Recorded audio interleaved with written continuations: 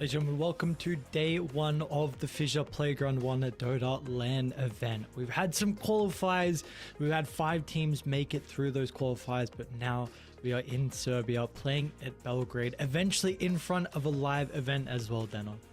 Yeah, it's going to be great to see how all these teams, some of them haven't had too many chances on LAN, right? They get those big opportunities and they weren't just given them either. You know, AVULUS coming through from that Western European qualifier. Chimera, they're jumping around to every different region, but they were able to come through from Eastern Europe. And I'm keen to see how Wildcard does as well, because they're oftentimes blocked from, you know, achieving these big LAN events off the back of America's qualifiers or Shopify just beating them at the final stage. That's true. And then, of course, you have China and also Southeast Asia with teams coming from there. We're going to get to take a look at the tournament format as well. We got 16 teams as a whole, 11 invited, 5 from the qualifiers. They're going to play in a Swiss stage format where 8 teams will be eliminated, and then they are seeded into a double elimination playoff bracket where they are playing for $1 million as the prize pool. I'm really excited to see it, and I gotta say, I love Swiss. I love that format. It just feels incredibly good. You're getting good games off the bat and all throughout the group stage, and every single game matters as we have a look at the prize pool coming through there. That is a big chunk of change for first place, and honestly, not too bad, even going down to the teams that aren't able to make it through the Swiss stage. So, like you said, 16 teams starting off with, down to 8 after the first 3 or 4 days, and yeah, we're getting right into it on day one. Just best of ones, though, today, to be able to kind of separate teams from the pack a little bit. Get the teams that are going to be at that 1-0 rating and some of them that are going to be 0-1. I know we have had Swiss stage in some recent tournaments, but do you want to maybe remind some people, or at least tell some people that are unsure of what the Swiss stage actually is on how this format kind of works? Yeah, sure. So pretty much it's just everyone starts off with a seed given to them. So, you know, the top place team plays against the 16th place team in their sort of group, and it just goes down 2nd place, 15th, yada, yada, yada. But then the actual games get played. So we can see there on the left, let's say Game Talon beats Talon, let's say. Then they would go up to the upper side of this where they're 1-0, and they would play against another team that is 1-0. Let's say that's Tundra if they beat your Yakult Brothers.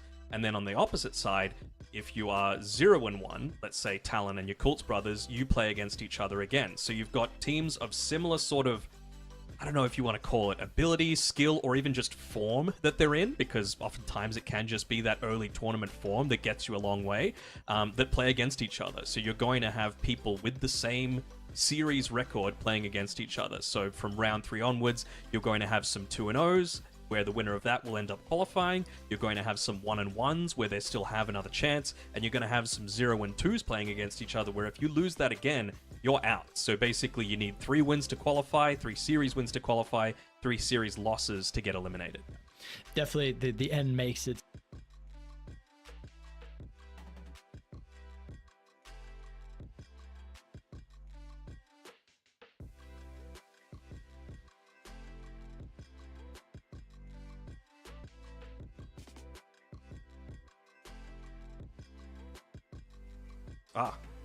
Okay, sure. I think we just had a little bit of a dropout there, but that's fine. Yeah, I probably could have just shortened it with just saying 3 wins you're in, 3 losses you're out, but that is the general outcome of things. So I'm keen to see who's going to get themselves on that winning streak. Again, we're just starting with best of ones.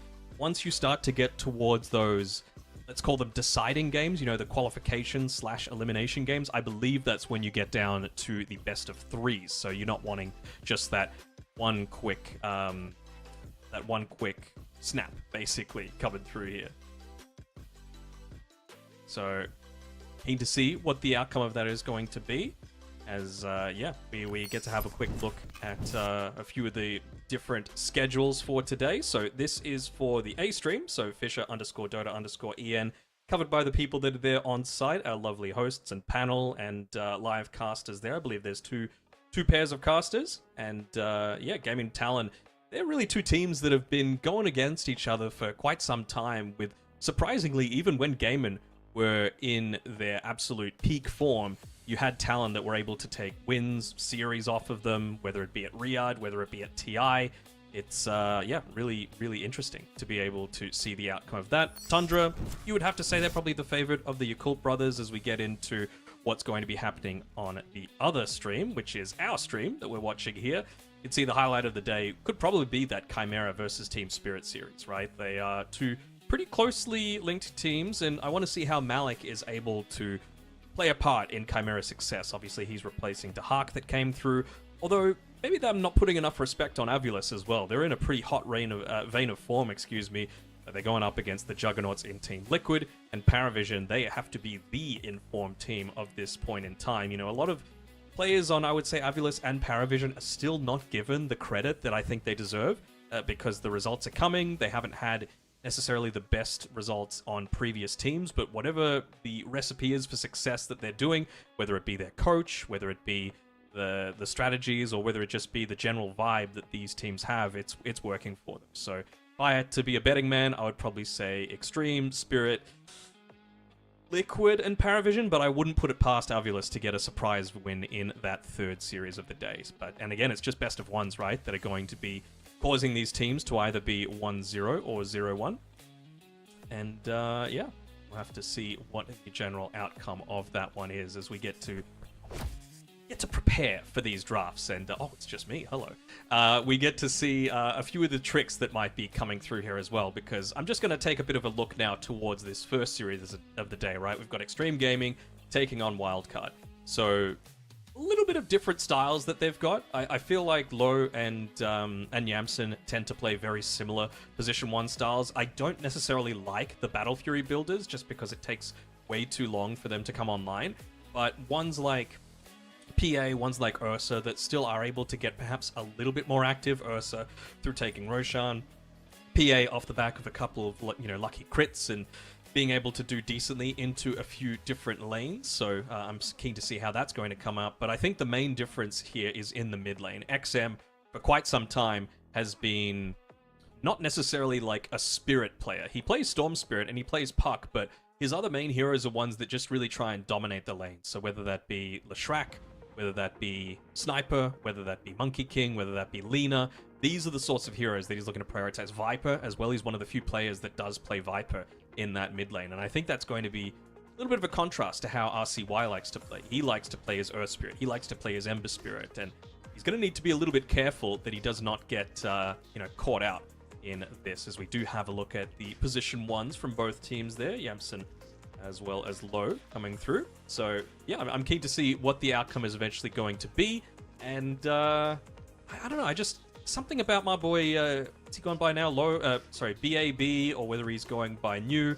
Who knows? We'll see once we get into the game. But I've always been a big fan of him ever since he was on the TI, I want to say 12 last chance qualifiers for Vici Gaming, where he was pretty much solo carrying them the entire way. And I'm happy that he's had a little bit more exposure at the very top level now.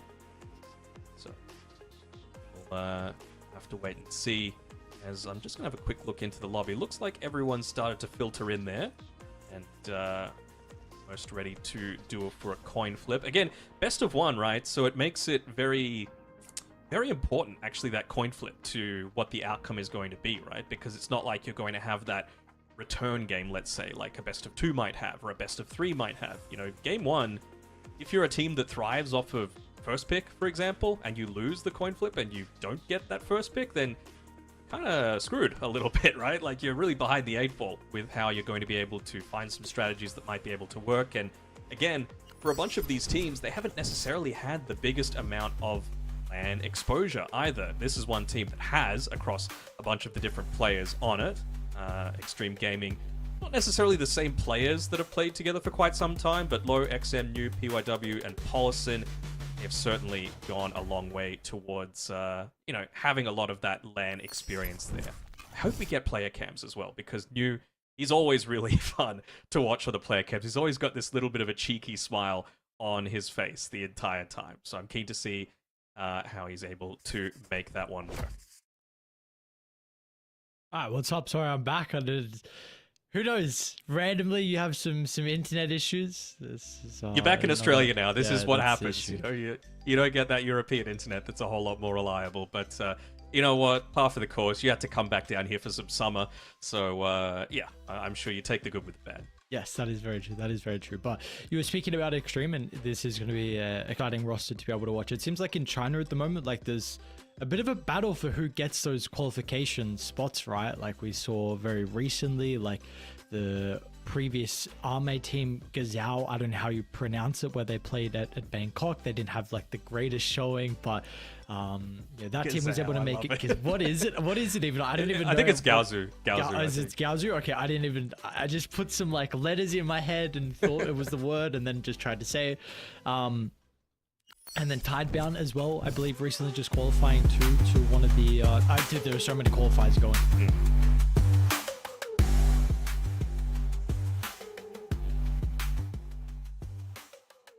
They have been looking good. I mean, they've qualified for a few things under Apex Genesis when they were under that roster, but they've made a couple of changes, right? RCY coming into that mid lane for Wish. You've got Speed that's come into that position 5 role.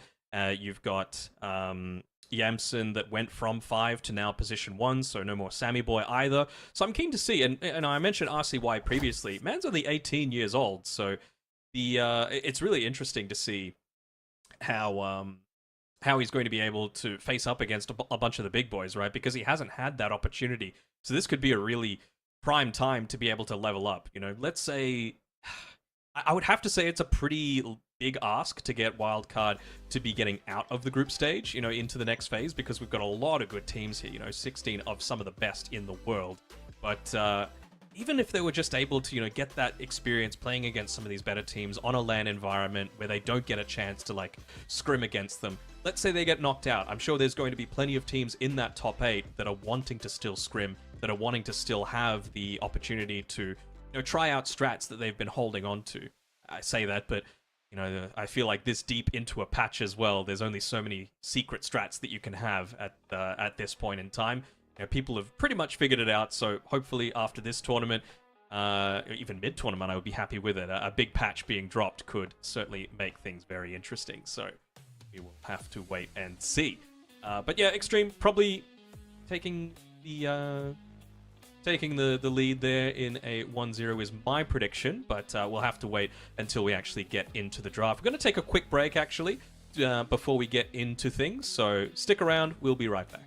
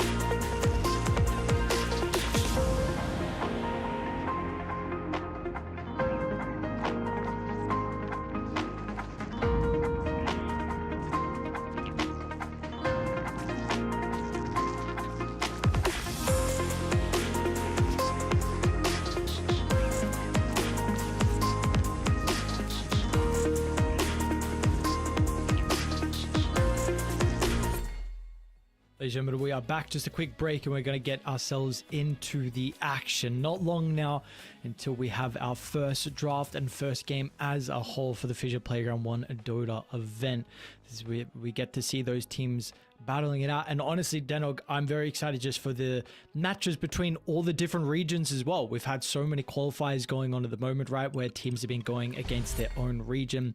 But now we get down to where we get to see some inter-regional Dota action going on, and we're going to be able to see the wildcard boys as well with a beautiful backdrop, and the lineup looks pretty good there as well. I don't know, they're looking good. I like the setup, like the jerseys as well. Yeah, is that your color? Light blue, the sky blue, light blue, baby blue? What would you call that? Both. I think both kind of work, but I wouldn't say it's my color, but I do like it. I think it's nice. And you just got the classic plain black, but you know, you can't really go wrong with it for the extreme boys.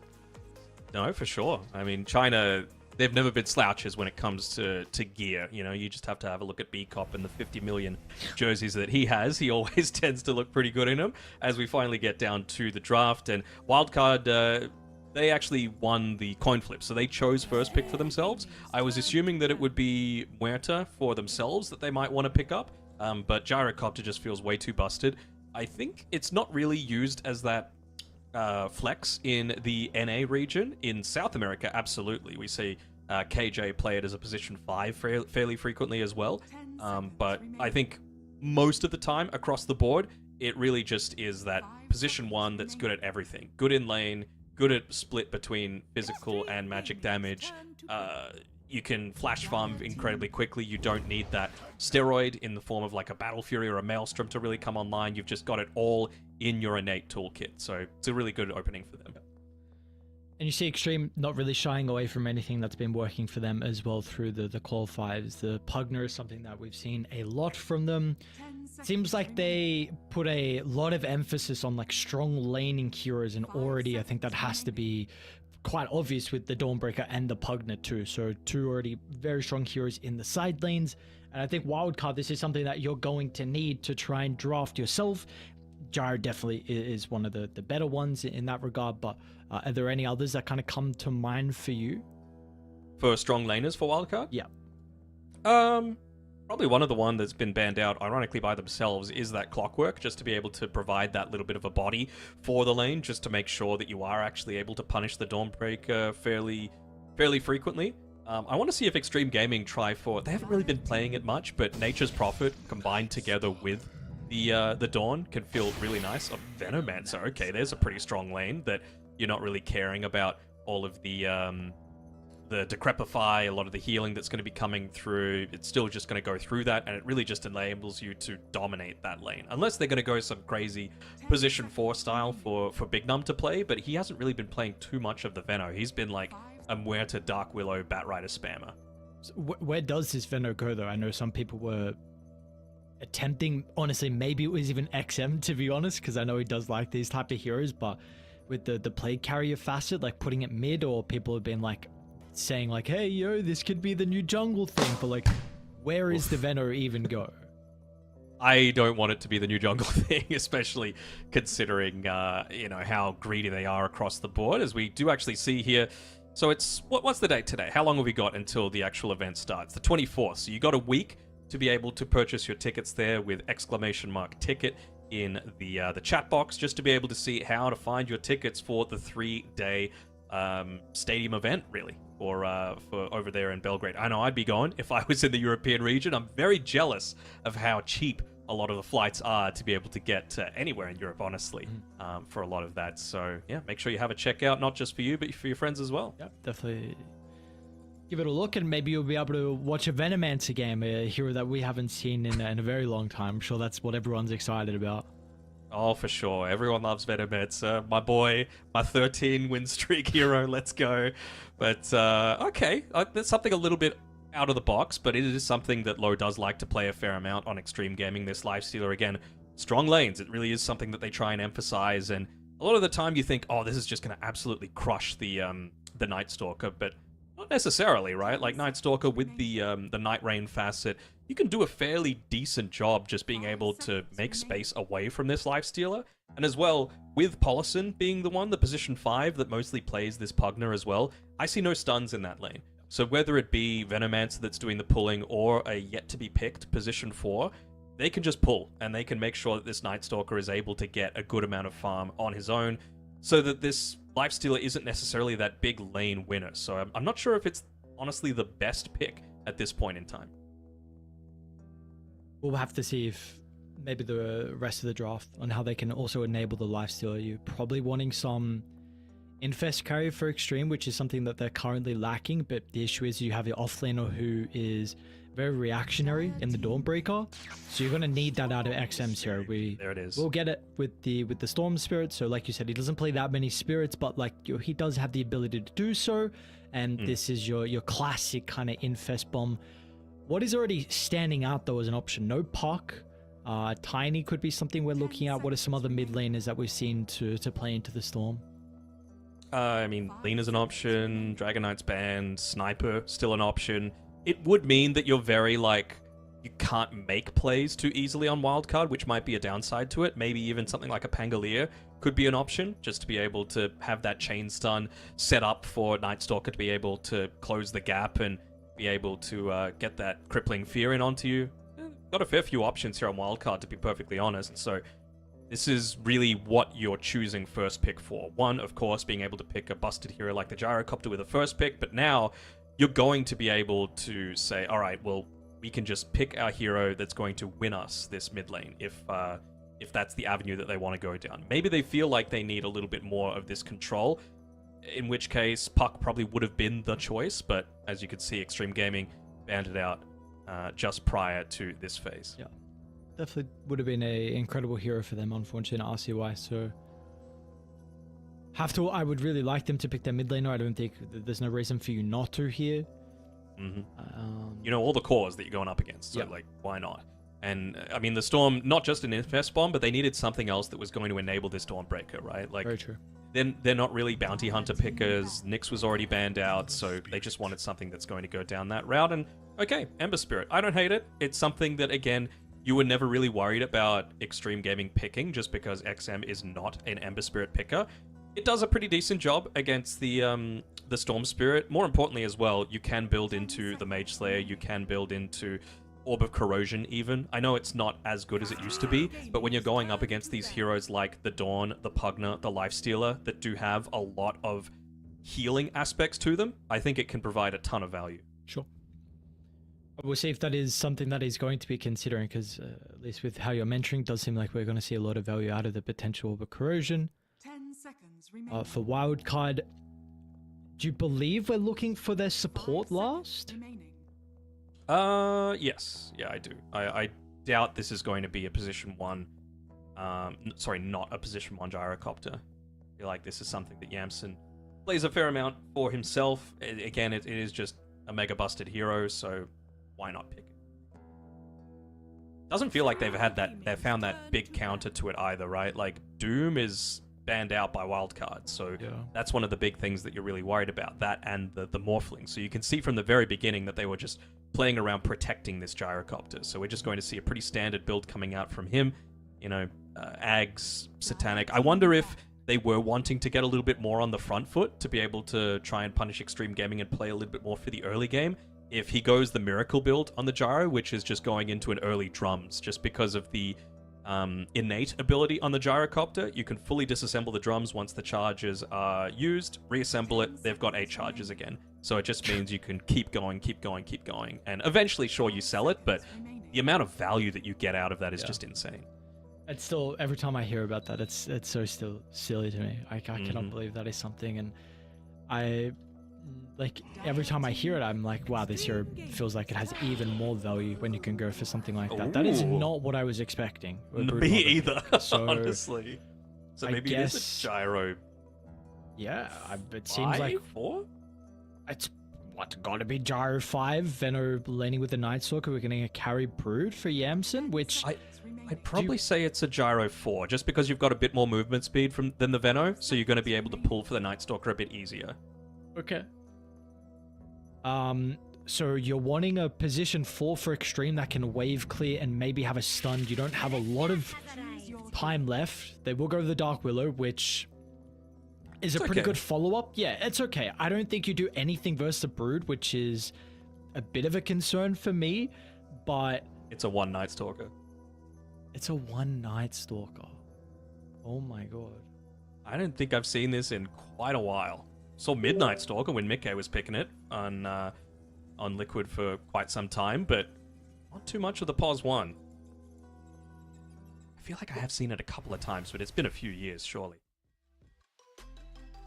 All right. I don't know, dude. Let's see. This is like your best of ones. This is where, honestly, it has to be said. Sorry, lads. Wildcard, you're coming in as massive underdogs. You got to pull something out. And going for a carry Night Stalker and a last pick Broodmother when the support is the only thing that is left. I feel like this is, we don't really get a lot of cheese at the moment in Dota, and often like it's kind of with the 24th, or at least traditionally it used to be. This is like a full kind of your pocket strategy, like not expecting it at all. So let's see if it can work though. That's the main thing. Have they overcooked? Because there is a real good possibility they have. Right. This isn't a cheese. This is a full charcuterie board. You know, there's brie, there's gouda, there's everything that you could possibly hope for there. Even fondue, if you talk about cooking things, and you can see Yamson, he's pretty happy with how things have turned out. So I'm keen to see what he's able to do with this position 1 Night Stalker. As I mean, it also gets to the point where like, how much of this were they planning for quite some time? Because like I mentioned during the draft, Doom was banned and Morphling was banned. This suggests to me you want to protect this Gyro as a carry, right? But then they go away from it. So, you know, are they trying to just be that next level Giga Brain, Galaxy Brain, whatever you want to call it? Or like you said, have they just thought a little bit too much about this and could have been easier to just go down the Gyrocopter 1 route? I guess that is the thing though with the Gyro and how it's so powerful in the draft, because you can put it in. They You see can protect it Yamson, and by the way. Yes, they do. He does also, by the looks of it, at least have an idea something's going on. They're going to try and smoke off the back of 7 Plague Wards on Sure. RCY. Yeah, 30 seconds pretty scary. to battle. Him there. Do they hit when you're like mid-slight? Like, does it count that they're Oh, on you? wow, I don't know. I'm interested to see. I actually have no idea. Because that would be, I mean, you've already got a Broodmother. Imagine that level of cheese. So, okay, this is interesting though. Like, RCY's lost all these pretty much Plague Wards now. I don't know who else he put them on. Battle begins. Couple everywhere. Himself, I think he put it times. That's right. Okay, well, I was really hoping we were going to get some crazy action happening with the Plague Wards from Speed, but no, not the case, so still yet to see it. And back we go now. So Bounty is going to be a 2-2 split. I don't even know, like, does this Venno kind of jungle a little bit? Does Night Stalker play solo? Like, what happens? I hope not. I mean, he's even just trying to put a bunch of Plague Wards onto himself now inside the base. He's not TPing anywhere either.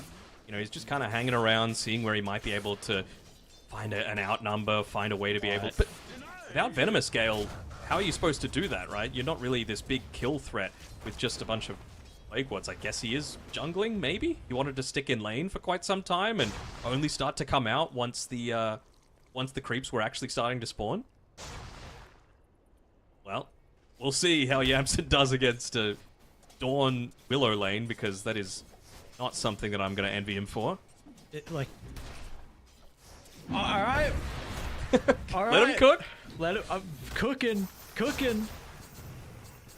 So how do you punish this then? Because you're gonna win your lanes. Like, top is gonna win. So the support's gonna be able to rotate, which will then help out XM. And this Storm Spirit matchup, like, XM is Grandmaster on Storm, which is... Yes. This is the crazy thing. I know, like, if he's gonna play Spirit, this is kind of the one.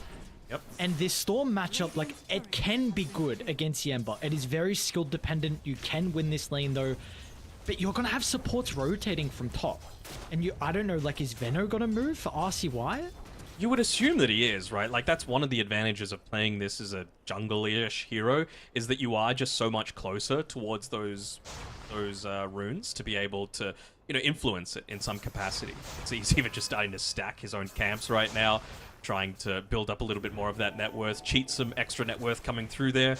But I just wonder how much of this has been theory crafted in the way of like, okay, well, we need to make sure that we're pathing towards the camps that are closer to the runes at the rune timings, you know? As opposed to just jungling for the sake of jungling. Yep. Well, we're gonna have to see if how this is able to turn out. At least at the moment. Let's take a look at how the lanes are going. Of course, Yamson is struggling up top, but that is to be expected. Bottom, of course, Does look like Fade's having a pretty decent time on the Broodmother as well. 10-3 compared to the 10-4 for low. PYW is just looking around for this Venno, dude. He's like, okay, well, my Dawn's going to have a fine enough time soloing against Yamsen. Let's just see if he's anywhere hit. No? Okay, so he's just completely on the opposite side of the map. Our Night Stalker that we're facing is completely on his own. I have to imagine that they're going to try and make something aggressive happen against him pretty soon. I mean, that is pretty crazy for me to watch the fact that the Venno at 2 minutes in the game can do a double stack of the Ancient, so... Only going to get stronger as well. Gets more of those levels. So what does he itemize into this game then? Like, you spoke about the potential corrosion for the Ember. Is there like some vessel that we can see out of speed? Because he is going to have gold to be able to play with maybe some helpful items this game. What are those items that you would like to see him purchase? I mean, I wouldn't hate even just seeing him go auras, right? Like, Venno is one of those heroes that... But I see why getting that assistance from speed, and speed's level 5 now. Assistance from speed, and speed's level 5 now. He is, and Yamsen doesn't have an unhealthy amount of gold himself. He's nearly level 5, he's 4th on net worth, so I'd say they're pretty happy with how things have gone outside of, you know, just the general rough time, I would say, that they're having towards the bottom side of the map on the Broodmother. They're getting really aggressive there. I see why. Gonna tick out. Don't believe it's going to be enough, XM. Wasn't able to get the damage in for the finishing blow with the Shadow Realm, but still they bring the Ember down low, which maybe sets up for another opportunity if they want to wrap on the Dark Willow. Possibly. I mean, I'm just seeing, like, I mean, Speed's level 6 at 5 minutes, so when is he actually going to start to make an impact? When is he going to use that Noxious Plague to start to influence some of these lanes? I mean, having a position 5 reach it before the mid laners is kind of nuts. And they're picking him out. They see him as well with the Dawnbreak, with the Daybreak. Sorry, Break of Dawn innate ability. They see, holy crap, he's level 6. And he's got a bunch of items himself. This definitely just makes it such an interesting Dota game. Like, first game, we get this strategy like this. Probably not what you would be practicing or at least used to as well from Extreme. This definitely puts you out of your comfort zone. Here we go. TP coming in towards that mid lane. XM isn't level 6 yet, and it's under the smoke. They're actually going to make a dive. This is quite deep, though. PYW's nearby. They're going to be able to hold him into place for the moment with the Vortex. Even Big them starting to move over to his world to the right side. They'll got the damage for Polison. So Speed showing up with the level 7 Venomancer will help them secure another kill onto PYW. Wildcard, they are cooking in game 1.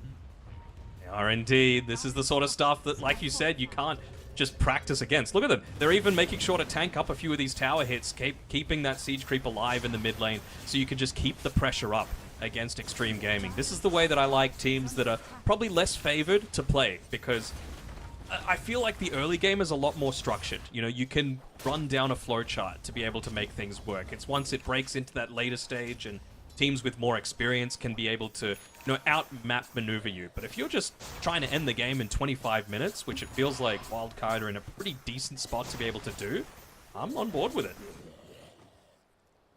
So how do you stop that then for Extreme? Who do we feel like needs to have a good early game to be able to prevent this run over that is starting to brew from Wildcard? It's interesting, right? Because I feel like, well, PYW getting that Wisdom Rune is very important. You wouldn't want that to get stolen. Him getting into his level 6 is enormous, right? Because you're going to have multiple heroes that are just straight up running at you very, very soon. So having the Terrorize is going to be very helpful. Having the Dawnbreaker ult is going to be very helpful. So it's just about understanding that they are going to be running at you and itemizing accordingly. You can see Dawnbreaker not too worried about too much aggressive items. He's saying, you know what, I'm going straight into a Blade Mail just because I want to be the one getting focused, not my Storm, not my my Lifestealer for now. Lifestealer still needs time to be able to come online. A lot of time for low.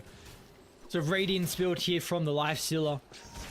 And it is honestly a pretty good Lifestealer game, but you just need to reach that stage, so it is also one of his better heroes, I would say. He suits these style of heroes for low. See if he's going to be able to get there. Will be a power rune for RCY, so haste is now bottled up. Maxed out Slight, no points in the Flame Garden. Bottom is probably where their next, at least, objective is going to be. Especially with the level 6 from Fade, you're going to be able to shove low out of this lane. who is already recognizing this and actually wanting to move top himself. Yeah, I wonder if they're actually going to try and make a play onto Yamsen here. I mean, he's level 6, so he's going to be able to pop that Dark Ascension and run away if he absolutely needs to, and that is an area that they are lacking at this point in time, right? No stuns to be able to punish him without the Storm Spirit being there, and I think they have a pretty good understanding that XM has just retreated back into this ancient camp area off the back of a Observer Ward that RCY dropped down previously, so feels to me like Wildcard have the better read of what exactly is happening at this point in the game, where exactly they need to be moving, what sort of areas can be punished. And I do see that Ember Spirit, he is going into that Mage Slayer. So very standard build for sure. I wonder if that Blightstone is going to turn into an Orb of Corrosion afterwards. I still feel like it's a very, very value game for him to be picking it up. Oh, perfect opportunity with the break to tell you guys about the tickets and the opportunity you have to be able to go watch these players play at a live event. If you want to get more information, type !ticket in the chat and that will be able to help you out, because you will have the opportunity to maybe see Extreme or Wildcard play in front of that audience. And with the start they've got from Wildcard, let's see if they're going to be able to capitalize. It's a 2,000 net worth lead, 8 minutes into the game, but still Extreme haven't really seen anything out of them just yet. But this is that first movement to top though, that where maybe this is where they can start to get the ball rolling. Maybe. I mean, I'm not confident about Low being able to actually make anything happen against Yamsen. Maybe they just want to get that Dark Ascension on cooldown, but by the time it's used, by the time it's run out, it's not going to be too long until it actually just turns into nighttime again and Yamsen's just going to be A-okay. You just have to have a look at some of the quick buys from a few of these players, right, to understand what they actually want to be doing. Yamsen, he's gone Phylactery, BKB, Blink Dagger, Nullifier. So run at you. Like, just ruin the lives of the backline, basically. Polison especially.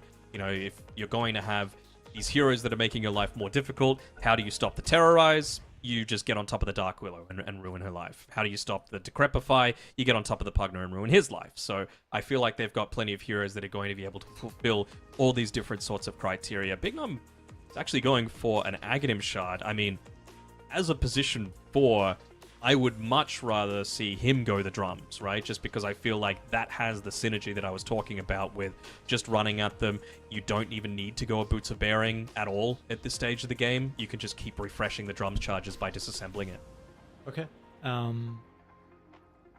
Drums in the hopes of like the Ag Shard gets dropped as well from the Tormentor? Is that something? Sure. Okay. Because what a lineup to be able to play with drums, right? Especially with the tempo that we're seeing out of them. So what do we, I guess, want Brood to go as well? Like, he has Orchid queued up. Are you wanting some auras potentially from the Brood? Can the Venomancer maybe go auras? Like, do they even require that?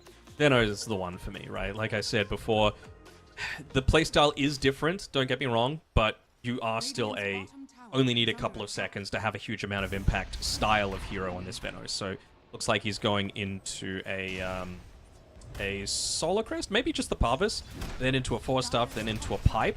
I feel like Pipe is the value item to be getting at this point, right? Just to be able to really hinder what, let's say, 4 of the heroes on Extreme Gaming are doing, plus provides a ton of protection for those Spiderlings, which, again, has good synergy with the Brood's facet, the Feeding Frenzy, just keeping those insatiable, hungered Spiderlings up for as long as possible. Okay. Well, Extreme, they will be able to find that tower up top. Of course, we see the trade down bottom as well. Fade has the army going, and this is one concern that I have on who's actually going to play into the Broodmother lane. It looks like New is probably going to be that person. Maybe this is why he wanted the Blade Mail as well, just to help enable him to occupy down bottom. This has always been a concern, right, when you're playing into Brood, like who actually is going to lane on the opposite side of the map from the team, but it probably would have to say Dawn's one of the better heroes. Yeah, and it's one of the reasons why, like, I understand why they wanted this Dark Willow for PYW with their last pick, but both of the supports do a pretty horrendous job at being able to deal with the Broodmother, right? At least in terms of clearing the waves. So it really just comes down to, maybe the Lifestealer can do it when he's got Radiance, but Dawn, at this point in the game, is the one that's needing to just stop the aggression onto the tower. That's his only job right now. Dude, he's level 10. Yes. What is this? It's such a massive net worth lead as well. It was 4,000 just a moment ago. This is crazy to see. And it's not like raiding cores on farming. It's just the Venomancer is just so rich. I mean, the thing for me is that Yamsa just wasn't punished. That's the big thing for mine. You know, you let Speed do this. You said things are going to be A-okay, and you know what? He might not be at the very top of net worth for cores on this Night Stalker, but he's doing a lot better than this Lifestealer when his job was basically to win his lane. Look at the smoke down bottom. Yamsum coming through the portal. They're going to try and go for Nu, who does have some reinforcements in the form of XN and PYW, but they're going to try and target down the Dawnbreaker so there's no Solar Guardian. Dark Ascension will get them the information, and that's going to be able to scout up to people playing inside the tree line all of the vision and information they need to get 2 kills and wildcard. They're rolling here in this game. There's nothing that looks like it's going to stop them. Quick TPs towards this mid lane as well, realizing that, you know what, even though there's no tower to take, we've got a siege creep. We don't want Paulson to be getting a free tower on his own, and yeah, Paulson, you're not safe with Dark Ascension still up for the next little bit. Doing a really good job here. Prior to that game, that play, and actually still, win probability is still only barely in Wildcard's favor. Okay, it just made a pretty decent jump up to 61%, but it was sitting 50-50, even with how well Wildcard had played this initial part of the game. Can they find XM is the real question. They've got vision of him. On putting in silence. Nice ward. Yeah. The tower, like, how do you defend it again?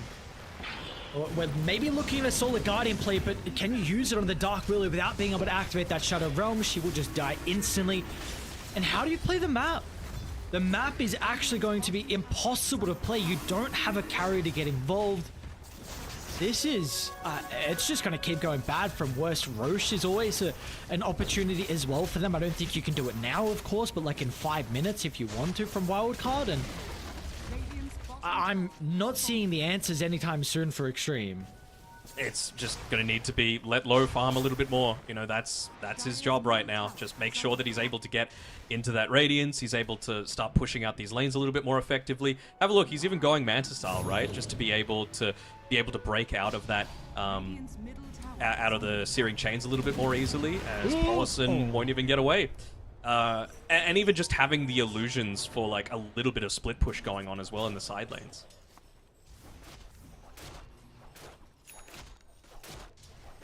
I don't know, dude. I'm feeling quite desperate to try and find a way back in for Extreme. I think they can. Again, it's just they need time, and I don't think they have time with how Wildcard are keeping the pressure. They need time, but you don't think they have time. This is not good then. I mean, it's up to Wildcard at the end of the day, right? As long as they're not overextending, giving up kills for free, but still keeping up the pressure, being disciplined with their approach, taking out a bunch of these towers, I think they can close this one out. But if they are able to, you know, delay it long enough and get a few more of these free kills like this one onto PYW, yep. Looking good. Nah, dude, they might not get a kill. I don't know about that. I think they will.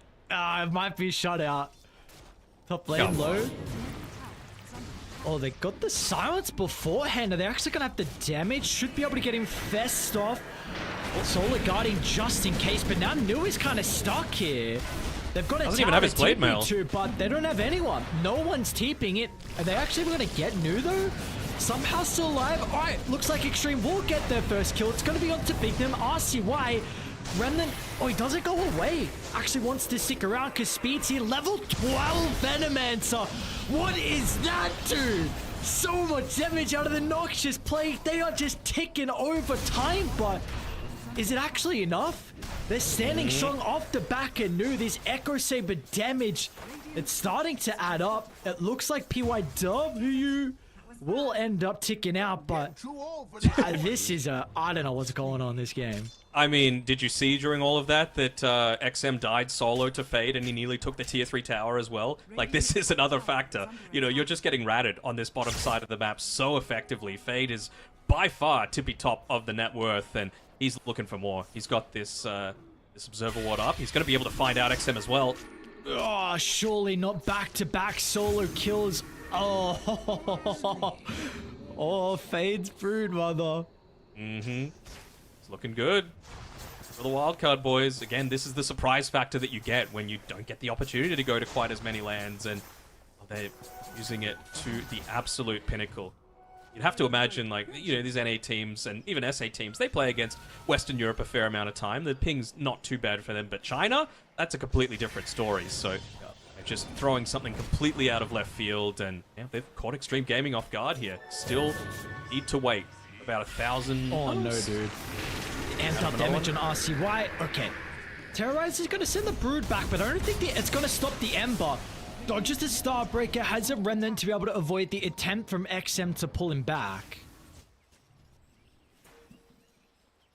Just eyes are on low for me. Level 9.5, 300 gold, no, 500 gold away from the Radiance to even start to accelerate his net worth progression. Dude, he's level 9. Oh my god. Level check on speed, nearly 14. They need a Solar Guardian now.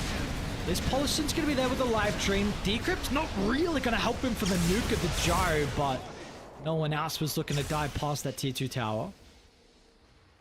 So is Pipe finished? I feel like it is for Veno. Yeah, Pipe's finished. So that's rough. You know, you're already having trouble getting through these heroes, but if you're able to just...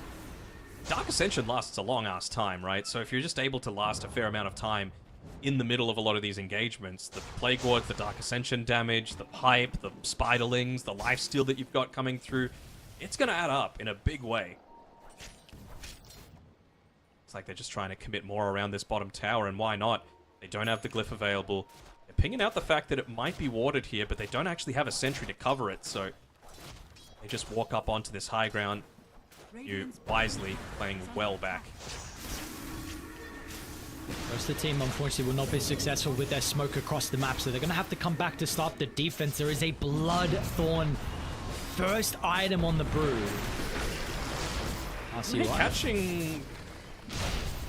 gotta be careful here with who he actually initiates onto. Is this worth it, to be honest, going high ground?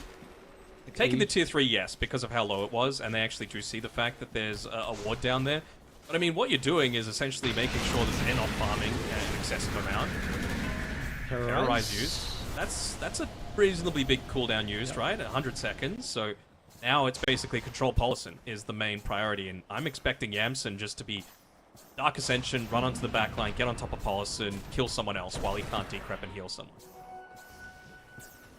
This does, like, seem just a little... let the Plague Wards do the work. Yeah, I mean, I suppose you can do that, but I like the call to leave. Like, they've kind of recognized this is actually not working, and potentially they're just wasting time. Like, the XM was farming away from the map. They did, as well, I suppose, like, keep 4 of Extreme's heroes inside the base, so that is something else, at least, that you're able to get some value of XM.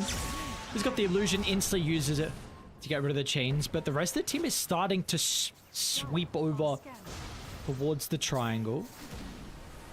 I mean, that's the thing, right? You know you can't recover if you're just stuck defending against a push, right? The way that you recover a net worth lead is splitting up the map, forcing them to chase you. If someone dies, but it means that a bunch of other people are going to be farming as a result of it. So he's now on low. You've got that Radiance available. Try and start building into that Manta style. Wouldn't hate seeing him just go the Blade of Alacrity at this point, just to try and pick up that farming speed a little bit. He's got a long way back to come from. Does. Everyone does as well. See if they're going to be able to get there though. 10,000 net worth lead. 80% probability. It looks like wildcard now off the back of the Bloodthorn. Be able to start to move into Roche. Would you like to see this on the Brood, Mother? Would you like Aegis on someone else? I think it's fine on Brood. Ember Spirit probably the other option, but just... he's not there. So you may as well just put her onto the Broodmother, let her be the frontliner. Again, it's just about the support being provided to Fade at this point. By far, top of the net worth. He's going to have a Solar Crest, he's going to have a Pipe. Drums finished now on Big Num as well. So you've got plenty of ways to be able to just start sieging up onto that high ground. Well done by Polison, though, to sneak his way behind enemy lines and nuke down that tier 1 tower.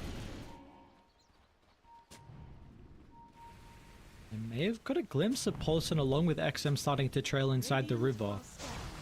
No one kind of playing with the gyrocopter at the moment because once again they are setting up down bottom for the siege, this time with the Aegis advantage. and with just base nighttime, right? So Night Stalker, even without that Dark Ascension, still looking pretty scary.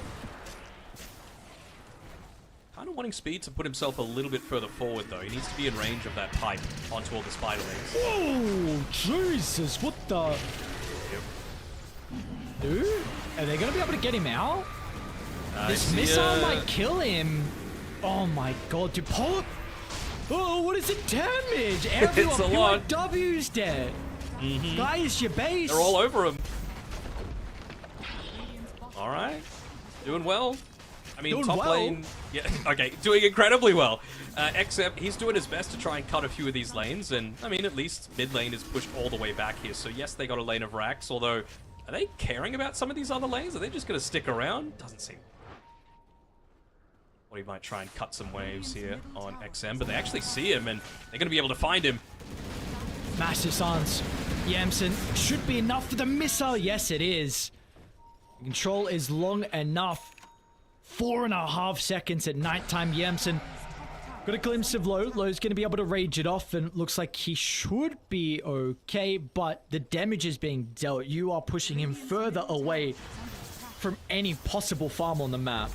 I mean, I need him to buy something. He's got a BKB queued up as well, which, you know, again, I get it with the Bloodthorn, with the Night Stalker, but that's not going to really make things easier for the map. They're just going to keep closing the map in on you. They're going to use this Aegis to take every single one of your outer towers, and Broodmother's got the Nullifier now available. He's going to need a rage TP out. Okay.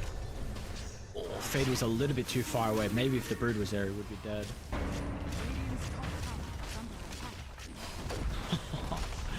Jesus, dude, this is crazy, actually. 22-minute Nullifier. It's so terrifying to have to play against that as a support.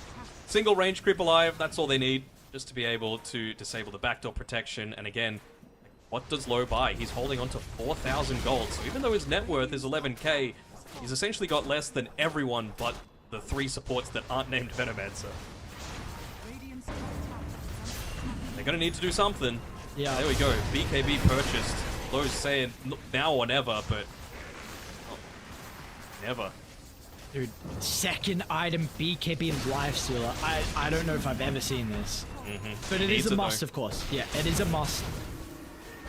You're going to need to bring XM back as well as trying to farm the remnants of this BKB, but he's not going to get it. Low in some danger. Silence, there's the BKB activator, but that is your first use of the BKB, and it's just going to be able to maybe help you deal with the Plague Wards so XM can get BKB. Maybe. I mean, he's going to get it off the back of this bounty rune. The TP back to base as well. It's going to need to be a big fight. I mean, he needs to get back right now. You just pop Dark Ascension. Yeah, the You're going to fight's be losing your happening now. entire base. Low getting charged down by RCY, Remnant over and dipping out, playing with the ultimate perfectly as the Ember. A quick snatch and grab of the life of Poliston, and the rest of the team, Infested. their minds are over towards the objectives. Here comes the Infest. XM tries to zip over the top. They're falling low on Dire, and did a nice Terrorize clipping onto 2 as well. Yamsen's gonna go down. They'll turn to Speed, but it just doesn't matter, because on the backline, RCY is chasing PYW. The Ember goes uncontested. Wildcard have gone uncontested, and what a debut of this team at the FISSURE Playground 1. I mean, it's looking real good for him. They used everything pretty much. I mean, Storm's got another zip from the base. That's one of the advantages of defending is their Storm Spirit, but it's just death by 1,000 cuts at this point. Fate's got the Aegis for another 15. That he does. They're going to lose New inside the base. Fade's falling low, but it's not going to matter. All for what? Aegis respawn 10 seconds. He'll get the regen back. And this is call it. We're not calling it. I don't know. You're about to be mega 24 minutes. It's a... I mean, it must be such a miserable way to lose your first game. You just never got to play Dota.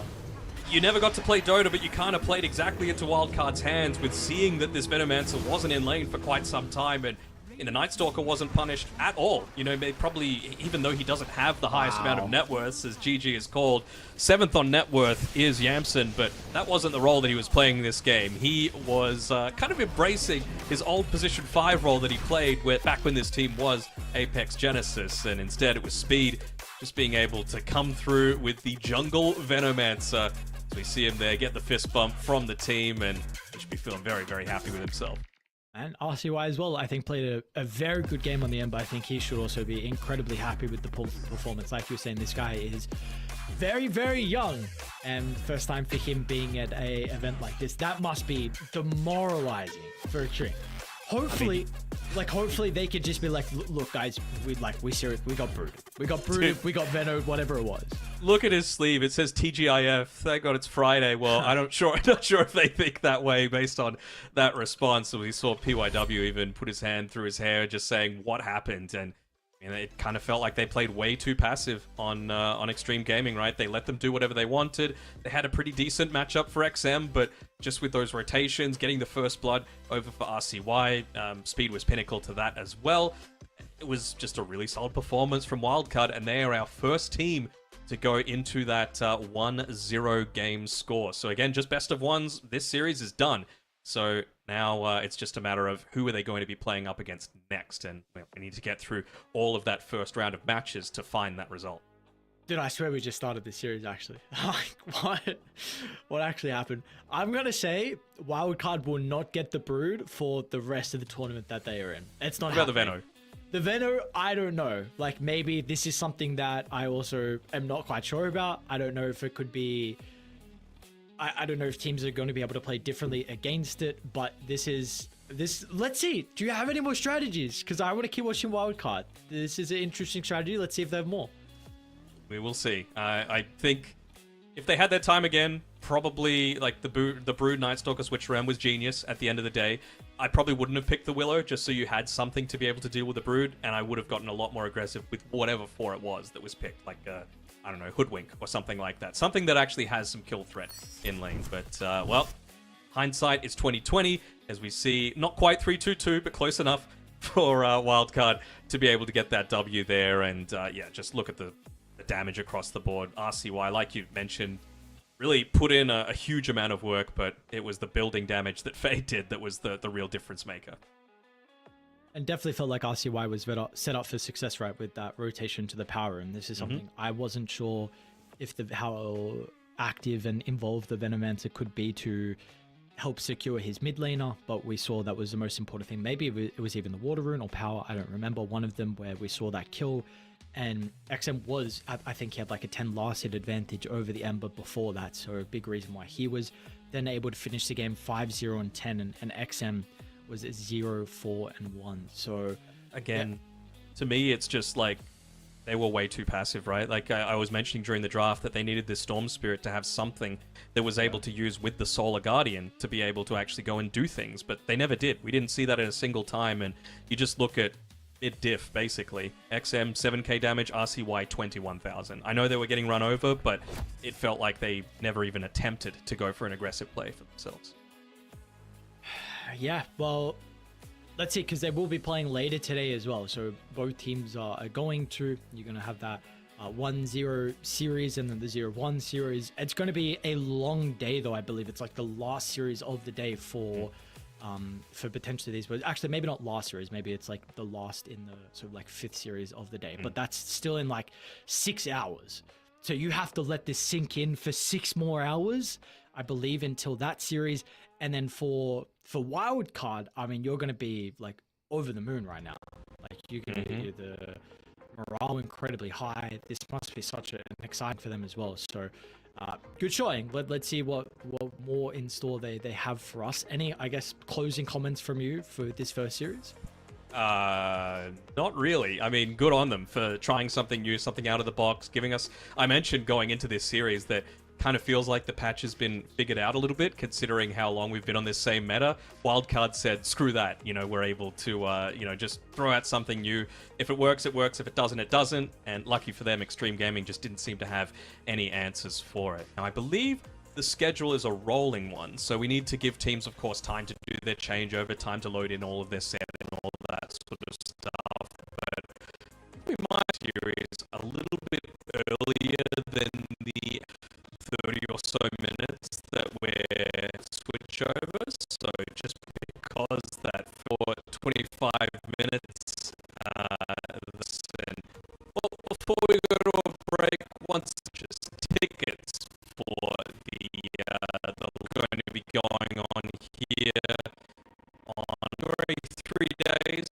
over Friday, Saturday, 16 teams of the world shrinking down the $1 million prize pool in front of plenty of screaming fans. Yes, in front of plenty of people as well, with some very good Dota going on as well at the same time. So make sure you guys check that out. Like you were saying, a bit of a break though. Hopefully, the second series though is going to be, I believe, Chimera versus Team should be an exciting matchup between these two. But first, some highlights, and then I will see you guys after.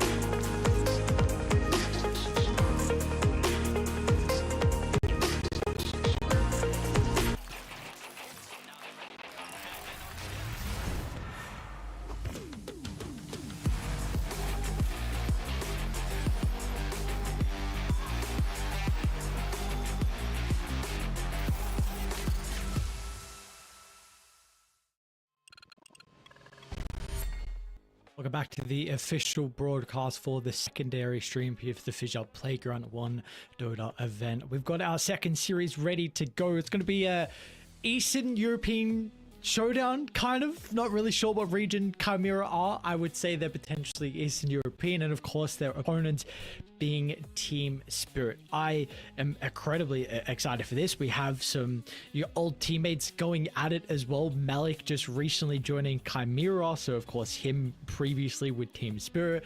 I don't know if there's any bad blood. I don't know if he knew he was potentially going to be put aside when Collapse was ready to come back, but those are the teams that we have on screen. Those are the carries that we have on screen ready to go. Indeed we do. And I'm glad that it's Yatoro coming back. Not Radahn, none of that stuff. It's got to be Yatoro coming back. And him and Collapse, I think, are going to make a huge difference to this Team Spirit team who, I mean, they haven't been doing badly in recent times. I think we've just been spoiled with, you know, their performances over the years. Two-time TA winners, Riyadh winners as well. Like, they just look incredibly strong across the board. I had the opportunity to cover both their Dream League qualifiers and their Raleigh qualifiers. This team is ridiculous. This team is like, Collapse is cracked to another level. Like we thought of Collapse before. This guy is like, hero pool is 2 times bigger. Rue is a incredible position 4. I think like this guy, both Trent and I were saying he was probably the MVP for us in a lot of their games. And I think that's like crazy to say when you have Yatoro who can carry games. Poshka honestly can on a lot of his heroes as well, depending on like what heroes he gets. Like this Team Spirit team is no joke. I really think, I haven't seen the other teams. I didn't do the other qualifiers, so I'm not sure. But at least what I saw, I think this team will win the event. I think they are ridiculous at the moment. The day one call, they'll win the event. I mean, that's fine. I'm totally on board with that. Who do I think will win? Spirit will be my top 3 for sure. Yeah. I have Paravision up there as well, and I think Falcons are just too good of a team to discount at any stage. You know, they're just so solid across the board, and even though sometimes, like in the laning stage, for example, their strats might not be the best, they can just outskill anyone. As we have a look at their opponents, we talked about Malik there before, given the L sign to Team Spirit. We'll have to see what the actual result is there coming through, but I'm excited to see how this one turns out. TA 2000 had a bit of a stint in the CA region on Aurora. It didn't work out too well, but Chimera have looked pretty solid ever since he came back. Lorinov as well, of course, having that stint down there. So it's interesting to see how this one is going to eventuate. Hello, welcome back. Hello. I do want to see them stay in the Eastern European region. You know, none of this jumping around to Western Europe. None of this jumping around. Well, I actually don't mind them going to MENA a little bit, just because TA 2000 is technically like Western Asia from Kazakhstan. So, you know, there's a little bit of that, but and I don't like seeing Nigma just qualify through every single tournament. You know, it's great to see them there, but I want to see them earn it, you know? And which they have done, and Chimera did as well, right? They played in Dream League, where Chimera won 3-1 versus Nigma, and then recently Raleigh, where Nigma actually got the 3-1 victory. So that was some really, really exciting grand finals. The man behind them is Guess Who as well. The face is familiar. I'm still trying to work out what team he was coaching. I believe it was like a pretty big Eastern European team. Like, I don't know if it was maybe it was VP, to be honest, maybe Navi at some stage, but do you know actually off the top of your head? What? It was on Quest for a little bit. That's true. Sure. That, yeah, definitely Quest, and I don't know if there was another one. That does remind me now. But this Chimera team is also like, there is a lot of potential for this team. We've seen 1J and Panto is maybe a little bit lesser known. I know Panto like did stand in, I think, at Blast, honestly, for Paravision, and they had like a pretty decent showing. I think it was like top 4 for them at that event as well. But we've seen Panto through a lot of online events. Like, this guy is a grinder. 1J's been in a lot of teams as well, like Liga, really the big ones for him. So he has that opportunity with Chimera now, and I'm honestly very excited to see. And of course, with Malik coming in, I think a lot of people would praise Malik pretty highly. I imagine you would probably do the same as well. I think he was pivotal to the success of like PSG Quest when they were looking really good. Then, of course, when he was on Spirit as well, I really think he performed incredibly well too. Yep, no, I'm totally in agreement there. And it just comes down to the fact that he probably still would be on Spirit if you didn't have legit collapse waiting in the wings to be able to come back there. So we will see where the brains of the operation is starting to make a few decisions there, as we see. I'm always happy to see Silent, you know, just still in the scene, still making a bunch of these decisions. Of course, he was legendary carry for teams like Empire back in the day for Eastern Europe. So for him to still be here and still, you know, influencing a few of these, I mean, we can still call them relatively young players, right? Especially Rue. Yeah, Rue's the big one. But this guy, he's the real deal. But I want to see him play at LAN. This is the big thing. Yeah, this is the big thing for me. I want to see him, how he's going to be able to perform at LAN. I'm sure, like we're speaking young people, Lars like incredibly young as well. I mean, I know like Yutori and all them are too, but they have a little bit more experience than Lal. But now Lal's not the young guy, it's Rue, and they're really going to be backing him. They're going to try and, you know, really assist him, get his comfort, and his comfort for him has been like these ranged position fours. We've seen the Bat Rider, we've seen the Willow, we've seen the Lion. These heroes look incredibly good in his hands. But we've got our draft getting underway very shortly. It will be up on your screens. Is there anything that you are looking out for in particular in this best of one? I would personally be targeting those position fours, to be honest, for both teams, because I feel like you've also been doing a really good job with 1J with a lot of his hero pool. I feel like there's a lot of crossover there between the two. I mean, you talk about those range pos fours, or you even see, you know, the Rubik, the Skywrath, these techies occasionally. It's something that Eastern Europe absolutely loves, so I'm expecting to see those pretty high up on the priority list as well. I love seeing a good Bat Rider player. We've seen our fair share of good and bad Bat Rider players, but We have. if you know how to play it, it's almost unstoppable with the amount of impact that you're able to have as a support all throughout the map. I'd put like 9 class up there as the best, but you know, Eastern Europe again, it's just one of those heroes that they love to play, and if you can't play Bat Rider, what are you doing? I think this is also, I guess it was similar to the last game, right? But these are both teams that have played a lot of qualifiers at the moment, so there's a lot of data on both Spirit and Chimera. It was probably the same with Wildcard and Extreme, so you would have to imagine the teams have done their prep coming into it, and these bans, you know, are going to be pretty stock standard. The big one for me is the Morphling is through the pool. I've been seeing teams like First Phase this year. I don't know if Chimera have, but I know Tier 2000 has a mean Morphling, so this is something we need to look at. We'll get our first pick. The Magnus is now let through as well, so you're going to snag that one up. Double value against Spirit, right? You don't want Collapse having the Magnus. I wonder if it's something where they do want to just Lion or Rubik early on to be able to respond to it, right? Like, sure, you might not be able to, like, you can just deviate from the Blink, Hauntoss, Skewer type of strategy, where you probably even need a BKB as well on top of everything, but even just Rubik against Magnus to be able to steal the RP feels pretty damn good. So, you know, I feel like this is the sort of hero that you can get away with a lot with a Rubik going up against the Mag, and even pairing it together with something like, I don't know, Mars or something along those lines that, again, Collapse Mars is pretty scary in its own right. So I feel like you can just pair those two together. You can have a totally fine lane. You're really solid in team fights. Feels like it accomplishes a lot. Interesting. Okay. So I was going to mention also the fact that Spirit, they've actually even been first phasing the Tide Hunter for Collapse. I was going to say I think this is a possibility for them if they want to versus the Magnus with the counter initiation. They're going to go a hero that has had a lot of success for them recently, though. This Night Stalker and a lot of other teams and plays, of course, we saw it last game, but they are really putting the priority on first phasing this hero. And Vision, right, against the Magnus is probably one of the most important things that a team can have. Oh, absolutely. And, I mean, it's solid. And I guess we just saw in that previous series, right, there is some flexibility to it with where you can choose to potentially lane it. I think I've even seen Lyle play it a couple of times in that mid lane, so it certainly isn't locked in to any specific role for themselves. Most likely it's just going to be the offlaner, but we will have to wait and see. I like the Morphling ban at this stage, just because I feel like not enough stuff has been banned out where it's not pickable, you know? Like, there's still Doom in the pool, there's still like anti-mage in the pool. There's still plenty of heroes that like to build into lifesteal in general in the pool, whether it be a Pangolier or whatever else it might be, you know? So I feel like it would have been a good morph game regardless, so just take it away. Yep. Though you mentioned the Doom, that is something we need to look at, and the Beast probably for Chimera as well.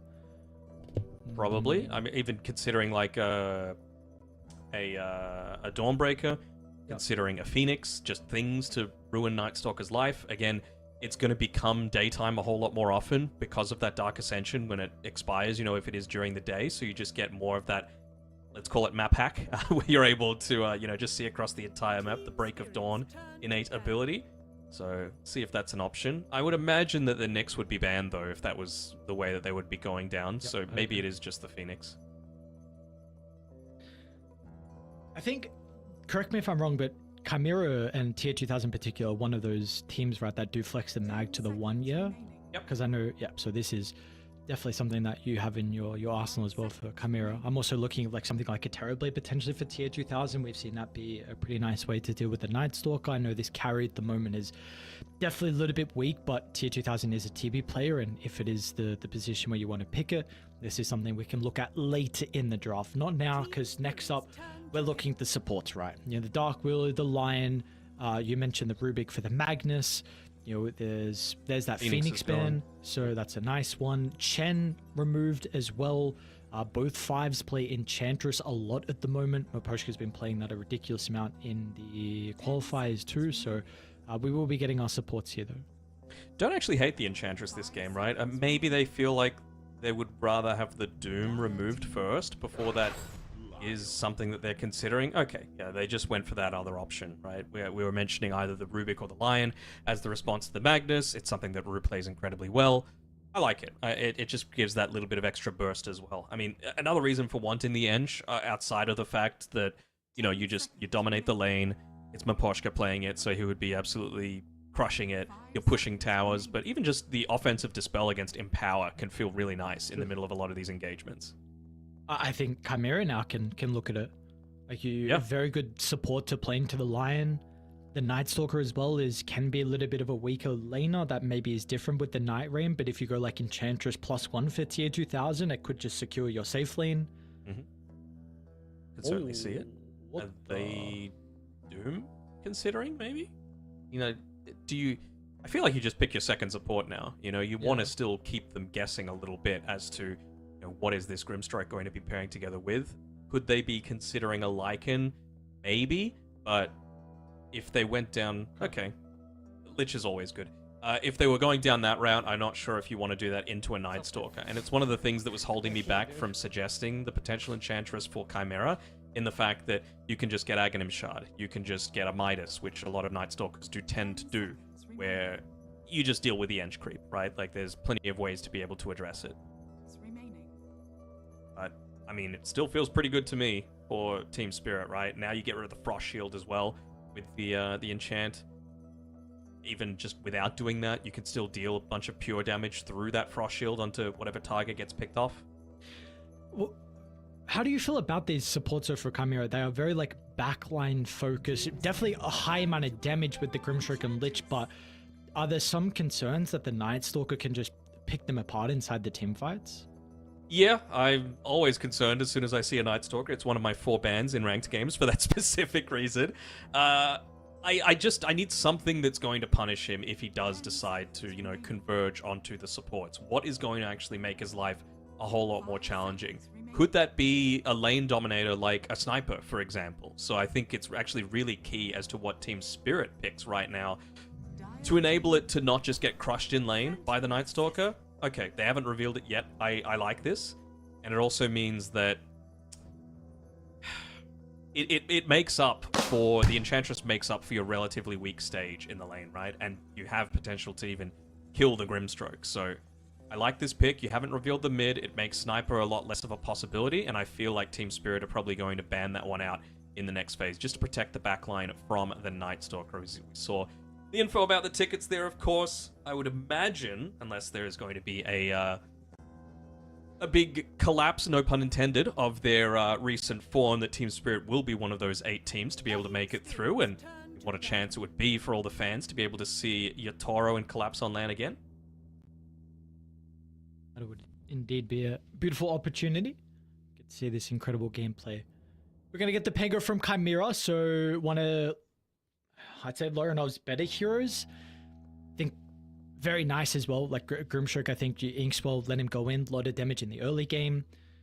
Can be quite, I feel like the matchup as Pierre, I actually don't know where it goes. It's a bit weird. Like I feel like Pierre can just get in like Phantom Strike on the Pango and you can die through Rolling Thunder. But then you have the Innate, and then sometimes you don't die and Pierre just misses a bunch and doesn't like get her procs importantly with the crit. So it's kind of a weird one. Yeah, I mean, I'm one of those people that don't like Battle Fury heroes in general on this patch. I feel like it's just way too slow. You don't get enough done. But I feel like Yatoro is one of those heroes that can just farm fast enough that it makes up for that issue. I again mentioned Maposhka playing the Enchantress as well, should crush the lanes, so that's not as big of an issue. You can even just use the enchant onto the Inkswell if they try anything aggressive against you in the lane as well. So I feel like this game is pretty well set up to be very, very good for the Enchantress. It's going to rely, of course, on Lorinov on his Pangolier, who is very good on the Pango, to be able to deal with the backline supports. And I guess that's the area that they felt was more lacking at this stage, you know, their ability to actually punish the backline, because both of their supports are also backline. Magnus not necessarily able to just jump in so easily. They don't really have any responses to the Pango at this point. I really would like the mag to go to tier 2000. I want a bit of more of an aggressive lane into the PA. I feel like there is opportunities for you to be able to find kills with the Grimstroke. Maybe the Enchantress is enough to cover the PA, but I really like the Primal Beast ban. This is something, of course, we've seen Malik play a lot and feel like it could have fit quite well into their lineup. Yeah, I'm on board with it. What else does he like to play? I mean, it's not really picked that much, but Brewmaster? I mean, you're able to combo together with the Bloodseeker. Okay, that was something that I was even considering for Spirit to pick if they really shuffled the lanes around just to make this Pango's life and even Mag's a little bit more difficult. But certainly double Rupture, double Chain Frost. It's a way to be able to protect your supports as well, right? You just use the Rupture on the Night Stalker. He's going to be the main one. And then just run away for as long as possible, and does provide that little bit of protection that I was talking about. The area that I'm a little concerned about, though, is that you've got 3 essentially melee cores on Chimera. You know, there's nothing that's able to actually punish from range. Yep. So can they go for something in this mid lane that can really abuse that fact that you're going to have a bunch of people grouped up in a small area? Tiny's banned, Earthshaker's banned, Puck's banned. I think it's a hard pick. I'm looking at Storm. Storm or Amber for me. Okay. Yeah. Select your heroes. Feels good. It has its weaknesses though, this game. It is vulnerable. I think it's a good Storm game, but there are definitely possibilities for him to die. You of course have instant control with the Sinister's Gauge from the Lich, but really the big one for me is the Grimstroke. Like, how is 1J going to be able to play? I think if a lot of it is going to come down to, like, if Collapse has a good game, that's going to help protect Storm Spirit, because Collapse then will be able to hunt down the Grimstroke inside the fights, making his spellcasting a little bit more difficult. You know, the Phantom's Embrace, the Inkswell, whatever. So we're going to have to kind of see how the cores are able to complement each other, and at least in their gameplay. But I like it. I see this Bloodseeker, and I'm quite concerned potentially on what the hero is able to do. I think it's like pretty strong at the moment. I think it has some pretty good matchups as well. It can be very slow, right? Like you were speaking about Battle Fury carries, and I feel like Bloodseeker, like whether it be Radiance or Mjolnir, whatever you want, it is a very slow carry. It is. You know, you need those first, let's say, 3 items before you're really able to get all that active. And one of the other things as well, you know, Grimstroke, Lich, they're great backline supports.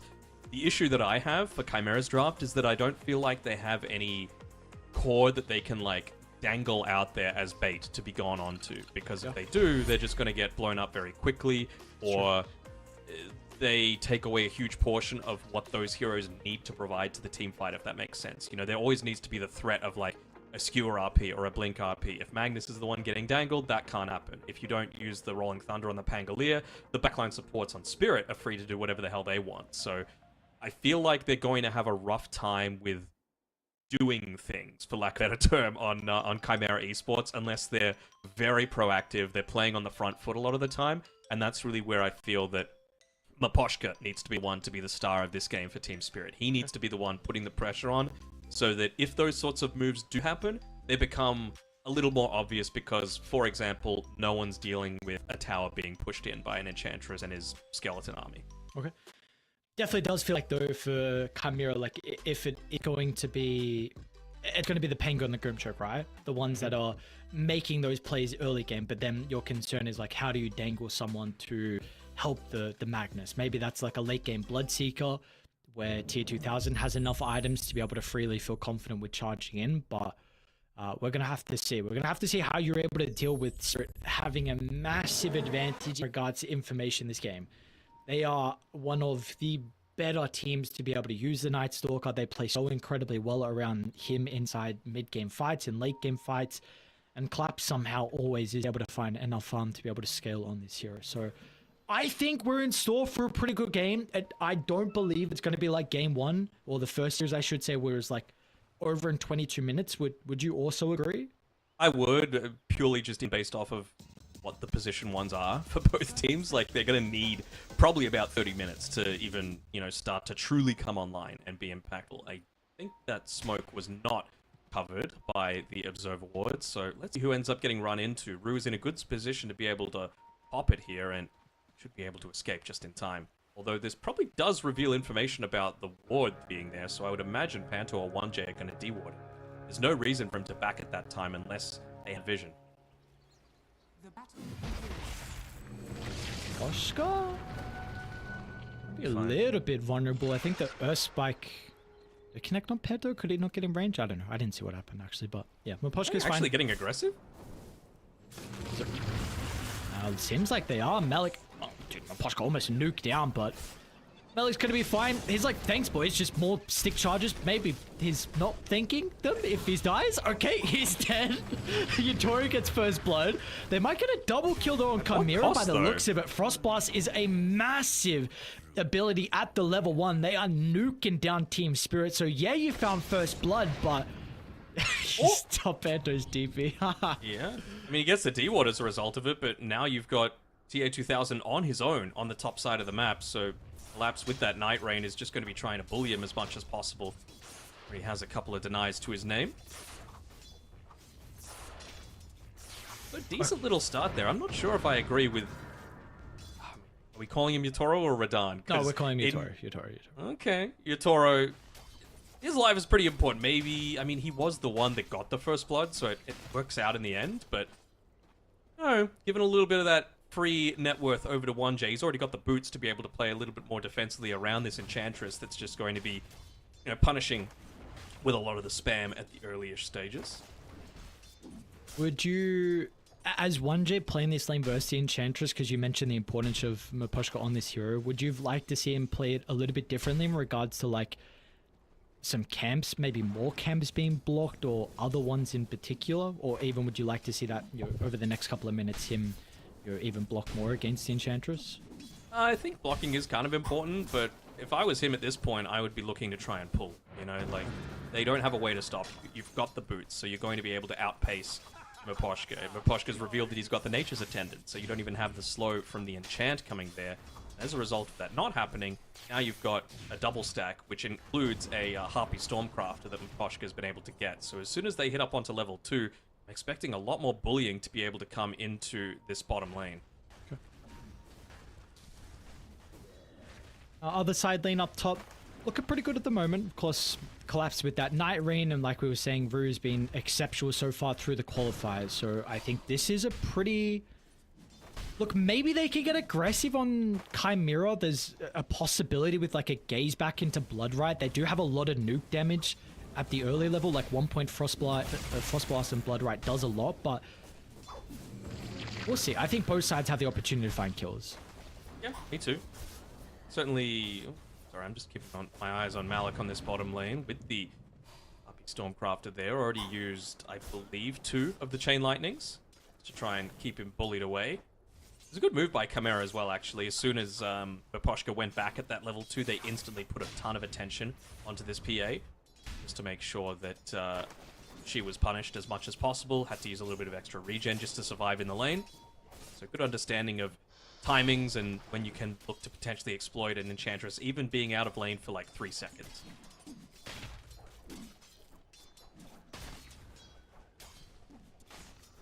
Be able to get another pull off though. Yeah, well. Jump on the bottom lane. Top, how's that looking?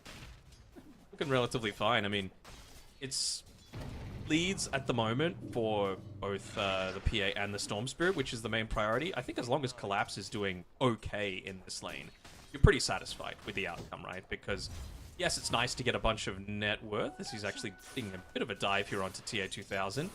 But really your job is just to get onto the backlines and ruin their life, essentially. So you only need levels to be able to do that. Both the mid laners trying to run for the water, and looks like La will be able to take it in front of Lorinov. Lorinov, unfortunately, is going to have Maposhka starting to run him down. Sidesteps the Remnant, which is probably a big reason why Lorinov is going to be okay. He's very good on this Pango, though. Yes. Always see those swashbuckles hitting onto multiple, getting that extra little hit by making sure to dive through consistently. And, of course, Rolling Thunder's on point at pretty much every stage. Didn't go the Thunderbolt. This game has gone the double jump, so feeling like he does need to probably be that dangling hero that I was talking about before. But even then, you know, it provides you a bit of a barrier to be able to protect you, but I don't know, like, I feel like they've got enough burst off the back of... Top lane. Collapse going to be able to pick up a kill. Looks like Rue is getting chased down by TA 2000. Probably should be able to find it. Nice step out, but it's not going to matter by the looks of it. Earthspec is back up, but... Wow, another sidestep. Okay, he'll make him use some extra spells. Yeah, 1J's got no mana now, which I suppose is something, because it may be a little bit more difficult for him to contest the power rune. Looking to make a bit of a move around Lala. He's got plenty of mana to be able to play around with. Not quite yet level 6, though. Looks like it'll matter all that much as death from Rue. Going to say thank you very much is Lal. Yeah. Observer Ward removed as well. So now Lal, level 6, able to look to play a lot more aggressively around those power runes. I would imagine that Rue is going to stick around as well. Maybe make a creep pull happen. Can look to try and punish Lauren off before he's got his own level 6. That priority for them. Yeah, he's vulnerable, very vulnerable. 1J has to go back to base. So now you've only got Panther to play with, and that's not going to be enough, unfortunately. Is it too aggressive? Lol.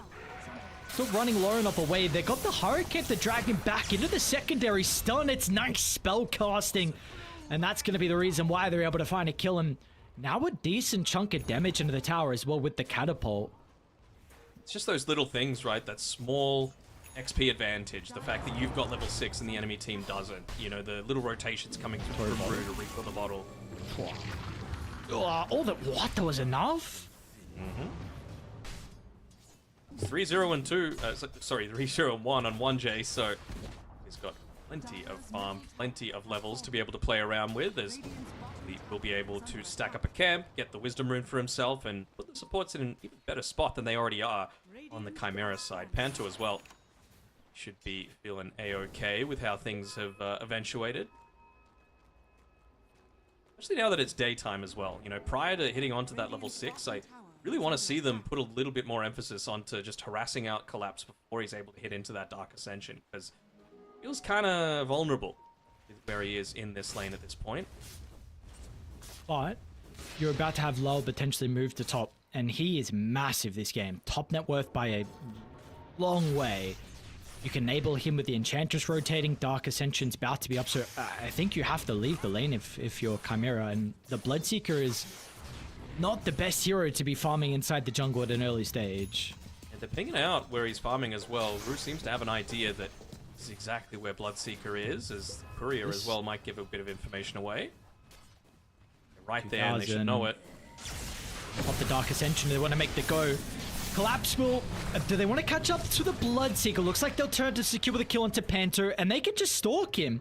He's going to try and TP out, and yep, he is fine. Of course, Void, really long cooldown at the early levels, so at least you get the kill, and now with the extra damage, this tower will go down. Importantly, you've moved the Bloodseeker away from the lane as well, but bottom, we also have some other stuff going on there. Yatoro, with the assistance of Maposhka, the lane that's looking okay for Chimera, they're continuing to push them away, so it's not even like they're getting that much with their offlane mag.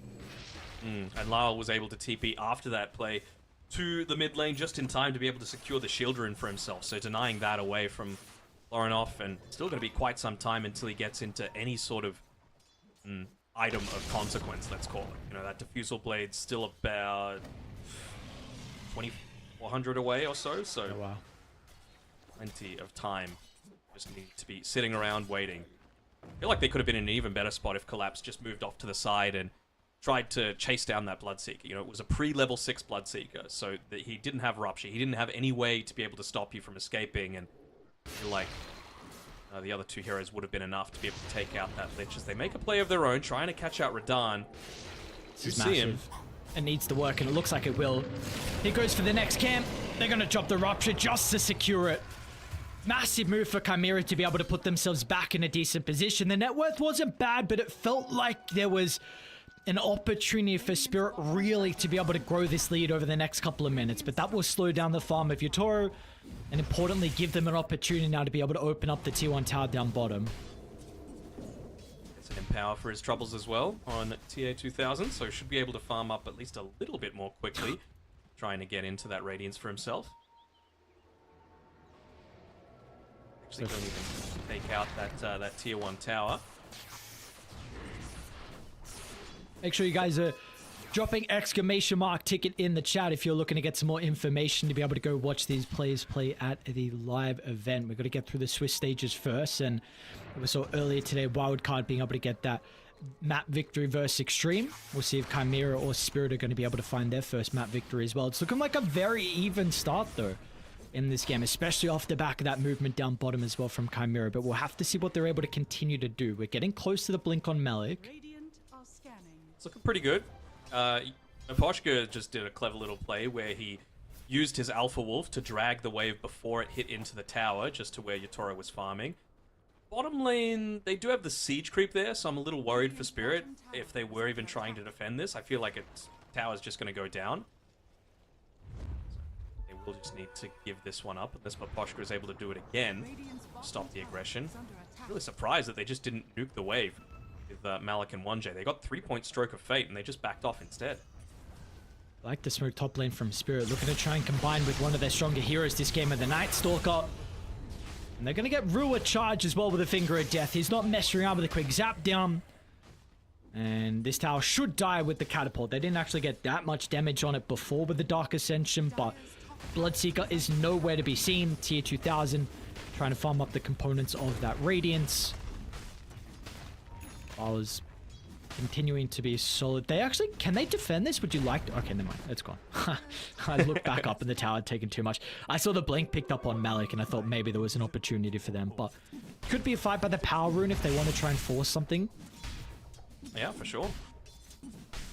One thing that I have just noticed is that 1J didn't go the Inkstigate facet, so you can't choose where to pop that Inkswell. He's gone the Fine Art instead, maybe just realizing how good all three of their cores are going to be at being able to take a bunch of stacks, so he's actually using the Vector target to stack a bunch of different camps at the same time. But it does give them a bit of weakness when it comes down to these team fights, especially once you get into like the Aghanim Shard as well, right? Really nice scan. Opportunity there maybe to be able to kill Lal there with the blink, I believe, on Mag, but yep. Case. Yeah, no, I agree. It's very interesting with the Grimstroke. We'll have to see how it's able to work Collapse. out. Nice silence. Collapse should be able to cover him escaping. I still cannot believe it's 4.5 seconds. Even 3 at date. Stupid. Yeah. It's so dumb. Like, it seems like 20 when you're a support getting chased down. It's like, okay, use my Glimmer Cape, I've used my Ghost Scepter, Surely still chasing me. Yeah. Surely. 1 second later, nope, still going. Okay. Such an interesting build from Class. Blade Mail. Of course, Sundin Yasha is not really that surprising, but especially with the kind of meta at the moment that we're seeing from offlaners and just everyone in general, but the Blade Mail is interesting. Maybe he just understands that he's the one that's going to be getting ruptured in all of these team fights, and he wants a way to just deal extra damage to TA 2000 as a result of it. I have a really good high ground ward. It's scouted out. Rue and Lull looking to enter. They maybe want to bait TA 2000. They're going to try and start with the Rupture along with the Rolling Thunder. I mean, Rue is dead meat, but this is a massive commitment. You need more. They should be able to get it. Looks like Collapse is making the attempt onto Melik, but Melik's blink has already been used. So this is 5 heroes down bottom for Chimera. They needed more out of that. 5 heroes down bottom with Rupture and Rolling Thunder being used, and you get 1 hero and you nearly lose your tower and your Tauros farming. So yeah, they needed a lot more out of it. The net worth is staying relatively the same, but you need to find those actual pickoffs to be able to make it feel truly impactful. And they would know that a bunch of TPs were used for that as well on the Chimera side. So mid lane, bit of a brawl going on. Lorenov's going to be able to eat the stun and the nuke down as well. They'll turn to 1J. Mapushka has the extra assistance. Panto's just going to watch idly by over to the right side, but he may have popped out for a second with the nighttime vision. Collapse is starting to charge him down. Is he going to get some assistance from everyone else? Does he even need it as well? Dark Ascension for the extra damage. Panto can do nothing. Melik will come through with a rescue. RP down over the low ground. T2000 waiting nearby. They've got the assistance with the T2 towers. The damage going to be enough. Collapse tries to fly away. He's going to live. Maposhka, Chad. All the armor, and now Maposhka. Melik with a long zip in. He's got a regen as well from low. So this Storm Spirit flies out of nowhere in Spirit. They have blown this game open. I said Maposhka needed to do some heavy lifting in this game, and he is doing that for sure. 3-1 and 3, secured the lane for Radahn. Was doing some clever little pulls to be able to make that happen. Pretty much solo killed the Magnus. Yeah, got a little bit of help at the end there from the Storm Spirit, but even just the stun coming through to be able to save Collapse, the enchant, to be able to slow down the Bloodseeker. Just incredibly solid play coming through from him. Be able to get this courier as well. I think they might have seen it come in. He's got Dragon Land. Oh my god, dude. Yeah. So farmed. Holy crap, that's crazy. Make sure you guys also follow the channel as well. Stay up to date. Don't miss any of the Dota coverage that is going on for the FISSURE Playground 1. You can type exclamation mark F to assist you. F in the chat for sure. Yes, yes. One of the times where you actually want to be dropping the F in the chat.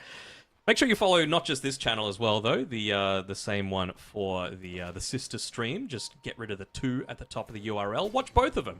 Get that squad streaming going, because there's plenty of Dota going on. Not just today, but over the next, what, 2 weeks, basically? Yeah. And a fight brewing as well. Radiance online. Smoke's going to pop in the Ritter. Night positioning from Maposhka. And they're not fearing putting Lowell a little bit forward as well. Wanting that power rune, and he's going to be rewarded with the lucky spawn down bottom. So another active rune for Lowell. And now you've got the Blink Dagger on Rue, and he's pretty much been using the Finger of Death perfectly, right? Whenever they've been making these plays, it's been just as it's come offline. So I would imagine that they're looking to try and make a similar sort of movement happen. They're eyeing off where Malik is farming on this bottom side of the map, and it's exactly where he just pokes his head out slightly, although they'll take Freebie. Maybe it is indeed. Dude, plus 160 damage is no joke at this stage from Rue. Like, this is, like you said, they're doing a really good job of always getting Finger of Death killers whenever it is available. They're also getting top lane. One onto T2000. He doesn't use the RP just yet. It's going to come out shortly. Yutori is stuck in place thanks to the Rupture. Lowell to the rescue. There's that double damage rune coming into favor. Lowell's got all the power runes, and now it's Lorenov against 3 heroes, and this is never going to favor the Pangolier. Team Spirit are just obliterating Chimera anywhere on the map. It does not matter. They are always favored. Poshka, man, he's putting in work. Dragonlance 5-1 and 4. Even there, you saw the impact of the enchant right after he used the double jump on the shield crash, removed the barrier, made himself so much squishier, and then, of course, the double damage helped. Don't get me wrong, but just able to nuke him down from afar.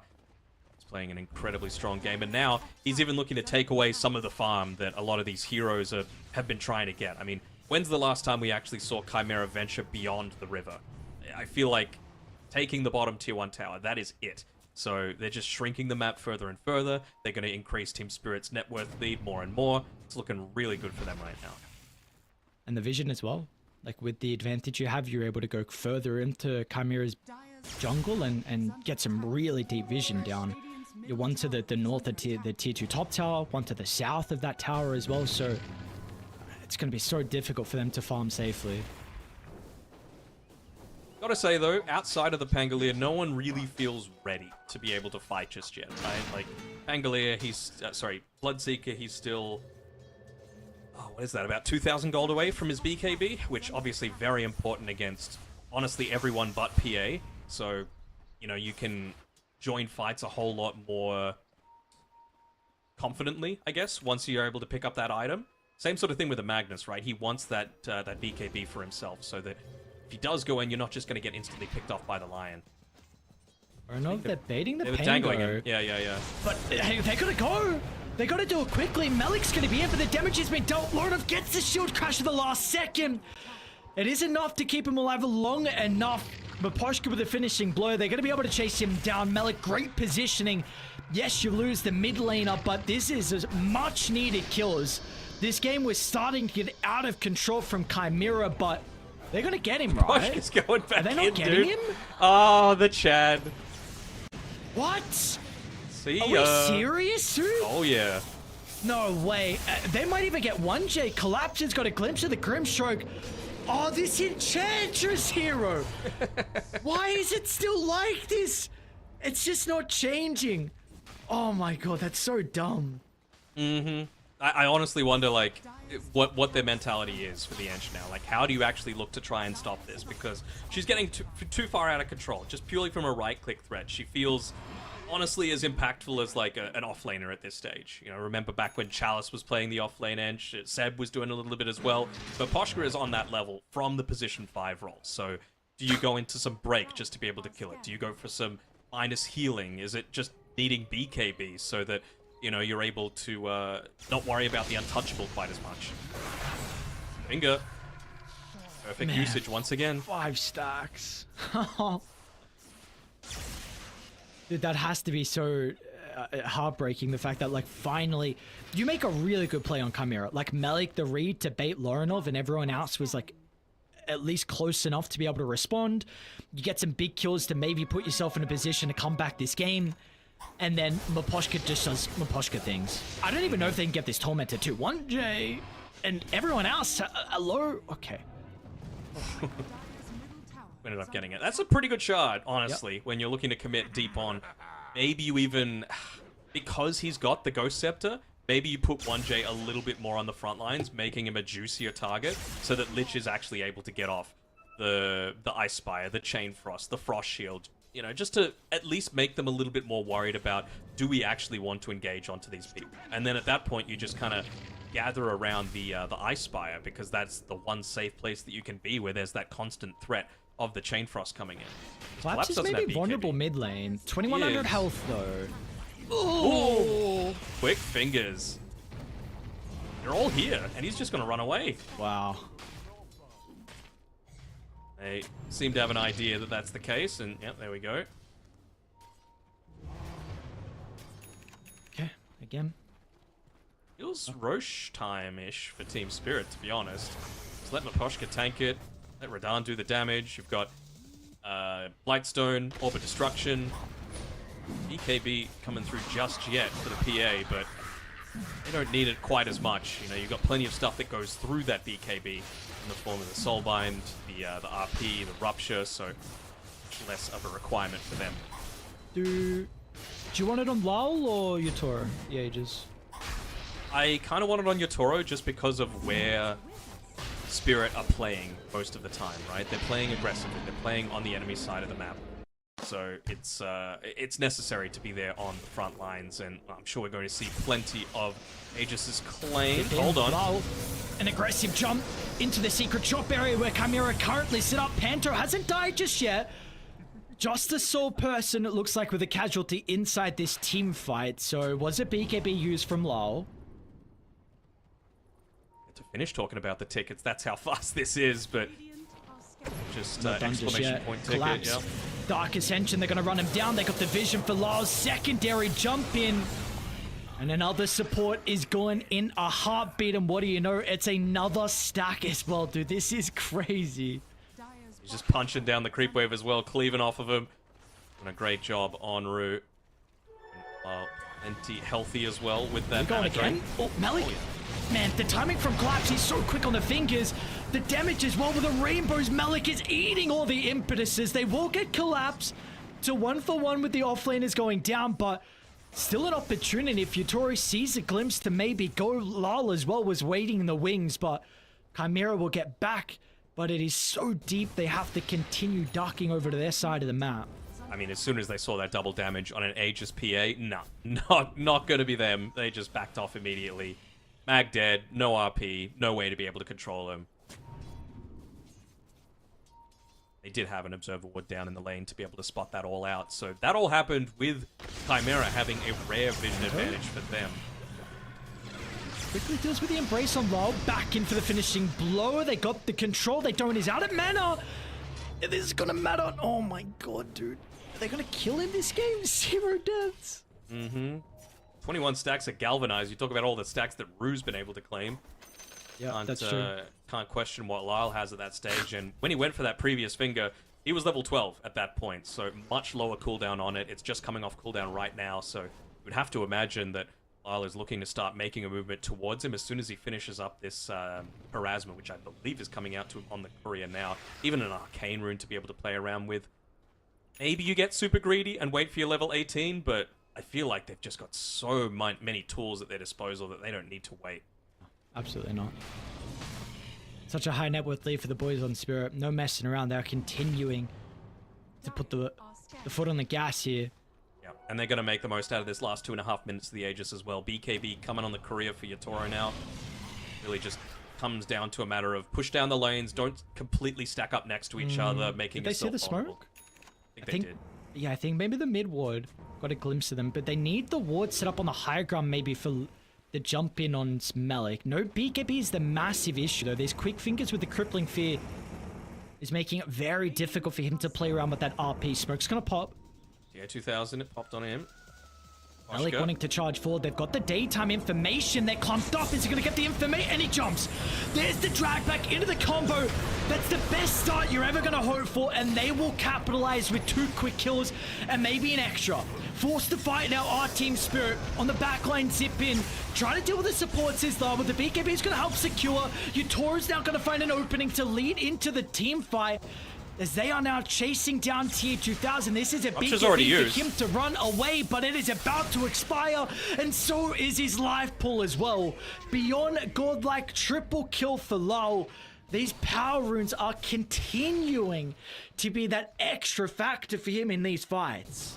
For sure, and now he's even level 18 as well. The amount of amp damage that you're able to get off the back of this. The big thing that I'm looking at, it was 4,700 damage coming through from the Bloodseeker, but honestly, didn't really notice it that much, you know? Like, he was able to deal a bunch of that burst damage to the heroes that were caught by that RP skewer back, but that's not what you're really worried about. You're worried about taking out the cores at the start of a lot of this, because you can just see what happens to your own supports if honestly any of these 3 Team Spirit heroes are left alive. Collapse, able to just continuously dive onto the backline. Storm Spirit with an Arcane Rune, able to do it as well. PA with an Aegis and a BKB, didn't pop it yet by the way on Radahn, able to do the exact same thing.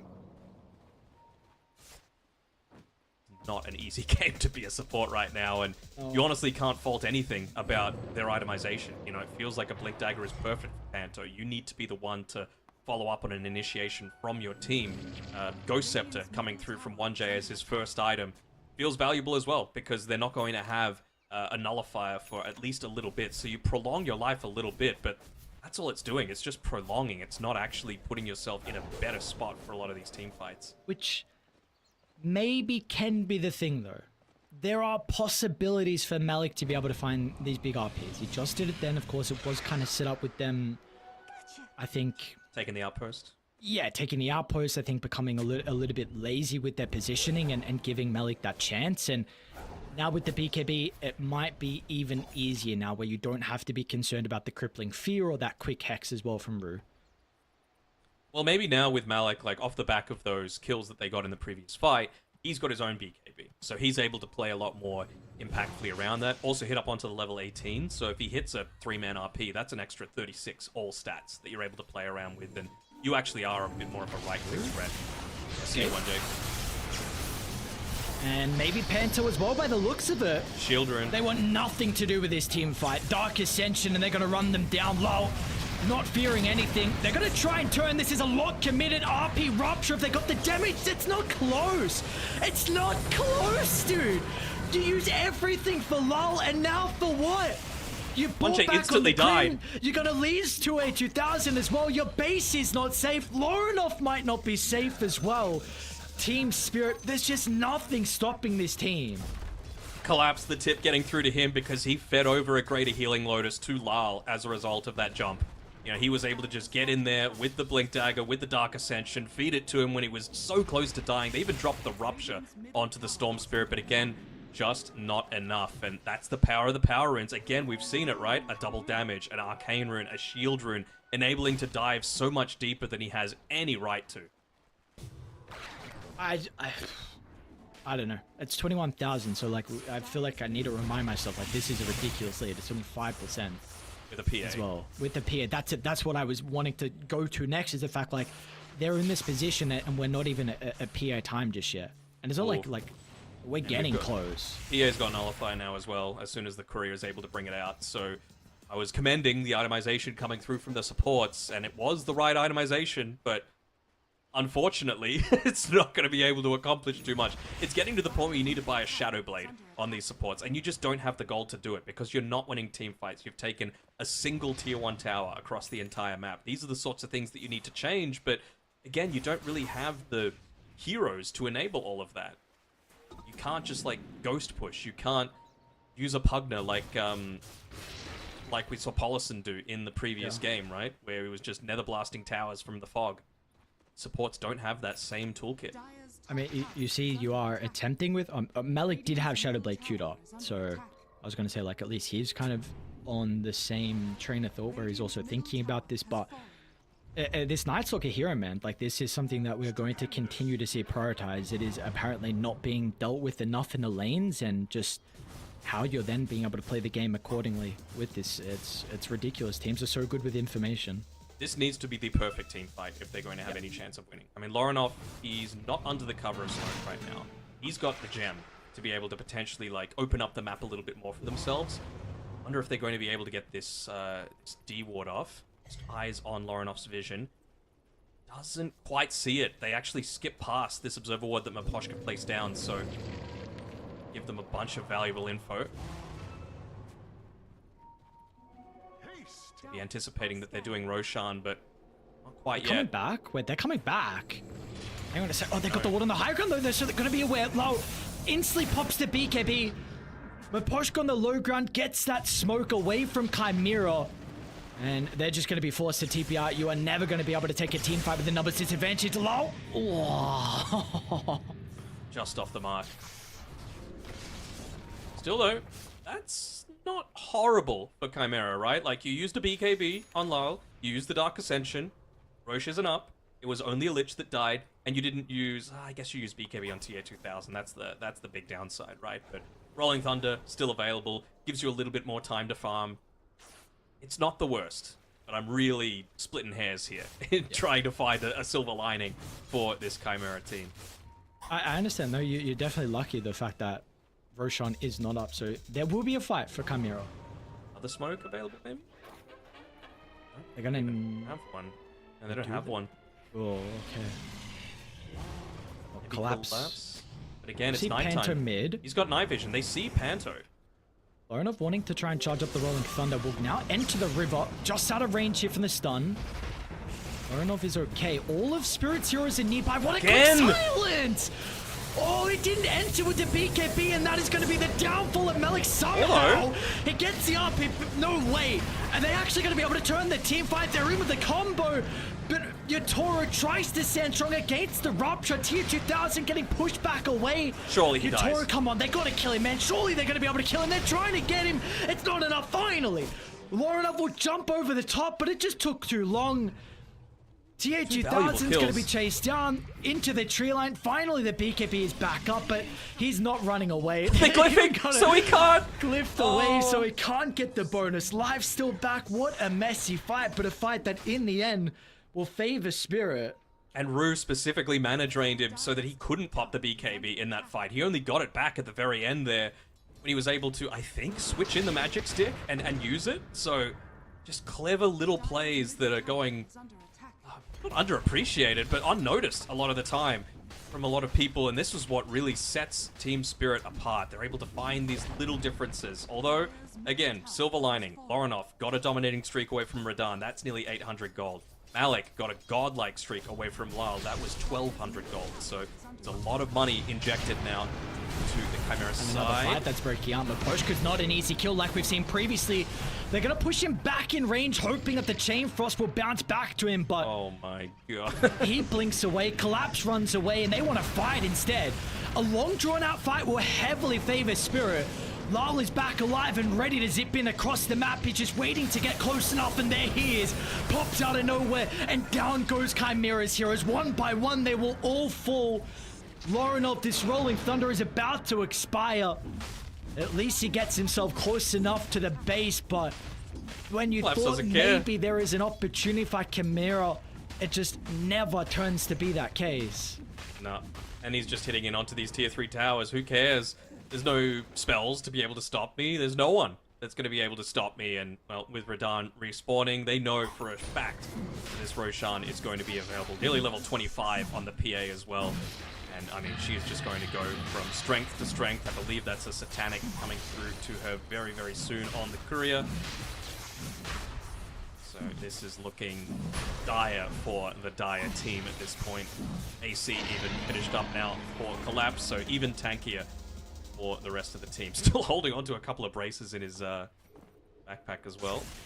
He drops them for the Courier to be able to go and sell. You would have to imagine it's... I don't even know if he needs a BKB. Like, he's doing a really good job of just instantly getting on to both of these supports, and I mean, they're the only ones that he's really worried about BKB being a factor for. You're speaking about Collapse, yeah? Yeah. Yeah, no, I don't think so. I think he can nullify if he wants to. If you want a second, yeah. Yeah. Abyssal, maybe? Which definitely is... I think Abyssal is... Like, you have a nullify. Like, do you want another one? I can see it. And he's going Abyssal. I think it's a great call. Against the BKB on the Bloodseeker, against the Rolling Thunder, I think gives you an opportunity to kill him inside the ultimate. I really like the Abyssal call. And even just the Vanguard aspect of it, right? Like, you're going to have Bloodseeker hitting you a lot. You're going to have the Pango hitting you a lot. So, it provides you a whole lot of extra survivability in a lot of these engagements, too. Yeah, very interesting. He's so rich. Collapse can do absolutely whatever he wants. I mean, Maposhka apparently is gigantic, too. This guy has a Hex level 20, Ruse level 20. Like, yeah, I was saying it, dude. This Spirit team in the qualifiers, I wanted to see them play, you know, at LAN and see how they're going to be able to perform versus some other teams. They have probably been screaming Chimera and also playing them. They didn't play when Chimera played in the Eastern European qualifiers. Spirit got the auto invite, but... Hold on. He's a little far forward here on Yatoro, but again, 3 minutes, 20 seconds left on that Aegis. They don't want to make the jump onto him. As well. You can't commit. Yeah. His item at the moment with the status resistance, and now Lorinov, they know exactly where they are. They're just going to be playing on this high ground. They can bait. Lyle can do whatever he wants. He's got to regen again. Playing with fire, though. He's zipping back into the rest of his team. Scepter now coming. Hex a little bit too late. Didn't BKB again. An opportunity to be able to pop the BKB. RP last second will hold the PA down into place. That's a double Chain Frost. Chain Frost as well. It's not a bad start, but it's everything. It is everything they use on the first life and on the respawn. I guess no BKB from Yatoro, which is going to be a bit of an issue now. A lot of an issue. Lull in with a finishing blow. Scepter freshly completed. They're losing Collapse as well, and a miracle fight from Chimera will keep them in this game. Oh, it nearly was horrible. It was really quick reaction speed from Rue as well to be able to get that Hex off. Once he had already made that skewer, though, that was the big difference. So didn't pop the BKB at the very initial part. He's even got an Aeon disc on Malik, realizing how important his role is in being able to be that initiator, to be that quick damage source that you're able to input into the rest of the fight. Just see the damage output that you're actually able to do on this Bloodseeker if you're left unchecked. Yeah. Let's see, dude, like you said, unchecked. This guy can... I'm still yet to... I haven't seen enough Bloodseeker games, but I have heard some murmurs about this hero. that he can be completely ridiculous when those Right, boss. BKBs expire. So, I don't know. I think we're at the territory where there is an opportunity. He has aesthetics cap as well. He just has to get going in these fights. And what's the probability? Let's see, actually. I'd say Really? 20. All right, it's 26 for Chimera. It's much higher than I was expecting. I think just because there isn't that Aegis available now, I think that really does impact things. You know, I would imagine the algorithm weights it as like, okay, this is a high ground enabling push, because they've still got Roshan's banner sitting in Collapse's backpack. So, you know, they haven't actually found a time to be able to go in onto that high ground yet. And I would imagine that, you know, once you're able to get into this Abyssal, even on TA 2000, that's going to be a really useful tool. You talk about delaying a bunch of these BKB timers, that's going to be a useful tool as well, just to be able to protect the supports. Jay, he's going for his own Blink Dagger. Got a Ninja Gear on him as well. That's going to be so useful. It almost gets to that point where as soon as you see that Dark Ascension pop, you just want to be playing literally like a screen and a half back from the rest of your team, because you're always going to be able to blink in. I mean, force Collapse to play hide and seek. Force him to waste that Dark Ascension timing. She's 23 and 2/3, so getting close to the 25. I actually am not sure what the Night Stalkers have been going. I have to imagine it's a Dark Ascension cooldown, but I would lean towards that. Yeah, so he's actually 50 switched up to the seconds as BKB as well. He's gone away from the Basher, maybe feeling like he does need to be a little bit more survivable. I mean, I think that was just legit a case of Soulbind, double Rupture, double Chain Frost, like, you know, Bloodseeker able to hit unopposed. So I'm not sure if a BKB is really going to change too much of that. Definitely not if you're the one getting ruptured, but it's just a question of... We'll see. Maybe, like, I guess the big thing with the BKB, right? We were speaking about the Bloodseeker. Like, this hero, your damage is definitely much less against BKBs. You need DD. a long, drawn-out fight.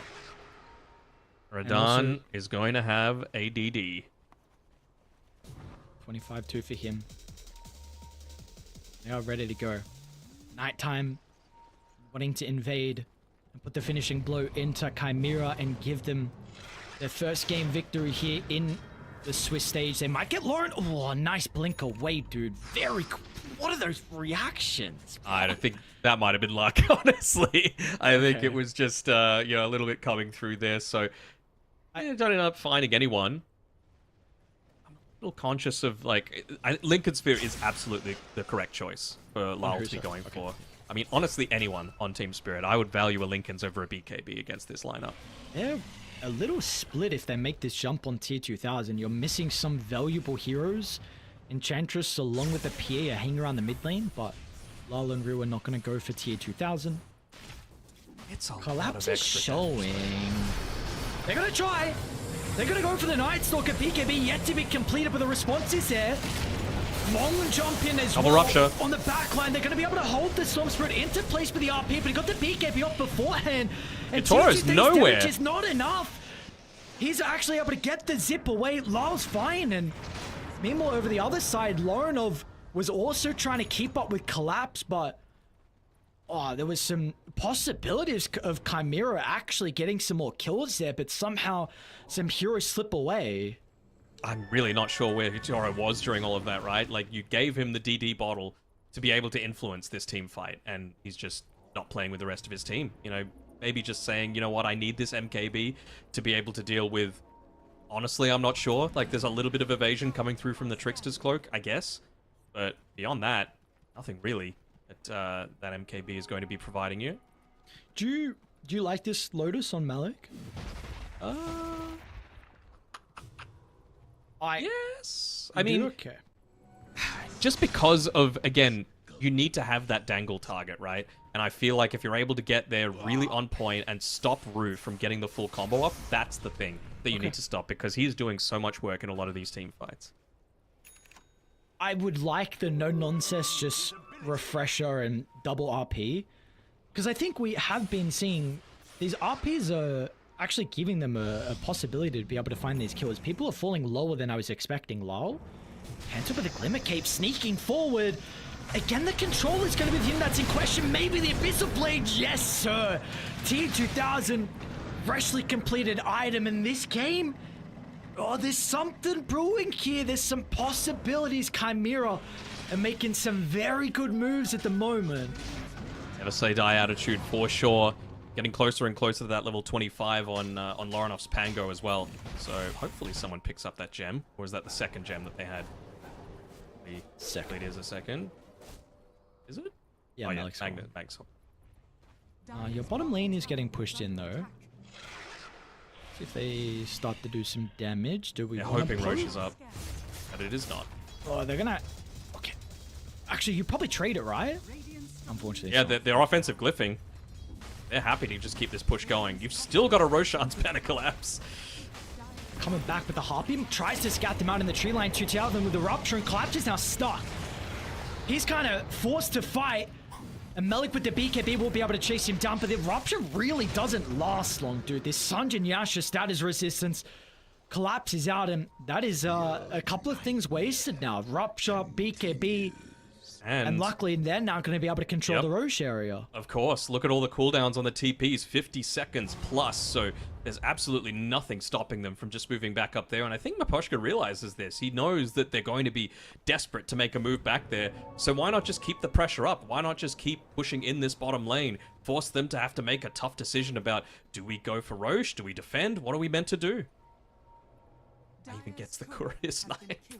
Well, it's just I think he's going to rat. He's going to rat this whole lane. Yeah, they're tipping down. Low's tipping. Hang on, though. You can't also go for Roche at the same time. This does put yourself in a very compromised position where you've got some heroes showing down bottom. Lao can't be here now. Nope. They're going to use the Spire for the vision. Yutori's stuck inside the tree line, but he might be able to burst on the Bloodseeker. Oh, he's gone in a second. No TA2000, no Lich. Disaster. And now you've lost everything. Oh. Maybe they can turn it back around with the RP. Roche. With Voronov's damage somehow. Out of the graspers of this fight being almost impossible for it to be okay. Malik will even use the Trickster Cloak and TP out, but you're still gonna lose. Lorenov, your base is still crumbling as well. So even though you get the kill on the Phantom Assassin, it's still a disaster of an occasion here for Chimera. I mean, that would have been... Still a back low.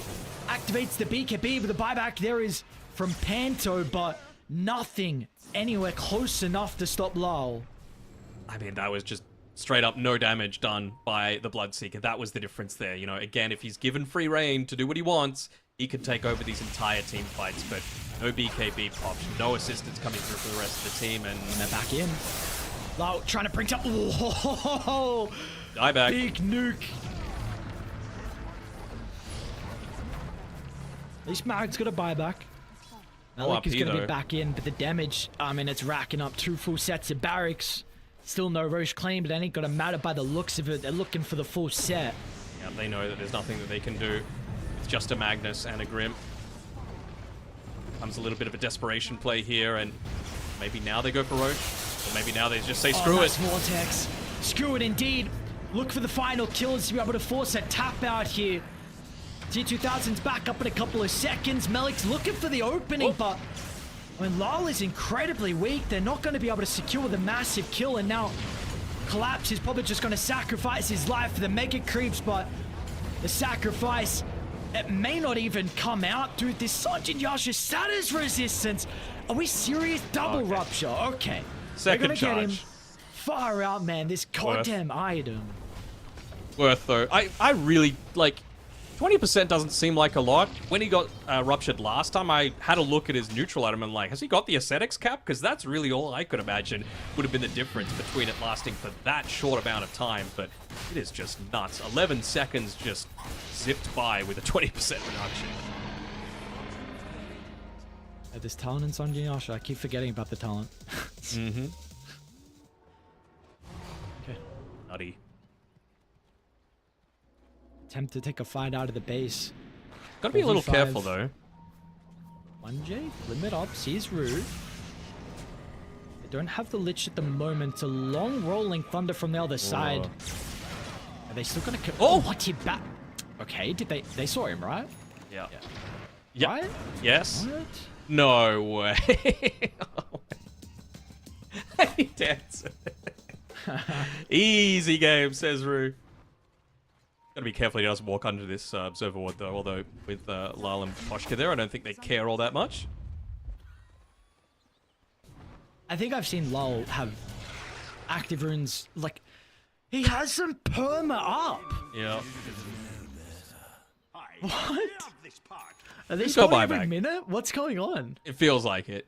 No one has buyback. The closest one is 500-ish gold for Bloodseeker. Oh, I gave him refresher too. Okay. Sure, why not? I mean, it's a good way around the Lotus as well, right? You just don't need to actually use the electric vortex with the Ags onto anyone. You just use the AoE and still gonna hit. Same sort of thing with the Lion. Just target the ground. Yeah, that is true. That's true. Lyle honestly can just, like, I mean, he's carried in this game 18, 2, and 12. So 18, 2, and 14. This last fight, Agshard with the refresher, he can end the game right here, right now. One more difference from Chimera. A Hail Mary, 1% probability for them. Anna finally placed down, letting the creeps do the majority of the work. Whoever goes forward to deal with it might get targeted. Whoa, they didn't finish it in the end.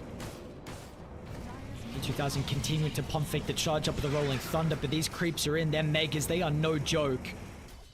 He's just winding up the Rolling Thunder. It's mega creeps, right? They're going to filter in more and more and more. You need to move now. Essentially expired at least, Malik.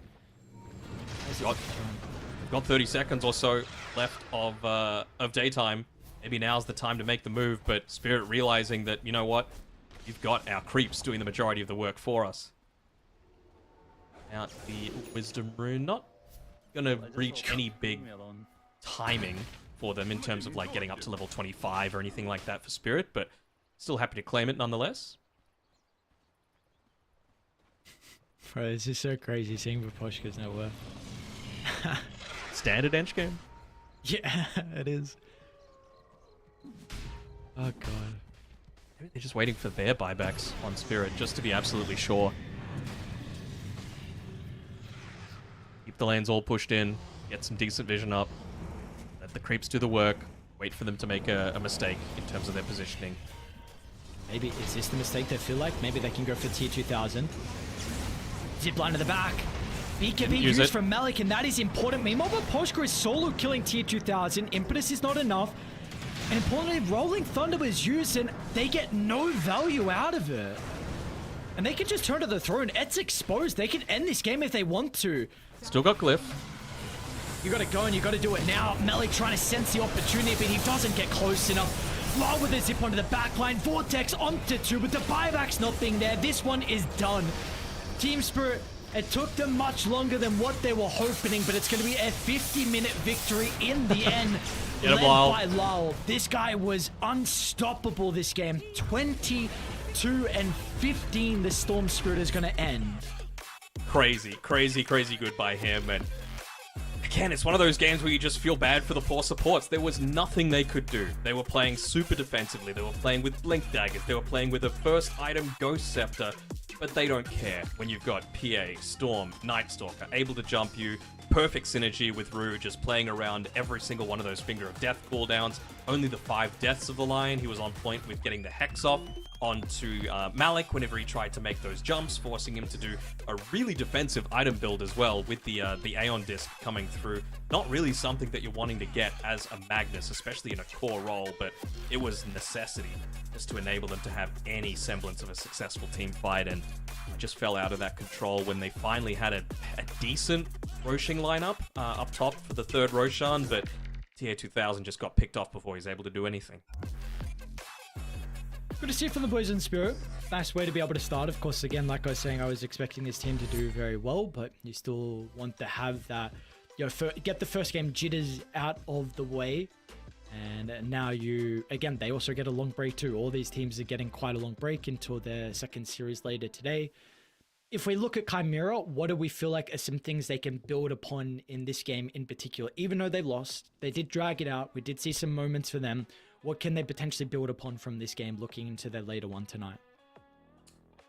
It's so weird to say, right? Because this isn't regional qualifiers anymore. This is a LAN where you have people from all different areas coming through. So just when you have the answers to what Team Spirit might be throwing at you, an NA team comes and throws Jungle Venomancer against you, and that's something that you haven't even considered. Again, it's still best of ones in this next game. Even though they've got a 0-1 series score, it's still going to be best of ones until that qualification/elimination game. So maybe you need to work on a little bit more of your own gotcha strats. And again, I feel like there wasn't enough respect given to the Night Stalker. I think it was a pretty early pick of this Night Stalker as well, and it wasn't addressed in the lane, and it wasn't addressed in the game to stop him from just doing whatever the hell he wanted to in diving on those backline supports. So just something like that's going to assist with either just not giving him a good start to the game or making his team fights a whole lot more challenging. Because, man, Collapse played a good game, as did All of Spirit. Yeah, as did All of Spirit, and this is, there's a lot of heroes at the moment. Like, I know we have had this meta for a while, but it does feel like some new broken heroes are really starting to come to the forefront, and the Night Stalker is one of them that I think is potentially, I don't want to say broken, but I think in the right team, in the right scenario where we can see it be first phase. We still know the Mag is pretty much first phase. This Lycan, we haven't really spoken about yet. We haven't had the opportunity to, of course, but this is a hero that I was thinking was going to be some first phase material. So there is, I think, a lot of opportunity for some different strategies to come out, like we saw earlier today with Wildcard. So this is just the second series for us, though. On the B stream, we're going to have, of course, a couple more series coming up. And who have we got next? I believe it's Liquid versus AVULUS. So we will get to see a Western European showdown. Liquid, of course, not playing in any online qualifiers. So they are rested, recovered. AVULUS, a lot of games recently. We'll see if that's going to work in their favor or not. But a break. When we come back, we've got our third best of one. See you guys then.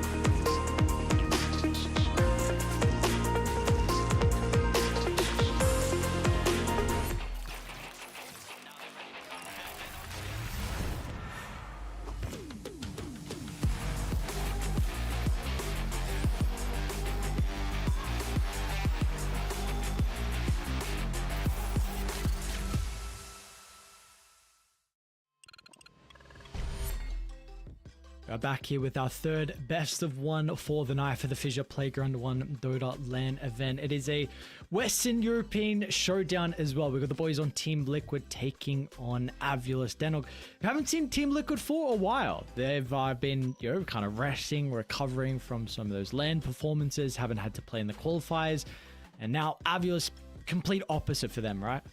Yeah, they've been playing in everything. And they've been winning a decent amount of stuff, right? Some of them which is like a mix between Western Europe and the Middle Eastern region. Some of it is just purely Western Europe. And they're really on the come up, right? And I was lucky enough to have the chance to speak with, I believe it was Jibe after qualifying. And he just said like how validating it is for this whole experience, to kind of be a group of cast-offs from a bunch of other teams that have been able to come together and make stuff work. And part of that is due to their ideas being like listened to. They all feel like they're on equal footing.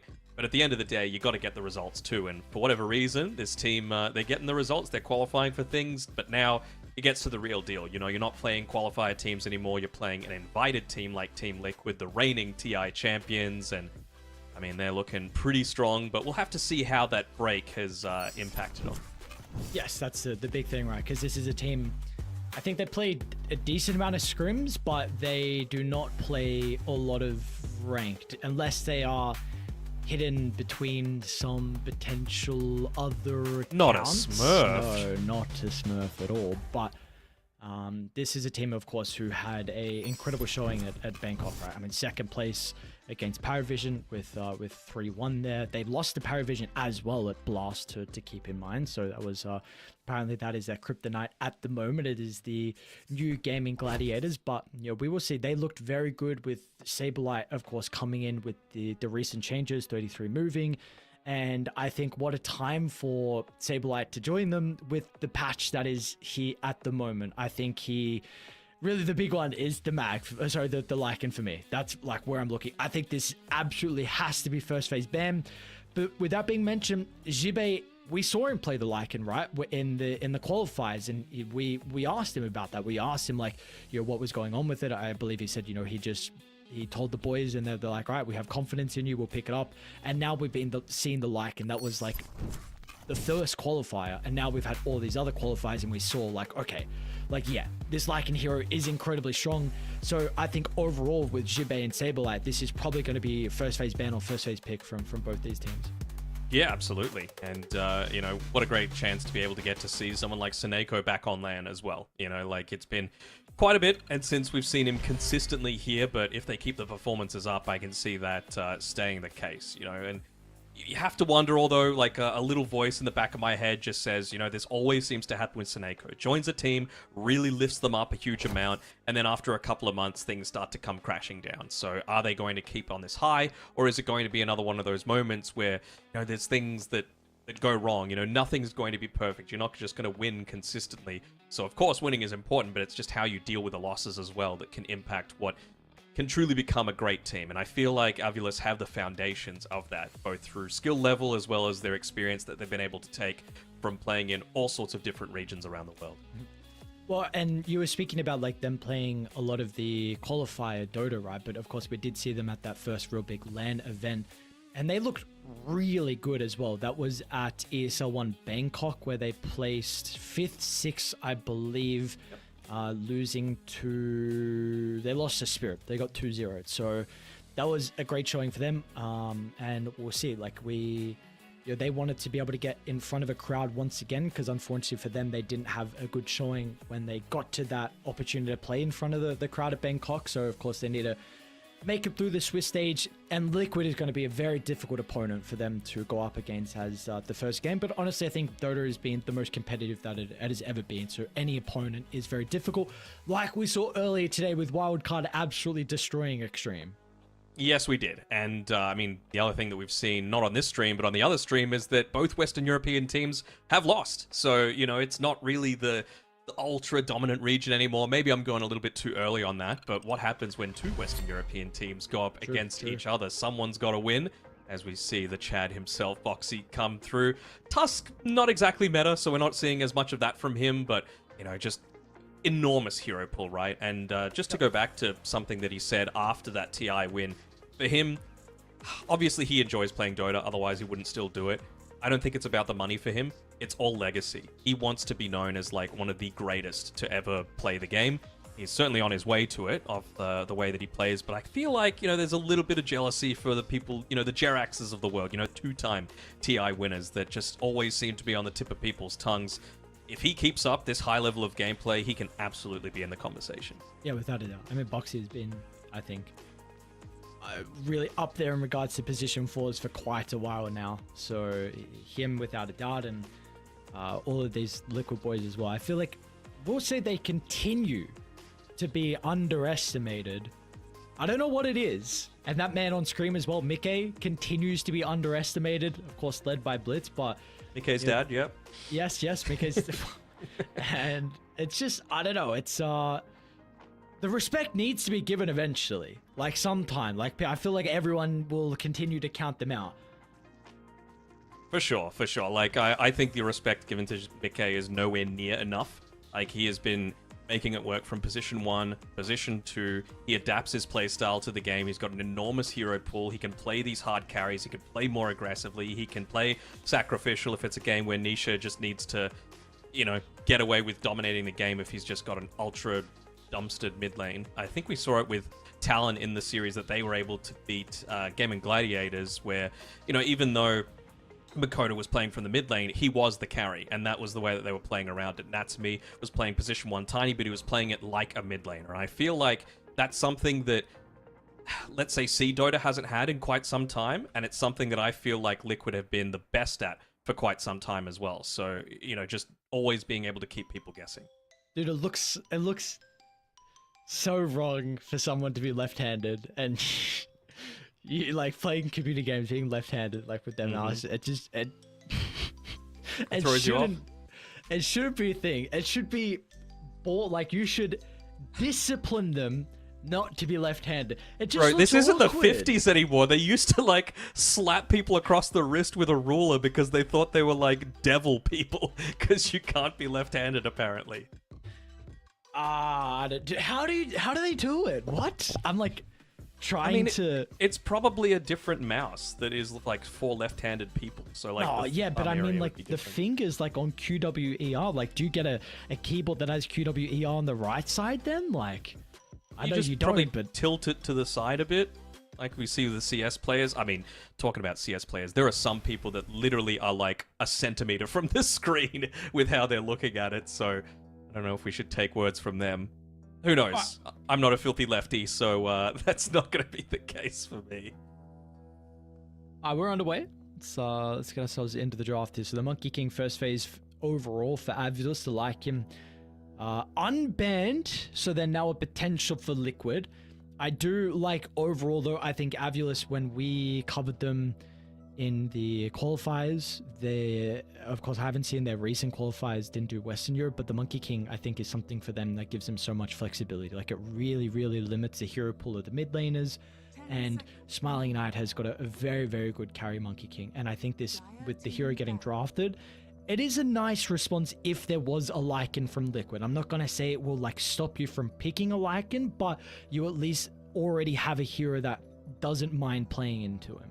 Yeah, you just drop the Wukong, standard fight. Even you can just say to the rest of your team, hey, kind of group up in this Wukong. You've got a little bit of protection. It's not going to be super easy. Although, now you've got the Lich to have to play against, right? So if you end up clumping too much, that Chain Frost is just going to start to do a little bit too much damage. So I think Lich is first pick material. I'm totally on board with it. I just need to see... I wonder if they're going to like leave a bunch of heroes in the pool that are just straight up able to deal with Lycans as well. Like anything that buys a Midas, anything that like a Doom that can just devour creeps, anything that like an Enchantress or a Chen or a Night Stalker even along those margins. Sure. I mean, Ench is already something we could be looking at, right? With the value against the Frost Shield too. Yeah. Even just because they've banned the Nyx, maybe they're just worried about the Smiling Knight Spectre, for one, because he's probably one of his best heroes, but it's also the fact of Saberlight. We mentioned the Lycan over and over again. He's a great Dawnbreaker player as well, and, well, they've banned it out, so clearly not wanting to pick it up for themselves, but certainly Nyx Assassin, one of those heroes that can stop Dawnbreaker in one of its highest levels of impact, and, I mean, you talk about flexibility as we look at a little, what's that even called? Goofball? I don't like. Whose is it actually? I don't know. Okay. Oh, is it G-Base? Looks like it is. Okay. But yeah, Tiny could be honestly any role remaining in this game except 5. You know, I'm pretty set on Lich being a 5, although we've very occasionally seen it as a 4. I could see Tiny fulfilling anything, so I think they're just wanting to keep everything open, get as much information revealed from AVULUS as possible, because again, the team that won the coin flip has won the game, I think, in both games so far, and AVULUS won the coin flip this time, and they chose first pick. So let's see how valuable that is. I know Liquid really value first pick themselves as well, just to be able to round out this second phase of the draft. How do you now deal with this? I mean, a lot of magic damage, to me, would be the way to do it, and a way to be able to get it onto the back lines. So don't have to deal with... There's a lot of magic damage. Don't have to deal with the Frost Shield, removing that. Tiny eventually is, of course, going to have plenty of armor and HP, so prior to getting a BKB, you need to have some sort of way to be able to deal with him. Percent damage, not necessarily on the table because Phoenix is removed. So what else really is in there as an option? 5 seconds remaining. Lifestealer would be a little too early to pick it up, but it is a Smiling Knight hero. I think we're just looking at Saneko's hero, no? Probably. I'd be on board with an Enchantress, personally.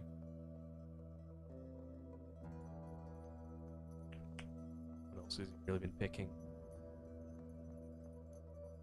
I've seen a bunch of people picking CM, but I really don't agree with it. Don't pick CM.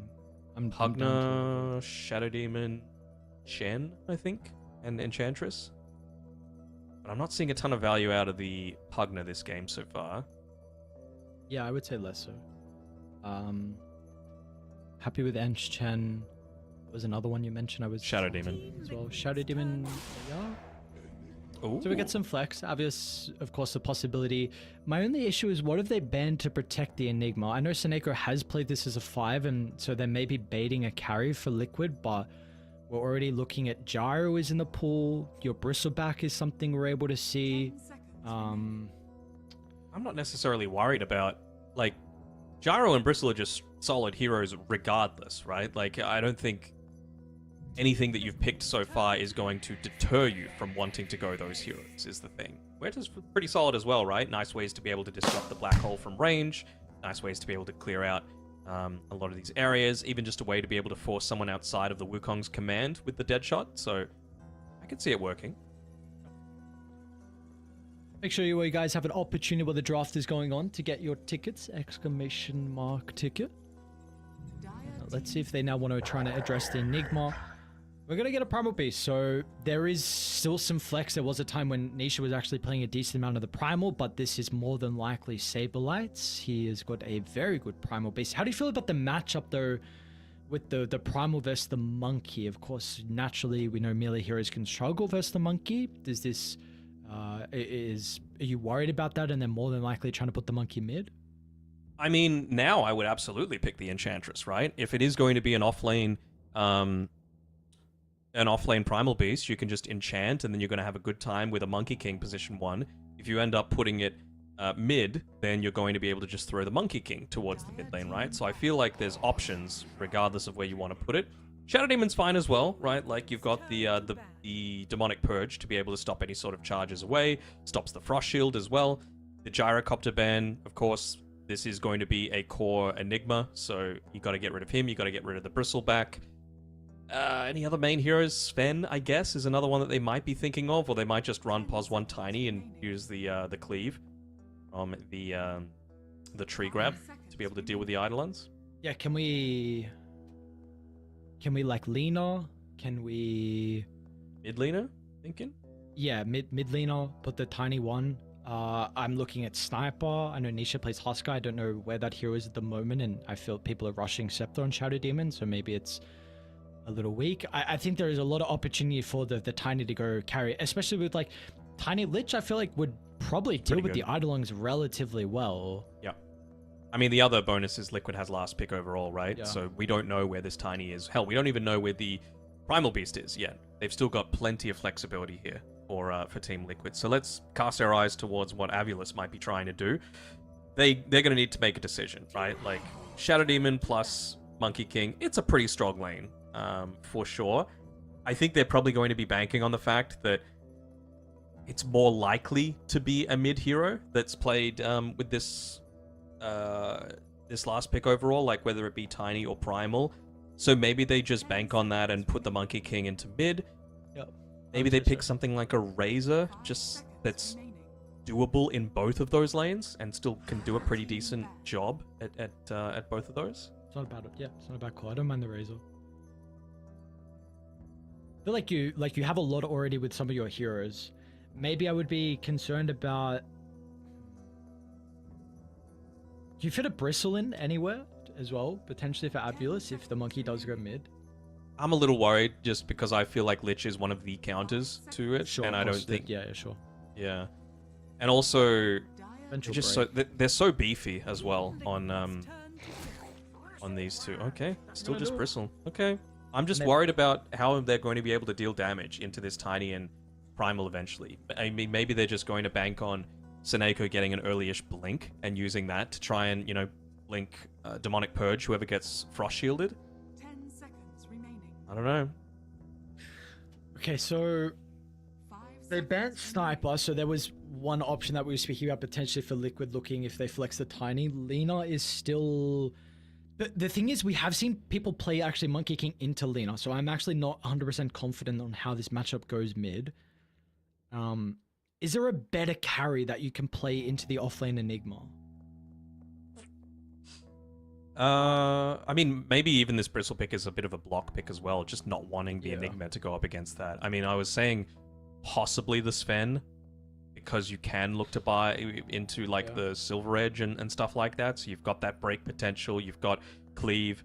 I'd personally run the one Tiny, and I mean, I'd be on board with Lina just into the mid lane. I think it would be fine. I don't think you've got the greatest potential to be able to rotate on either of the AVULUS supports, so I think she should have a pretty decent time into the Monkey King. Another option maybe would be like an Invoker and just, you know... Oh, okay. Would have been nice. Or just someone that's able to... I mean, you've kind of got ways to guaranteed turn around the Bristleback, right? You've got the...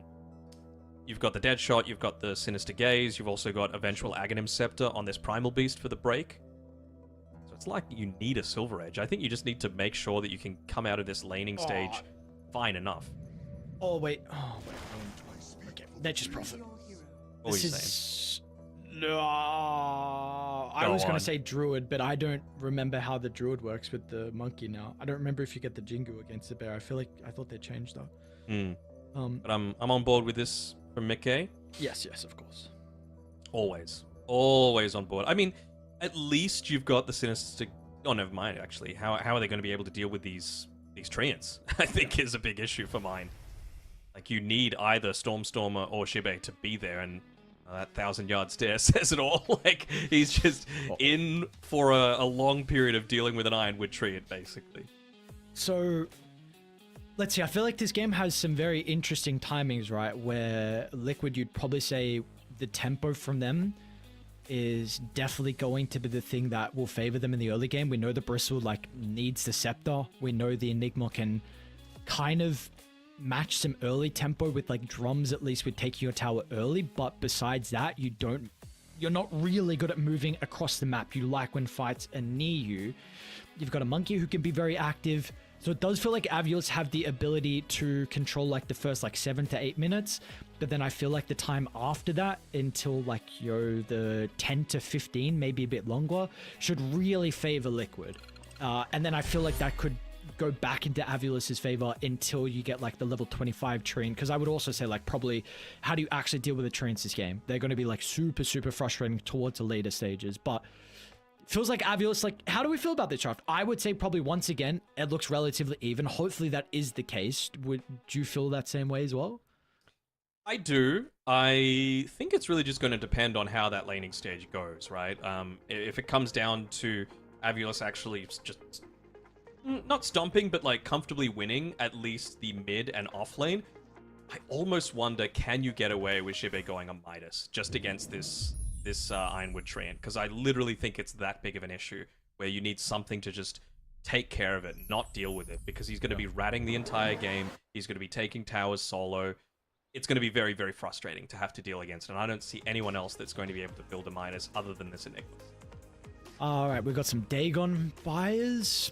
True. Not really, but I mean, honestly, if you got to do it, you can. Like, Doesn't feel great though. no, unfortunately, it does not. It doesn't. Would you build it on Bristle? I was thinking who he would, but I think he's going to be slot dependent. Freaking dick. Okay, that's a crazy thing to say. You know what? Some people were saying free Parker as well, so you know. I didn't see Insane you had it as his tag actually. Mm-hmm. Okay. I swear he had free Parker as well as his tag, if I remember correctly. He did. He's an instigator. Mm-hmm. This goddamn insane you guy. Any facets that we're looking out for? 30 seconds to battle. Nothing Don't- too yeah. interesting. The lion going. I don't know. I feel like I've seen a lot of the cleave Punch. lately. Yeah. Yeah. It's fine. Event Horizon, maybe, Enigma. I honestly haven't seen too much Enigma in recent Yeah, times, same. so... Same. All right, let's get ourselves underway here. Looks like no fight. We got both sides being able to scout out with the summons. So it'll be a 2-for-2. And nothing crazy going on. Any first blood setups or any lane shenanigans by the looks of it. Looks like we will have a even affair. So we can probably talk about mid. I'm very intrigued on how this matchup goes. Nisha can do Nisha things, but I would say this is probably a little bit monkey favored. But of course, it will get to the stage where the Tiny can just shove the lane out with the toss. So I probably am going to imagine Stormstormer will have a bit of an advantage for the first like 3-4 levels, but then when Nisha has enough points in toss, he'll be fine. That's why he's really looking to try and just use the Boundless Strike to make sure he very early on secured that last hit onto the range creep, realizing the strength that Nisha has in terms of his last hit differential just off the tree grab. So really once Stormstorm is able to get into a couple of those value items. I like the fact that he's going an Orb of Venom as well. Just feels like a very value item to go against this Tiny early on that doesn't have a lot of armor to be able to play around with. And I'm not sure if we've actually seen Tiny's go 5 Iron Branches, and I wonder if that's matchup specific for this Monkey King, just because you are going to get whacked a whole lot. So you'd rather have at least 1 armor against him, even if it's, you know, a very, very small difference from 0. You really feel it. Yeah. Yes, you do indeed. So how are other side lanes shaping up? Let's take a look at them. So you know that bottom, you know, with the lane, I think they're both going to be fine, right? Maybe there's an opportunity for Liquid, I would say, if Eki's like out of position and like depending on the Sprout block, but you're not slowing down Jibe's farm, yeah? No, I don't think so at all. And nice, clever little use of the Sprout there to be able to block in Jibe a little bit. The real thing that I'm going to be looking out for in these early-ish stages is, okay, again, being annoying, blocking a camp with his Greater Treant, is when do Liquid decide to, like, push this lane out a little bit? Are they going to bait the lane to push into the tower so then it pushes back the other way? A, to secure the Lotus for themselves, but also to enable someone like Insania going through the Twin Gate and eventually having Mikke use the teleport up towards the top side of the map, because that's where I feel Liquid play their best Dota, is when they're just playing faster than what the enemy team is able to deal.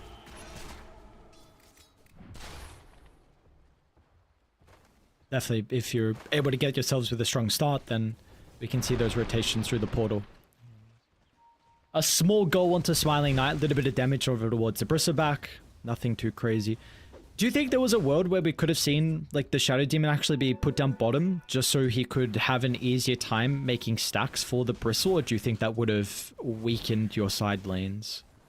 I think that will weaken the side lanes. I like this on the bottom side of the map. I think it's very important to just keep the pressure away off the back of a stun coming through from Eki, and even just Lich can be very mana starved, especially in the early-ish stages, and the build that Insania's gone for. Don't think he bought any mangoes to be able to start things off. At least he's got Eidolons, I suppose, to be able to play around with for a little bit of that death charge innate ability, but And if Eki's just continuously able to mana drain him, then this is like a whole lot more challenging. Yeah. Obviously, it's a little bit frustrating for Insania, but it's really not the biggest issue at the moment. Everyone's having a fine time. We do see like we haven't paid much attention to mid lately. Storm is being a bit of a bully over towards Nisha, so this is to be expected.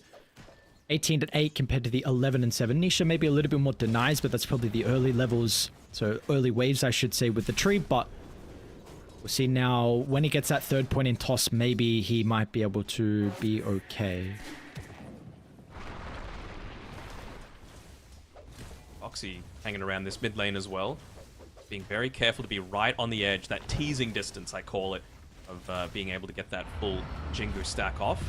Top is lane? doing a What's... pretty good job. Oh man, Saber was really forcing down Smiling Knight there, but he stacked up a bunch of quills. Looks like Saberlight's going to be okay. Does force Boxy back to this lane as well, so enables Stormer to continue trying to bully the Nisha Tiny. Gets a very different story, like you mentioned, once you get into a few more of those levels, right? It's level 5 now. He's going to have potentially a third point for the crash landing toss, which, you know, plenty of burst damage that you're able to get off the back of that. But really, it's level 6, right? Just getting that 10 bonus armor. You're not getting bullied in that mid lane. You've got a little bit more time to just stick in the lane. And I mean, the thing is, Stormer, he's got the Simian strides, so he can quickly move to the side lanes, but can't think of many better heroes, especially... Alright, they actually got him. Wow, wasn't expecting that much damage to come out, but...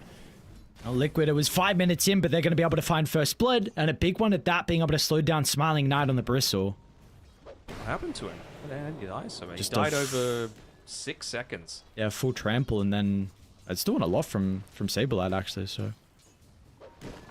I thought that might be the possibility. Like, we've seen top lane, they've actually played pretty aggressive onto the Bristleback, and maybe we can see, like, Stormer start to move, but he's yet to even think about going to any of these side lanes. Oh, hold on. Very nice use of the calling there, but Mickey is here. He's in, ready to brawl. Another kill. Gonna get active early on here as Mickey. This is that big advantage that he's gonna have. We're speaking about the Monkey King, but of course the teleport is gonna be there as well. So, man, I'm waiting. Stormer, when we're getting active, like maybe he's wanting this power rune. It's gonna be a top spawn though, so Nisha gets lucky with the arcane. Bottom. Speaking of, he's coming down. That he is, but is he going to be fast enough to catch Mickey, who's already starting to run away? Eki inside the jungle, Nisha TP down. He should be able to catch up. In fact, he'll toss over Insania. But here comes the most important hero. Stormer flying over from the middle lane. Will help them get the kill onto Mickey. And they know that Nisha is stuck. Do they want to go for Nisha, though, who has run into Jibei? Nisha lacking a little bit of damage at the moment. Tosses at the ready, but they're not going to be able to get the kill on Enigma, and now as a result, they need to run away, but Insania, he's in a lot of danger. It's going to be the slow chase down from them, another round of the Eidolons, and a use of the Primal Spring. A nice attempt of the Sinister's Gaze, but not quick enough. Stormer finally would get active here for the Monkey King, and he's going to be rewarded. They might even be able to yoink away this Wisdom Rune. Look at the move from Smiling Knight. He's looking to try and intercept Saberlight before he gets there. Going to be the one that stands their ground. He's Quicker dead fingers. here, Smiling Knight. And he gets the wisdom, I suppose. Is that worth it for the carry? I don't know. Oh, Tonight? Oh, close. I think it is, just in the fact that you force 2 TPs here as well. Like, literally no one can move right now on Liquid. So I feel like they can just take this bottom tower, they can keep the pressure up, they can cut the waves, they can just keep this Stormer v Nisha matchup in place, make sure the Monkey King has, once again, a good start to the game. Saberlight okay? It's fine. He should be. Excellent bounty. Bright and breezy. Radiant's bottom tower is under attack. So I guess we need to, like, kind of keep tabs on the levels from the supports, right? So... Boxy did soak up a lot of experience mid when Nisha left this lane, so he's actually sitting pretty comfortably, 5.5. And Insania's also decent at the moment. Top, AVULUS, oh, just clipped on the edge. Nisha, look for the toss back. The supports, they're going to have to damage before AVULUS can also respond with their own. They're stuck inside the calling, which is a little bit frustrating. Nisha's another round of the toss is going to be up. in a moment as well, which will force AVULUS back onto their high ground. They've got to drop the water for a little bit of information. Saberlight as well is going to be here as well with a long charge in. Got to be cautious about the pulverize. It's not going to be required for the kill onto Seneko, but Jibe steps through Black Hole and shot down in sleep, but it's not going to matter.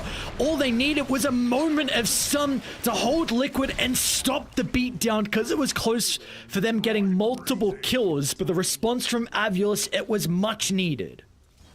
Much needed. I don't think you're going to get a much better Black Hole at the early stages than that. You know, they were just able to, like you said, lock them in place, make sure you got a couple of extra right clicks off next to the tower, get that easy-ish pick off, and again, the moves probably would have come a bit sooner from Liquid if they just had those TPs available. Hang on, is Stormstormer okay? Nice silence, dude. Boxy might be enough to keep Mickey alive with the Frost Shield, nuke down Wrath of Nature. Mickey's fine and Stormstormer is not. Well done from Boxy. Very well done. Just punishing someone diving a little bit too deep. Jibe can't ask for too much more from this Enigma though, right? Like, he has just been able to shut down this bottom side of the map, take the tower, good rotation, early drums. It's clear that they want to try and pick up the pace against this Liquid draft before you're getting too many levels into the Tiny especially. So, see if they're able to continue doing that as we actually get a little bit of a camp steal coming through. We have a look, and you are still able to get some of these tickets for the live event. Mid lane. Get a little bit of danger. Saberlight's just gonna walk in, but Seneco's in range to be able to maybe punish them on the escape. Liquid, they weren't quick enough in the damage, and that might cost them in the end, but we see what the difference is without Black Hole. They love the rune. Eki does it. Oh, Eki! That's not the bait! Oh my god, dude! The regen bait!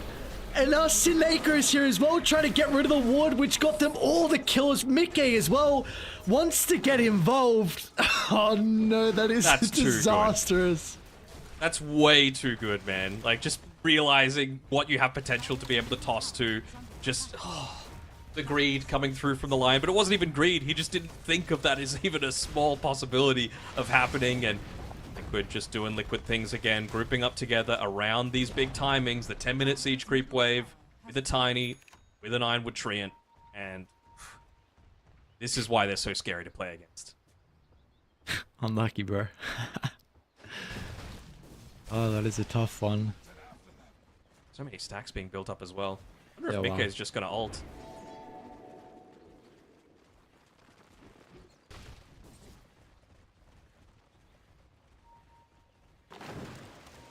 Who wasn't involved in that, though? I don't think Smiling Knight was involved in all of that.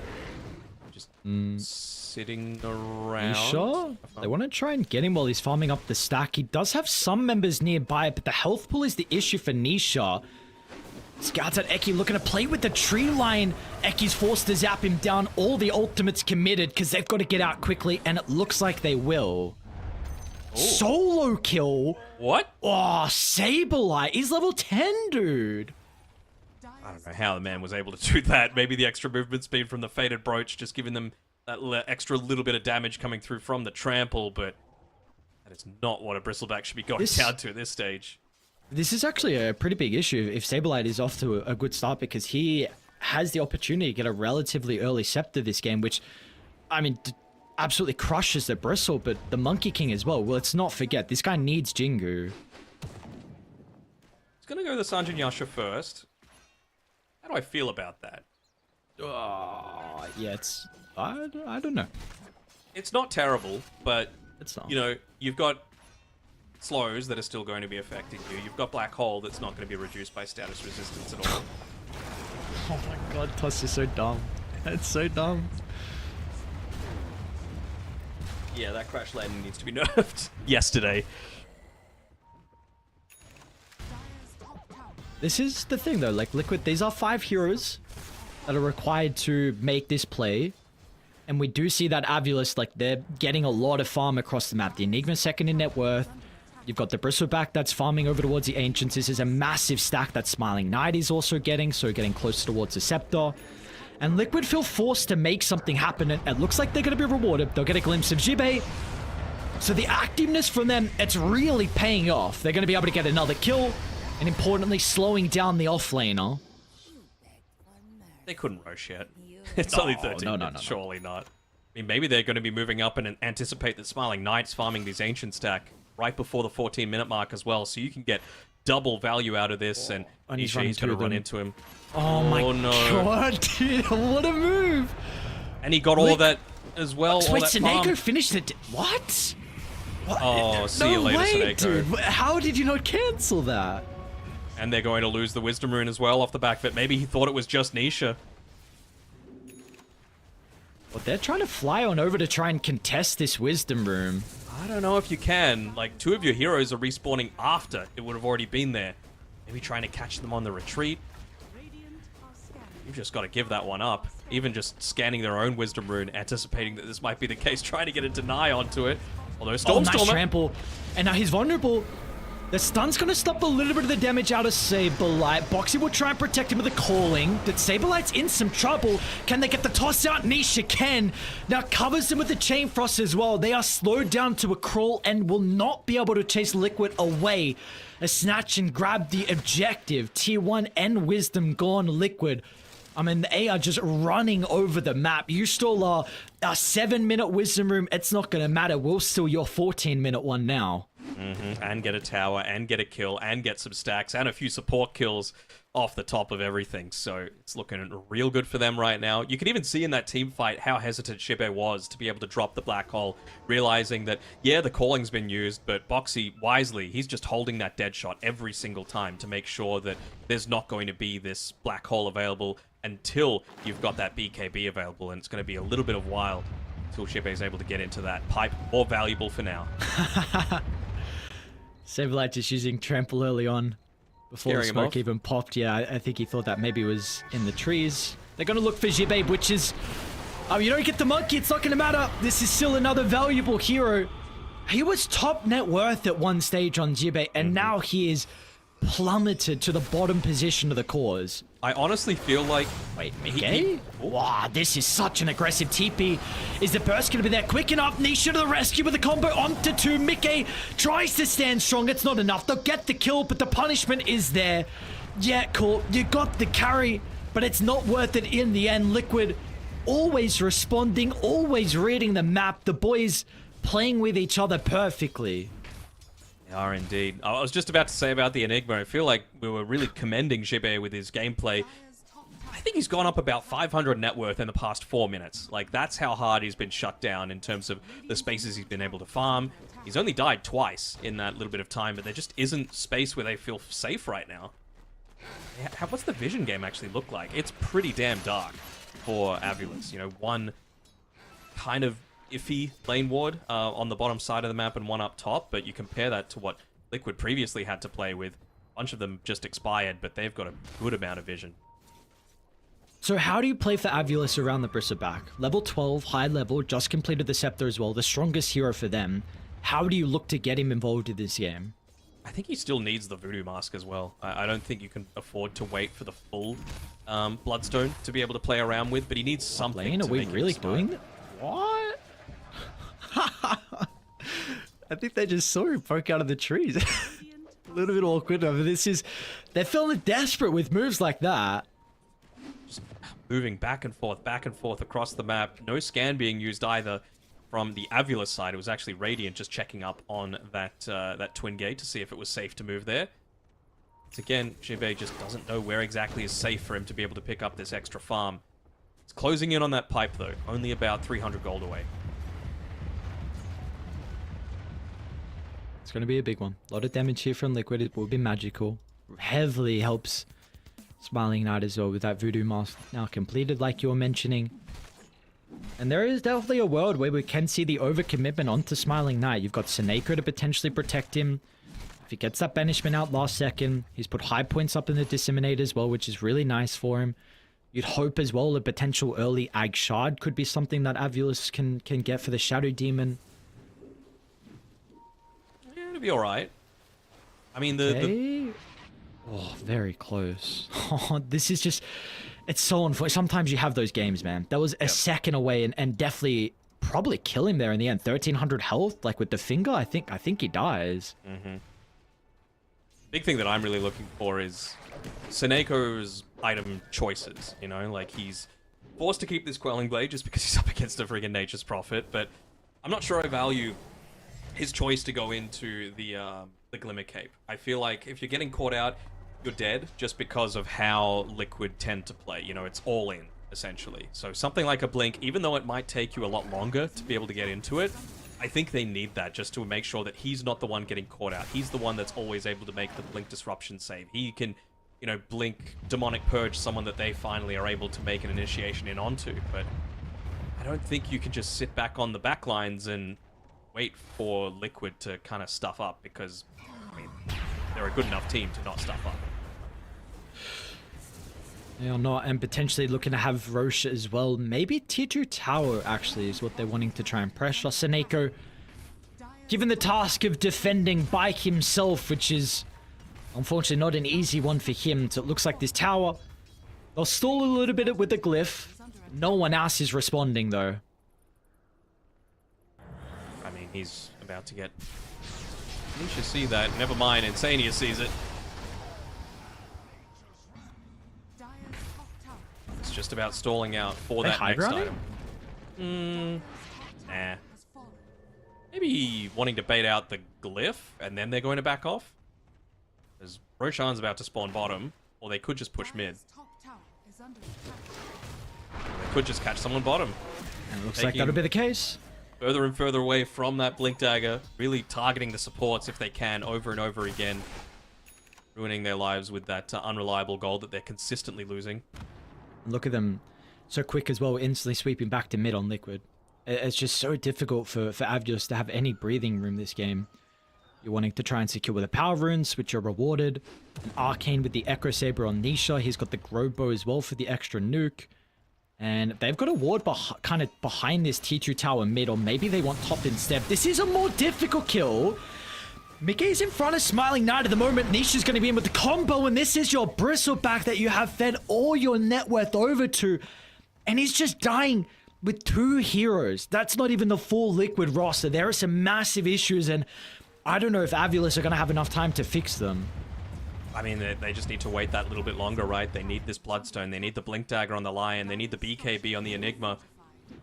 BKB on Stormstormer would be very valuable too. Might be able to catch out Insania here, though. Yeah, they should keep his time in the outpost. Is it Can worth they a get the black kill hole? fast enough? They need to kill him before the reinforcements come out, but the Frost Shield... Dude, what a stupid spell! How dumb is this ability? Lasts long enough for them to TP into an outpost as 4 heroes. They couldn't even get him and let the monkey escape. Seneko, they've got the ultimate. They'll get it. Nisha, in fact, holds him at the buzzer with the toss, and 23 kills 21 minutes in. They're going to steal the Wisdom Rune as well, unless someone yoinks it. Looks like Eki should be able to claim it just in time. So they've got that working for them.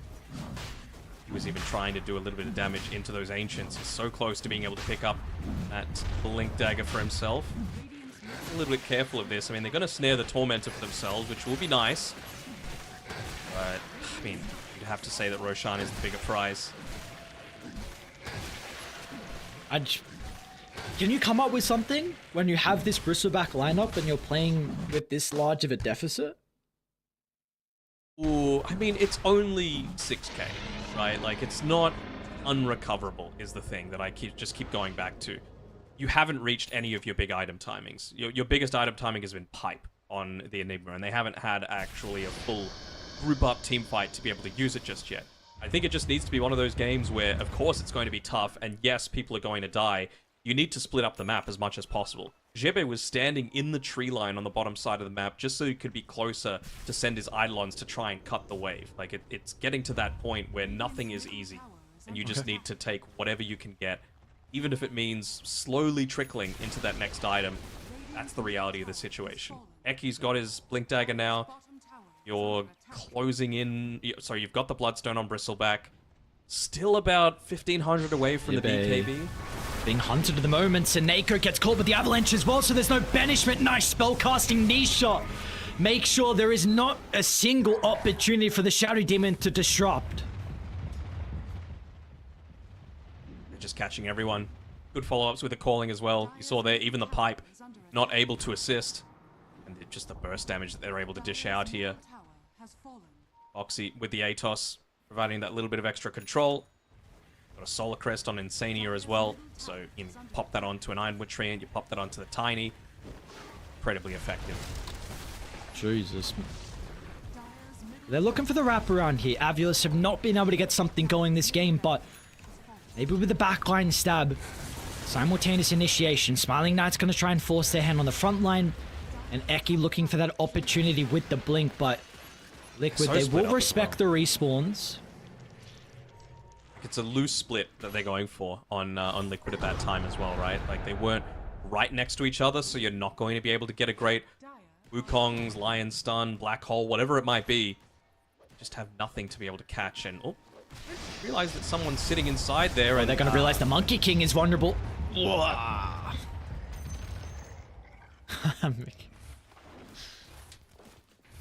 Lich is a incredibly strong hero in this meta right now. I want to see him go for drums next as well. Just give even more assistance to the rest of his team. Eventually you can build into the Boots of Bearings, so you're not as worried about any sorts of slows that might be coming your way. Decent amount of stats as well. I just choose to go down the Blink Dagger, Blink Dagger route, or just end the game before you even get enough gold for either of those things. See if they're going to be able to go through the Bristle. This is definitely the tricky thing. They'll just go for the objective. Mickey. Holy Jesus Christ. Smiling Knight's maybe running at them now, but is this going to give an opportunity for them to jump the supports? They want to go for the Bristle instead. Bloodstone activated. He's fine.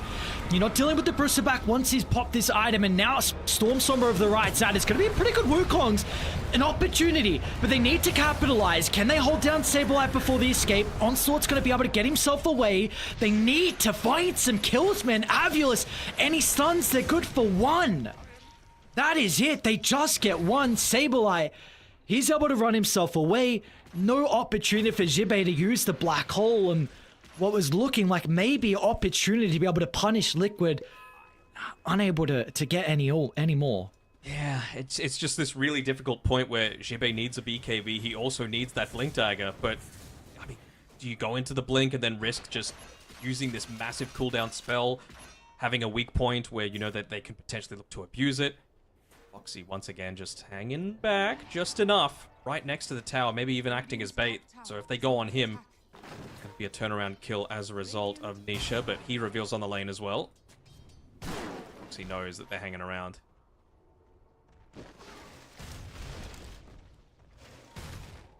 I think that fight does at least give us a glimpse into the possibilities for AVULUS with the fact that we can see if they do not respect the Bristle and if they overcommit onto the Bristle, there will be counter initiation potential from AVULUS. It does seem like it probably requires a little bit more of a mistake from Liquid, who, well, speaking of them, both supports line up for the combo once again, and they're going to be able to push Shaneko away. At least he's got the haste, so he'll run far away from Liquid. Maybe, I mean, he still had the Curse of the Old Growth on him, so he has to be a little careful with exactly he goes. No Blink Dagger again. This is one of those downsides. Nice potential little sidestep here. Oh, well done. TP's back to, I want to say safety, but no one feels safe right now on this map if you're an AVULUS player. Have they picked up any of these big items, though? I saw... What did Monkey King just get? BKB. Yeah, he's got a 9-second BKB now. The Enigma is very close to his own BKB. It's, again, just literally came down bottom to throw his Eidolons down here just so that he can farm a little bit. That wouldn't get destroyed. They're not even... He wants to push the lane. He wanted to hit just enough that they were about to split without actually splitting. So now... he pushes in that bottom lane a little bit. He's got the BKB to be able to play around with. Okay. And got a smoke and a gem from AVULUS. So, be able to at least get a little bit of that map control back. You can see instantly after the BKB came through from Jibbe. They've got good wards mid too. They do. They've got really good wards mid. Unfortunately, Nisha's or Sanjin Yasha, so not an easy kill. Quick Fingers with the force on the high ground might actually stop this attempt, or do they want to fight? Liquid standing their high ground. Boxy, not enough mana for the Pierce to Veil. Over to the left side, Storm Sommer wanting to try and deal with Nisha, but Nisha's protected with the Frost Shield. That's not going to work.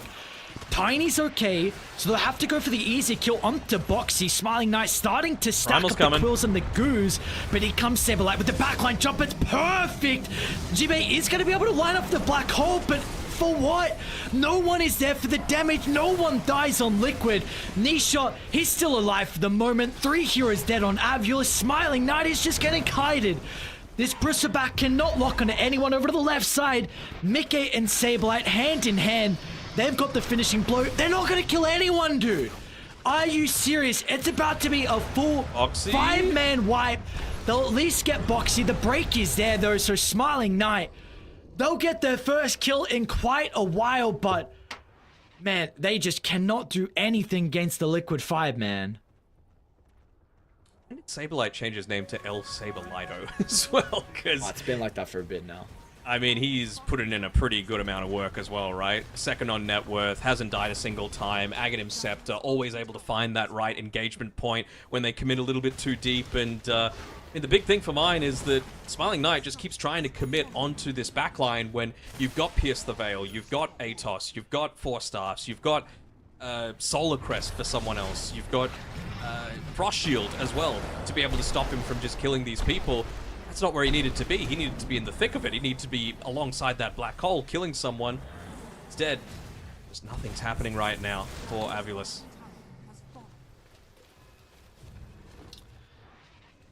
Yeah, because of him charging towards the supports on Liquid, it means AVULUS supports are vulnerable. And we're seeing this Tiny along with the Primal Beast. Incredible performances from them. They are able to do whatever they would desire across the map. They are also looking to scale as well. Boxy going for the Shadow Blade by the looks of it. Sure, why not? Prevents any sort of nullifier or demonic purge from being able to kill him. I don't hate it. Avenge will build into a Silver Edge as well if you really wanted to. Just for an alternative way to be able to lock down that Bristleback if Saberlight isn't perfectly in position. Roshan's up as well, so bottom side, they've already been able to take a full lane of racks and a tier 3 tower without the Roshan's banner, but they would be very happy, and I mean, they're playing under this Observer Ward. Yep, Seneko does have the gem, so they're going to be able to get rid of it, and Oh, it's still too... that It's sound... big problems. Oh, they're not going to get Smiling Knight. Seneko as well. Lose the gem, though. The Choreo? Can he put Gotta it give in it... Choreo? He needs to... Oh, no, he can't. No, he can't. Oh, nice try. Also anticipating someone to be farming down bottom. They're already setting up. Correct. Stormstorm is just like, I'm a tree, guys. Don't worry about me. He should be the Invis. We'll see. Smiling Knight. Can he trail him, though? Invis is about to expire. Oh, the pincer. Yeah, and he saw the Nature's Prophet TP in, so he's going to run back to Nisha. And where'd he go now? You just like this. Uh-oh. Like, you know your fate. And he's sealed. TP, you can't do anything. Break is there as well. Mickey's got a Silver's Edge. It's just, we haven't been able to see AVULUS, unfortunately, play Dota this game. They could contest early on with some movements down to bottom. We saw from that one play from Stormstormer, but since then, there has been nothing clicking from them. No, definitely not. And this is why we keep talking about Nature's Prophet ban against Team Liquid. Like, they are just way too good at playing together. They understand how deep each other want to go, and I've just been so impressed with how quickly they've been able to move across the map. This is only 32 minutes in, and it feels like they've made about 20 different moves at this stage of the game. It's kind of crazy. Damn, we're getting a Scepter on Nisha. Don't really say this too often, actually. Well, we might not. The game might be over by then. That is a very good point. I feel like it's definitely shaping up to be that way. It's another... Oh, dude, it's 2% probability. I mean, this is another game. It's an absolute beatdown. Like, first one of the day was incredibly convincing. I mean, the Spirit Chimera, there was a little bit in it, but really, like, it went 51 minutes, but let's be real, like, Spirit controlled that game and like, in dominant fashion for quite some time, and this is another one. So hopefully the mainstream is getting some closer ones. What can happen sometimes in these first seeding matches, though, right? It really is after this that it does start to even up across the board. do they go for this full-on attempt? I mean, you've got a Blink Dagger now on Jibe to be able to play around with. Maybe they're just saying, you know what, we're not going to be able to contest them, Roshan. They probably don't realize they're 26k behind, but they should know that it's pretty significant, the deficit. I would hope that this team is able to kill the Tormentor without Smiling Knight. I mean, imagine if Nisha was around and you just get this Avatos combo into 5. Full Rampage. But you've got Blink BKB Black Hole now, and no way to be able to stop it. Only, like, Primal if he's on the other side of the Black Hole, you know? And no Blink Dagger for Saberlight just yet, so... It's a very narrow win condition for Avulus, let's say that much, right? 2 lanes of racks down, 26k net worth deficit, one way to win team fights, essentially. Because Liquid, I mean, I'm just about to say it, they aren't stacking up, is the thing. They're not giving opportunities for these big black holes. The best ones that we've seen, and they haven't been bad black holes, have been 2-man. We're not getting these big 4 or 5-man black holes to be able to, you know, just comprehensively win a team fight. And also, just looking at it, I mean, Mickey is about to hit 25. He's 24 and a quarter. Honestly, I would be so fine if he just... Oh, got a glimpse of Stormer. Is he actually staying? He sees him. Curse the old growth. Okay. There we go. But I was going to say maybe there's just an opportunity for Mickey to farm the level 25, get the tree damage and Satanic, and then just walk up high ground. But maybe they feel like, yo, who cares? He just pop BKB, like, we can just go high ground. He could just wait 13 seconds and get the enemy Wisdom Rune. True, That'd be pretty easy just to be able to yoink that one out. And they know that they don't have BKB, so this is the perfect time to be able to make this sort of play. Either get a quick pick off when they're trying to go for their own Wisdom Rune, or just get Mickey's level... Oh, how close is he? 26 experience away, so he's got it now. The rest of the team still smoked up. He can TP in at any point. Smoke's gonna pop. They're all clumped up. Nisha's gonna be the first one to initiate, and what a combo that is! And Jibe, he's just begging for an opportunity like that, but he's not gonna get it. Smiling Knight melts under the damage from Mickey. Silver's Edge wasn't even required. Jibe is dreaming of some combos, but he's not getting it. It's Liquid that are all lining them up. This game's done. Like, you've got the extra buffed up Treant as well, so it takes, what, 3-4 hits to be able to take down a tier 3 tower, and without that Bristleback, you just do not have the damage to be able to make it happen. Nice toss out. No Wukongs to play with, a dead monkey, and everyone else is dead. Finally, they're clumped up, but Mickey's got so much damage. 4 hits the Enigma, and they will send them packing. Liquid, they had a long break. Avulus came in warm. Qualifier after qualifier, they have been playing, but Liquid look like this team, it looks like they haven't taken a break. They absolutely wiped the floor against Avulus. I mean, like you said, they've been scrimming, they've been practicing, they've been using this break from travel and all these sorts of things to be able to just sit back, relax. Hey, Saber Lido coming through there with the...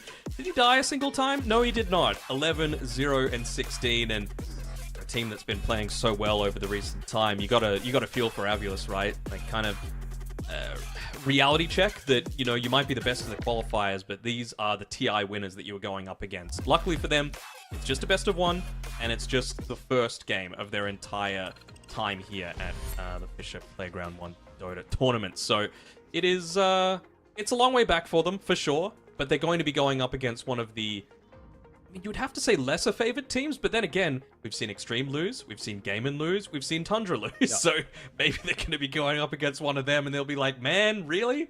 Liquid, and then one of these teams that have been TI winners, Riyadh winners, they can't catch a break. Yeah, but at the end of the day, like, if you're wanting to try and compete with the best, and we did see them do that at Bangkok, right? 5th, 6th, they were able to have a good showing there. You got to get these victories. At the end of the day, there is no excuse.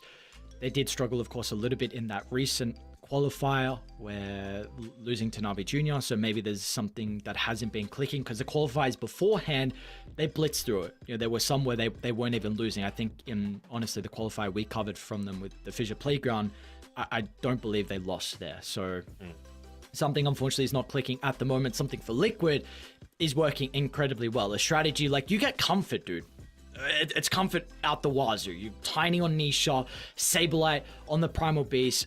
what's more comfort than the Nature's Prophet on Mickey and also Boxy on the Muay Thai. I don't know. It's just Liquid look good. Again, people are going to count them out. This is a team who has not been playing for a while, but they're coming into the tournament looking strong. Let's see if they can continue with that, though. That is the big thing. It's just game 1. But if you want to see these guys play at the LAN event as well, make sure you guys pick up your tickets if you are in the area. You can do !ticket to try and get more information and pick that up. And well, there's a possibility that Liquid can be there, and unfortunately for AVULUS, there is still that possibility, but it is a bit more of a difficult run for them now. It is indeed, but the only way is up for them, and I'm keen to see how they're able to dust themselves off and come back into this with a new mentality, because it just felt like Liquid had a full team strategy, and AVULUS, it felt like a little bit more, let's say, lane-centric. They did well at the start of the game, they had that net worth lead, but once Liquid kick into second and third gear, they just absolutely burn them away. So we'll have to see what they're able to do in future games. We're going to go to a quick break, and then we'll be back for our 4th series of the day. So catch you soon.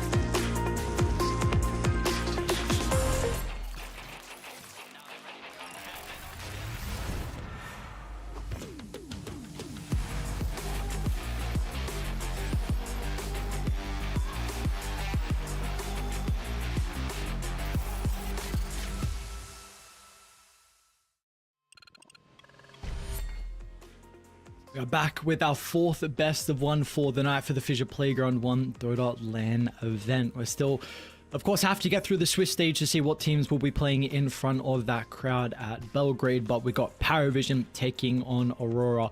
A new Paravision too, which is the interesting thing, of course, the most recent team being able to get that victory at Bangkok, but apparently they were not happy with the roster. They said bye-bye Chrysalis, and they brought in the young prodigy of Satanic, but is this going to bite them in a back? I think they have a lot of people that are rooting against them now, and I'm sure a lot of Satanic fans as well that want to see him succeed. And for Southeast Asia, we're waiting. We are waiting for this region to show us something. Maybe this is the tournament. Maybe it is. I mean, Talon were able to get that win against Gaiman earlier on, and they looked pretty dominant doing so. It really feels like Talon has been the stronger of the two relative to Aurora a lot of the time. And I don't know what that is, because the core of this Aurora lineup is incredibly good, right? The 3-4-5 have been together for quite some time. They've been getting really good results together when they were previously Talon.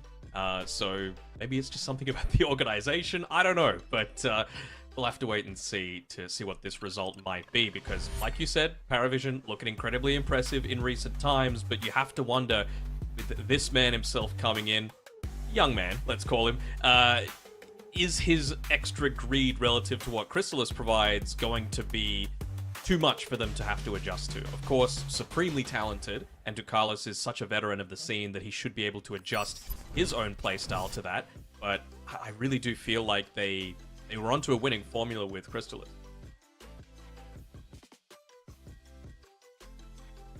Well, they really were. So let's see if it's going to be able to play out with Satanic joining them. But I think we're in for a very good game. Have you, because you did just Southeast Asia, right? For one of the qualifiers, was it the Dream League one? Yes. So you saw that was the event that Aurora actually looked good in, because I'm looking back at the qualifiers, they had a 5th, 6th outing for Raleigh, so a very recent one where they weren't able to have at least a deep run. But how did they actually look for in the Dream League qualifiers? They looked pretty good, honestly. Like, they looked completely a step above in most of their games, especially the ones against the opponents that they should beat. The thing is, though, even in those games, they dragged. Like, I think they were too conservative a lot of the time, and maybe that just comes down to that's the Aurora playstyle, especially with Jabs, Q, and Ollie. You know, was always the way that it was, right? They were the only late game Dota team that existed for 2-3 years, and they've just kept that mentality. Or have they been burned too many times going up onto the high ground? Because I still feel like that is the main area that C ends up falling apart. They can do well in the lanes, they can get off to a really good lead, but just that movement of trying to go up onto high ground, they either go a bit too deep, they play far too conservative, they don't play around big strengths of theirs. I don't know what it is, but it always seems to bring them undone. So I'm interested to see how Palos is going to continue his evolution as a carry, because, you know, in the past, there's been a lot of people memeing on him. Paluz, I'm sure, is going to be in the chat a lot of the time, but you know what? We love him. He is a very animated player as well. Have to see what he's able to do, especially with Coach Sunby backing the team. I don't think Palos has ever had a chance to actually be coached by Sunby prior to this stint. I'm trying to think. Maybe no, I don't think so, to be honest. So I don't remember if he was briefly on Fnatic, because Sunby was doing that a lot of the time, but it doesn't ring a bell. Fnatic Palos doesn't kind of not getting that name in my head. I don't know. Sunby is bring him back. Bring Fnatic back to Dota. Oh, but yeah, but there's a lot of orgs, right? Where do we start on which ones to bring back? Orange Esports, let's go. Damn, Orange, true. Some very, very old China ones as well are gone. Yeah, we are. Where are they? But well, we'll see. We'll see what the new organization's going to do, the new rosters are going to do. What would you say, like, some realistic expectations from Aurora, from what you saw from them recently, and now looking, of course, at their opponents in FISSURE Playground 1? It's hard to say, right? Because in the games that they do well, it's like they just control it from start to finish, and it feels like their opponents just get stuck, confused, panic a little bit. I feel like you don't have that same sort of issue with a few of these Western European teams. The one that comes to mind most for me is not Tundra, Falcons. They always seem to be able to get something out of the map. You know, they're able to not show any heroes on the map for like 5 minutes at a time and still get a lot of farm and still keep waves pushed in with their summon units, or, you know, just using spells from the side lanes, or just things like that, right? Where I feel like they need to be a little bit more decisive on Aurora. They can't be dragging every game to 45, 50 minutes, which has been the case in a lot of their recent victories. Not just from the enemy team will eventually find a way around it standpoint, but also from just an exhaustion, physical and mental exhaustion standpoint, right? Like, I feel like that's one of the reasons that these guys can sometimes get pretty deep into tournaments, but they can never seem to finish it off because, you know, while teams like, you know, your Liquids, for example, are finishing games in 25, 30 minutes, these guys are sometimes even doubling that in terms of just a regular game for them, which can, of course, take a toll, especially when you're playing so many games in such a short time frame. And I don't know. I wonder if this is just like stubbornness, the fact that they really believe that this is the way to play Dota. And we've seen like it has not worked well against other people in different regions. They really struggle against Western Europe teams in particular. They run them over, and this is the issue. Like, if Aurora can get to that stage, and you know, their late game, they are an incredible late game team, but it's just like, man, we got to get to that stage, and we may get there, but you could have like a 25,000 deficit. It could be just too overwhelming. So we're gonna have to see. I like the saying, don't let perfect be the enemy of good. And I feel like that's what happens to Aurora a lot of the time, is that they want to make sure they're checking off every single box in their game. And if that doesn't happen, wait until you can do it, you know? And I feel like there's some periods where you just need to realize, you know what? We've hit this big timing. We can look to swarm them over. But they're like, oh, but our strategy that we've been practicing says we need a satanic, you know? And it's like, well, sometimes you don't. Sometimes, you know, a full item lead, having BKB when the enemy team doesn't, that's enough. And I feel like they're just a little bit too conservative a lot of the time. Well, let's see. Let's see if, you know, Sunby, I'm sure, will help out. Of course, I know he's been with them for a little bit now, but this is a big opportunity for them, and potentially not a bad opponent as well. I know these are the reigning recent champions at a LAN event, but I don't know how Paravision are going to look, to be honest, with Satanic coming in. Everyone knows this guy is an incredible player, but like, are they going to mesh? That is the thing, because we have seen like some stellar teams, dude. We have seen super teams, and they've just not been able to work. So let's see. Maybe this is going to be a nice opponent for Aurora. It is the battle of the similar blue colors as well. You are all about the aesthetic. We are about the aesthetic. A Veno first phase ban. So, look, I know DM loves this hero, but I don't know if there is some other things going on some potential 9 class, you know, crazy support stuff. I don't know if Carlos is playing this as well, but we get no Veno this game. Even when Cuckoo's not around, the Cuckoo Mancer isn't allowed to be part of it. I mean, we saw Speed earlier today absolutely demolish on a position 5. His lane wasn't punished by the fact that he was literally jungling from minute 0, but, well, we'll not be seeing it today. What's up? DK's not banned, my friend. Oh, no. Satanic, welcome to your first game on Paravision. You will be playing Dragon Knight, and you will enjoy it. You will shut up. You will right-click creeps. You will enjoy the built-in cleave, and you will have 3,000, 4,000 more net worth than anyone else. We will walk down, and we will win the game. Yeah, happy with that? Very cool. Okay. Yeah, that's what are we doing? I don't know. What are we doing, actually? Like, I don't know. What? Especially like banning out a Phoenix against this. Probably one of the better heroes at being able to deal with a Dragon Knight, right? Just with percent damage. You know, I think, and this really goes against what Aurora like to do a lot of the time, which is just sit back and farm, split up the map. DK's very happy to do that. He's going to get to this crazy farm state because of, again, that innate cleave that you just get off being the Fire Dragon. And then he's going to farm faster than you. He's going to be stronger than you in terms of pushing. He's going to be stronger than you in terms of team fight. He's going to be unkillable. Very fun. And plenty of armor to deal with a Bristle.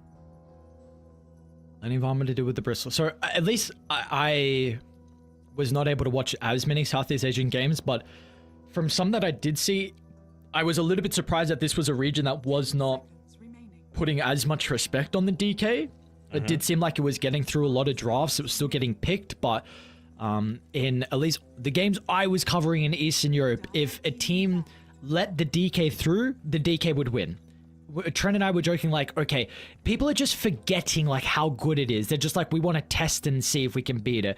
That gets first phase, you lose, you ban it next game. So There is no next game in the best of one, unfortunately. No, there's not. So let's see. Obviously, this is the classic thing. You're going to have a strategy. You give them the DK, you're going to get something back yourself. They feel like the Bristle is that something.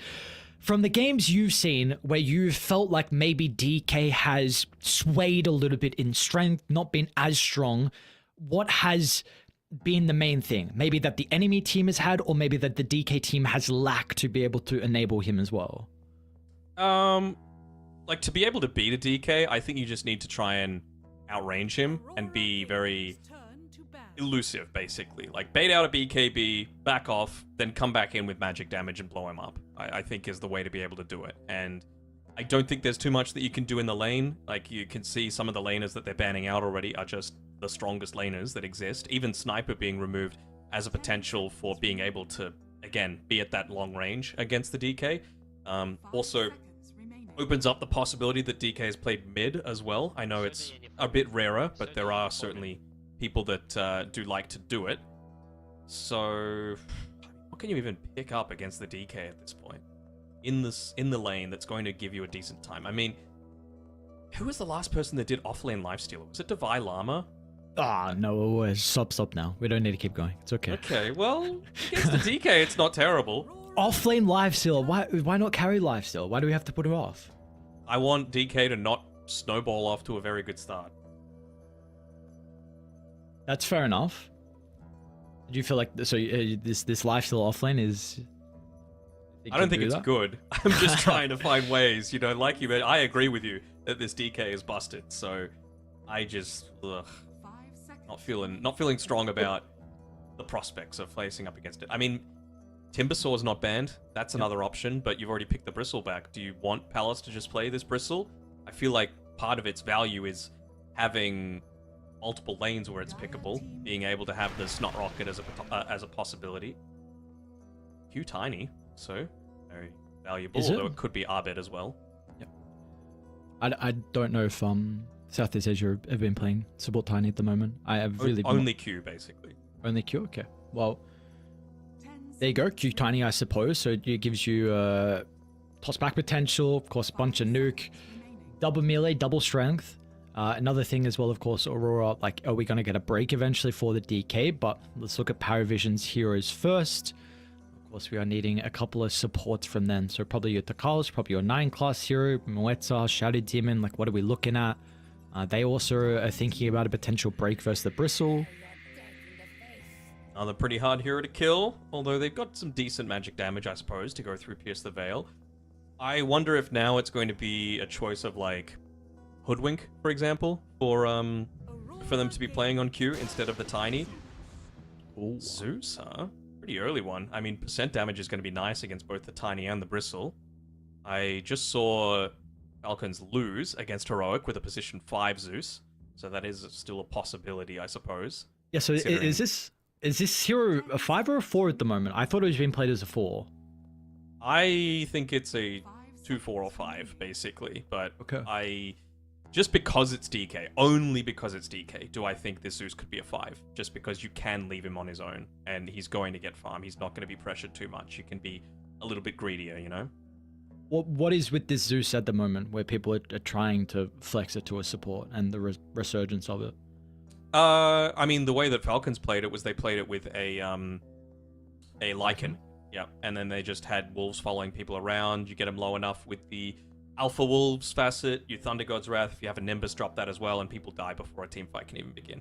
So it's either that, or it's just good percent damage against a Bristle Tiny, plus a way to have vision of everything off the back of a Thunder God's Wrath. Okay. Surely the hero must come with some weaknesses though, right? Like how is the lane as a Zeus support? I suppose like team fight and stuns as well. Is this something that you're looking at as a concern?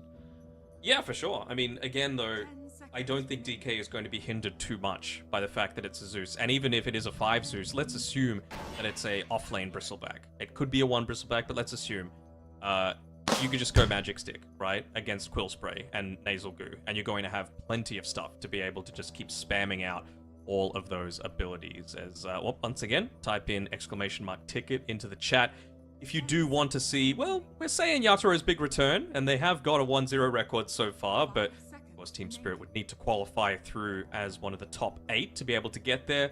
It's just a question of who is going to be joining him. Based on the draft so far, just purely because of the DK, I'm probably leaning towards Paravision, but you know what? I do want something a little bit more fast tempo on Paravision as well, not just the Dragon Knight that's able to make plays with, right? Because late game Tiny, late game Bristleback, hell, even level 12 Lich is a scary thing to have to go up against. This is pretty fast paced. Where is this going though? Is this a mid TA? I like mid TA, yep. Into the Tiny. Yeah, true. No ways to break refraction, lots of big burst damage not going to be there. They don't really have lots of damage over time. Like Battery Assault is their closest thing that they've got to it. Is it too farm intensive though with the DK? Like, I feel like you push enough towers to be able to make it not that farm intensive. I get what you're saying. They have very little lockdown at this point in time, so I would assume that that's where they're going to go with their position 3 that's yet to be picked.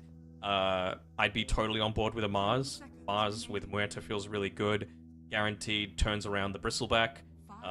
Prevents... they don't exactly have saves, I guess, but it just feels like it sets up for both Muerta, Zeus, TA, DK to do plenty of damage. Yep. I understand the Doom ban as well, of course, to protect the Bristle. I do think maybe there were some even more concerns about the control from Paravision, but yeah. I think it is too good of a Doom game. DM's not really a Mars player, though, is the other thing. He's not really, but if the time calls for it, although I'm really not seeing people play Mars unless they are your Collapse, your Save Lights, whatever, so... what are the other options that we have at the moment? Enigma, you probably can't... Well, you're not going to anyway, so that's... Enigma's gone, no Doom, no Bristle, no Beast. Lycan is pretty good. Sure. I really think you need a different style of hero than the Lycan, but I feel like you're running out of options, like maybe Centaur. Okay. Nice. So, I mean, I would have been on board with Lycan and then just like Atos on Muerta, but yeah, Centaur works fine enough as well.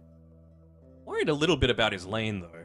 Like, into a Bristleback, lots of physical damage, Centaur not a lot of armor, and Lich just spamming you with spells.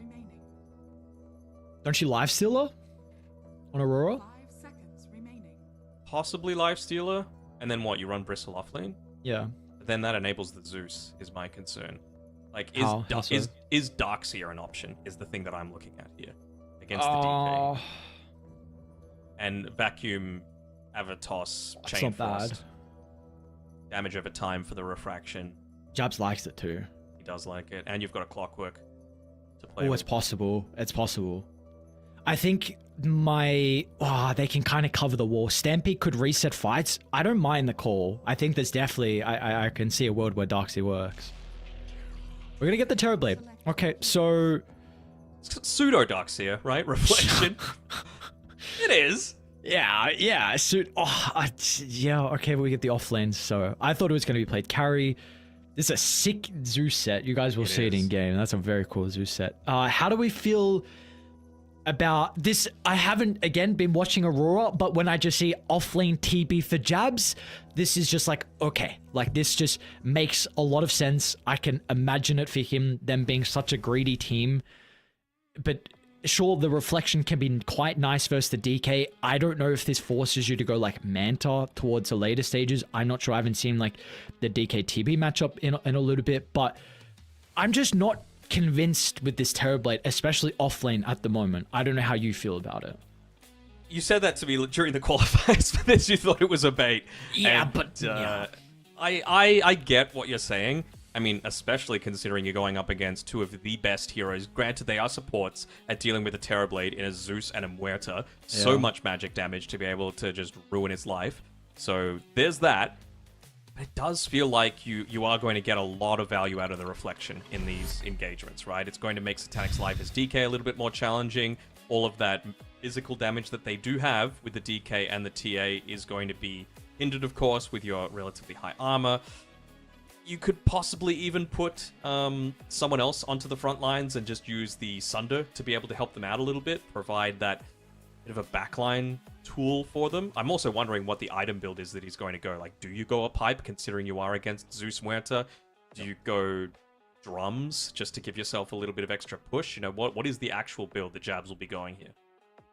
Maybe you can go a little bit greedy because of the bristle.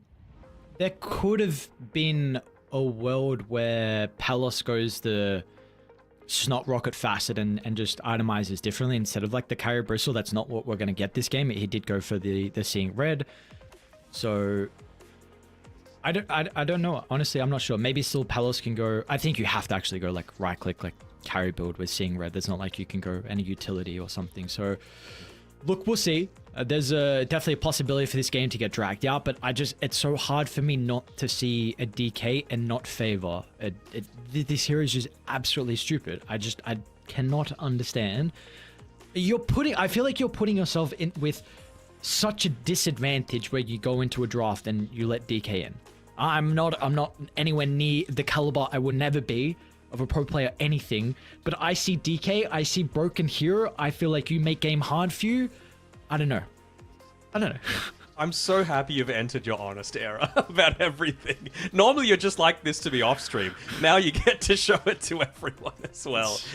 I mean, it's true. It's true. You know, there are some frustrating things, like you see something that's busted, it doesn't get banned, they lose to it, they try and ban it after the fact, but the damage has already been done. Again, this is a best of one. This is a DK that's an incredibly strong hero, and I guess it's one of those heroes as well that, yes, it is great at farming, and yes, Satanic is great at farming, but you also kind of incentivized to get more active just off the back of what the hero is able to provide, right? Just tower damage, good team fight ability, pretty solid in the lane as well. So we'll have to wait and see what the actual outcome of this game is. I think BKB, even the Manta, like you suggested, is certainly a possibility, just because you want a way to be able to combat that reflection. Is there anything else that they could get? It's not really a Lotus game for anyone, except eventually maybe a Centaur, but I would imagine that Paravision want to try and end this game in 35 minutes. Just quickly, so everyone's aware, we do have a pause. That's why we're not in game just yet. We're still trying to have a bit of issues with... You demanded to be able to go on your rant, and you said, I'm pausing this game. Caster, start the game, but yeah, no, it's probably just... Again, this is a best of one, right? So every player needs to get their setup working on these LAN computers. Everyone's got their own little special things. Like, have you ever... Were LAN cafes before your time, or did you ever Yeah, they were before my time. Okay. But yeah, whenever I went there was always some sort of setting that just stuffed me up, and it's horrible. I couldn't. Hey, dude, I'm 25 now. Oh, how old? Oh no. I feel old. You're beyond 30. No, I you feel wait. Old. in like the next 3 years are going to be eye-opening for you. I'll say that much. Recovery from this things. 25th has been it goes downhill from here. So. Oh god, this quarter life crisis, it's hitting me. You think you're living to 100? Oh brother, don't you worry. I'm getting 100 easy. Mm-hmm. You guys, I'll see you guys when I'm 200. So not quarter life crisis, I suppose. We're not there just yet. It's alright. Alright, we're underway. Break and we're good to go. Welcome everyone to our 4th bests of one. Like I was saying, I feel like this has got the makings of a really good game. I hope so. Like your Paravision coming off the recent victory, of course, bringing Satanic in. And every tournament, I am praying for Southeast Asia to show me something. Everyone else I have faith in Talon. Talon, you do? Okay. Mm-hmm. Well, okay. I'm lucky, Aurora. I guess it's not your time. Sorry, brothers. Well, there is a possibility for a fight. Okay, never mind. No one's just gonna dip away. I don't know if they actually saw, they probably saw him go there with the meld, so maybe setting up a trap. No fight. And 2 for 2 with the bounties. Yeah, look, honestly, man, we've seen like every other region this year has been your team's Heroic win, BetBoom win, Paravision win, Liquid won TI. So like, 4 tournaments, maybe 5 in a row. Falcons as well, with 5 different teams. South America get that first big victory. Of course, I guess Southeast Asia and North America are still in the same boat. Okay, I was about to say, how about NA though? But who cares? One day. But I am, of course, have some C pride. This is where you and I pretty much both started, and there are a lot of C fans, and we are waiting. And I'm hoping that, because it's so much more fun to watch when we see all the regions be battling. I don't want to see Western Europe just take over. And they haven't this year, by the way. They are not the best region. I hope everyone knows that. It is Eastern Europe currently. I'm sick of the Western Europe bullshit. But the honesty here, I love it. Hold on, Jabs is getting chased down a little bit up on this top side here. I ended up dying, actually. Uh-oh. You're gonna need to keep waiting, C fans. Yeah. C fans, it is not your time just yet. So, this is not what you're wanting, especially with meta used as well. I mean, he's gone level 1 meta, no reflection, anything like that we have been seeing. So looking to play away from the lane. I understand why. They hit a pretty good cogs onto Ducalis, so he was caught inside that. He got double cog stunned, and he beat into him a few times, but Satanic was able to turn, help break him out. And then, yeah, they just got that turnaround there as Q was trying to lock up the small camp. We can have an opportunity to talk about mid as well for the moment, and also, we're calling out some strong heroes. This Templar Assassin is, I don't know, my friend, this is also an incredibly stupid hero. Why? Wait, hang on, what? Oh, what? No one went for the other facet? Really? Yeah, he went to Reflector, I noticed that. Very interesting. Okay, I have only been seeing the other meld one at the moment, which I thought, bottom, DM. Has he got a bit too far? The quills were up to multiple, and okay, DM thinking like he had enough damage. 9 class already tried to output all he could with the dead shot and the calling, but Pella slips away, and Aurora find their first. What I was talking about with being a little bit worried about this lane in particular. I'm not worried as much about what Bristleback is going to be able to do to DK and TA eventually in the game, but for the lane, Centaur, again, not a ton of armor. Like, he's got 3 because of the fact that he's bought up this Ring of Protection just to try and keep himself a little bit more survivable in the lane, but clearly not enough to be able to provide enough of a safety net against the Bristle. How would you categorize top lane, Q? Looks like he's okay. What category would you put Palos in regards to kind of carries and playstyle? As in, like, greedy versus... Yeah. Just like others in general. Like, active, greedy? Is he more on your hard carry, kind of later styles? Do we see him get involved early on? I would probably put him... He's very hero-dependent is the thing, right? Like, you put him on his TA, and he gets really, really aggressive, just constantly playing on the front lines. But if you put him on a DK, if you put him on... I mean, he's one of the few players that will play these Battle Fury carries as well. Even Lifestealer occasionally. He sits back, goes the Radiance, goes that sort of style. He's not really as much of a, Nature's Prophet or aggressive Monkey King. I think I saw him go Chaos Knight, though, on a pretty rare occasion that it's been picked recently. So he does still have that potential.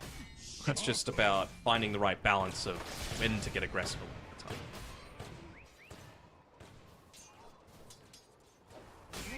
Well, so far it does look like both offlaners struggling. Apparently Mueta is an offlaner now. 9 class has 11 last hits. I don't know what's going on.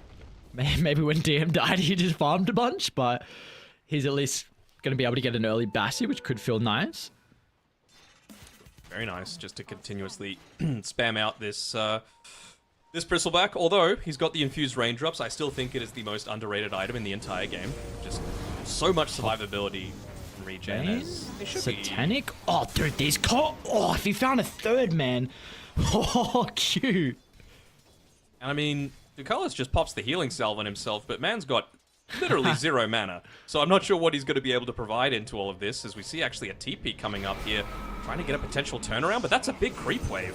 And importantly, Ollie's here as well through the portal, so you thought you were going to have the extra numbers, but not the case now. Ollie can pop the mango to have another spell to use, but Satanic is very vulnerable with an extra wave on the tower.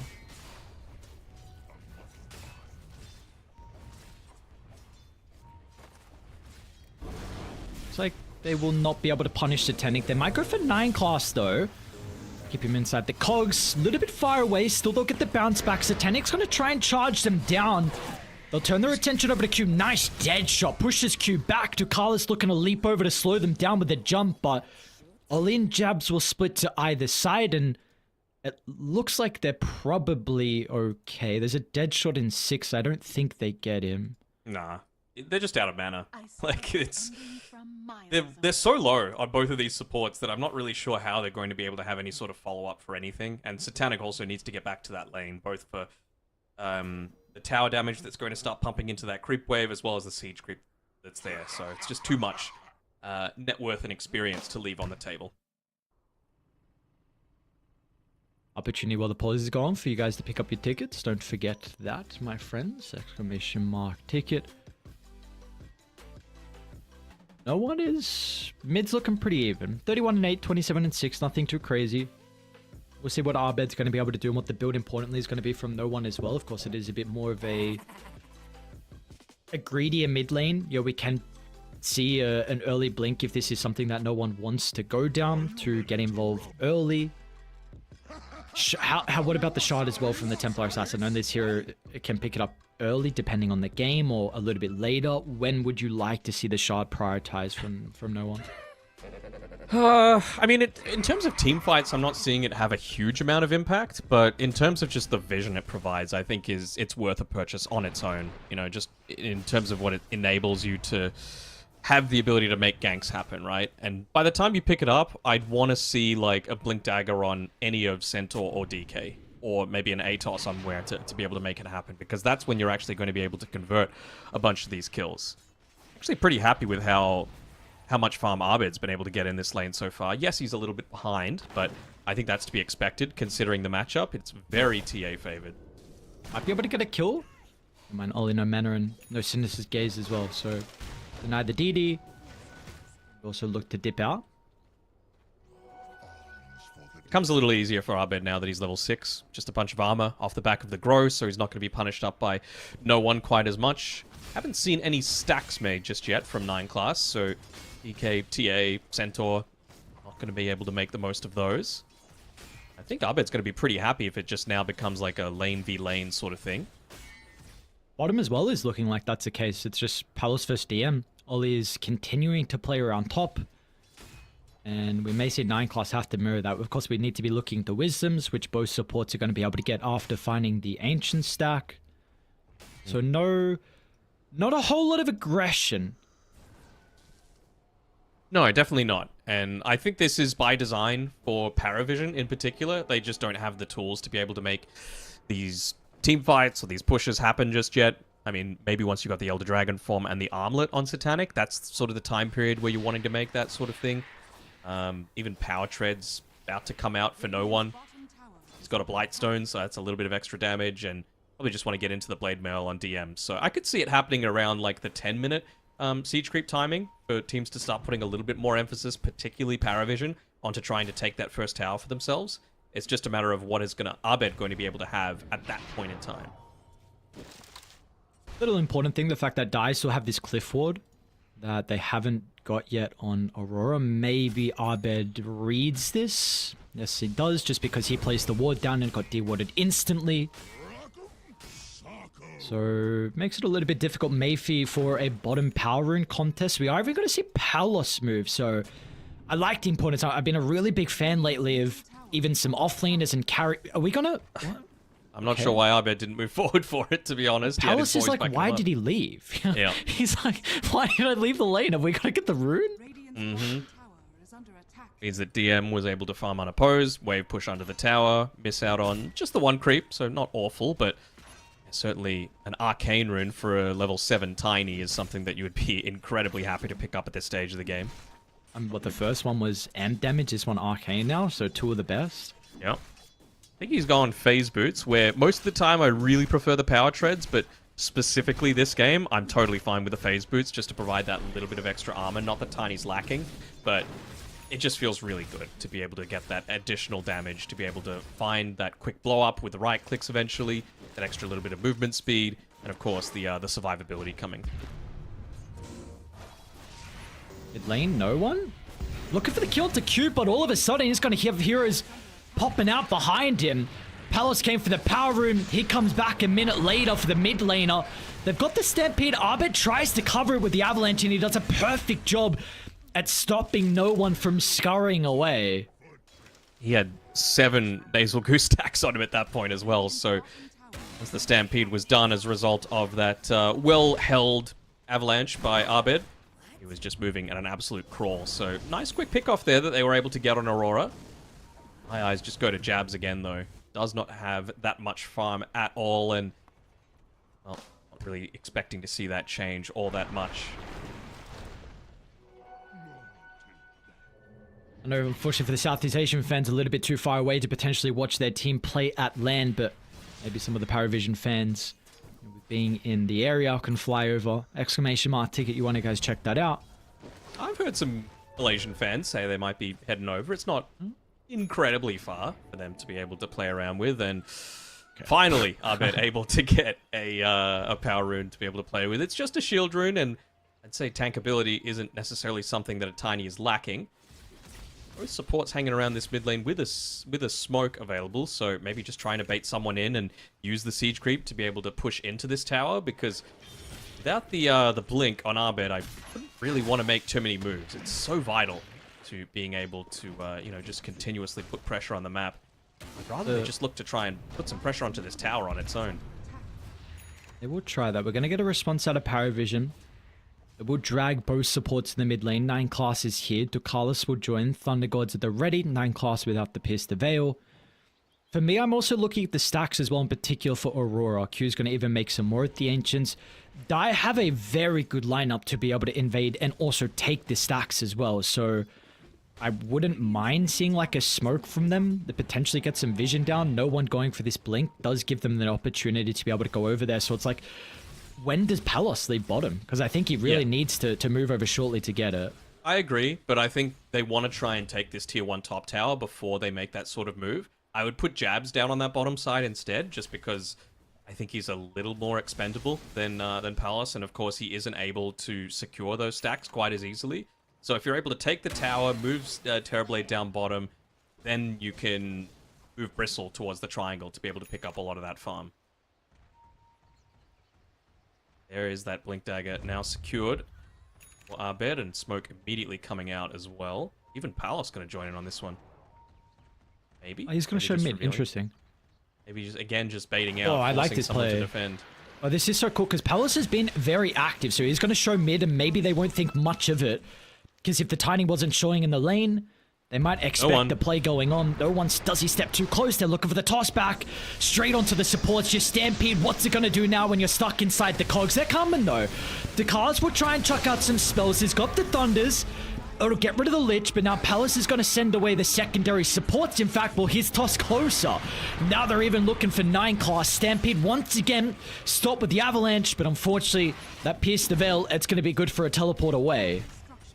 Q was saying, get out of the way, I got a hook shot ready, but I think they're going to be relatively happy to have a Stampede popped, Thunder God's Wrath, Pierce the Veil, and a core kill, and a tower off the back of everything. Of course, the downside is we haven't really been mentioning Satanic all that much. He's just been getting a lot of his farm. He's got his armlet. DM bottom. Mask.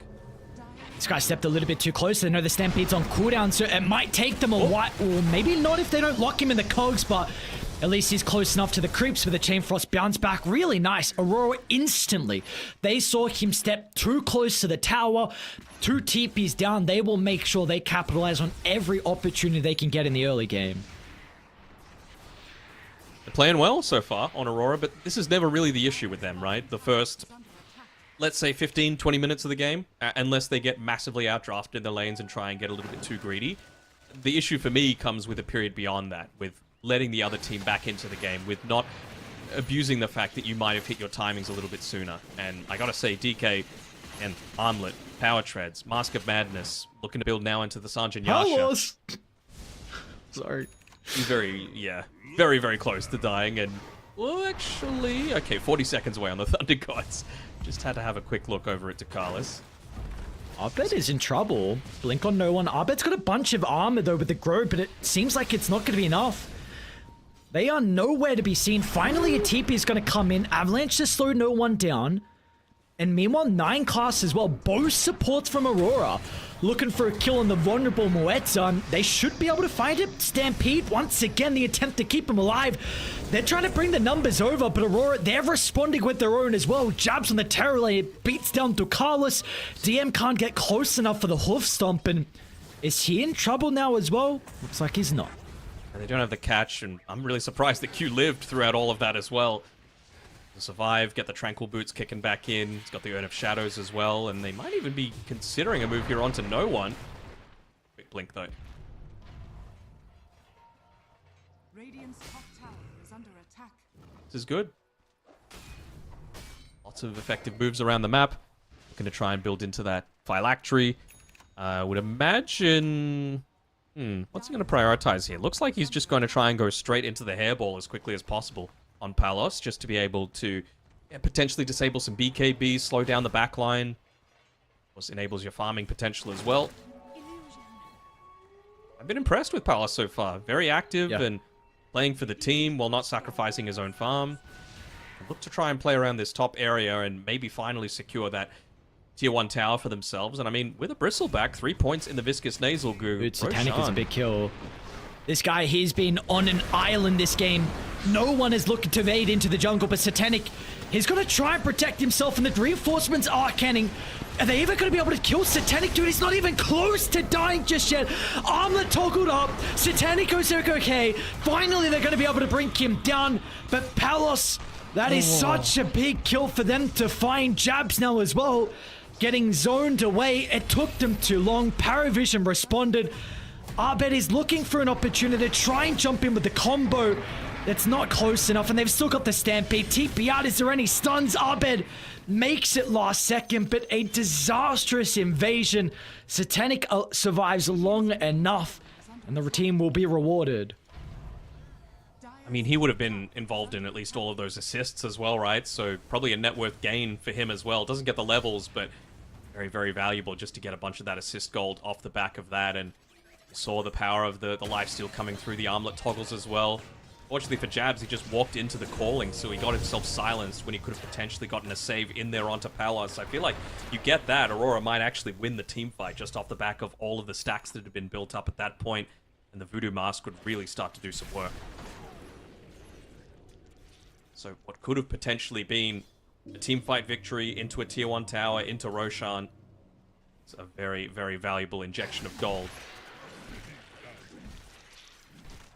Of course, if you like the action that's been going on so far, make sure to hit follow on the stream, as well as all the different social media channels for Fissure. We've also got another stream going, which is the exact same URL at the top. Just subtract the 2, and you'll be able to see some additional games going on at the exact same point in time. Exclamation mark F in the chat to be able to see all those details. I believe the main stream has got BetBoom versus... There's a Shopify, I believe. Is going on over on the mainstream. So we'll see how or C-Boys, technically. True, Yopaj and Skim. I miss Yopaj. I want to be able to watch him more. Time zones we don't get a chance to as much. It's a bit tough. Hopefully they can have a deep run here at this land. Paravision looking to try and be proactive. They haven't really been the ones entering Aurora's side of the map, but they're going to try now. DM with the blink, Thunders for the vision. Abed tries to get a little bit further back to the tower. Is this too far? It looks like it is. DM inside the cogs is trouble. Meanwhile, the backline, no one assassinates one. DM tries to get away with a Stampede. He's okay. Aurora with the numbers disadvantage, but can they still look to try and make amends? 2 gold from being able to finish up that pipe, and Jabs has it coming out to him on the Bo1? courier now. Did he get far enough away with the blink? Q? Already hookshot's going to be used. They're going to toss him close up. Paravision starting to swing over towards the Templar Assassin. Refraction back up, but he doesn't get it off. The cogs again from Q, dude. He's always on point. And now they're going to try and chase down Dakalis as well. Heavenly Jump does it. Oh, nice dead shot away, actually. Puts the Clockwork not in a position where he could cancel the TP. Abed will be able to get 9 class by the looks of it, but these kills are not easy. They are taking such a long time. Are they gonna get him? Dogs? Oh my lord. Fire That's out. They're so hard to kill.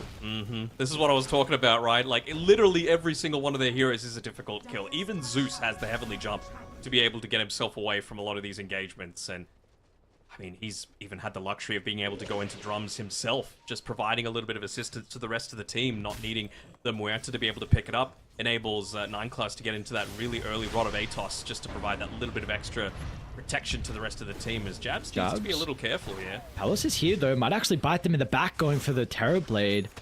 Palace poking out, and Aurora is starting to run over. They've got a really good ward up on the high ground. We'll not see some of the heroes down at the close to the tower though, but a good spot for them to fight nonetheless, and they recognize this. They're going to smoke and try and force the issue. I'm liking these moves from Aurora. They're a lot more aggressive than in recent times, and they've finally realized that this is the way that they need to play. Might have been the Jabs TV illusion walking underneath the tower that revealed themselves, and 9 class, surely not. Oh, come on. Surely not. Check the trees, they think it's a TA. Okay, they're going to see him. It was a little bit too close. Fierce Veil up in a second. Ah, come on, dude. At least Tiny able to step out of the silence, and I'll get the kill. I'm a little surprised at Satanic's net worth, to be honest. Thought it would be more? I thought it would be more because Palace has been very active this game, and he has pretty much the same loss. It's 5 less. I'm really surprised. Palace might be stepping in a little deep here. Actually, never mind. No one coming through the gate. Taking a fight by the outpost. Is Suppressor going to be able to heal up far enough to be able to join the team? It doesn't look like he'll even get close. They'll assassinate some of the members. They'll get Roche. And now look to reap the rewards as well. An easy movement into Roche for them. Paravision going to be playing with a big advantage now in this game. That was prior to picking up the Desolator as well, so even more burst damage about to come. Having a bit of a look over at some of these neutral items that have been able to pick up on Aurora. I think they've only got, what, 3 out of the 5? Yeah, 2 still sitting in the inventory, so I want to see more Gossamer Capes. You've got 1 on the Bristleback. You're going to need to see even more come through. I understand the Philosopher's Stone for the Lich. Dragon Scale, maybe you just didn't have the choice on the Tiny, but certainly for this TB and Clockwork. Yep, there we go. 1 more Gossamer Cape coming through. Expect to see a 3rd. Jabs has any say. They got a Q shard. So Jetpack coming up for him. Plenty of defensive tools for himself now to be able to get away with Hookshot, Jetpack, Power Cogs, Gossamer Cape, Ghost Scepter coming up soon for him. So I like it. Let's see. Starting to work into the Boots of Bearing after this, really enabling his TB, Tiny, and Terrorblade to start dishing out more damage, because I haven't really felt the damage impact coming from Jabs just yet. No, we have not. Let's see if that will change once he starts getting some items. I think another big thing to mention as we start getting deeper into this game is how the vision is actually going to look. Of course, this will heavily favor Paravision, thanks to having the TA traps. No shard just queued up at the moment from no one, but of course the Zeus is really that big one. Because Radiant, of course, they have their own way too. Rocket Flare, Terrorblade Illusions to be able to push out waves. Q gets a glimpse of no one in 9 class, but it's just these 2 heroes, and they're starting to TP everyone back and smoking up. If no one sticks around, are they going to be able to catch him before the jump away? They try with the silence. It's actually good enough. No toss is there.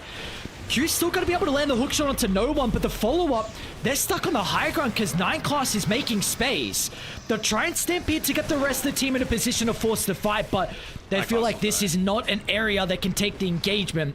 Abed tossing Jabs over towards Satanic. Is that where he wants to be? The burst, it's too much. Does it get the Sunder or Palace looking to turn the back? Satanic vulnerable now.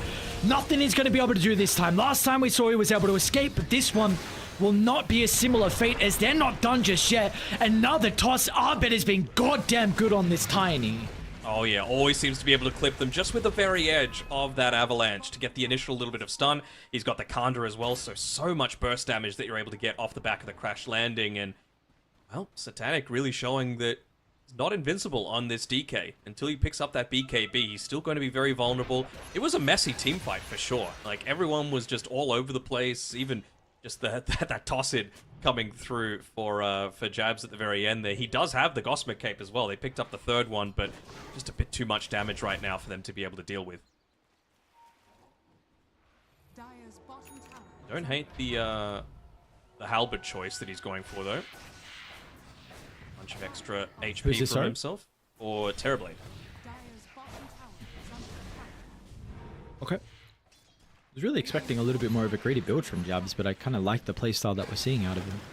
He's a greedy boy a lot of the time. That he is. They're the ones actually playing up in the face of Paravision and without the Aegis advantage, trying to kill the Carlos under the tower, and it's actually the tree throw from Arbed that nukes him down, and Palace is fearing nothing, dude. Hookshot Q, unable to hold 9 class into play. Are we really going high ground? Okay, nice dead shot. Nice 4-star from No One as well, getting him out of the cogs just before they were able to be dropped. And I like the fact that, you know, Jabs is actually just pushing up on this top side. Maybe they're anticipating that he would be joining in with the rest of the team, just off the back of Metamorphosis being off cooldown, but he's got Demon Zeal, he's using that to push in this lane. He's kind of forcing them into defensive positions on Paravision, and all the while, Aurora happy to just stick mid. I mean, you've still got about half the duration left on this shield rune for Arbed. Just chunking down that tower. Surprised he didn't stick around, to be honest, to be able to claim it, or at least force the cliff out.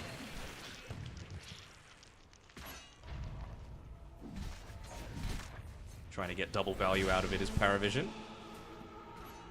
I think BKB's completed on Satanic, so definitely an opportunity for them to try and force a fight with 40 seconds left on the Aegis. I don't know if DM was smoked under that Observer, though, mid lane. Sure.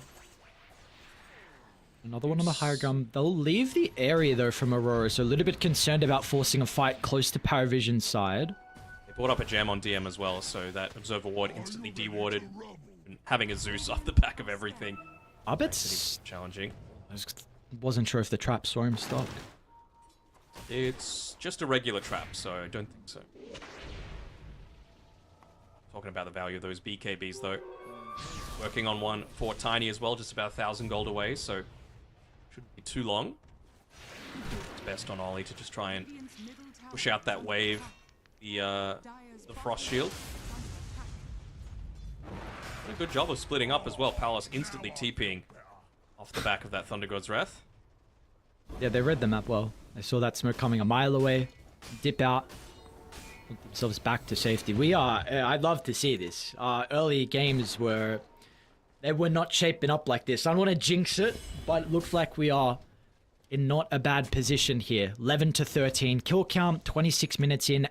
Minor net worth lead for Aurora. Just thinking like any potential shards that are going to be coming soon. You've already got the Pierce the Veil shard for Muerta. Zeus, it's okay just to be able to, you know, eventually scale into the later stages. You'd love to be able to pick one up onto DM, though, just being able to give him that bonus strength if he's looking to join into the middle of a bunch of these fights. Like the fact that he's going into a bunch of additional armor for himself again. So, I believe it's the Veil that he's finished up now. Yeah, and he's going into the Shivas, so preventing some of that regen that's going to be coming through from the Lifestealer, plus providing him the ability to just be in the center of a lot of these engagements. How strong do you feel Satanic is at this stage of the game? Because I feel like he's still not there without the Silver's Edge against the Bristle. Even just without a crit as well, I think is the thing. That's really what takes DK from being good to being amazing, is just being able to blow someone up for a couple of hits. As Actually spot out this smoke here. Oh man, that's such a big initiation. Arbed quick on the fingers. BKB looks to turn with the toss combo. No one, his health is gone. Stampede to try and get him out of danger. One more right click. Mimble over to the left side though. Satanic battling over towards Jabs, but Jabs just got Sunder. This go is not good. BKB will cover the TP out. 1 second left and he will make it, but they got a glimpse of Dakalis. Arbed flawless this game on the Tiny. It has been a perfect performance and a big reason why they will be successful in that team fight. Not just the team fight, but also taking out this tier 2 tower. You'd have to imagine that they're going to start moving towards the bottom side of the map as well after this. You know, they don't really have much vision up towards top. They want to get this bottom lane pushed in. They want to open up the ability for them to steal either Tormentor, Wisdom Rune, which is there, by the way. But you know that with Roshan being claimed at around 21 minutes previously, it's going to be spawning down bottom again. Dire's middle tower has fallen. I think that fight was a prime example, right? This DK doesn't have enough. Like, we are used to seeing games where DK is maybe the Bristleback's net worth or a little bit more, like 3-4k ahead of his opponents, and the damage just isn't there from Satanic. And if you're targeting down the Terrorblade, like, this guy's gonna Sunder. He doesn't care. Jabs wants to be tanking up some spells, and like, maybe that initiation goes a little bit better if we didn't get the quick fingers from Arbed. Like, that was an instant response. BKB on the potential double hoof stomp. They turned it on to no one, so they had to use the Stampede defensively, and really, Aurora brought the fight to Paravision. I know they've got 12 kills on Paravision, but Aurora are looking just a step above this game. They are, and I think the important thing is, like, who the kills are on as well. A lot of the deaths right now on Aurora are on the supports. You know, like Jabs, Satanic. he's died 3 times. Back 9 for class the needs to be vision. careful as well. It's a good position to at least intercept the attempt onto the Dragon Knight. So he'll protect his carry. As a result, of course, unfortunately, he's going to take a spill into the underworld. He goes. They're still trying to force a fight, though. Satanic. Shadowblade up, running to the river. The instant Frost Shield, though. Arbed, he's going to be okay. And yeah, they are not looking to stick around for a potential fight. Carlos. Uh-oh. Okay. Oh, not a good time. Jump out. Run. Oh, Shot. Might have the speed to get him, though. I got the toss up shortly. Try and send the Creepers. Get him. Jesus, what is the nuke? Another flare. Let's wait 5 seconds. Let's see. Does he dodge it? It's coming. It's coming. Go. What? Easy clap. He didn't try. No, he didn't. You gotta zag a little bit. Serpentine. Yeah, it was Like- just... It'd be like Rickon in Game of Thrones. Just run a straight line and then get arrowed in the back. Alright, well, give a freebie over to Q. I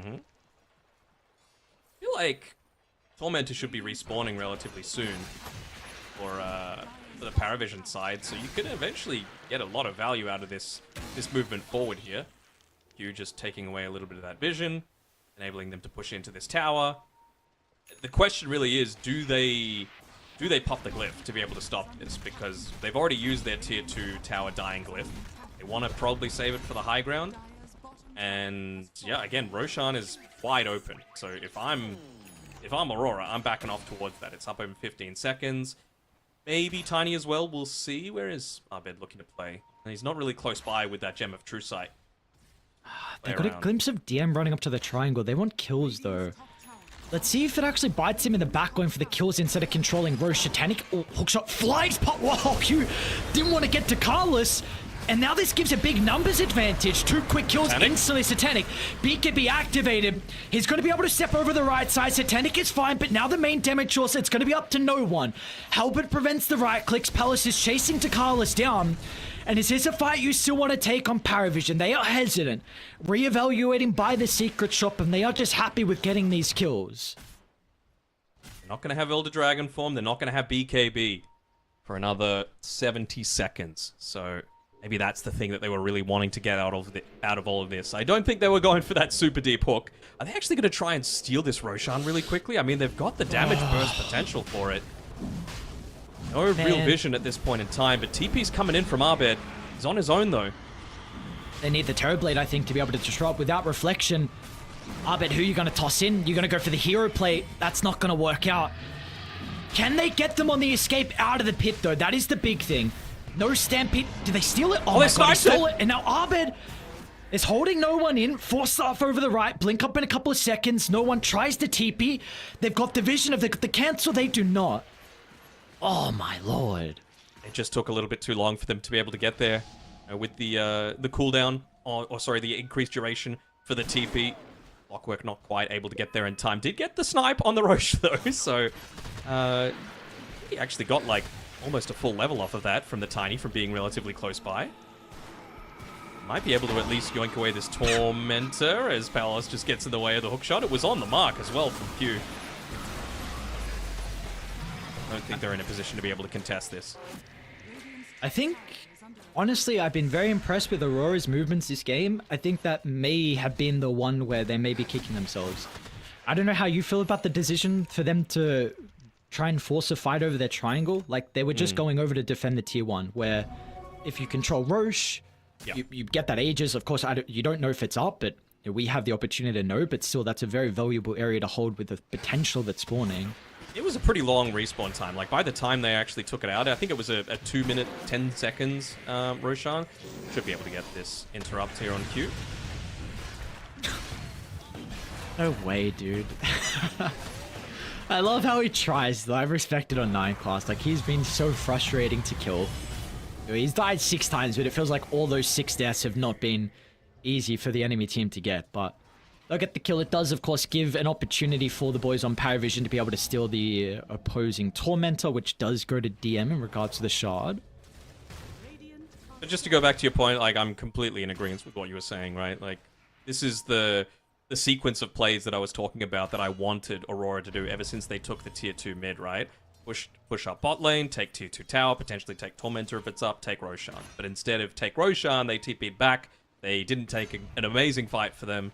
And then because they had TP'd, there was no way for them to be able to contest Roshan when it was They can force a fight on Paravision, no? They know that no one's not here. Clockwork is not in the neighborhood as well. It's a bit risky. I guess Radiant can TP over the Tormentor. Be able to back off just in time. Palace is nearly level 25 as well, so... What the heck? He's got a Revenant Approach. What? Yeah. Spell Lifesteal, I guess.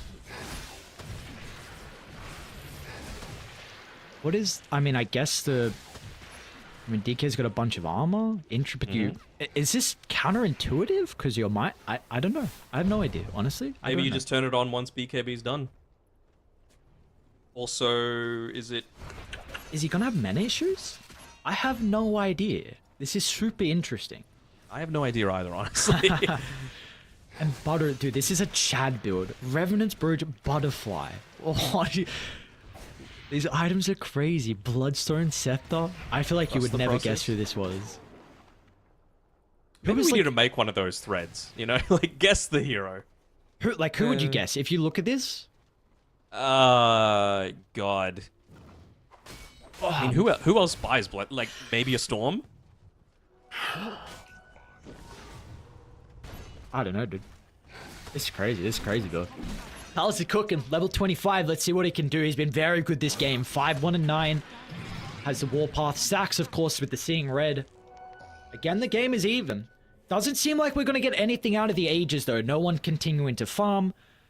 A minute 15 left. Map packs are online, though. Q has got that Scepter. I mean, that helps. Just being able to keep these lanes shoved in. Once again, you know, use TB illusions for that split pushing style. I'm going to need Jabs to spend some money because he's holding on to 4,200 gold. Oh, yeah. So what do we want? Skadi, I think, is something you can consider. Yep, I'm on board with it. He just needs to be tankier. He needs to be surviving so that he guarantees that he's going to be... I'm okay with it too. Like, BKB or Skadi are both viable options to me. Just anything that will make you live long enough to be able to get your pipe, sunder, halberd off. Even just reflection at this stage. Smoke on smoke. They're going to run to Thunder Gods for the information with the BKB once again. Arbed's going to protect himself as all chaos breaks out. But Palace, he loves chaos. He thrives in it. He's going to try and charge him down. But the Stampede once again protecting Paravision. A snatch and grabber both supports lives. But Dim is on the backline and he's got no boys. They are nowhere to be seen. They wanted to dip out. Dim wanted to go in though. Oh, and this butterfly is pretty much instantly countered as well, and MKB has already been picked up by Satanic, so not going to be getting amazing value out of that on Palos. With his level 25, with the Seeing Red, it's a lot of attack damage that you're able to do into a lot of these engagements, but didn't even pop the BKB on Satanic either, so that Revenant's Brooch isn't going to give them the value that they're wanting. And this is a really late BKB purchase by no one as well. He's still about 100 gold away, so Yeah, well. you're going to get so much value out of the 9 seconds. This is something that we are starting to see a couple of times when the smokes have been happening, that the instant Thunder Gods from Dakalis is really proving to be a bit of an issue. Not only is it for that information, but it is also importantly really minimizing Abed's jump. It makes it that much more difficult for him. So I don't know how you're going to address it differently though. That is the issue. It always feels like this Thunders is going to be something this game that will be a big advantage for Paravision. Yeah, I agree. I mean, you can just stay in the smoke, right? To be able to avoid that. And now he's actually even gone the Ninja Gear neutral item, right? So as long as you're in smoke, you don't actually take damage from it. So if you're standing far enough back with, of course, the Blink Dagger to be able to find that counter initiation, you can just, you know, make that jump after the fact. So I like this as an option for themselves, and he's continuing to scale, right? He's got a bunch of extra armor for his team to be able to help combat the TA and the DK for his entire team, and he's going into the Silver Edge to be able to deal with not only the DK, but the Centaur as well.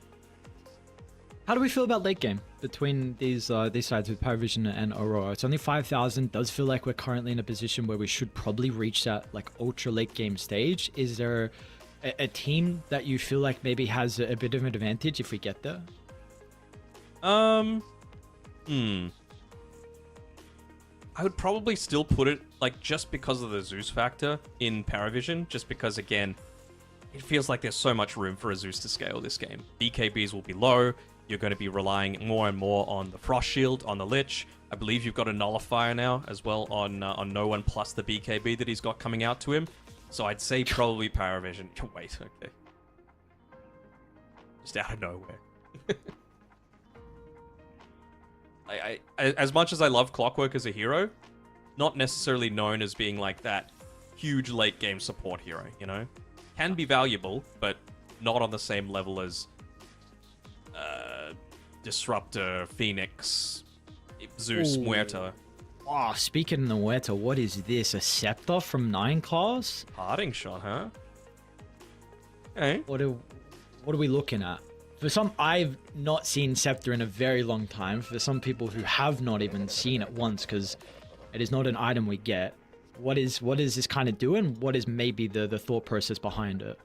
I mean, basically just stopping damage going into whoever gets jumped on by the tiny combo, right? He's been really quick with his reaction time so far, so I'm putting faith in him to be able to get that off. But, I mean, you become, what, muted, untargetable, disarmed, and invulnerable for 4 seconds. I'm confused. Also, the soul is that, but the body is stunned. Okay.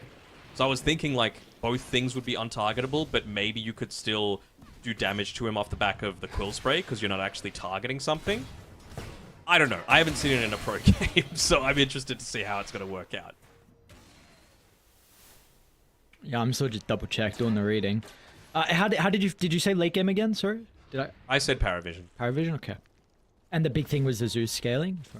Zeus scaling, Muerta scaling, lack of BKB, and you don't need to, like, you have answers to the Frost Shield as well, off of no one having Nullifier and, yeah, the 9-second BKB.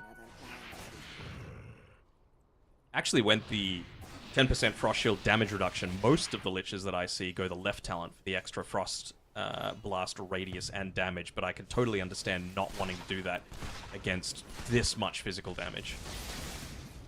See if we get... I mean, the issue is you're going to be slot dependent on DK, so the Nullifier, it's going to be up to just a TA by the looks of it. I'm very intrigued to see what the scaling is going to be like for Satanic as well, to be honest. I do feel like I think there is some potential for this hero maybe to fall off like ultra late. You know, we are getting to the stage where he is quite slotted. And as well, like, he's got the additional armor now out, so you're, because of level 25, so you're not as worried about a lot of the damage coming through. We were talking about potential of going into a Manta just to dodge the reflection. Well, you've got Satanic now, so there's a lot of answers that they're going to get as this game just drags on more and more. Zeus is not going to have those answers, though, because he just jumps into the fray saying, take me, goodbye. Who's holding the gem? Q and... Yeah, just Q. Wondering why they just walk. They were actually wanting to try and take a fight, but the break's going to be there. Have they got any way to protect him? Into the rescue's going to be Q. Is it enough to keep him alive with the Bloodstone heal? It's not. They bring down a big kill onto Palos. They need more, though. There's an opportunity for them to potentially wipe Aurora. Can capitalize, though. 9 class wants to fight, but the rest of Paravision, they can't enter. Abed wants to fight. Gives them that opportunity. A jump over the top. BKB is going to stop the Dragon Sunder? Tail, but it doesn't stop against the physical damage. Jabs. Can he find the Sunder? BKB. It'll now expire. There's the Sunder. Slowing them down. Satanic is still trying to catch up with them. Meanwhile, no one is also trying to run Jabs down. Abed will toss him a buyback from Palos. This is an all or nothing commitment. Is he going to be able to get there soon enough to be able to capitalize? Because Abed is about to die. They're going to lose their Tiny. One more spiteful toss before the death. DM's Palos huge. is now in. It's all or nothing. Palos will be able to get the kill onto Centaur, trying to chase back the rest of the Paravision members. No one feels confident with being able to take the team fight. Palos, can they get this? Was it be a big kill? Sunder up in a couple seconds, so this may be something that catches them off guard on Paravision. They broke his Blink Dagger. And no one, they're actually going to use the Sunder nice aggressively. force. Oh, Force Staff gets him out. Palos now looking to charge forward. No one dead. in some danger. Silence, no refraction. Down goes no one. A big buyback from Palos.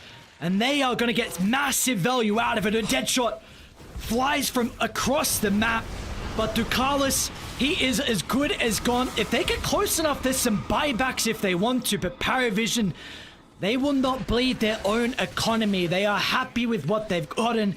Yes, they lose some heroes, but it is still, in the end, you could say an even fight. It's a pretty even fight. They're not going to make the same mistake again, though, or I assume they won't, because they immediately, after that fight, pinged the Roshan, just saying, we got to go take this right now. And that's where Satanic is making a beeline towards. I'm sure they're going to be considering buyback on the TA, TP out to the outpost, and go through the Twin Gate. Although they have a glimpse of him off the back of this gem from Q. So they know that he's playing around this sort of area. He's also got a ninja gear to be able to make these plays with. May be able to take it quick enough. I don't think this is the period where you're wanting to expend the buyback on no one. He's actually died 5 times of the game. I'm a little surprised. I feel like no one's been playing a pretty good game, to be honest. Yeah, same. 65% probability currently for Aurora. They're trying to steal with the Nimbus. We got Aegis on the Palos. Cheese given over to someone. Who do we want the refresher shard on? I'm cool with it being on Palos. Okay. Double BKB, double Bloodstorm, double Bristleback and Warpath. Okay.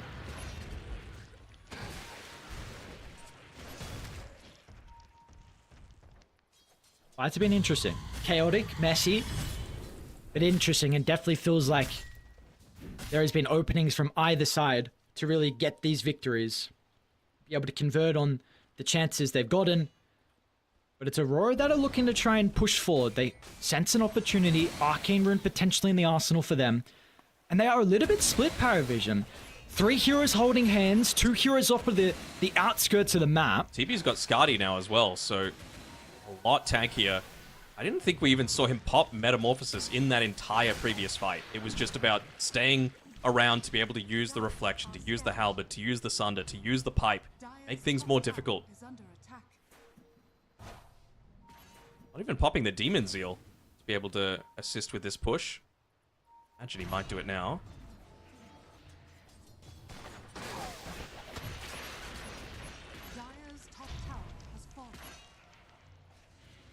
Pretty decent ward up on the cliff. Actually giving Paravision a potential to take a fight. I think the Rocket Flare maybe scouted them out. Well, the scan will definitely give them the confirmation.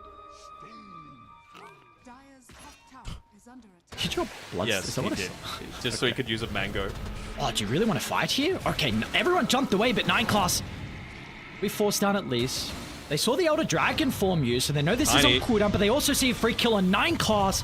Rocket flares it enough. It's not DM. Massive double hoof stomp in the middle. BKBs as a response. Paravision will now need to kite the golden immunity. They will. They can do so. So they've popped their own BKBs without Paravision using any of their own, and they know that they're a relatively low cooldown. So again, instant smoke, 8-second BKB on the TA, 6 seconds only on DK, but it's just so damn tanky. The Elder Dragon form's a big one. About to expire from Satanic. Abed trailing the heroes, gets the blink away. Ran into all of Paravision. Not a fight that he was willing to take. And just using these TB illusions to keep these waves shoved away. Not wanting to get caught unawares. Still just look to push up that mid wave. Seems like they're hungry for more kills though. I'm not sure if that's the best decision, considering they are still waiting for those BKBs to reactivate. My eyes are still on 9 class. That parting shot, how much of an impact is that going to have once he picks up enough farm to be able to finish it? Just 500 gold away. Alright, there's a high ground Aegis by the looks of it. Still Abed. Close to the walls, ready to jump. They're going to go for the bristle back instead. Break is out, and first life is gone. They'll set up for the respawn.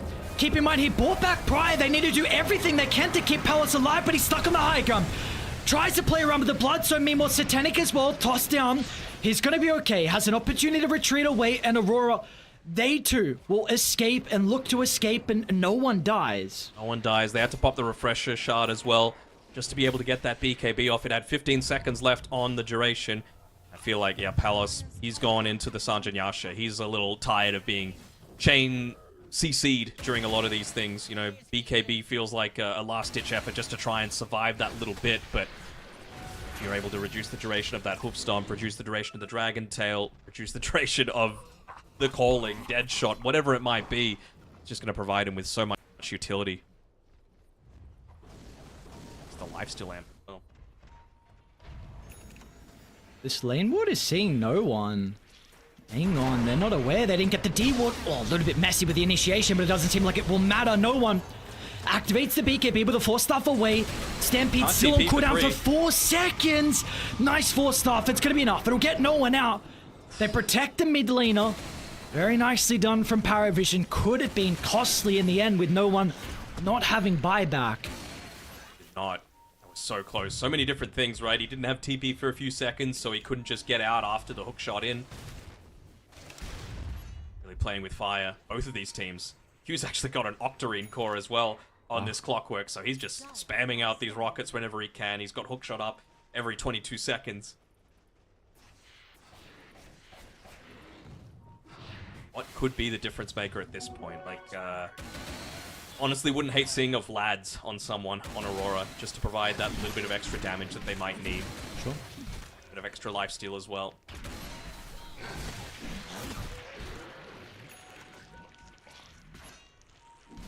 They have an idea that no one's up here off the back of this really deep overboard.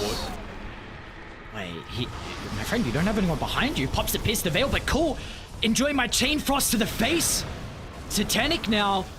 He's also going to try and have to slow down Abed. Jabs can do whatever he can from afar. These are a couple of quick kills, and high ground now under siege. You're going to need a buyback, and you need to do it soon. Here comes a defense from Paravision, but the response, Aurora, they are out. Maybe they'll lose Jabs. Atos stopping the retreat away, but Aurora will do an exceptional job of covering the movement down. They will group up and not lose anyone. And they didn't even have to use BKBs either. That's the big thing for mine. Not on the Bristleback, not on the Tiny, not even on Jabs on that attempted retreat, so it's not like they can even get the most out of this movement. They would have seen the Elder Dragon form popped as well, so I almost have to wonder, is it just a case of Abed to perhaps get a little bit of bottle refill for himself, up a clarity, and then go back in off the back of this, because Jabs still will have the Demon Zeal. He doesn't necessarily need to play along the Metamorphosis. That's not why they picked this hero. Smoke out even after the buybacks here. Paravision, they are at a disadvantage, but they see that they're not in the base with these rocket flares. The vision so they know that they're starting to move around. The wards at the moment, the cast just hasn't been able to get rid of enough of them.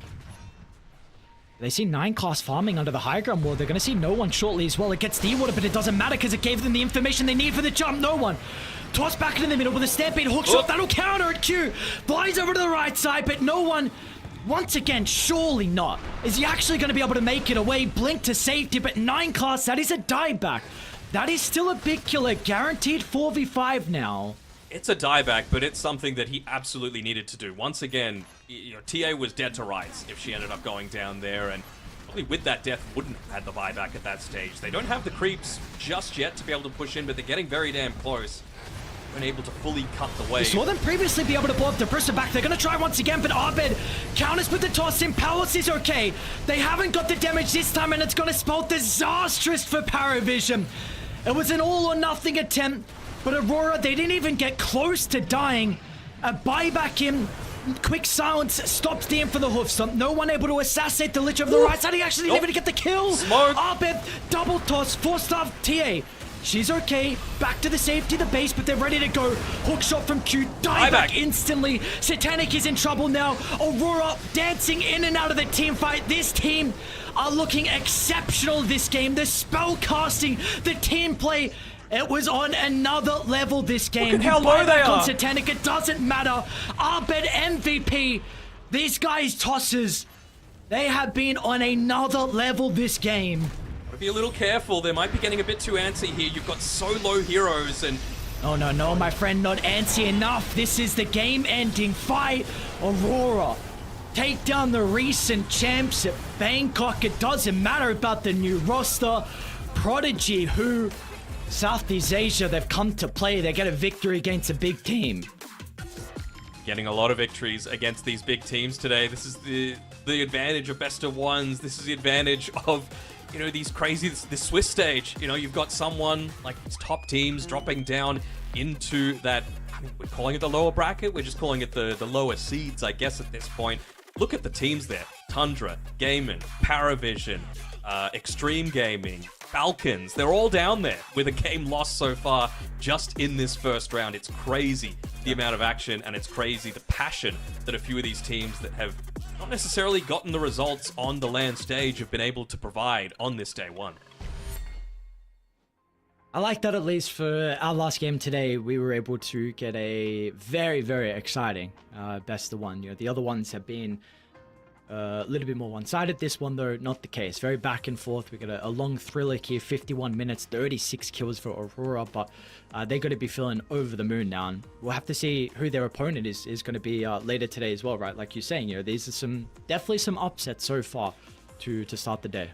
In true Aurora fashion, though, it did go for 50 minutes. True. So the advantage is, of course, I feel like they got so much more aggressive than they have in times in the past, right? It's just that Paravision are a good enough team to be able to drag it out that long. DK is a good enough hero to be able to be a threat at all stages of the game. And like I was saying during the game, I thought no one played a lot better than his 3, 7, and 10 kill score showed. You know, he was constantly being able to blink out just at the very end. He was constantly picking off the backline. He was doing a ton of work there. It's just that the team play from Aurora was a level above. You know, initiating on Arbed, waiting for the BKB to be popped, waiting for the Stampede. Then Q comes in with a hook shot and the cogs just to keep him locked in place.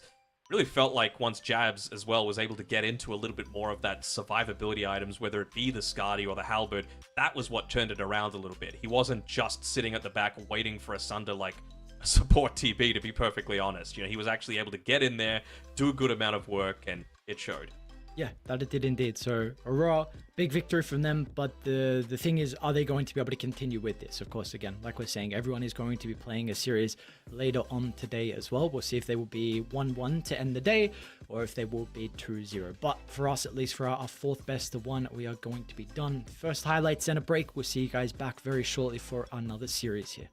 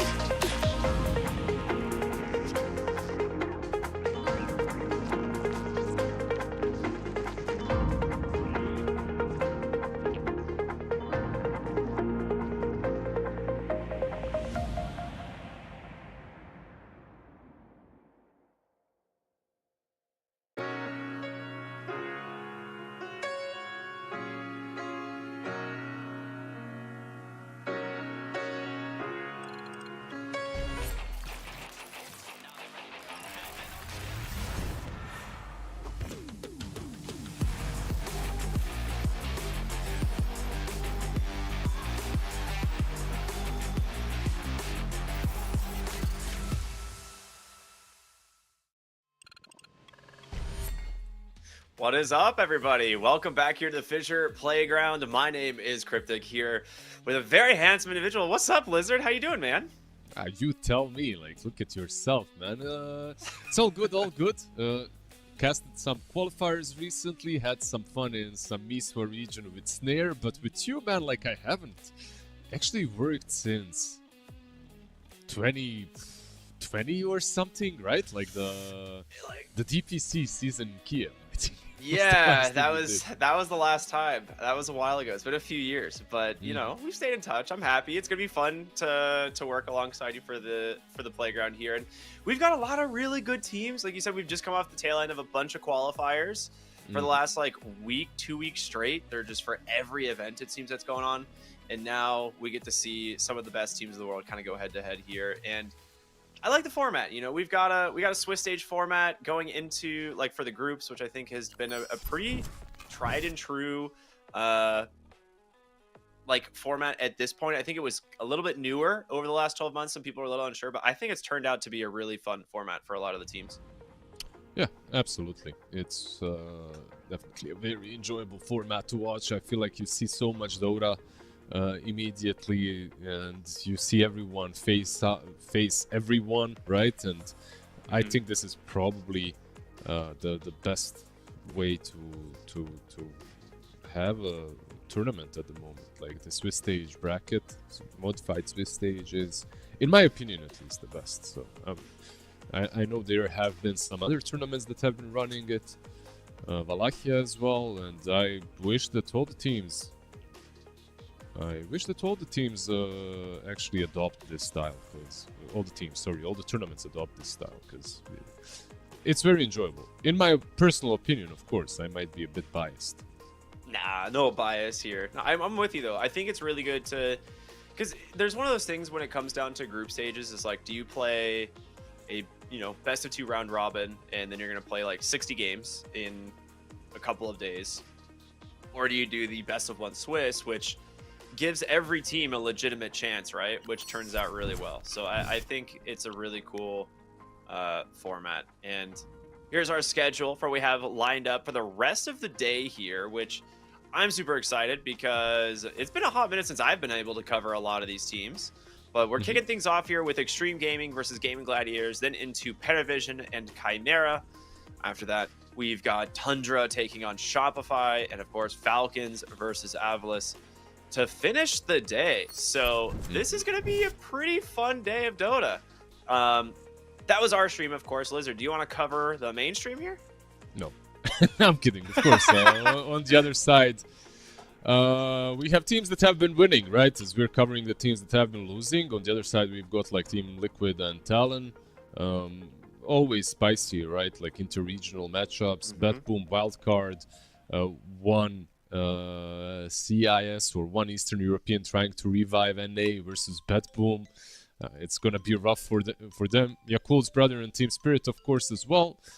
And Team Falcons versus AVULUS to top things off. Probably the best matchup of the night, the most interesting one for me. But at the same time, our own stream, our own games are pretty cool. And I'm looking forward to our matches because I think we have some pretty good ones. Although these teams have been losing in the first round, I feel like they have something to show all of us and to prove to all of us that they can improve and that they can be better, even with the not so recent shuffles anymore, right? Like most of these shuffles have happened a month plus ago.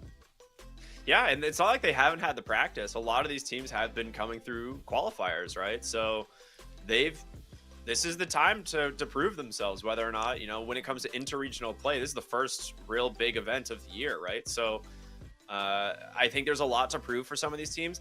The one thing that I was shocked about, you were talking about the fact that we are in the losers half of the best of ones. We got a lot of Europe teams here. This is not where I think a lot of people expected them to be. Gaming Gladiators and Extreme as like the first two, as our first technical losers game. Yeah, you know what? Europe is overrated, man. Europe is overrated. Get them all out. DQ them. It's all smoke and mirrors, my friend. But yeah, I don't know. Maybe Rough start. Maybe Europe is just a sham. After all, it's just one team, Liquid, keeping us all together. The rest of them are a sham. But rough start, of course. Look, you've got Gaiman, who are yet to find the true form with Watson. You've got Tundra as well, that are, I think, in a good spot. Just need a better game or two, and that's it. Like, overall, I'm looking forward to these teams from Europe to see how they fare in Fissure. I think we'll see a lot of them in the playoff stages. Yeah. But what I'd like to see is, I'd like to see you in a band. Like, look at you. Like, you're literally. Oh, me? Yeah, I don't know if you're like some white boy rapper, if you're like some 90s grunge boy, or a rocker. I'm not sure. I'm, whatever you want me to be, man. And that's the key. I think when it comes to these teams, a lot of people may be a little bit unfamiliar with some. I think specifically some of the Chinese teams, because there was a lot of roster swaps, and if you guys have not been keeping up to them, we'll kind of take a look at the rosters right now. But Low, XM, New, PYW, and Polosin, these guys, really good team, which is why it's surprising to see them take the round 1 loss, and it was not a great showing from them either. So they've obviously down but not out. Like you said, a lot of these teams are really good. We'll probably see a lot of them in the playoffs, but half the teams are going to have to go home after the group stage, so you've got to start getting these wins soon. And their opponent is absolutely no pushover team. As you mentioned, they're not necessarily in their greatest form yet, but they are still an all-star lineup, right? Gaming Gladiators with Watson is still a team to be feared. Yeah, definitely is. I think this one is actually very even. Like, I'm not sure how Gaming Gladiators should be feared, or how much they should be feared that is any longer. Specifically after the last couple of series and last couple of qualifiers tournaments that they've been playing. So for a team like Extreme Gaming, maybe if this was like a year or two ago, this would be an impossible mission. But at the moment, I think it's way more even. We'll see how it goes, especially because it's a best of one. Like a best of one, you can come in swinging with a certain strategy that the enemy team cannot adapt to, and you can win game 1, and then they don't have that.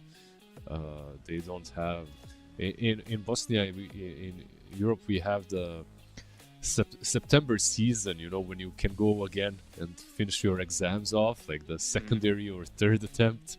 Unfortunately, in the best of one, that's it. Like, you fail, you're out of the university. So we'll see. Maybe Extreme Gaming came well prepared for this exam.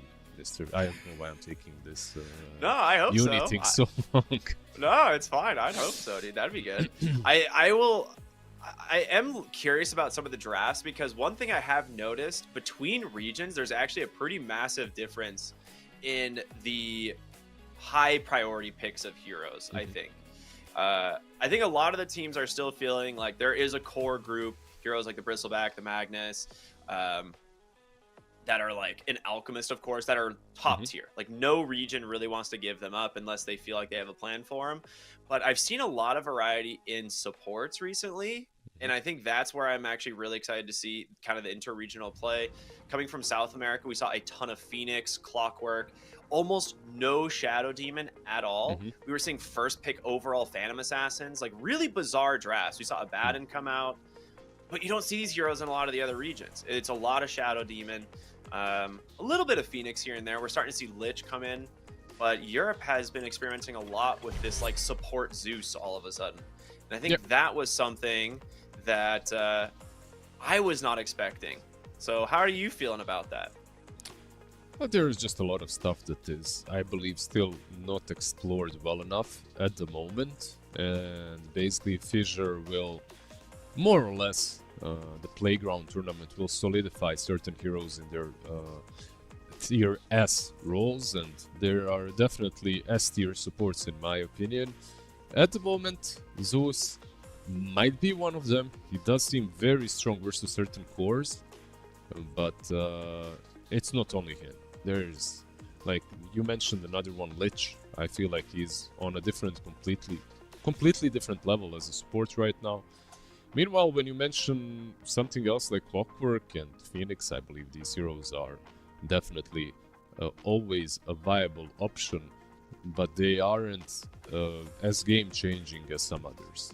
Like, they are good in a certain scenario. So are all heroes, of course, but Yeah. some heroes just a tiny bit more versatile and pickable all-rounders than your Phoenixes and Clocks that still can be dealt with. Shadow Demon, of course, another one that you mentioned. I feel that this hero is absolutely A+ tier, if not S tier. So I do expect to see a lot of him, a lot of Lich, which is finally viable after hibernating for Right. 5-6 years. Yeah. I was kind of surprised about that one because in pubs and stuff, you feel Lich. Like, Lich is in a lot of pubs. But it has gone under the radar for quite some time. And I think there are some legitimately very strong counters to it in the lane. And I think if you actually plan your draft to include the Lich, it becomes really strong. We see a lot of Lions picked in response since the hero has no innate mana regen, and having a hero like Lion who just Earth Spikes mana drains you constantly is really difficult to actually play the lane. Same thing with like Ogre. Ogre really struggles against this type of matchup, and so it's kind of fun to see the kind of dance of the supports and in terms of who's gonna get what. But I think it's gonna be a really fun draft, like really fun drafts, which I used to always enjoy drafting, but I don't know why this patch specifically. It's been a lot of fun seeing what teams come up with since we're still so late into the patch.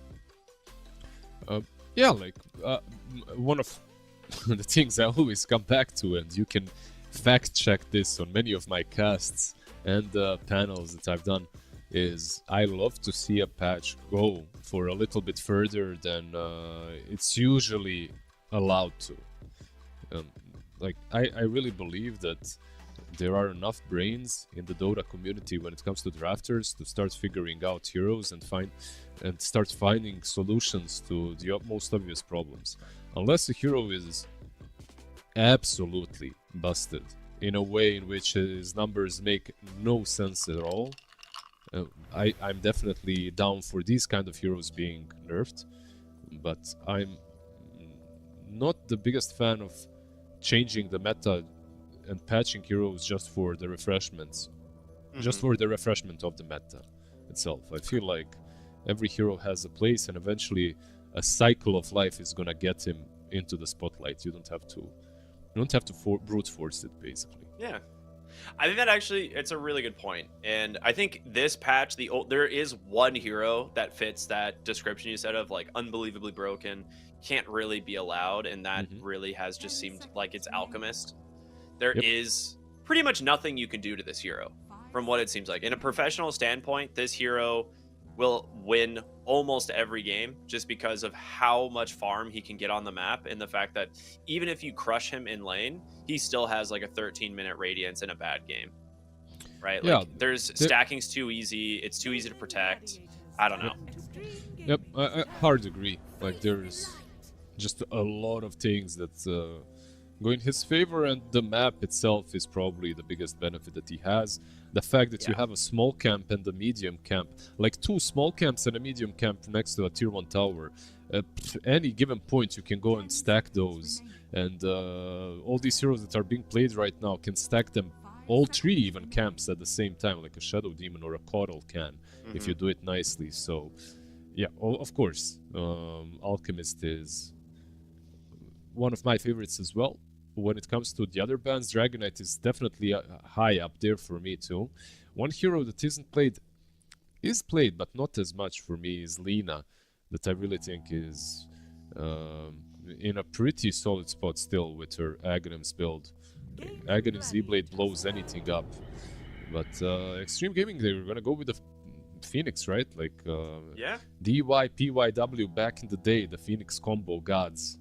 Now it's just the PYW, but yeah. Now it's just the PYW show. Still though, I believe New as well played it on the offlane. I still like this hero the most as support. I've seen a lot of Night Stalkers recently too, and Phoenix makes his game a lot harder. Overall, just a very decent hero at the moment. Yeah, I think I've seen it a lot in the position 5 because it is such a lane bully. You know, like you said, it can move to, you know, whatever lane you need it to. But yeah, the position 5 has really been where I've seen it shine. For those of you who are just tuning in, remember, this is going to be a live event happening in Belgrade. You can go ahead and type !ticket in chat to grab yourself some tickets. It's definitely not too late to do so, as it'll be a lot of fun, dude. If I was even remotely close, I would be there in a heartbeat. Yeah, well, I'm very remotely close, but I'm still thinking. I'm literally a car drive away, but yeah, that'd be fun. Yeah, maybe. Let's see. Bristleback, of course, another one that is. If you don't have a solution to this hero, and it gets picked late in the game, it's just very annoying to play against. Can win the games off of position 1 or off lane. Whoa. The Extreme Gaming with a fairly early Terrorblade pick, I would say. Not sure what prompted them to go for TB in that first phase, but okay. You discussed the European Zeus as support. I feel like this might be a very valuable pick now for them. Yeah, I'm thinking we're going to see the Muerta like pretty quick here. It's very good against Phoenix and Terrorblade. It's great into the Dawnbreaker lane. Like, playing into Dawnbreaker Muerta is rough, but so is Lich. Like, Lich Dawnbreaker is also good. Yep, there it is. I was like, Lich Dawnbreaker is insanely strong. I'm not sure if you're gonna put the Lich with the Dawn, right? But it can be, and you can spam the Terrorblade that way as well. And like you said, it's a pretty filthy lane. Perhaps it's a waste to put the Lich on the long lane, just because of the rotation potential that he's kind of lacking. But if you're dominating the lane, why not? I still like your Muerta, by the way, idea as well.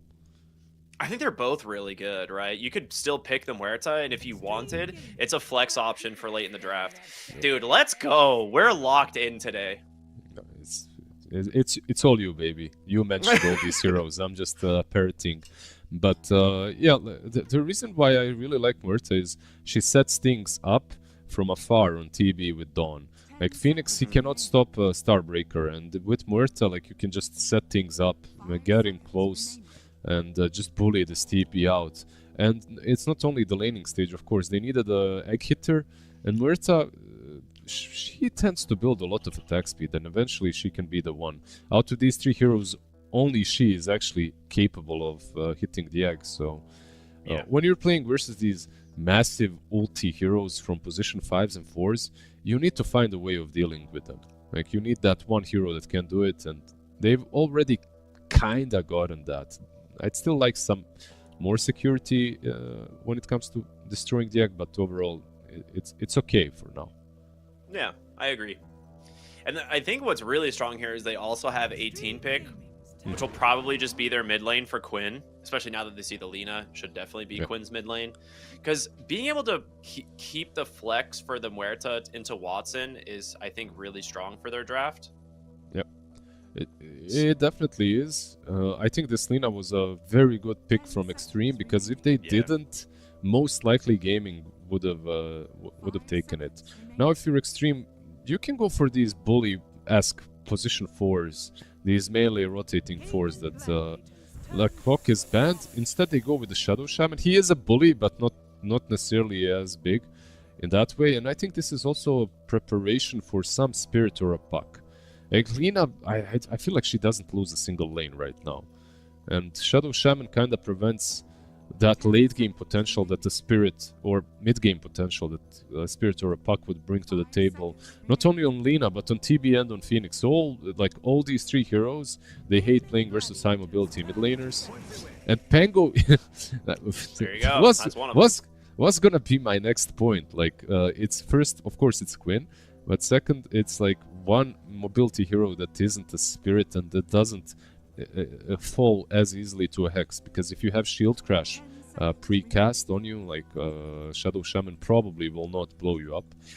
Even though Lina kills absolutely everything, no matter what she goes on, that target is most likely dead. I completely agree. I think that I was looking at either Pango or Shaker as like the potential picks for Quinn here, because I think Pango makes more sense in their team fight though. Like the Dawnbreaker Pango combo is always strong. He can just roll, blink, and then suddenly Dawnbreaker has a target, right? So it's pretty scary and not as susceptible to Shadow Shaman, exactly like you said. Now they could still run the Muerta in the carry role, and I think because of that, Extreme probably should ban something like an Ogre, because Ogre Muerta is ridiculously strong. Otherwise, you ban out like the hard carries that you're kind of worried about. You do have last pick, at least for Extreme, which I think really helps them. So you'll be able to see whether or not this Muerta is the carry or the support, because they need either a 5, a 4, or a carry, right? Yeah, Extreme Gaming banning out the cores right now. It's Lycan ban. We'll see what the second ban is. Meanwhile, Gaming banned out Bloodseeker, so they're so far.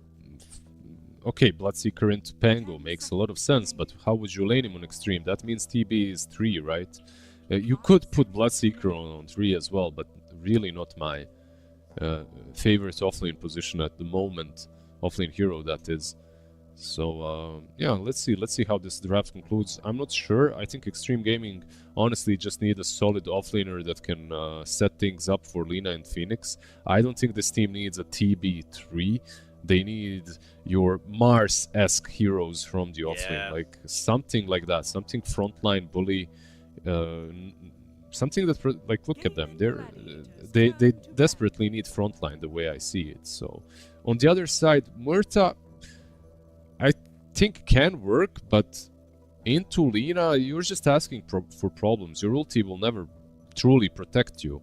That's just true. Just get the Muerta plus Dawn on the offlane and last pick safely in position 1. Like your Gyro and TB and Morph are banned out. Unfortunately, can't get that into TB. They actually banned out 2 carries.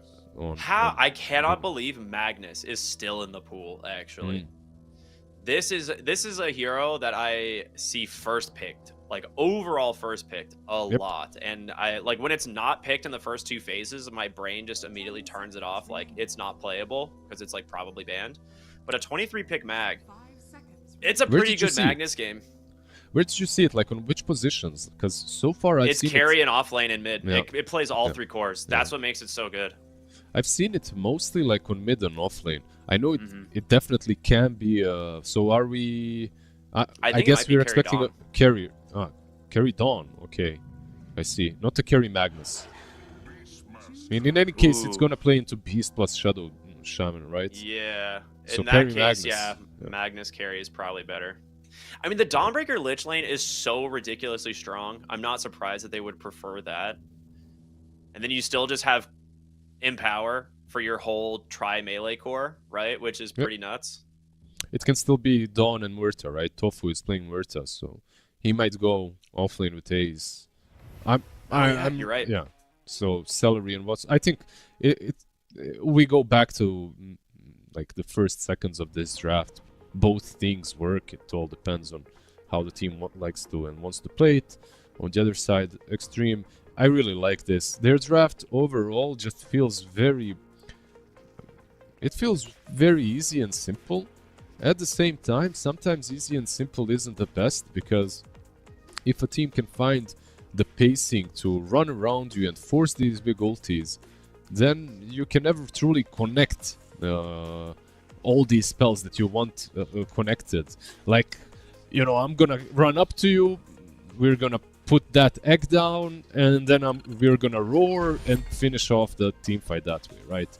Sometimes the team just doesn't allow that to happen. There's some Rolling Thunder happening, your Muerta maybe baited out one spell on her own. Suddenly, if you try to go combo these spells, there's an RP on top. In general, what I'm saying is, I actually like both of these drafts. I feel like, in my opinion, Lina is absolutely busted at the moment. But like you said, Magnus is overall first pick in a lot of games. So he, on the other side, they've got a lot of nice things going for them as well. Yeah, I think if Extreme gets the pickoffs to start the fight, Extreme should be in a really good spot. But Gaming Gladiators have way better team fight in my eyes. Like, you have RP, you have Roll, you have Dawnbreaker ult, you have Chain Frost. Like, there is a lot of damage on the side of Gaming Gladiators. And if they're able to, like, open with an RP or Rolling Thunder, I really worry about the Lina being kept alive and being able to, like, stand her ground and get her spell combo off. But again, like you said, Lina, if she just finds a hero, she can kill them. Like, pretty much almost any hero. I think Dawnbreaker and Magnus, maybe a little bit too tanky as the game gets later. But yeah, we'll have to see what happens. I think both teams, like you said, have a really good draft. I'm excited to see how this one's going to play out. Shadow Shaman, probably one of my least favorite heroes in Dota, but hilarious to watch if I don't have to play against him. So excited for that. For those of you that are just tuning in, what is it? One of those for you, I mean. Yeah. Absolutely. Here we go. It is game 1 of Extreme versus Gaming Gladiators here.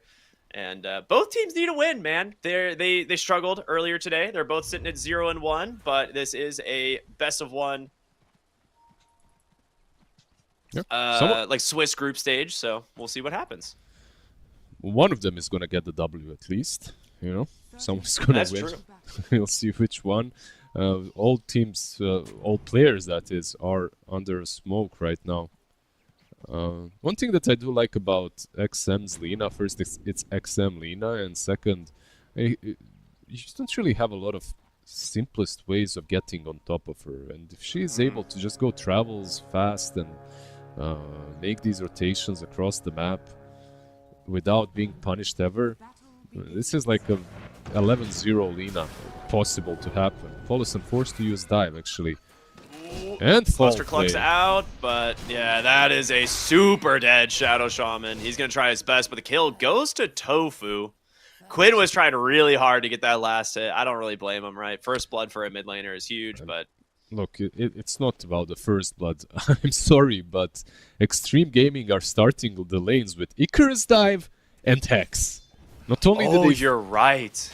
Not only did they feed first blood, like, which is okay, whatever, but yeah, level 1 is not gonna be fun for them in these lanes.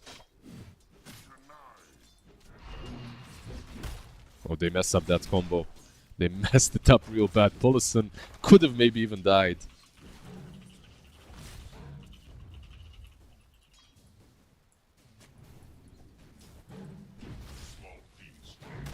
Yeah, on the mid lane, Quinn and XM so far very even. On bot lane, I'm not sure if I have Ricky with me. Oh, I'm here. Yep, we're here. Oh. I'm just trying to get something else sorted out, but I'm here. Okay, I haven't gotten my ult quite yet. Yep. So, what you thinking so far of the lanes? All good? All kinda even so far? Magnus, the only one with full CS. Quinn as well, doing all right in the mid lane, I guess. Yeah, I mean, top lane's in a really good spot for Watson as well. Like, the lane is exactly where he wants it to be. Mid'll be a little bit rough for Quinn, but Pango is one of these heroes that even if he's in a bad matchup, he can kind of sustain just with like shield crash and swash spam. So I think he'll be all right eventually. Yep. Bot lane, they used the meta already, but they didn't manage to really get a kill. They did manage to pressure them, waste a lot of region, but that's about it. So once this meta is out, you can probably expect some sort of a counterplay by Tofu and Ace. That I kind of forgot about. Lich actually just kills boars. Yep. With one Sinister Gaze. Yep. Yeah. I forgot it was that much damage. Because I know it does damage to creeps, like that was one of the additions to it. 3 times, or 2 times. 2 times longer and 250 damage per second, never mind. Yeah. He summons boar and it instantly dies. That's crazy. That is so good. Well, we'll see. Celery already starting to run a little bit low on mana, just the nature of the hero. But bottom lane, we're going to see a kill come out onto the Phoenix. And this is something I was worried about, you know? Picking the Phoenix early, you get them where it's a response. It's really easy to set up on this hero with that silence. Yep. Well, the meta wasn't there any longer, and they instantly punished them for it. Of course, Tofu will get gone on, and he might even die here solo. Let's see. I think he might get him, yeah. He's got him. The calling is good versus Phoenix, but I don't think Murta is that big of an issue in the laning stage for this hero at least. It's all about the positioning and how well they combo everything, like Celestial Hammer and stuff on top of him. And of course you have to have that dive available. Yeah. That was a very clutch play by PYW topside. He was in the middle of getting Shockwave skewered, and he gets the Cluster Cluck Hex off. Bottom lane, Phoenix again brought down. Just as I praise Same combo. him. Just as I praise him for that one. Yeah, that shot into Starbreaker, Celestial Hammer, plus calling. You called it, actually. I believed in him. I had more faith, but this combo is proving to be way stronger. I'm surprised they're not going on TB some more, but... Quinn mid lane. He's got 9 wand charges in the Fairy Fire, so he's going to be fine, but top lane looking to finish off New, and they will do so. Game and Gladiators coming out strong in the lanes as PYW... I don't know if they saw him rotating. They don't have any wards. They just made the call. Good stuff. Paulson mid lane, actually. I think he might just die. Yeah, he just dies. Yeah, that's just a feed. I respect I'm surprised. it. I respect it. Yeah. Yeah, you said the tip, of course. I still respect it, but I'm not sure if... I don't think Low respects it, you know, on this bot lane. He's been left alone for 3-4 minutes.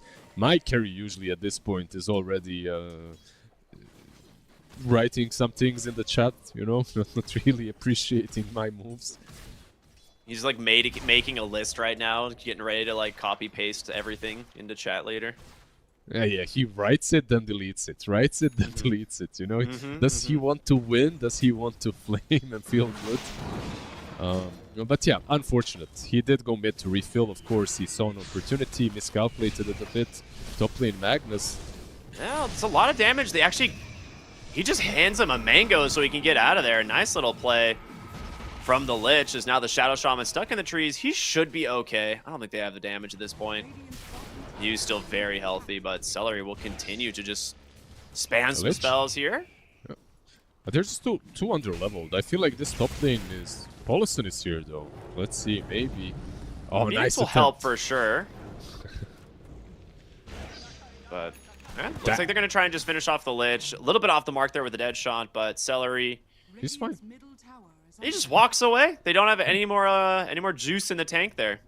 Actually, just fine. He had 8 magic sticks. He had mangoes. He could have used Frost Shield as well. They could have turned on them.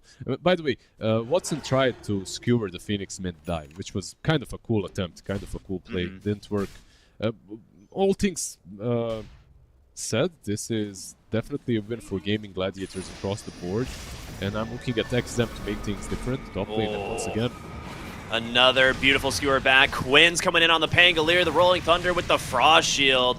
So they're just going to disrupt the backline as much as possible. They've already grabbed themselves their first kill, but in comes XM. Double kill for the Lina off of an amplified damage rune.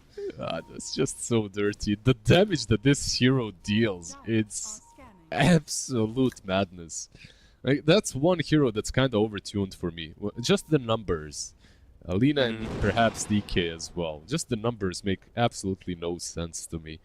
She did have, of course, DD, but it doesn't matter. Later on, when she gets Ags, it's always like this. Yeah, it's very scary.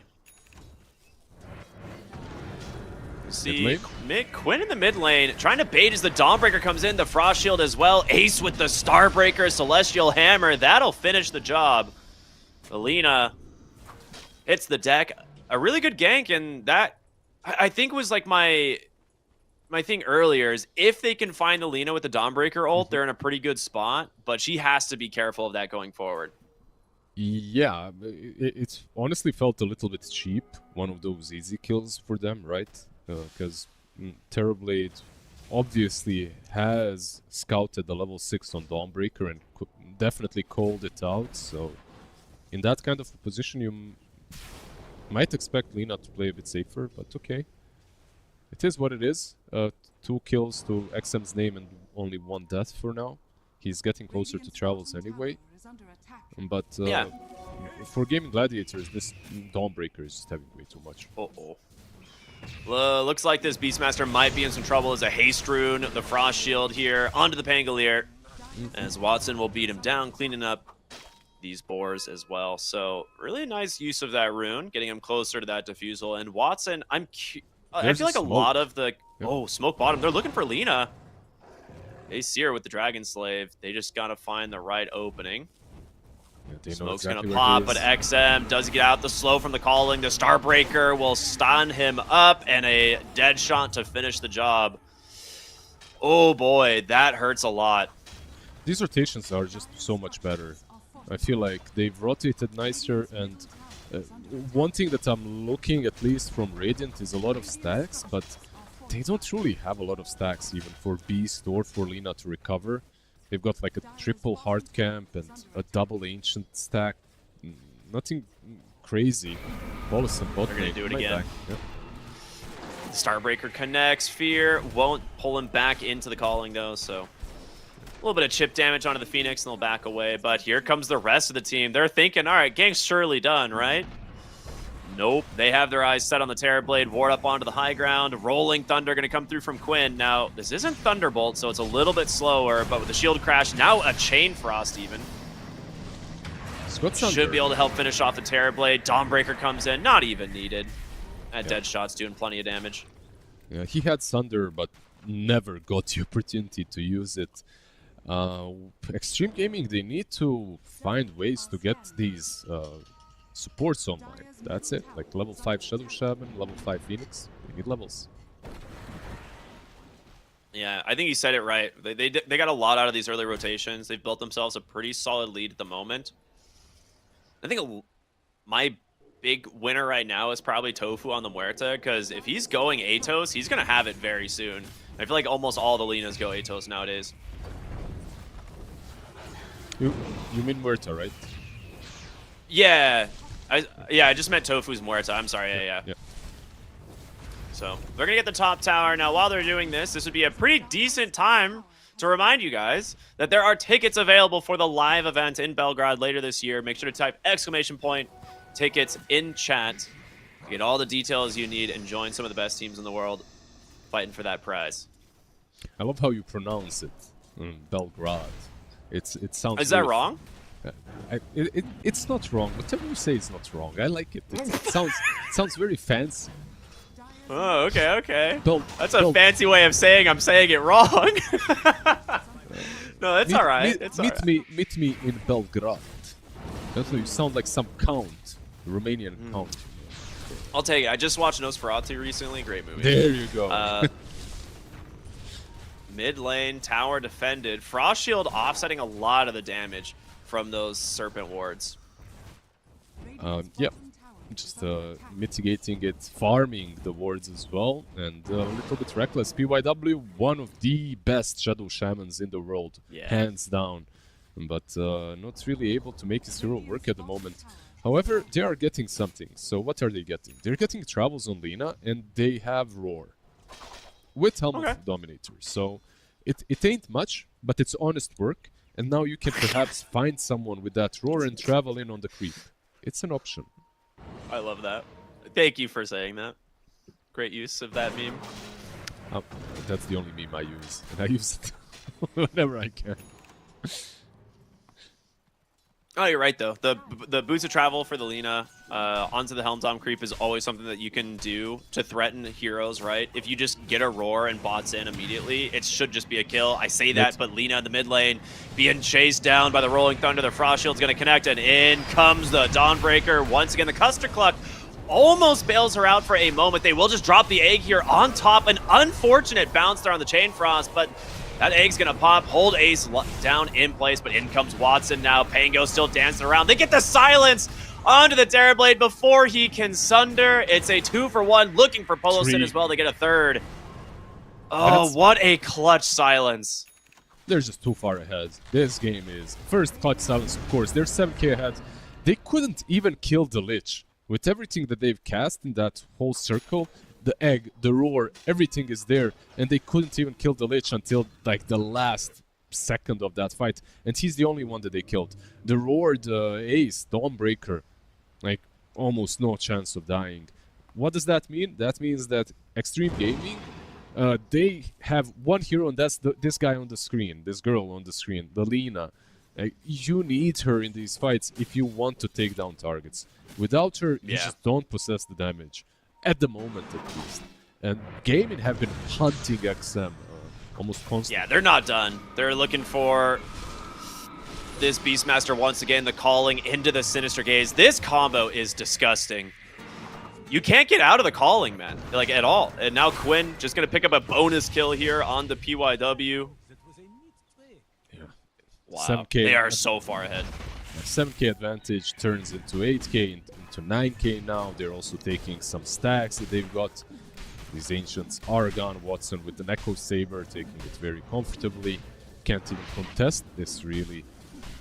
And it's really nice of them to stack for Gaming Gladiators. It truly is. I like that when an enemy team stacks for me. It's one of my favorite things. Yeah, and Tofu has his Atos already. This is a ridiculously farmed Muerta for this state of the game. Absolutely. And so we see how easy it is for them to keep heroes in the calling, just between, you know, whether or not it's the Lich or the Pango or just Tofu himself. Like they can pretty much guarantee multiple silences. But now you just have the Atos to set it up. You will also have a shard from Lich very soon. You're gonna have that Frost Spire to slow everyone down and to give another Chain Frost target. It's just silly. Like this combo, I would say these two heroes are just so strong that no matter what they combo with at the moment, it looks good. So yeah, Ice Spire is ridiculous.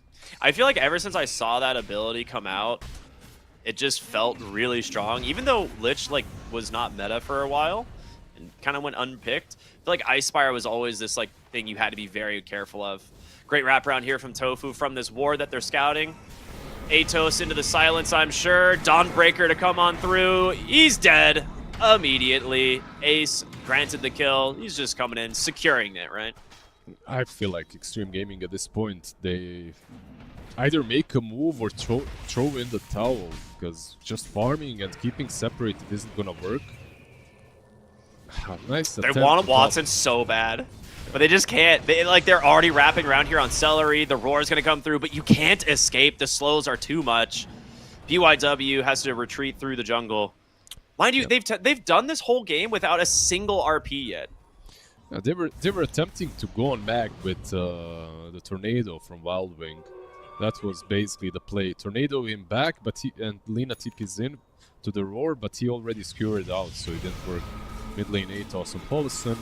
This is probably that bird as well. Yeah, it's just rough state of the game for them. Like your Turblade has a Dragonlance and Blade of Alacrity. This is a charity case at this point. I don't know. It's really difficult to play. they are going to look for the Pango bottom. I think like PYW is making the wraparound, but he's alone. He's got an Invis rune. Quinn should have seen the body block. He just goes for the solo kill and regrets it right away as the rest of the team is here. There's the Blink RP, catches the Lina. Delivered the most important kill on the map in the process. Yeah, you asked for it. They didn't have a single RP and it came in. I shouldn't say clutch. It was kind of easy. Yeah. But yeah, PYW, he attempted to go for it. You know, he wanted that kill on Quinn, but Lina was a bit too far. It wasn't gonna happen. Aghanims, like our dear casters are showing already up and available on the Dawnbreaker. That's the classic Blade Mail plus Aghanims minute 17, 10k, 11k even net worth on the Dawnbreaker. It's such a ridiculous item this game, let alone just to have it this early. Because in general, they can't deal damage to anyone during the Dawnbreaker ult. The only thing you have is Lina. And Lina does a lot of damage, but I feel like they're a little bit too far behind, and the healing might offset a lot of it, so... Well, if she manages to get to her Aghanims, which is 1,000 gold away, I still see some kill potential on the map for them. But not like this. This is already overextending. They want to take this fight, but the calling just holds them back. Dawnbreaker is going to drop the ult to just kind of keep them alive, join the team just in case, and they actually going to pop the drums. Jays for more, won't find anything. This was probably the best disengage that could have happened in the game for Extreme, because Ace is also a little bit out of position. He's really far forward. This is the best punish you can get. Sunder into everything. And finally, Extreme Gaming get themselves, I think, their first kill in... Dude, I don't even know. It's been a while, since but Lich. that is... Since the Lich Yeah, kill since the on Lich mid in lane. mid lane, you're right. So that has been a minute. Absolutely. It's a good one, though. Top net worth. Huge amount of gold. And they're going to go straight for the Roshan. Yeah, this could be very good because they also had a ward to scout out Celery, so they know where Lich is at least. This rush might fall fast enough. Dawn, even upon respawning, will not have her ulti, so... Oh no, actually they're gonna backing back. out. Yeah, They saw the sad. D ward. Is that what it was? Yeah, it was, but at the same time, I feel like you go for it. And now they're going back in. I feel like they should have just went. Now It's they too might be slow. punished. Yeah. Yeah, it The TV might be was too even slow. blocked. The egg immediately up onto the high ground. They're going to try and just finish it off with everyone coming through, and it does stall this long enough for them to finish off the Roche, but Oh. the Aegis, does it catch XM on the backside? He does! Quinn calls his bluff that he's the only one left in the pit. They take down the Lina, and now New on the Beastmaster joins him. You got the Roche, I guess, but at what cost? I mean, just absolutely indecisive. Like, when you go and Google the word indecisiveness, this should show up as one of the, descriptions, a small video of this play. They go into the pit, then they go out, then they go back in, then they go out. I believe the Shadow Shaman's wards actually blocked TB, and TB is very blocked on bot lane as well now. Oh my god. Like, Well, he Terriblade had just got soloed by the Lich. Yeah. He had to TP out, by the way, because of the wards blocking him in the pit. Oh, And is then- that what it was? Yeah, he left the pit because of that, I believe. And then, of course, the roar from Neo just wasn't there on time to stop Pango from catching Lina. The Lina's TP back was way too late. You can look at it that way as well. But in any case, it's rough for Extreme Gaming right now. Yeah, I guess you could say the silver lining is that the Roche isn't on one of Gaming Gladiator's heroes. Like, that's like the only good thing you can say about it, really. Which isn't a whole lot, because they're 17,000 gold behind here. At this point, you can just kind of keep out farming them with the heroes that you have. You have such great pick-off potential as well. Dire are scanning. The next set of items are probably going to be the only thing stopping Gaming Gladiators from going high ground. Is we're going to see them smoke into the enemy triangle. No vision here quite yet, but they do have this gem. And I really appreciate an early gem pickup, especially when you're this far ahead. Yeah, they had it even before Rush, right? Like, Lich was dewarding in his own jungle. But I feel like we're slowly reaching that stage where they can just brute force it down mid. They're 16, 17k ahead. If they catch one target like Polison on the mid lane, they can brute force this tier 2 with that kill, perhaps. And the items that they are waiting, perhaps, for that you just mentioned, that might be the BKBs. Quinn? A little bit too far away. He's not going to be able to get the Rolling Thunder there off onto the Beastmaster. Does take another Ancient stack, though. So now that you have Blink Harpoon Skewer, the initiation range from Gaming Gladiators is terrifying. There's really nowhere that you can sit that is safe. He's hunting right now. He's under a sentry, though. They see him. They so are what? 100% baiting this. I think he could have just RP'd there. This guy has 900 HP. I think he just RPs and he's dead. He might have Literally. been able... With Dawnbreaker, I think for sure, right? Exactly. Like, Right, if he yeah. just instantly RP'd, but okay. You don't want to perhaps risk a Sunder and throwing a game that is in a really, really good position right now. Yeah. Lina is still managing to stay quite farmed compared to some of these other cores, right? She's really not that far behind. It's the Muerta being at 9,300 that is really concerning, as this is a hero that scales incredibly well from the support position. Absolutely. And like Lich as well isn't that weak himself with the Solar Crest. Yeah. He's already Solar Crest, and I should say the Shard. He's already applying a lot of pressure on the enemy team. Luckily for them, they do have this Phoenix on the other side that only needs levels, basically. Like, you can have items in Phoenix, but just with the level 12, you're already kind of activated in the mid-game. And you mentioned Lina. She just flies across the map, plus has travels, so it's very difficult to shut down her farming patterns. Yeah. Lich, however... Oh. They're looking for the Phoenix, dives right into a Sinister Gaze, and this should be a pretty easy pickup here for Quinn. Yep. Lich, however, was setting up. The Phoenix was way too deep. Nice little, by the way, like, three-pronged attack. Muerta was on one side, Lich on the other, and Pango hit him from behind, so anywhere he dives, he's gonna get caught. I just realized the score is 5-29.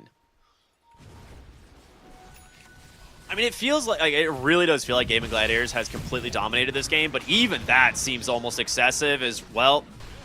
Low, just completely deleted into the mid lane. In comes the Dawnbreaker, cleans up the Shadow Shaman, and now they're going to look for New as well. Blade Mail, he's going to be forced to BKB, maybe turning with the Roar here. The Lina, really too afraid to initiate. They drop the egg on the high ground. Nobody's here to help.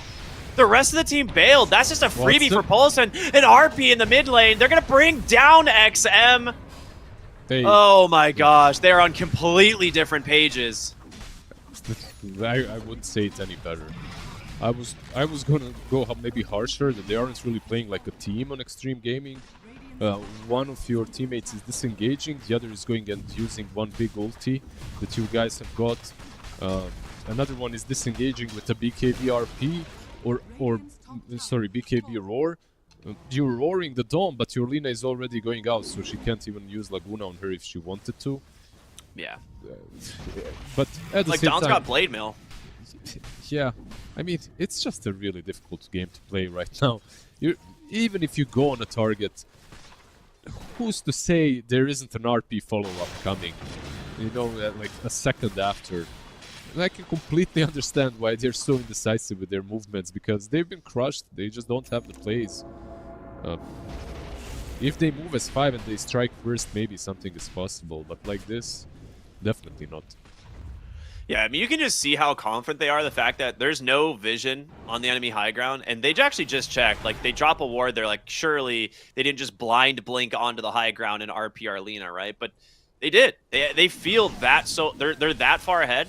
Watson knows that he can reliably dive and either get a kill and get out or still survive. Yep. Bottom lane, they're looking for Quinn. It's a nice smoke. Blink, Hex out from PYW, the Laguna, everything. But is the Dawnbreaker enough to save him? It will not be there. And now Ace needs to find his way out of this fight. Looks like he will survive with the help of Celery. A great gank from Extreme, but there's the kidnap. Watson brings back New on this Beastmaster, forced to BKB. 5 seconds on an RP here, though.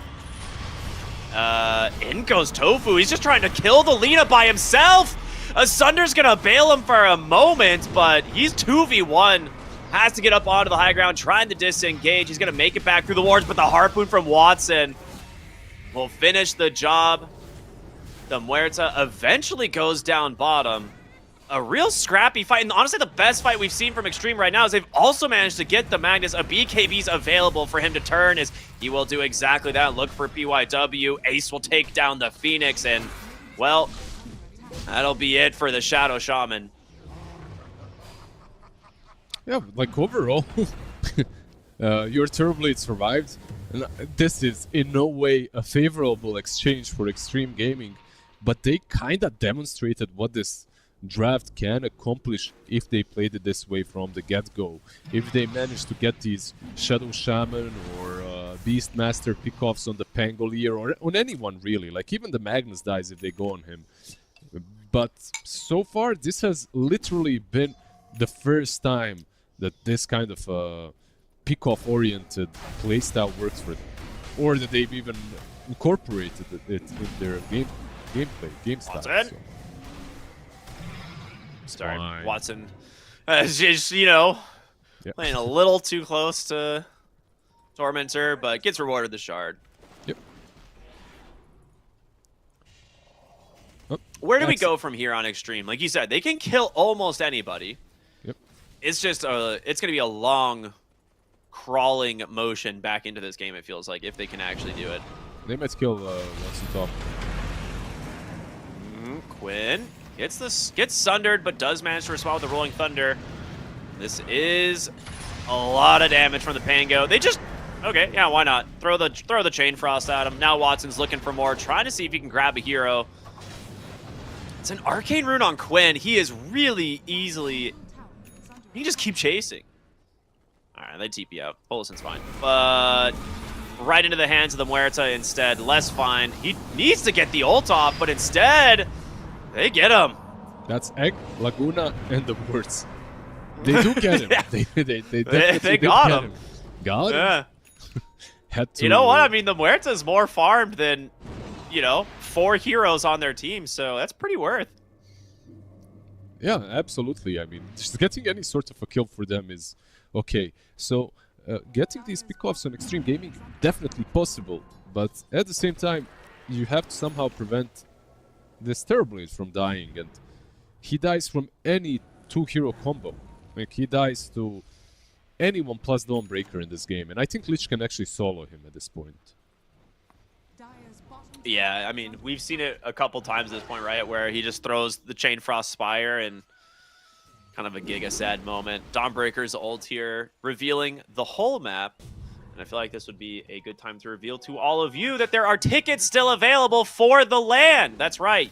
You can join us for the first FISSURE Playground event live in Belgrade in just, it's really not that far away. We're only about a week away. So type !ticket in chat to get the details and join us there for the main event. Absolutely. Go to Belgrade, eat some Deskavica, enjoy some nice sightseeing, and also enjoy some Dota. What's happening? Roche isn't enjoying this though. They're easily gonna 3-man this. Yeah, the thing that's super frustrating as well for the side of Extreme is Beastmaster lineups are the ones that are supposed to secure Roshan really, really easily and also really early. And technically they got the first Rosh. It did cost you 4 heroes and the Aegis, but they did get it. But now it's into the hands of the Magnus. I think this is kind of the go time for Gaming Gladiators. Not to, say it hasn't been go time since like the 6-minute mark, but they could go for the high ground, basically. New. This beast is Instant roar. They can cancel. Dawnbreaker to cancel the TP out from New. Very good stuff. One of the reasons we see the Dawnbreaker Ags there. Yep. They did use her ulti, right? So maybe there's a chance to get the pick off on the other side now, even without Beast. They have a lot of potential, like we talked about earlier. I'm just trying to find some silver lining to make this game a bit more interesting for everyone and for myself. Like maybe some Shadow Shaman plus Laguna Blade, like these 2 heroes can get the pick off, but Gaming Gladiators, they're just on top. They're reading their moves very nicely. After Roshan straight through the Twin Gate, catching them off guard. They're trying to split at least, which is nice. Yeah. I mean, anything at this point is worth it for Extreme. They do have this... I think I saw a gem on the Phoenix there.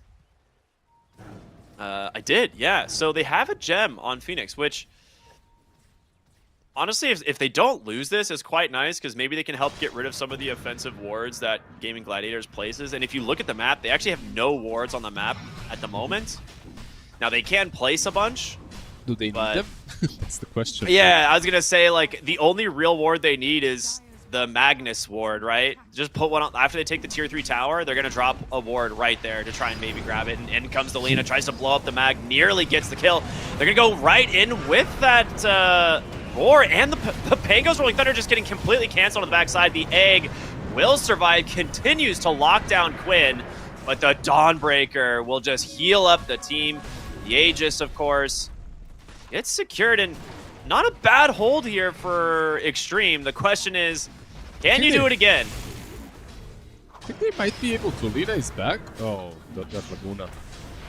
Yeah, Laguna Still, not enough to find the kill.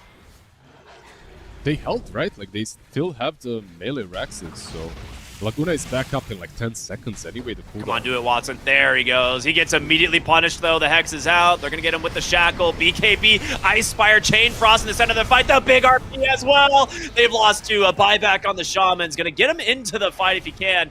XM looking for the Muerta. A dive into the Spirits. Not enough to finish off Tofu. And he will they are limp away. They are so skittish. Like, XM could have maybe gotten an extra kill or two there, but just I completely understand. He's too afraid because they have so many ways now of getting him, and he needs to play this game like as cowardly as possible. He gets a kill there, and he has a blink. Yeah, from the invis, he finishes it off. Definitely. Yeah, I mean, this is exactly how he needs to try and play the game. And, I mean, that's 60 seconds without a Muerta now, so you can definitely get some chip damage, or maybe you just focus on the outer towers, but maybe going high ground's a little bit too bold at the moment, so we're going to see them maybe play for bottom side here. XM already trying to address the waves. Like, I know it's 30k advantage, and in almost every single game you would say that Radiant has absolutely no chances of winning this. But if they play this game very defensively on Radiant, like keep their high ground positioning around the wards, maybe they can get some pickoffs with this Lina. Maybe they can... You saw even the Magnus that has like 4k HP. He died even before XM had even. Yeah, that's true. I mean, the Lina is a bonkers hero. And the E-Blade is now done, so it will be even more damage coming out of her spell combo.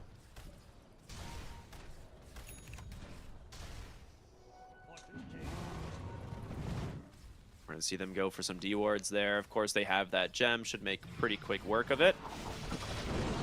Keep in mind, though, 1 kill is all that it takes. She has no buyback. There's this E-Blade that has been completed, so 1 kill and the high ground is probably gone on Radiant.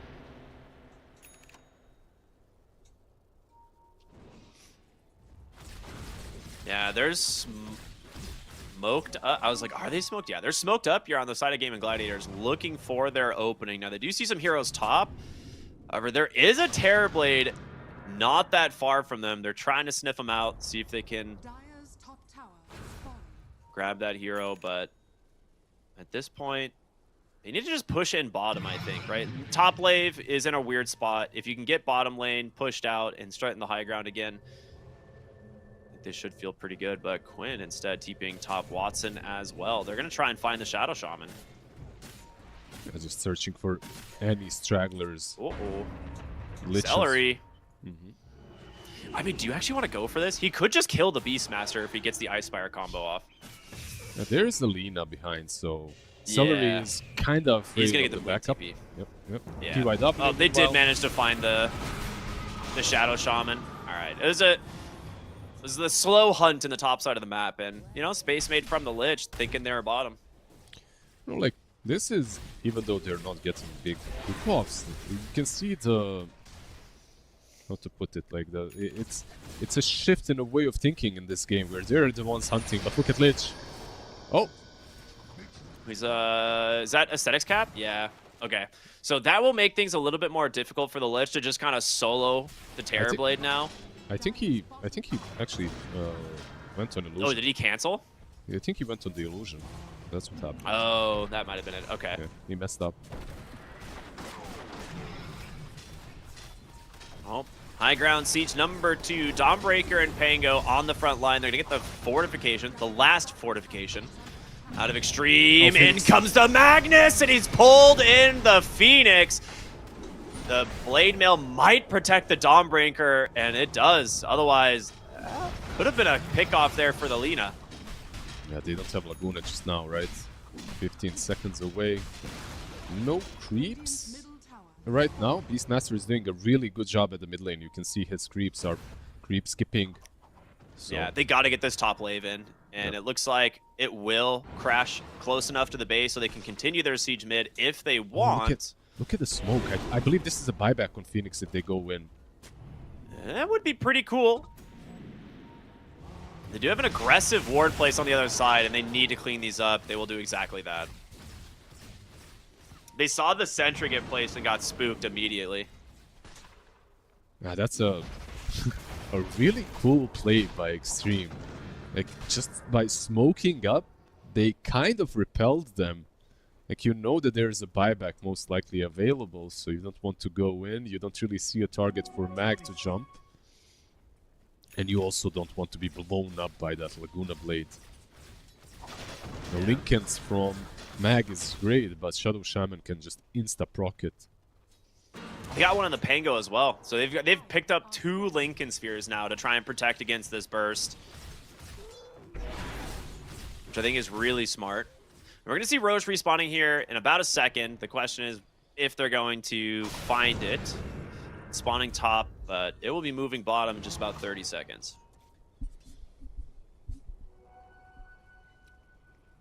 Looks like XM. All right. He just cuts the wave, and he is going to TP back to safety. Yeah. One team goes for Roche, and the other team goes for the Tormi. Unfortunately, this is not your first, but Roche number 3, so he carries a very heavy bag. I don't think this... I mean, of course, it's not a good trade, but what can you do? If you're Extreme Gaming right now, it's very unlikely that you can contest it.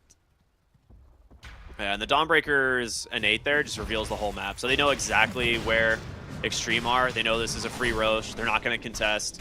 Refresher at this point, it's hard to decide who it goes on. It will likely be Quinn, just because double Rolling Thunder is such a large disruption in the fight. And a single RP should kill whatever target they want. But they can definitely kind of move it around to whichever hero they prefer. And it looks like Magnus will be the one that holds it for the moment. Yeah, double RP. Always the go-to, right? I know, Yeah, I so completely agree with your point with the double Rolling Thunder as well.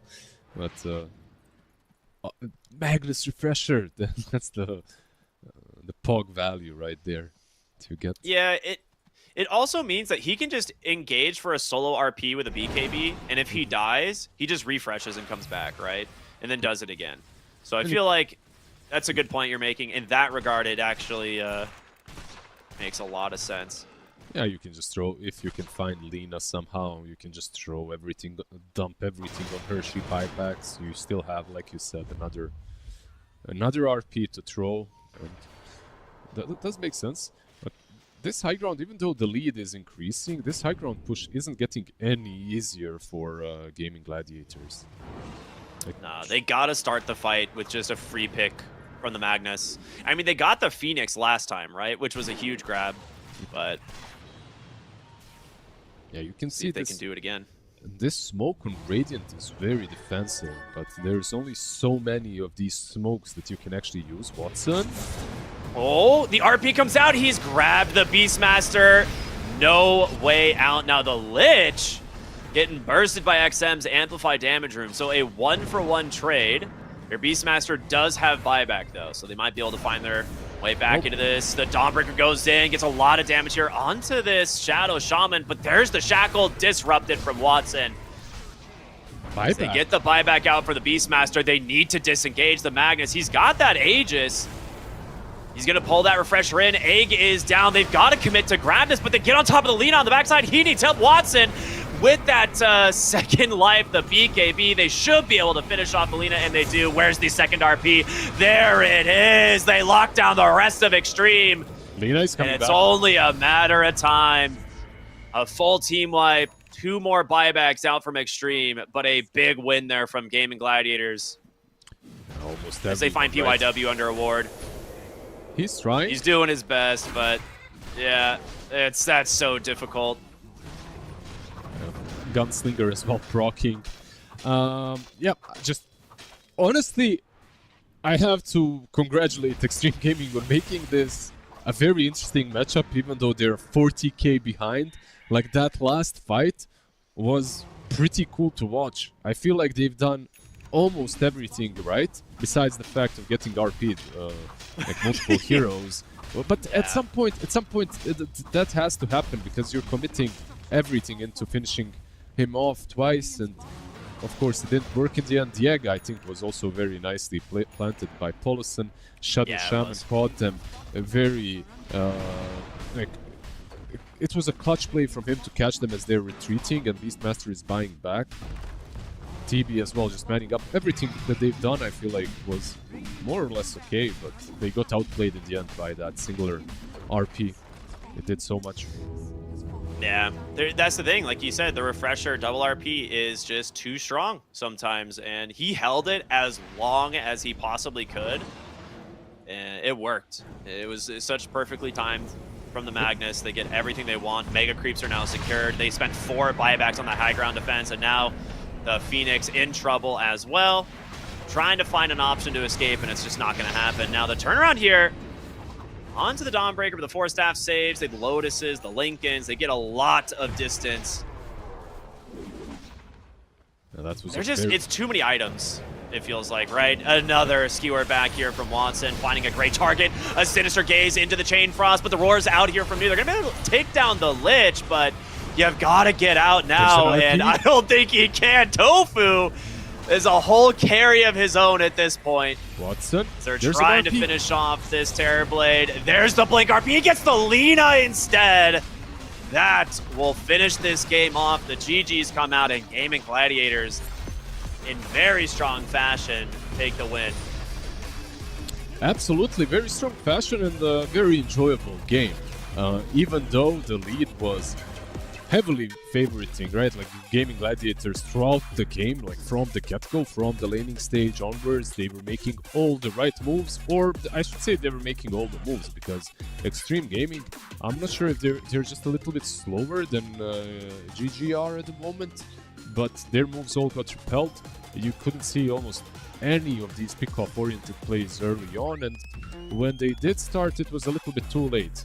However, there are some nice things to see from them, even though they were very indecisive in the mid game. Late game, they kind of picked it up. Late game, they had a lot of pretty cool plays. Like that bottom lane fight, for me at least, was, considering the state of the game, very difficult to execute, and they did. They executed it very nicely. In the end, they just lost to, like, the sheer power of gold. Watson even purchased a full refresher. This was some Persian Empire, you know, just sending gold to all of their enemies' enemies. So, Watson, refresher, 50k advantage in the end. There's only so much you can do against that. It's wild to look at the kill spread in this game, because the final score is 13 to 55, but if you look at the kills on Gaming Gladiators, it is almost dead even. 3 heroes with 10, and then 12 and 13 kills. Like, it just shows how active they were across the map at every stage of the game. It started from the lanes. They get themselves the first blood, which was fantastic. But like you said, one of the biggest mistakes that came out of that first blood was coming to the lanes with Hex and Dive. And it made your side lanes struggle from minute 1. Like, they just really fell behind, and Gaming Gladiators punished them every step of the way. This was a beautiful performance. It was, but if I was like a coach preparing for the next game against Glaming Gladiators. If I was preparing my team for the next game, I would eliminate one singular piece. That's not Murta, that's not Lich, they ain't even Magnus, it's just the Dawnbreaker. Find a way of dealing with her, either by picking some early Nyx or a hero like that, or just ban her out, because the pace at which they played was more or less just enabled by Ace. So if you can at least get rid of that global potential, I think even Extreme Gaming in this game, without that global potential on the other side, probably would have looked better. But in any case, the better team did win, and congratulations to Gaming Gladiators for getting their first victory in the tournament. Yeah, I agree. It felt like it wasn't going to be that long before they got themselves their first win, right? But this one feels confident, and just a quick reminder to everyone, there is a live event happening here in just about a week. It's going to be Fissure's Playground, the first one, hopefully many more to come. But it's going to be happening in Belgrade later this year. And you can grab tickets by typing !ticket in chat, give you all the details, grab a couple for you and some friends, and join us for the live event. It's gonna be a fun one, dude. Fissure has done a really good job with their events lately, so I'm looking forward to it. Yeah, absolutely. All right, we got some highlights of this game. I feel like it's gonna be a show reel for Game and Gladiators at this point, so we'll let's go ahead and take a look at what we just got to witness, I guess, over the last 50 minutes or so. We should have highlights. I think we do. Probably. Maybe. Yeah. Let's see. All right. Yes, we got highlights. So we're gonna go ahead and take a look at those. Do we have? All right. I think we're gonna go to a break actually. So I think that's what we're gonna do. So we'll go ahead, send to a break, everyone. We'll be back with our next series in a little bit. Enjoy the highlights of our last series. We'll see you in just a few minutes.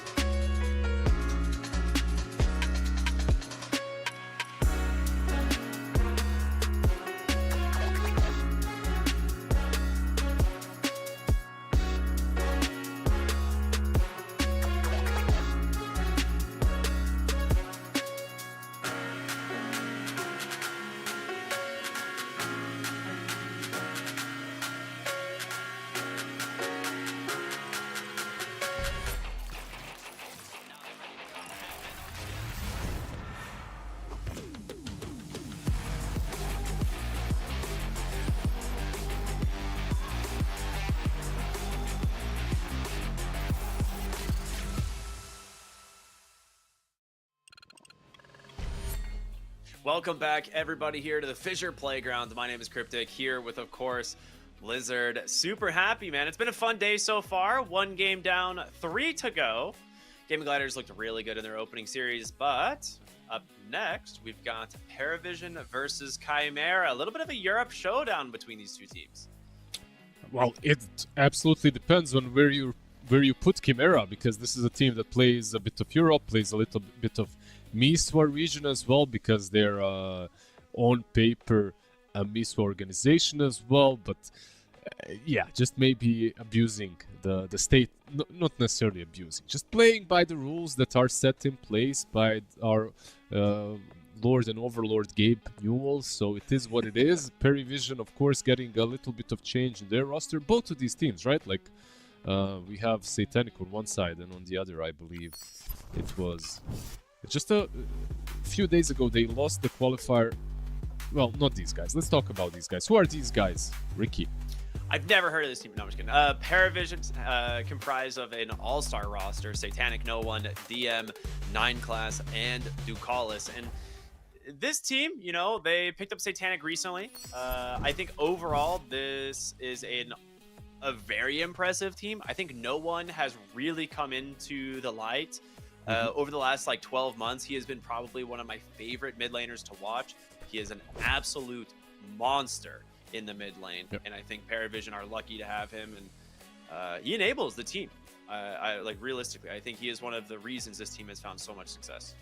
For sure. I have to say that a lot of these old school mid laners are, if they're in their form, they're still the best. I feel like the new upcoming guys that have been winning recently, if they face these super old school no ones, and I don't know, like this generation, perhaps not super old school, but this generation that kind of gave us No One, that gave us Sumail as well, almost at the same time, I feel like they're still in their A game if they're in the form. But when it comes to this other team, this Chimera team, they're kind of an odd duck, let's put it that way. They just lost the qualifier to Nigma in the MISWA qualifier, and they instantly switched things up and they removed their offlaner. So the Belarus supports are now paired with Malik instead of the Huck that was with them.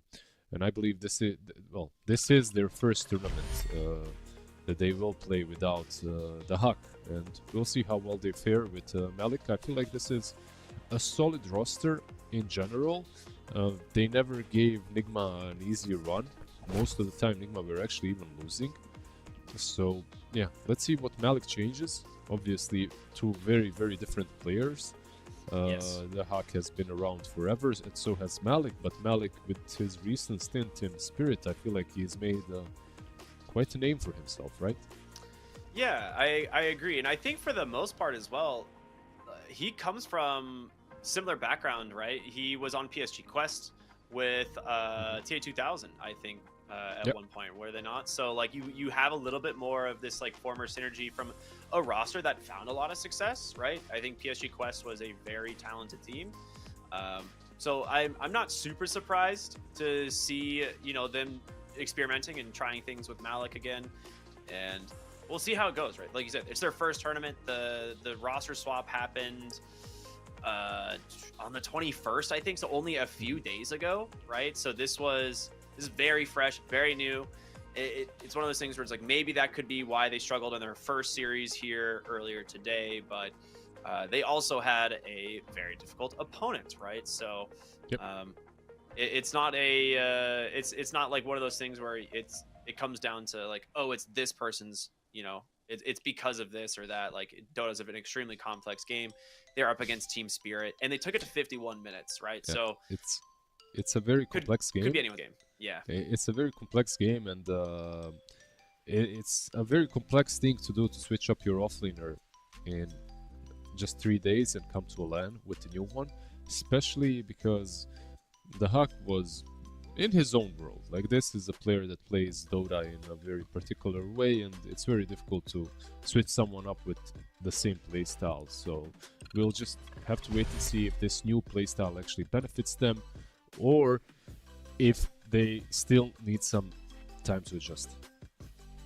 Yeah, and we'll see as we get ready to jump into the draft. I think we're gonna learn a lot with what these heroes kind of prioritize here fairly soon. I have a little bit of a cheat sheet because we have a couple bans already starting to come out as we get ready to kind of show that. There's a big question mark for me on a couple of these, but it just kind of proves that a lot of these teams in these different regions have kind of a little bit of a hero preference compared to some of the other ones, and we can see it here. And I don't know. I think this should be a fun series, to say the least. I think it should be pretty even. Yep, I think I would maybe say that Spirit are sorry, what am I talking about? That because of Satanic and these Chimera jerseys, Yeah. they actually kind of look like Spirits. It took me for a ride. But yeah, I think that Pari right now are a team that is in a much better form. Of course, different carry does matter quite a bit, but they've had more time as well to prepare with Satanic. So we'll see.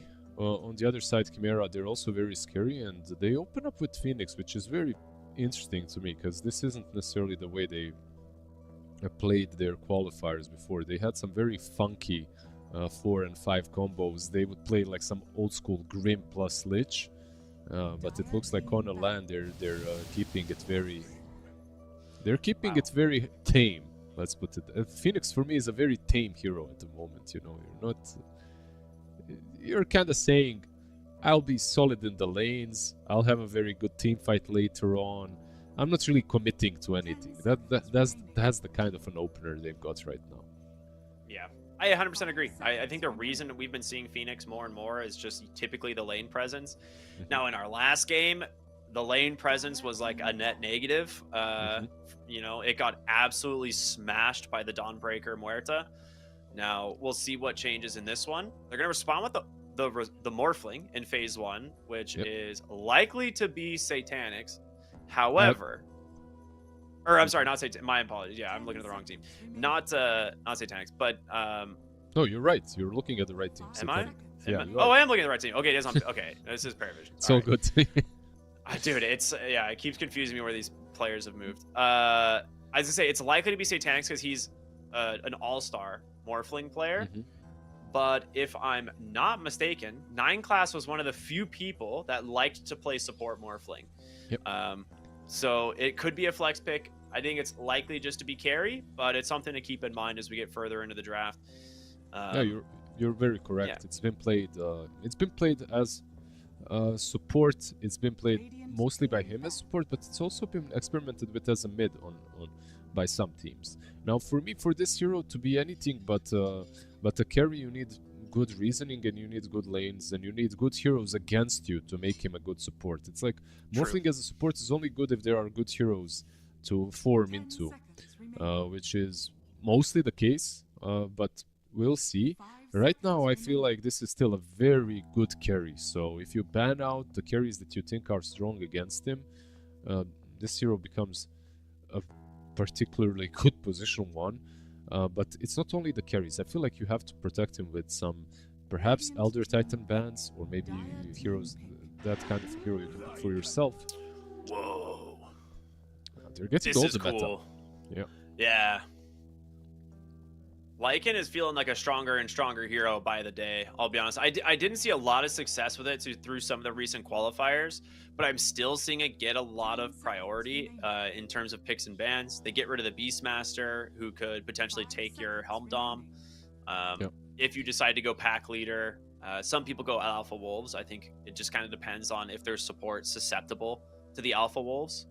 Honestly, I feel like, to me at least, Alpha Wolves are just a no-brainer, stronger facet. I don't know. That's how from my very biased experience playing with or against Lycan, Alpha Wolves just feel too scary, and you don't. They're way too strong. Yeah, and you don't have to. I mean, that's why this hero looks great to me. But I might be absolutely wrong because, like, Chimera and Dahak, when he played it, he went for Dom, and then he even went for Dom with pack leader into a Night Stalker. And on the other side, Noob did exactly the same thing when he picked it on Nigma, and he went with Helm of Dawn into a Night Stalker as well. So I'm either losing my mind here, and I don't know at all what I'm talking about anymore. Because sometimes you look at one player do it and you see another, and I know that, okay, there are even some players that used to go Beast Master with Dominator into Night Stalker. You just don't care, he hits your creep, you still clean his base in 15 minutes, whatever. But I don't think Dota is in that place anymore. I think it's a bit different. So we'll see what Lycan goes for. I definitely do prefer the Alpha Wolves, but I'm sure Pack Leader can be an option as well in many games. Yeah, I think it is. It definitely depends on the enemy heroes, but I agree with you. I feel like Alpha Wolves enable your gameplay way more because it is so difficult to kill the Alpha Wolves. Yep. And once you have like Shard and the Alpha Wolves just like pushing 2 lanes constantly, it becomes very difficult to manage the map at that point, and you need to have heroes that either can quickly depush waves, or you have to be constantly ganking, yep, or out farming, right? So it's the Doom is an interesting response in terms of like it's a great counter to the Morphling. It can potentially eat the Lycan creep if it wants. I like it. It's a one sure ticket to hell, and you guys, you can buy a ticket to Belgrade and go watch some tier 1 teams perform in, I believe, the same arena. I'm not sure, but it was really cool in the last season of BetBoom Dacha, so I'm sure that you guys are gonna have a blast watching them face off once again. Balkans doesn't get a lot, like this region that I'm in. We don't really get a lot of tournaments, and I feel like it's the best time to be a Dota follower if you're from around here. Dude, it's true. You guys have been getting a lot of events lately, and that's cool. Yeah, we've had some in Croatia before, and dude, I can't tell you how many times. Well, I think maybe 5-6 times I was actually competing in Belgrade in tournaments, like playing there. In different games cons, and I don't know, like some local things, regional things, but it's very nice to see tier 1 Dota actually appear here. So Clockwork and Sniper on one side and Naga actually on the other. This is a hero, it's been a bit for me at least to see the Naga get so picked up. I am curious what they want to do here, because this could be Carry Muerta with the support Naga Siren for Ducalis, or it could just be Carry Naga Siren, which I have actually seen a resurgence in Carry Naga Siren, mostly out of South America. I think that's it. You don't have to think too much about it, my friend. I believe you have yourself a Naga carry here. Yeah. You're playing into Morphling. Illusion-based heroes into Morphling were always good. Also, Naga into Lycan is decent. Wolves need no armor and all that kind of a thing. It doesn't really work versus her. Later on, if you can get some blink and get on top of Sniper, it's also pretty solid. I like their draft, but one thing that I truly like that we haven't really talked about, we're talking about tickets to Belgrade, is this Doom. He gets the golden ticket to always kill Morphling. You just pop that bad boy on him, and Morphling never likes playing into Doom, but yeah, let's see. The Tide ban is kind of interesting though on the other side. They're just protecting the Naga lane at this point, right? Like they know that Paravision have to address the carry Naga, and they don't have any way to do it right now. I think you either ban the Ember or you pick the Ember, because that's the only other hero I think that you legitimately need to worry about. An Ember mid lane, if you can't counter it, can actually go the Battle Fury double impact, and Naga Siren has no game. So that is still an old school counter. It's kind of cool. We don't see it that often, but it is there. I feel like maybe an easier solution for Pari, if these are their 3 cores, like Morph, Lycan, and Sniper, maybe an easier solution would be to just get something like a Lion. But Chimera, they're not getting baited, they're just banning out the strongest laners into her. Yeah. The Tide and and the Timber. So they are expecting Morphling most likely than to be a support. I don't find Yeah. Sniper nearly as good anymore with his Scatter Blast facet. So Maybe it's 9. Maybe it's 9 class on the Sniper support. This could just be Sniper 4. sure, I like I said, I really don't like it as much anymore, but I like this hero as a core way better, but maybe it is. And they round it all up with a really nice mid laner to give them some catch in the backlines as well. Like any of the Yeah. spirits would have worked, but I think Earth Spirit might be the best here. And also the best versus Morphling. Very annoying. Yeah. Like Ember, you pick it, it's not that great into him, but Earth is much nicer. Earthshaker? Centaur. Okay, so I was curious if they were going to go for like more of a mid lane counter, but it's just going to be no one on the Sniper Yeah. mid.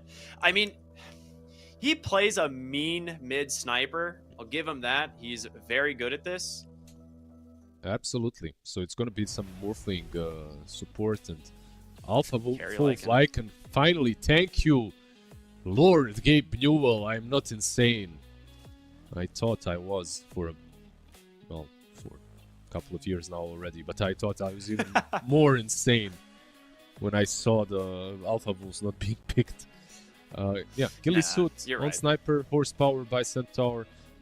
This should be like DM as well has really stepped it up as a player, and we'll see how much he can do together with Morphling or Clockwork. Most likely the Morphling, not sure.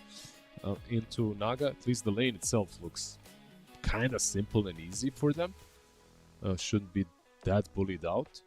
Overall, what are they missing on one or the other side? I feel like they have very nice, well-rounded drafts on one side and the other.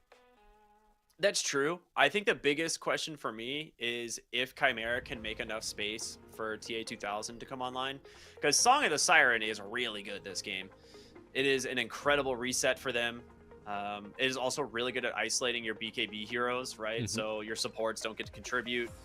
I don't know. I think both teams have some good kind of team fight options. I think it's a little bit easier on Chimera maybe, just due to the Song and the Doom and the Magnetize being just such an incredibly strong spell. But Yeah. the Lycan's a big question mark for me. With Alpha Wolves, it's one of those things that you can never underestimate. You can get a lot of map pressure with these. So I like it. It'll be a fun game. Maybe some Echo Saber as well on him, into Harpoon to deal with Yag a bit easier, right? But overall, gonna be a fun game. Let's get into it. Let's see what they are gonna show us. But one thing that I would reiterate, at least, is the Centaur. Like DM, it's not only the lane. I feel like this is... I don't see this hero as much as like maybe in some other patches where he was constant pick. This looks like a really good game for Cent. Like this looks like one of those games where he just is absolutely a menace and you can't really deal with him. So Alpha Wolves, okay, had to recheck it one more time. Nah, you were right, man. I think Alpha Wolves are really good. I think the offlane Lycan, there's definitely a case to be made sometimes for pack leader. If you have supports that just can't deal with the summons, you just pop ult and run them at a support and it dies, right? Because they have crit, they have haste. You extend the duration, and then you just move it to the next hero, and it can be really annoying. But yeah, Alpha Wolves, man, they're so good. Even if you send, like, let's say you send 3 creeps, right, at someone, wouldn't you rather have, like, 2 wolves with hightail chasing them down anyway? Like, with an active that does just as much, even without your ult? I don't know. In my opinion, I'll stick with the Alpha Wolves for now. For now, but yeah. I think part of it was people took a while to get used to Alpha Wolves because it is more, you know, you have to be a lot more on top of using the abilities on the wolves, right? That's what makes them really strong. Not just keeping them on autocast, but actually toggling the root, toggling the bonus damage between them. But really adds up. What now that we're talking about Lycan, what's your favorite item build on him? Like I've seen like 2 or 3 different approaches. There's this approach where you go for Orchid and you go for like some early pickoffs. or you just go like Midas and Harpoon and you farm up. I guess as a I carry, think it's Midas. Yeah, as carry, I like the Midas a lot. He does lack attack speed, and Midas is what gets you to your Alpha Wolves, right? Because the biggest thing for this hero is, in order to make Alpha Wolves worth it, you sacrifice an extra point in Howl and Feral Impulse, right? So your hero is less strong. So it's much more important to get to the level requirement to actually have the level 6 wolves. Is that what it is? Level 6, right? Yep. Yeah, you get them. You get them very quickly though, right? Like you get bonus level. One extra question. Like you've seen 9 class play Morphling. I'm sorry, I'm stealing your play-by-play role and asking the questions. Nah, dude, but, do it. I love the conversations. I just want to see what you think. For 9 class and his Morphling, like what's the best target to morph into? It's probably the Earth Spirit or the... There's 3, I think. I think Earth Spirit's great, depending on how the fight starts. Otherwise, the safest is either the Muerta or the Naga Siren. But Muerta is always going to be a great target. Low cooldown dead shot, low cooldown calling. And if heroes die during the calling, he might actually be able to get a second one up in the fight. So it seems pretty strong. I kind of had the same vibe. I would say maybe even Muerta over everything, just because of ease of execution, right? And low cooldowns. Yeah, you got to take advantage of the cooldown reduction. That's what makes the support Morphling so strong. And for those of you who are maybe unfamiliar with support Morphling, this hero's facet, flow, is very different, from Ebb, right? Flow, you get cooldown reduction based on your kind of strength percentage, right? If you have, it maxes out at 60% strength over agility, I believe. I just have or is it agility over strength? It's yeah, for flow you're definitely going strength. By the way, just one for now at least. One more important thing perhaps at the moment are the lanes. They switch things up completely, and I think this is very beneficial to Chimera. At least it looks that way, even though on bot lane they're getting really punished by the Kalis. I think, what do you do with this? What did you actually achieve? You dodged the Centaur lane with Naga, and at the same time you put the Naga into the Lycan lane. So, yeah, you're playing from the off lane, but a Clockwork into Naga doesn't also do quite a lot because of Battery Assault into Illusions. So, wow, I didn't even notice that. That's huge, actually. The Phoenix is also one of those heroes that can put a lot of damage into Centaur without taking a ton in return. So you have the Phoenix in a pretty solid lane, and what are they gonna do to Doom? Right? He doesn't care. One of the things that makes Morphling one of the weaker heroes in Dota as a support is the fact that his lane stage is awful. This hero is so bad in lane. Oh, just look at where he is. Yeah. it's he's half polling at this point, but tier 2s. Yeah. Actually kind of cool that he's doing this. He's gonna deny a flag bearer as well. Overall, he's maximizing the impact that he can have as Morphling. Seeing these kind of things makes you understand why this hero is not played as a support. You just don't want to be in this position. Usually as an offlaner, you don't want to have this going in the lanes. Meanwhile, Doom and Phoenix just denying all the creeps on top. Yeah, and Doom will eventually just be left here, right? The Phoenix is going to abandon this lane, I would say probably at level 3 or 4 and start looking for bottom. I would imagine he's going to come through the Twin Gate, maybe place a ward, and then just start looking for dives, because between the 3 of them, they have enough kill threat. Between the definitely, if he moves bottom, between the 5 of them, though, Earth Spirit is the one suffering on the mid lane. True. When you look at really badly, actually. Oh my gosh. He's getting pummeled by the sniper. No one is, he's winning this lane. Yeah, he is crushing this. Double Wraithband already online. And Sniper is one of those heroes that you got to be a little worried about. If he does manage to get an early lead, he can just quickly contribute and assassinate to a side lane, get himself a nice kill. Absolutely. No one is crushing the CS. He's maybe even much better as a kind of a reactive mid laner, not necessarily a hero that likes to move a lot, but can and will if an opportunity arises. But that just means that he's much better when there's like a rotation happening under his own tier 1 tower and then he TPs somewhere with that assassinate damage. Wow, I'm surprised Paravision's the one actually bringing the heroes to the mid lane here to secure these water runes. Normally, especially in this Doom lane, I would have expected like Phoenix to maybe rotate, but Yeah, he could have. they're just content farming. He definitely could have. I think on the minute 6 rune, you might see someone. Lorinov is just suffering on the mid lane, and they didn't want to allow him to recover with the water rune. Yeah, it makes sense. By the way, this bot lane as well, Naga is just crushing. 28 versus 19 on Lycan. These cogs are also some of these CSs, right? Because the illusions just clean them up immediately. There's also that, but we'll see. Maybe with some rotation from Phoenix, they can seal the deal. Dire's courier has been killed.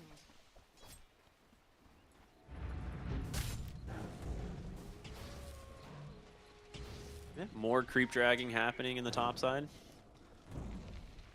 Kind of a game in which when the Centaur was picked, they probably expected him to have like a crushing lane. He had to just resort to pulling and stuff, shenanigans, so perhaps a bit of a loss, but overall, what's happening? Sniper absolutely dominating mid. He might even go for a... he was really close to getting his level 6 in time, but it's like Assassinate's fairly easily dodged by Earth Spirit, right? So he's just gonna force him back to the base. And he has to TP back if he wants to contest the 6-minute runes that you were talking about. Yeah, let's see. 6 minutes runes are coming up, and Radiant supports are in position. Meanwhile, Panto is, but Panto, if he goes too close, I think he... Let's see, he gets the illusion. Nicely done. He was kinda low. I was thinking maybe even Assassinate with Blood Grenade and Waveform, and he's dead. Yeah, right. Bottom lane. We're going to see a TP response in here from no one. Just a few auto attacks into the Assassinate. That is a very dead Muerta. And finally, our first blood at nearly 6.5 minutes into the game to the already really farmed Sniper. No one is going to have a great game. I think this Phoenix might snatch their Wisdom Rune because of that. He noticed how many players are down bottom. There's a Morphling to contest it, but who cares? If you're Phoenix, you just Fire Spirit him, and I believe he... Let's see, who clicks faster, basically. And 9 Class is trying to find him. Won't see the Phoenix quite yet. Feeling safe. He's like, yeah, I got this one. No big deal. In comes the dive. 1 second. Yoink! No, goes to 9 Class. Good attempt from Panto, but... He actually... He didn't even have to dive there, right? Like, he could have just ran in. There was no adaptive strike leveled on 9 Class, but maybe he didn't know. In any case, mid lane continuously pressured. Ducalis is here now as well, if Earth Spirit maybe rotates in. The tower is taking some serious damage now. Yeah, this Magnetize needs to get used. Like, you need to find something off this first Magnetize. I'm not sure exactly what it's going to be, because you need some other heroes to assist you. He can't just go mid into Sniper Clockwork. Yep. So he either needs to rotate to one of these side lanes, or he needs to get a gank in mid. And I actually think if you want to try and do this, you could punish the Centaur. And it looks like that's where he's heading. He's going all the way to the top corner of the map here. They guessed correctly. Roll's coming out. Lorinov is here. He has to TP, and he's out. Roll's already spent. That hurts so bad now. Bottom lane, though. Yeah. Satanic's going to be forced to pop the ult. Going to try and chase down 1J, and once again, no one is here. This time with an Amplify damage rune. He just needs the Assassinate if he wants. It's going to be a Flare that secures the kill, and TA2000 will be forced to pop the song and TP back to the base. I love the tip. I love the tip. Yep. He not only like so they rotated their mid laner. Satanic used this form. They don't get the Naga, and the clock steals. Here comes the kill. Doom. Yeah, here comes Doom and Phoenix as well. They want this. think they're gonna get it. He's gonna die. There's no way. He has Hurricane as well as Doom. Yeah, that should be a nice little freebie here onto the Lycan. He's gonna do his best to try and waste as much time as possible, but good rotation from Malik and good usage of the Doom here to start off the first kill here for the side of Chimera. I love how TA2000 didn't even go in to try and steal that kill. Mid lane, that's a good kill. That's a magnetize. That's a kill. All right, sick play from Lorinov. Deadshot actually off the mark. He's afraid to keep going. Well, he continue the magnetize here onto the sniper in the mid lane, but he's fine. Yep. Wow. It was a cool play. Like he got caught by Clock, and then he just kicked him under the tower plus magnetize. But Tranquil's playing a little bit of game savior there. Yeah, if the dead shot was there, maybe that Clockwork dies, but your first magnetize is now for nothing, and you lose your mid tower as a result, so they're feeling really strong now in Paravision. Now, if you guys want to catch any of this live and the main event, you can grab yourself a ticket here. They are available. Just type !ticket in chat to do so. Now we're going to see a big rotation in from the side of Chimera to try and stop Ducalis as well as no one here in the mid lane, but they're struggling to get the Clockwork. It just blocks off the whole enemy team. He's forced to dive away. If you don't get the Clock, you can't really reach the sniper as well. Okay, they lost the mid tier 1 tower. At the same time, they did take down the bottom tier 1 tower. Naga already has a Midas. And maybe it's time for Chimera to chill a little bit more, right? You don't have to force things until you have Doom up and available once again. On the other side, there is no Morphling level 6, so this hero is basically, I mean, not very useful. It's like a creep. Yeah, he's just a ward that walks around right now. You know, like this is the sad side of Morphling. Now, if you get through your lanes in a pretty good spot, which they have so far on Paravision, the Morphling can have a lot of impact later on. So we'll see if he gets there. I think for now, Paravision should be pretty happy. Clockwork now level 6. So hookshot's the big power spike they're looking for. Malik. Should be vision. Doom would be a great grab, but they're looking for the Phoenix on the other side. No one's trying to finish the kill. He still has the dive, but yeah, Doom looking for an opening. They just pop the Stampede. There's going to be the hoof stomp, and Malik's dead. Great usage of the Stampede. Yeah, that's a very big kill as well. Keep in mind, by the way, something that we really didn't discuss during the drafting stage. Stampede into Doom has always been one of the easiest counters, right? Like you get doomed, anyone gets doomed, DM just uses Stampede. So you're free out of jail ticket. Let's see. Some heroes smoked up here in the mid lane. Now, I think the Wolves saw the smoke, so they are very much aware of what's going on here. As the smoke's going to pop, Clockwork gets the cogs placed and just walks back. Really clean disengage there from Paravision. They're just reading their moves. I think that's one thing that they're doing much better right now and why they have 4 kills. They're reading their moves and they're positioning this Clockwork very nicely. Like one of the issues that Sniper always had is like, you're a glass cannon. If they get on top of you, you're dead. But with Stampede, with Clockwork, they're doing a fine job. Oh! Little off the mark there. The kickback missing on that hook shot, but thanks to this haste rune, Lorinov may be able to escape. It's not going to be that easy, though. He needs another roll.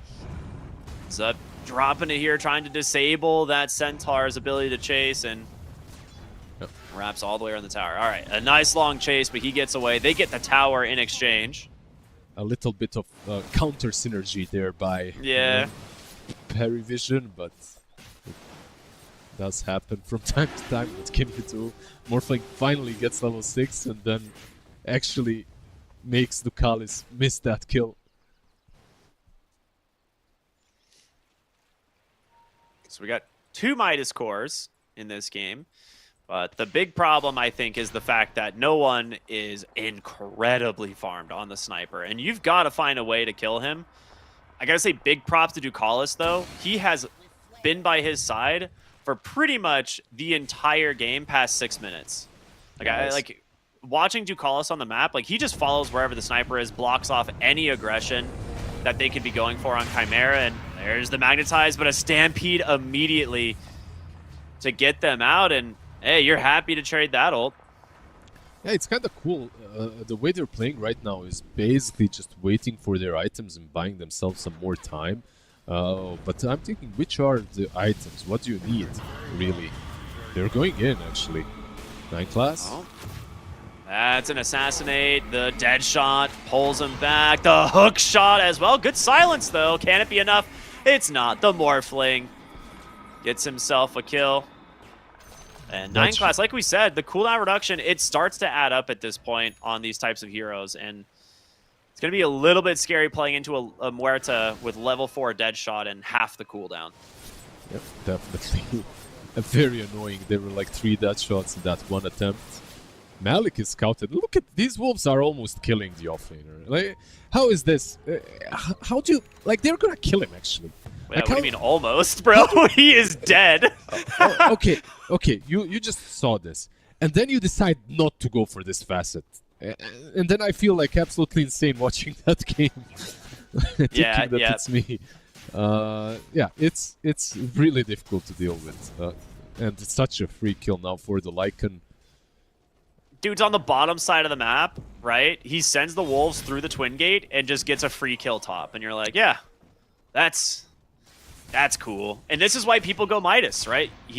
Alpha Wolves would not be like really online yet without this Midas. And look at 1J, man. Definitely feels a little bit, little strong. He had to pop his ulti because of the wolves. They started attacking him. He's not done. He's going to just dive him under the tower. He might get this kill. They have the evasion up. 1J has to pop the drums, trying to body block, but they've, of course, got that, that free pathing. He nearly just kills another hero. Under 3 heroes forced behind the tower because of this. Yeah, under a tier 2 tower. Chased him to the tier 3, forced him to pop ult. Lauren off mid. Another blocked. Ducalis once again causing so much disruption, but they do manage to get on top of the sniper. This is the best fight we've seen so far from Chimera. They will disengage with the Stampede, but you gotta be a little bit careful. All right, they finally take down the sniper. Yep. We talked about Stampede and how good it is for the side of Party Vision. At the same time, you have Ensnare, and that's a really good thing that you cannot Stampede out of. You're doing very well. I'm very proud of you. Well, as we jump into some more action here. Oh my god, Panto is really sad right now on the Phoenix. I don't know if he's actually going to survive this. He does have a dive away, but it looks like he'll be fine. Yeah, these wolves are just following everyone around. I thought you were gonna pick it up, but you guys can also follow Fissure on all the socials. Just like these wolves are following all of these heroes around the map, and now T2000 is the next one. Vision is there.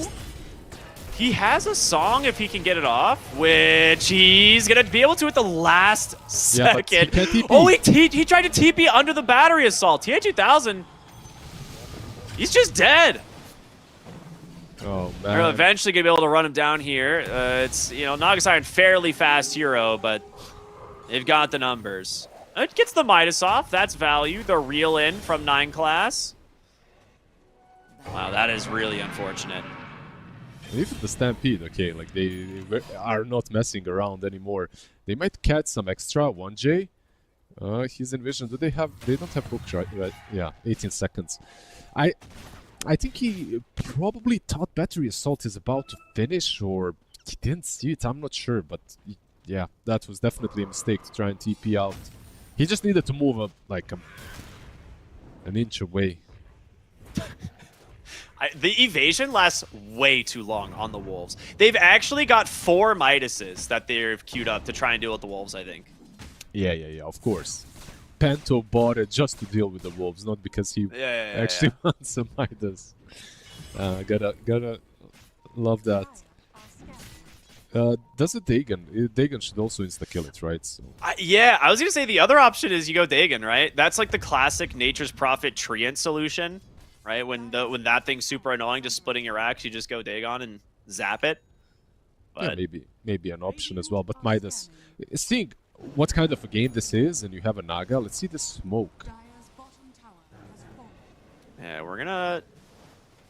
A nice dodge here at the moment as the scan did connect. Now, the Dire do kind of have a general idea of where they are. There's a good ward here in place for Paravision, so you are going to be at a disadvantage. Radiant scan once again connecting. It's going to be Ducalis walking up onto the high ground, and that's really not who they want to connect on. 1J pops the silence, but the roll on through. Can they get the damage out in time? Ducalis trapping 2 inside the cogs. Here comes 9 Class. Going to turn himself into the Earth Spirit, but they actually get the Doom on the backside, catching the Centaur. 9 Class, he's going to burn as well here. This is a great fight for the side of Chimera, at least at the moment, but here comes the Lycan, here comes the Sniper, 3 dead, about to be a 4th as Malik's got nowhere to go. Yeah, they just got wiped. Lorenov has the TP out. Look, the teamfight looks okay, but I feel like the only way teamfights can be winning for Chimera is if they get on top of Sniper and kill him off first, and that's definitely not what happened in that last fight. He just was able to stand on his own and just peep away. Like, he's got 3.2k damage dealt in that one fight. Nice Morphling rolling boulder, by the way, as well. Getting them stunned in the cogs. Yeah. Like, the two of them are doing so much work. Like, these two supports on the side of Paravision are basically just doing... The cores are fine, sure, but they're just playing Dota. Meanwhile, supports are playing some 5D chess. Yeah, with the absolutely. First Tormentor, this one 1J on Paravision, gets it for 9 Class topside. 1J nearly dying to Wolves, as this is just such a heads-up play. They know, they're like, hey, they're gonna go for Tormentor as well. So they sends the Wolves all the way over, nearly kills them, where it's forces the ult once again and delays the Tormentor. Forces the ult, a couple of Midases. Panto. It would be funny if these Midases that they bought for Wolves end up being the reason why they won the game, because the game goes like 50, 60 minutes. 1J. Oh, no. 1J, run! He's not getting out of this one. Well, fine. maybe the Midas. Hold up. He's fine. The attack slows. Okay, 1J's alive. Did that rocket miss? I think it did, right? Like, rocket could have maybe killed him even. It's level 1 rocket, never mind. Alright, there's 2 more Wolves on the way. So... yeah, who needs ancient creeps when you have these? This is basically the old Prowler, but, you know, controllable. Yeah, controllable Prowler that's also invisible and hunts you down and crits. Yeah, and has evasion. Just ridiculous. Yeah, but as they're sending 1J and Panto back to their fountain, they can also smoke up and play the map, secure some vision for Roshan. Now you have BKB Mjolnir on Sniper. Your Morphing almost has level 12. Yeah, they're just too farmed. The BKB is such a game changer for their fights. Like you said, you either have to get on the Sniper and kill him, which would be the use of like Doom and Magnetize. But he just BKBs, and he will stand there and kill you, and maybe you get the Sniper, but the trade-off is your whole team probably dies now. Yep. So the really smart choice to go for the early BKB. He'll grab himself an Aegis now, and Paravision starting to push their lead a little bit further. Now, if you guys want to catch Paravision at the main event, if they were to qualify through the group stage here, you can do so. You just got to type ! ticket in chat. Find out how to get yourself to Belgrade. It'd be a lot of fun, man. I wish I could be there. Yeah, you'd love it. It's I'll really make it nice one of these city. days. Yep. Playground 2, maybe? Pause chat?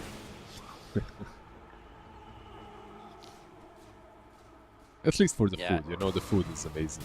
And so, like, the Balkan food is just ridiculously good. The nature as well is... there's a lot of selling points, and Dota is on top, of course, and then you get to experience everything else. Like, so many tournaments, and all my friends that do go to tournaments, or my colleagues, right? Like, whenever you go somewhere, you go there to work the tournament, and then you end up just sightseeing and stuff, and it's always nice.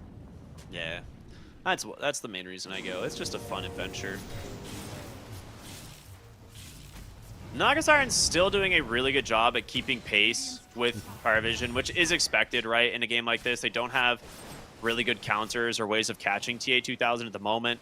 He's already got the Heart of Tarask finished. Is this like the most common build right now? Because he went Yeah. Manta and Heart. It's like, okay, I'm tanky and Oh my gosh. gotta run. He doesn't have Pierce the Veil, so... He Oh, might the rocket. get him. They've got 1 second left on that live, but no, they finish him up on a tower. But again, 2 heroes at the tier 3 tower, more map control for you and the rest of your team. And this is what makes Lycan so dang annoying right now as well. Bottom, he's also found Pounto here on the Phoenix. He's got a TP available, and he's going to be able to just go right off the map and use it. Should be fine. But exactly like you said, Sniper, however, he's a bit in no man's land that Doom has no blink. Can't really catch him. It's all about... Gotta have that Midas. You don't have to... yeah, I mean, he needs it. And you can't really deal with anyone from Perivision because you're dealing with these wolves all the time. You can't really make a lot of plays. And to make things even worse, the Shard of Lycan is now pushing every single lane in. Exactly. So, yeah, and he's going to have BKB too in about 100 gold, so this next fight he should have it. This is when things just get really difficult against the Lycan. Like you said, you have the Shard and the Alpha Wolves just causing so much work, but it's also nighttime. So Howl's global. It's already causing a massive problem in terms of your damage, and you're going to slowly be constricted on the map. And you have mid lane push to the tier 3, you have bottom lane push to the tier 3. Top side, you at least have Naga Siren. But I'm starting to wonder if the Alpha Wolves might just be a better version of the Illusions at this point. We'll have to see. A fight potentially breaking out over this Tormentor. They do not want to give this up for free. The Alpha Wolves are a better version of everything at this point. They're better than your Yeah. hero. Constantly Shadow Bladed units that are stronger than the enemy supports. Just give me Yeah. 10 of those. Like, instead of every hero, give me 10 of these wolves. I'll win Dota on my own. Yeah, I literally played against this yesterday and experienced it firsthand. It is insufferable to play against. It is not fun. Oh, They're going to try and finish the Tormentor. They get it on Ducalis. Now, Lornov, he gets the Magnetize off. He's got to be very careful, though, trying to disengage. Keeps that Magnetize rolling, and that will finish off the Sniper's Aegis. But they found the Phoenix. Malik, he gets the Doom here off onto the Lycan, but can he disengage? BKB is going to expire. The Magnetize still on top of him, but I don't know if Lornov can keep it going. Dude, there's so many spirits being coming out. One thing, I'll talk about it after the fight here. Looks like the fight's over.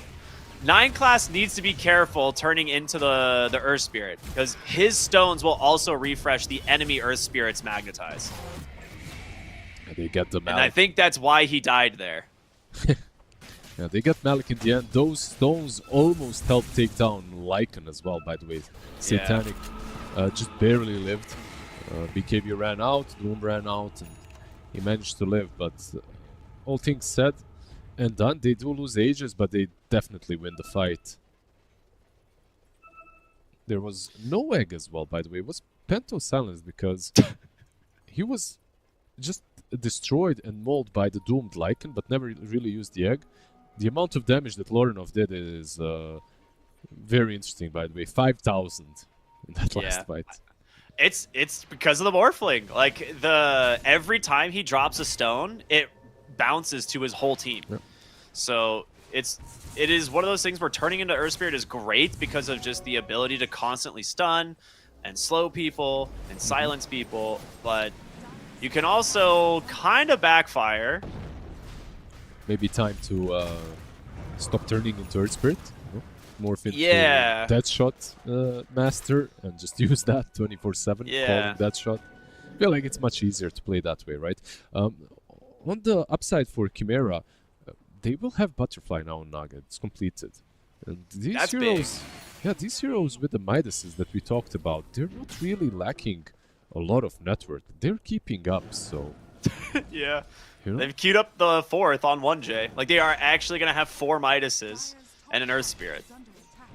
That is their game plan as a way to deal with these Lycan Wolves. And to be honest, I don't hate it. Like, there's you know, worse ways to deal with it, I'm sure.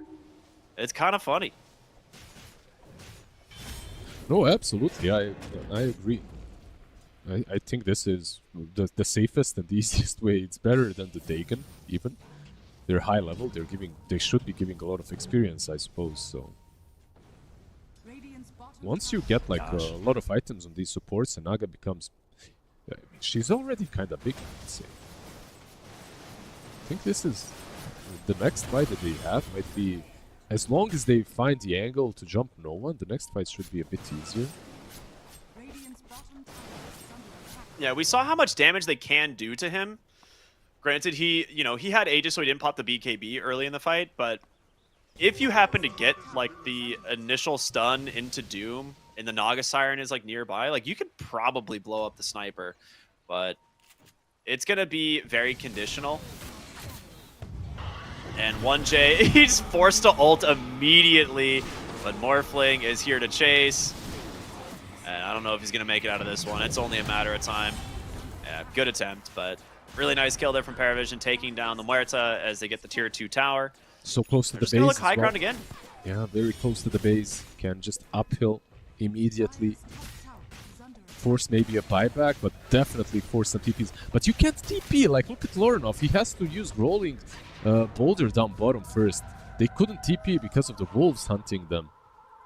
That's a decent start to this fight. If you get a good magnet, they're actually too afraid. They're legitimately too afraid. Immediate BKB wolf form out from Satanic. Lorenov is going to be forced to use it, and now the Magnetize can get rolling. Actually, Question is, can you do anything, or do they just disengage? I was really hoping they would fight that. They didn't have Muerta online yet, but the BKB Lycan and the form was already used, so maybe there was an option, but at the same time, 13k behind, it's not really simple to take these fights when you're one hero down. Yeah.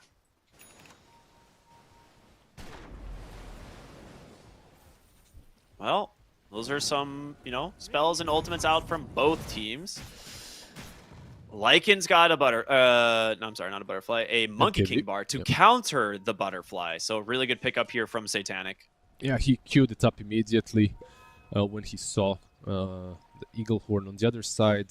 Sniper, he was going for Pike, which he has completed, but he already has Demon Edge, so getting closer to the solution. Potential. Oh, smoke. They actually see it. It's going to pop. In comes Uchalis on the clockwork. They're going to net him up. He's going to force staff Lotus. Gets to the backside. He actually finds Malik on the Doom. And he's forced to BKB. Now here comes 9 class. He's going to get to work trying to find some really nice grabs. The Stampede. What is the roll range? He kicks the Muerta into a whole nother continent. And goodbye Naga Siren as well. What is this? Yeah, no one, thank you. That's what I'm saying. They get the Doom, they find the Sniper, the BKB is out, the egg gets cleaned up, but so does Malik in the process. Lorna pops the Magnetize, trying to roll away. No shot. It is a rampage for no one. Is he gonna die? And he will. He lives. 8 HP. Absolutely All right, 9 insane. class. Whatever, dude. Yeah, this Third Spirit just made that fight. It's the supports, really. Ducalis as well going in, scouting them. Also hooking the Doom, who lost like half of his HP from that hook, forced to retreat. And then Sniper and Earth Spirit just cleaning house. Earth Spirit, I mean, morphing the Earth Spirit, 9 class.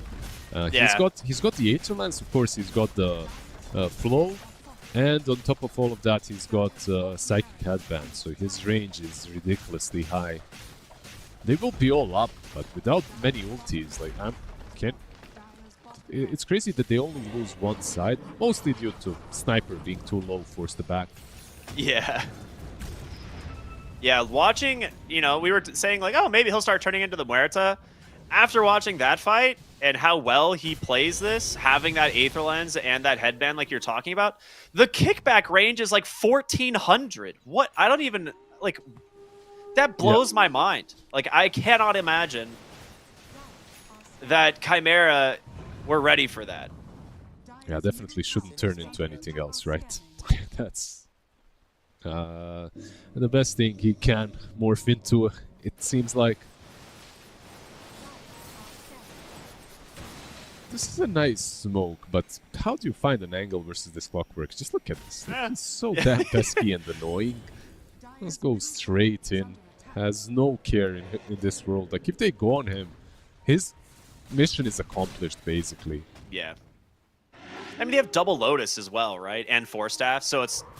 Say you do manage to go on him, they're just... Like, oh, okay, we'll just Lotus the boy, Force Staffs out of his cogs, and then you're the one stuck in cogs, right? And now they're going in. Oh, they find the Phoenix. Do they get the kill? Oh, he gets the egg off. Not a bad start, but there's going to be the song on top of the egg. Kind of an awkward start to the fight, but they do manage to find their opening onto the backside. No one's forced to BKB. He gets the Stampede out. They're kiting out the Doom. He doesn't get the connection off. Now the Magnetize is doing some work, but the damage is done. Just ripped through on the side of Chimera. GG, they call it. And the GG comes out. What a series of fights from Paravision. They cannot find anything on Chimera. Yeah, DM at the end, shouting out the hack in all chat. Very cool game overall. Paravision just very well executed. This draft Sniper, no one playing Sniper is just a treat to watch. They got a lot of comfort zone heroes. DM playing Centaur, of course, as well. It's like they got a lot of the comfort heroes, but at the same time, these comfort heroes weren't only picked for comfort. They were really good in this game. Like, you had the Centaur into the Doom, Centaur into the Naga as well. Like this morphing into Earth Spirit into Muerta. Sniper just overall having very low amount of issues and things to worry about. So he was able to just stand his ground most of the time, just peep away. Very cool gameplay by Perry as well. This just proves the point that they are probably one of the strongest teams in the world at the moment, not only in this tournament. They're just on top of their game. The movements from supports, like Morphing and Clock, early on, level 5, like there isn't really a lot that they can do on the map, but they were making so much impact just by positioning well. So, congratulations to Paravision. A very well-deserved game. Yeah, I think there's no really better way to say it. I think there's going to be a case made for Alpha Wolves Lycan no longer being allowed through drafts anymore.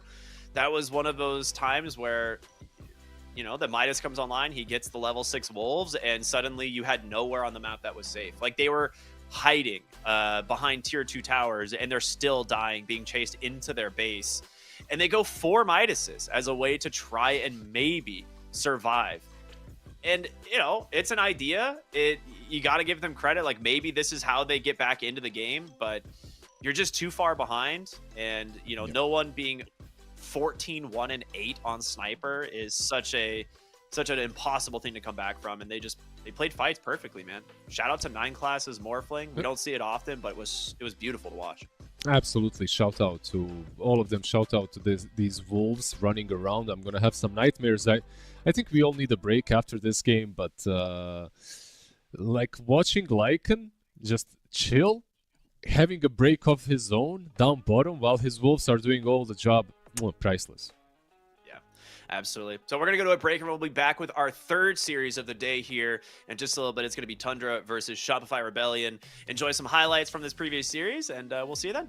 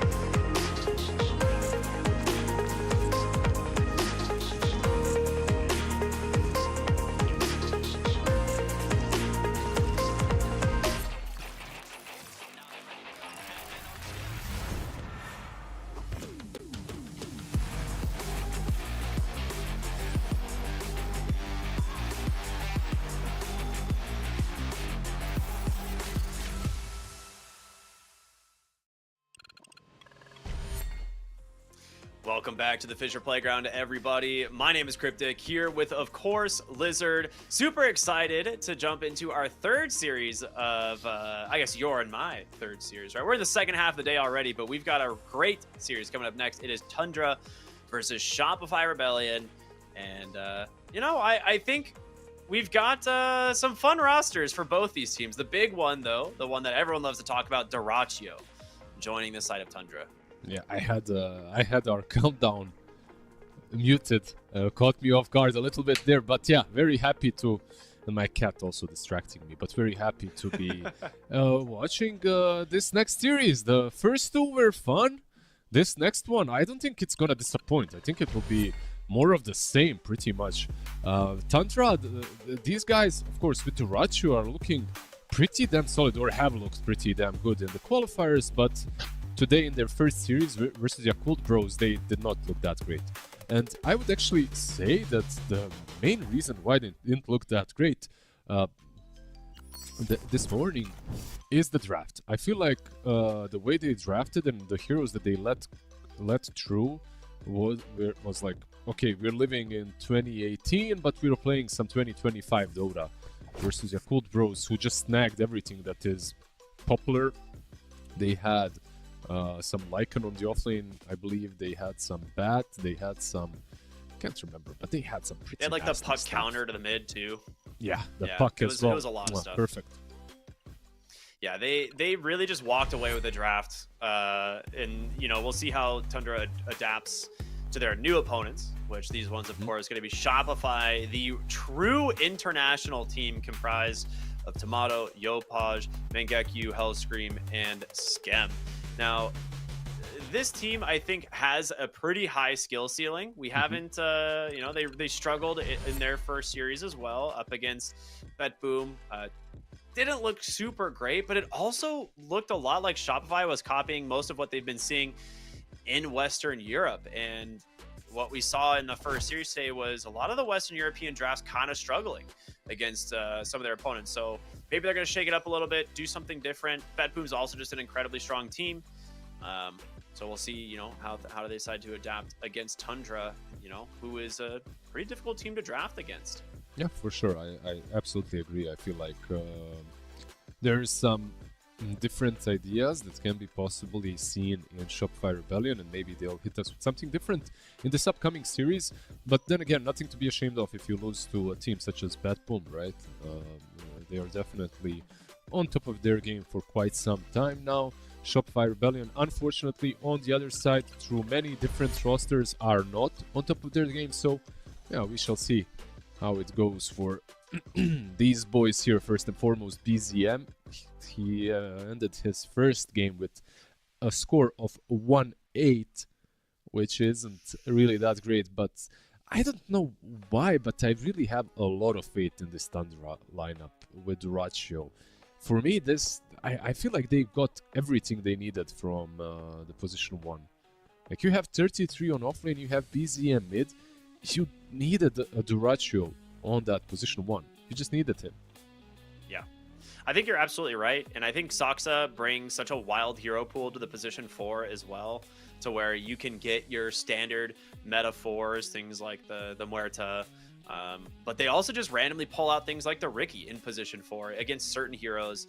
And they're the only team currently doing it, and I appreciate that, because that hero is, really could use some love.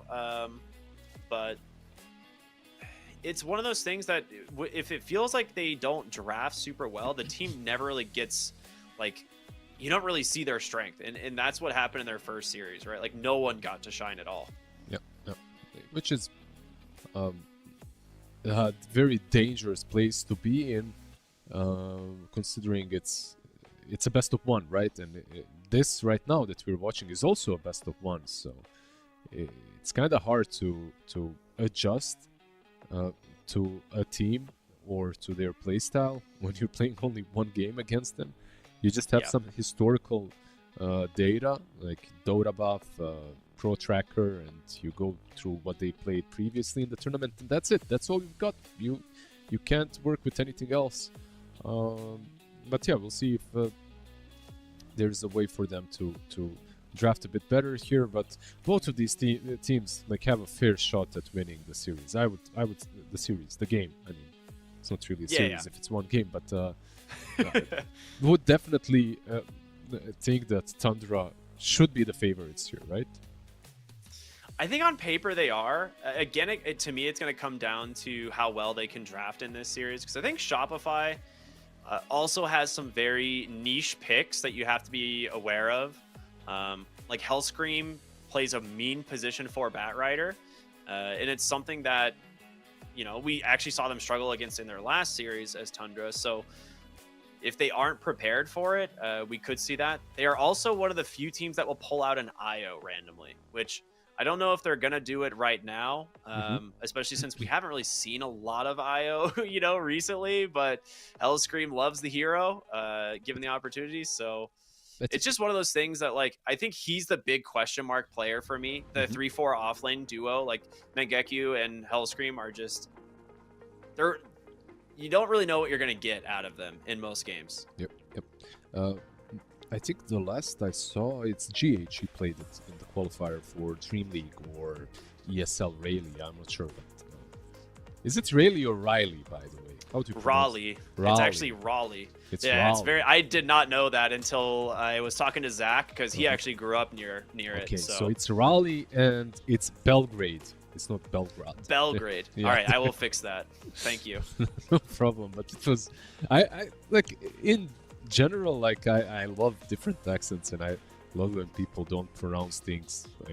I do it so often, unintentionally, of course, just because my English is the way it is. But I don't know. I like it. I like the spice, maybe. You know, a little bit of it. It is time we jump into the draft here, and one thing we will notice from Tundra is a very heavy focus on Mangekyu's hero pool here. They actually ban out the 3 zoo heroes he's actually very famous for, so they get rid of the Broodmother, the Lycan, and the Beastmaster. So this will leave a lot in the pool in terms of supports to kind of go for if Shopify want to open up with a support. What's this guy gonna play though? He banned out all the zoo. What's he gonna play? He's still got his Visage. His Visage is still in there, which Mangekyu also plays, but they're going to open with the Magnus here for Shopify. I think a pretty solid pick. This hero is great in every lane. Yeah, I would say Visage is still in a decent spot. He didn't get. So what happened to the hero? That toll got nerfed, right? But okay, this one is better. I feel like this is definitely a better pick, as it's also versatile between 1 and 3. So a little bit better to be picked up by Tundra this early on. But back to the bird, I think it's still okay. It kind of is a bit weaker, not because of the death toll nerf, but because of all the supports that are being played right now are a bit stronger against him than they were like a month and a half ago. But okay, on one side we have Bristle, on the other we have Mag. Nothing to turn this Bristle, nothing to break this Bristle for now. Maybe you could go for some PA Magnus combo. I wouldn't mind that from Shopify. I honestly think Tundra need to ban the PA in like on their one ban here. Shopify can very easily just lock PA in the next phase, and there's not much you can do about it. There's one extra option though that I like as much as PA. That's Muerta. I feel like she's maybe even a bigger problem or the same level of one. It's just that if you're playing Muerta, you can play it on a support, and this Bristleback almost never feels like it's a free Bristle game. So. They banned the Ricky out, surprisingly. I'm curious what their idea is in their draft, if they're going to ban out the Ricky there. Okay, the Morphling, that actually makes a lot of sense. Tomato is a beast on this hero, and so they will go ahead and ban that out. And it's also one of the best heroes into Bristle. Get all those, first you have so much armor, second you get all those wand charges, then you go down and you just heal up with all the wands, you reset the lane 24/7. Eventually you just build nicely into him. But I also like what Tundra is doing. They lost to a bat, they're taking it for themselves this time around. They'll be playing the bat. let's say with Shopify now, I think you can still go Muerta, just answer this Bristleback that way if you want to. Yeah, I think. Oh, Weaver. Well, Cool. Weaver is an interesting choice. This is not where I expected them to go. Yeah, same. Oh, kind of an old school answer to the bat. Yeah. It's a position 1 that can get on top of bat, can get away from him easily. The lasso isn't that easy to use on Weaver. If it's a support as well, kind of the same thing applies. You heal a lot through magic wand charges, you're low HP in general, and of course you can just run circles around him. So Crystal Maiden is like the big support counter to Bat Rider. So this one's nice. He basically has no ability to gap close in the lane now between Frostbite and Frost Nova. You just don't have move speed, so Bat Rider would have to just like play around Sticky Napalm and Flame Break and won't get a lot of value out of the Firefly. It's still a lot of damage, but it like Crystal Maiden can very easily hold back and not worry too much. She can also very easily die there, by the way. Let's just keep that in yes, true. As an option. She gets like a couple of napalm charges, she gets flame breaked into let's say this Bristol is the offlane, and yeah, whatever, it can happen. In any case, I do agree with you, it's a nice lane, especially if it's this lane like CM plus Weaver, which isn't I'm not completely sold that this is their position 1.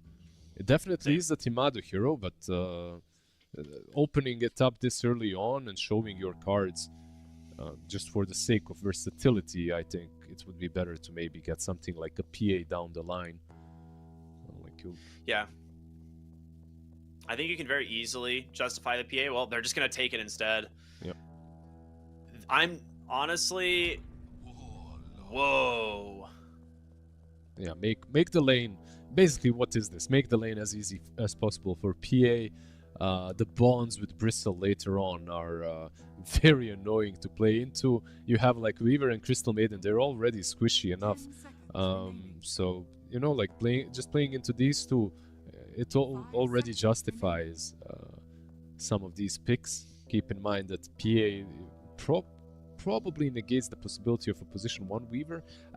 I still think you can do it, but it's a funky matchup in a way that PA can just one-shot you at some point in the game. Unless you're winning and then constantly applying pressure, and then you get like Mjolnir, maybe an MKB earlier, or Gleipnir MKB, whatever. Then it feels very nasty for the PA. But you have to be the pace of your game needs to be on point. I'm a little bit surprised from the Warlock, because you are right, I like the Fatal Bonds. I think the ultimate is a great response to Magnus. He's generally just a very annoying hero, and his goal is just going to be to make Phantom Assassin's game as easy as possible. And in the games I've seen Phantom Assassin picked without knowing like your offlane and your core matchup for sure, it's usually paired with a defensive support like this. Now, like I said, I think earlier in the day, I've seen a lot of Abaddon picked as like a late way to protect Phantom Assassin. This is sorry to interrupt you, but this is exactly what Tundra needed. So Shopify needed a PA, so Tundra took it. Meanwhile, Tundra needs something like a puck, so Shopify took it. Kind of cool, because look at Tundra. Right now, their one reliable disable is the lasso. Sure, you have Golem as well, but let's not count that in these skirmishy spells. You have no stuns, basically, is what I'm saying. And what did you need? You either needed a puck or some spirit. And now, because of the puck being picked, you're much less likely to pick any of the spirits. You might still, but maybe a shaker is an option or something like that. I'm not sure. Just in general, this puck pick made their last pick much harder on Tundra. Yeah, I think they need to just pick a hero here that can either win or draw the lane mid. I think the Shaker's a great call. Otherwise, you can still look for things like Tiny, Dragon Knight, which is still in the pool. We see it occasionally in mid. And then, of course, there's Sniper. I think Sniper might be too greedy. You don't really have enough of a front line with these heroes, I think. I know Bristleback is quite a beefy guy, but I think Shaker or Tiny or Dragon Knight fill that void really well. Yeah, I like all three that you mentioned. I think maybe Tiny, my personal preference out of those. Yeah, same. But when it comes to Sniper, like there's always an option to just pick him and completely crush Puck and then he doesn't have a lane or a game, then you don't really care. You just play the game with Bristleback, like you said, up front. We'll see. For Shopify, right now it looks like Tundra, they're banning out position 1 and offlane. So, of course, TB can be off as well, but they ban out the TB and the Dawnbreaker. So, I would go on a limb and say that Shopify... 10 seconds remaining. No, I'm actually not sure. Do they need a 1? Dude, I don't know. That's the thing. Like, I'm just as confused as Tundra is. I don't know where these heroes are going. You have Weaver Magnus showing. Like, these heroes can go almost anywhere. I really feel like if you're Shopify, you could just end these things up with a Muerta, and your draft is kind of okay. Like, you have Weaver as position 1, you get that Muerta Magnus lane, which is really strong, even into Warlock PA. I feel like you're not losing that lane.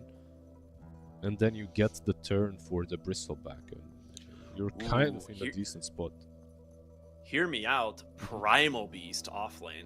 Oh, that's actually a good call. Yeah, that's a good shout. Like, right, it gives you the break. It's magic damage for PA. It can catch the Warlock. There's the DK ban. Esports, turn to pick. Oh, They go Visage! Oh my gosh, okay. That one I feel like might be a little greedy. We'll have to see. So it's Magnus carry in the end, right? Like they're Yeah, it's gonna be Magnus carry, right? It has to be. I mean, it is a bit greedy, I would say. I actually don't mind Warlock and Bat as supports into Visage. Like, you get a lot of dots on him together with Bristle. This hero just disappears without his layers and armor. Then again, you have a lot of kill potential in the lane, and they go with the Tiny. There he is. I mean, I really think Tiny was a better ban than the DK. Like, DK for I 100% me, agree. yeah. DK for me is way more of a position 1 right now than he's still good on mid, but he doesn't do as well versus Puck as much as Tiny, and overall just the general gameplay is better for Tiny. Yeah, I think Tiny offers you a lot of kill threat here that you maybe were lacking. He's also, in a game like this, probably tankier than Dragon Knight. Yeah, I agree. I feel like Tiny was something I would have been a little bit more worried about in the mid lane, but I'm also unsure about how this Visage is going to play, because with Death Toll Visage, you have to find kills early, and they're going Hive Mind on Weaver too, so they're really trying to snowball from the offlane.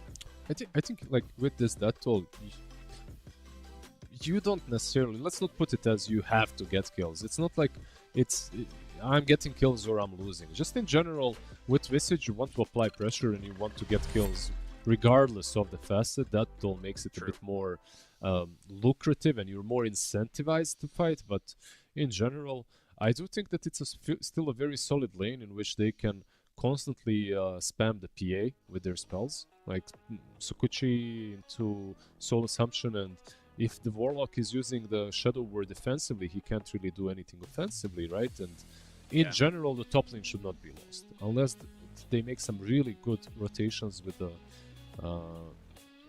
CM. I don't think that lane should... sorry, bot lane, Visage lane. I don't think that lane should be lost. Yeah, I think you're right. One thing I want to point when we jump into the game here is there is a very interesting, but I think a correct facet choice on the Bristleback. But this is going to be the best of one between Tundra and Shopify here. And see how this ends up rolling out. Bristleback, he is gone for Snot Rocket, which is a really devastating facet in the right game. And I think this is a very, very good game for Snot Rocket. Not only is it should help him kind of dominate his lane specifically, but it is 27 max minus armor when this thing is level 4 and you have a Phantom Assassin. It's massive. It's just a lot of slow as well, right? So using it into these heroes is always nice. Into any heroes, of course. And it looks like Thunder wants to fight this. Level 1 fight into Visage is always scary. They do have some tanky boys, though. Very tanky boys. Snot Rocket's also really strong, level 1. Like, just a single, like, you put 2 stacks on a hero, and they're down to, like, 120 MS. Yeah, Whitemon scouted them, right? Like, did they see each other in the smoke? They definitely saw him, yeah. He's like, I'm out. So they're gonna get 2 for 2, it seems like. Yeah, 2 bounty Yeah. on spot, 2 top. Okay, so I'm calling it. He's got double circlet on the bristleback here. Mhm. Since Soxa's probably not going to go mana boots, 33 either goes double null talisman into like treads or phase boots, or he goes like double bracer into mana boots. Like once you have mana regen on this hero, he becomes such a pain with the Snot Rocket facet. How do you feel about 50-50, like 1 null and 1 bracer, or even 1 null, 1 braid band?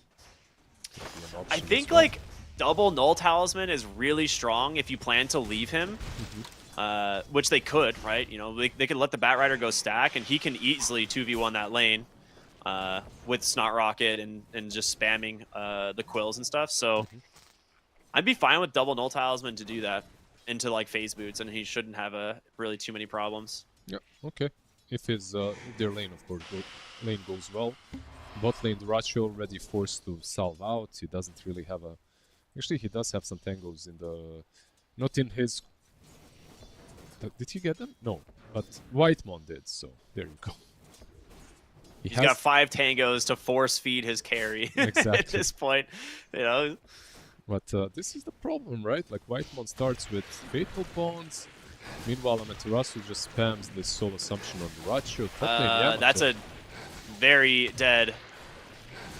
Right? Like, he can't get away from this. It's just, well, I say that. Soxa gets pulled into the tower. First blood goes to Skem. Another and the one. roots will kill the Bristleback. So now Crystal Maiden sitting at level 2.5.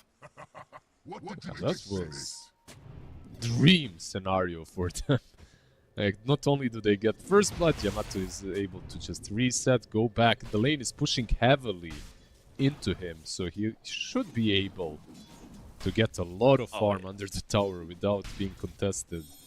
And Crystal Maiden gets all the levels. That was perfect. Yeah, the fact that that wave stayed just outside tower is huge, because if that crashes into the tower, he's gonna miss like 3-4 creeps. But he doesn't really miss anything for that death. And you can see in CS, he's already up to 12.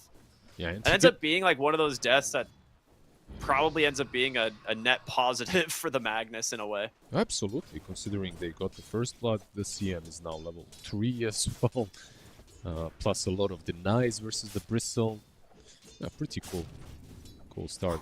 He's, I believe, getting himself a null tally as well, so Bracer null on him. On the other side, like you mentioned, double Bracer on Bristle. He did. Is that what he's doing? Okay. Yeah, I actually am a big enjoyer of null plus Bracer or null plus Raid Band, like a little bit of a mix at the moment. Yeah. But I think it's so if fine. he could still go mana boots, I think it's fine if he decides to go mana boots. But we'll see. He needs to be able to have the sustain to continue spamming spells in this lane. Bottom lane, Duracho getting very low, trying to dive the tower here, but he will survive, popping the stick. I think it was a Lotus as well. Yeah, this is a lane in which you have to survive until you get raindrops. Basically, you just have to make sure that you get to that like minute 4 mark, more or less, is where your courier is going to deliver the raindrops. And then the lane becomes at least a little bit easier, but yeah, they're definitely not winning this lane or pressuring Amaterasu. Absolutely. Now, if there was ever a lane that like stick is the most value item in Dota, it's definitely Batrider Bristleback. Oh, for sure. Yeah. Every time I look at them, they're sitting on like 10 plus charges. Yeah, 21 charges on the... Oh, the skewer into Scam. They might go for him even. He's fallen very low. Yeah, 33 is going to try and get maybe a creep here on his dying breath, but no, kill goes to the Crystal Maiden. Nicely, very nicely read. Like, Batrider was taking the creeps for a ride, and he didn't respect the mag power. Yeah, they're actually doing really well in the safe lane. Magnus, top net worth, top CS. How's the mid going back? Bristleback's not struggling that much, though. Like, he's still doing okay despite that death. Mid lane. Oh, God. Mid lane, BZM. Doesn't have mana for toss, so just doing a little bit of chip damage here onto Yopaj. Should have some mana now, but yeah, it's a bit too late. Ooh. Nice kill, bottom. Taking down the Visage, but with a rotation from Skem, Dyrachyo He might live even. gets the Blink Strike away for now. The supports, they can't close the gap. There's no Sakuchi, and they're going to be able to burn down the Crystal Maid. He gets a double kill on this Phantom Assassin. He's having a great time now. Yeah, okay, this is one thing that shouldn't ever happen in a game like this one. Top lane as well, Mag now being the Oh, God. He's gonna chase him. Does he get vision? If he keeps that nasal goo on, oh yeah. I mean, he's just too slow. He has no boots. Radiant's middle tower is under attack. He can still zone him out of the tower range, right? So no Yeah. farm is being given to the Mag. But look, everything that's happening on top lane is right now not that great for Mag, sure.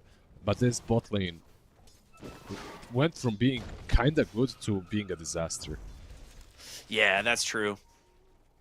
They were having a really good time bottom on the Visage, and suddenly PA gets 2 kills, tons of XP. We're going to see a potential fight in the mid lane here for the Rune. The coil's out. They will jump up, try and finish off the Bat Rider first, and it will be a success, but you've got to get this tiny. You bring 4 heroes. The crash landing just deletes the supports. BZM eventually dies. So far, a 2 for 2, but Dyrachyo's here and getting so much out of this rotation.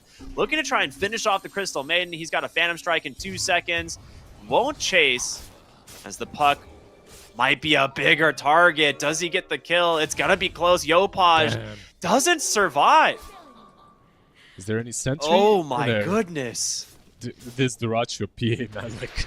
He's huge. He's level 6.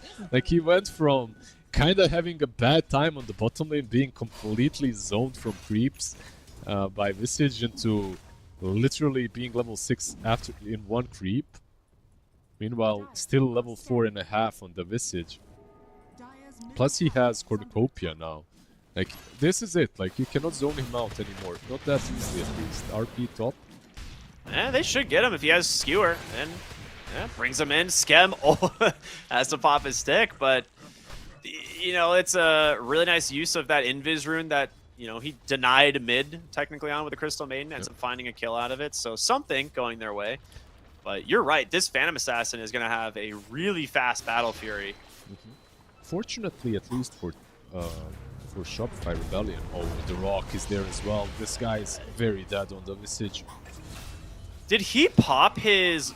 He did. I was going to say, I wonder if he popped his Tome. A really early use of the Black Grimoire just to get that level 6. He's actually almost level 8 on the Warlock from this. It's a pretty cool way to use it, pressuring the tier 1 tower as well. And this is what I wanted to see from Saxa. Some more stacks. Mid lane. Okay. No ward, but takes half of the Weaver's health in that toss. Whitemon probably not going to get out of this one. They will drop the coil to secure this, but he is wasting a lot of their time. A lot of time indeed. Yeah, even Crystal Maiden rotated in. Like 4 heroes are around. They lost the bottom tower because of this. So Dyrachyo probably will have to... yeah, he found a way out. In any way... That might be the... Go ahead, sorry. No, you first. I was going to say, that might be my favorite use of the Warlock facet I've ever seen.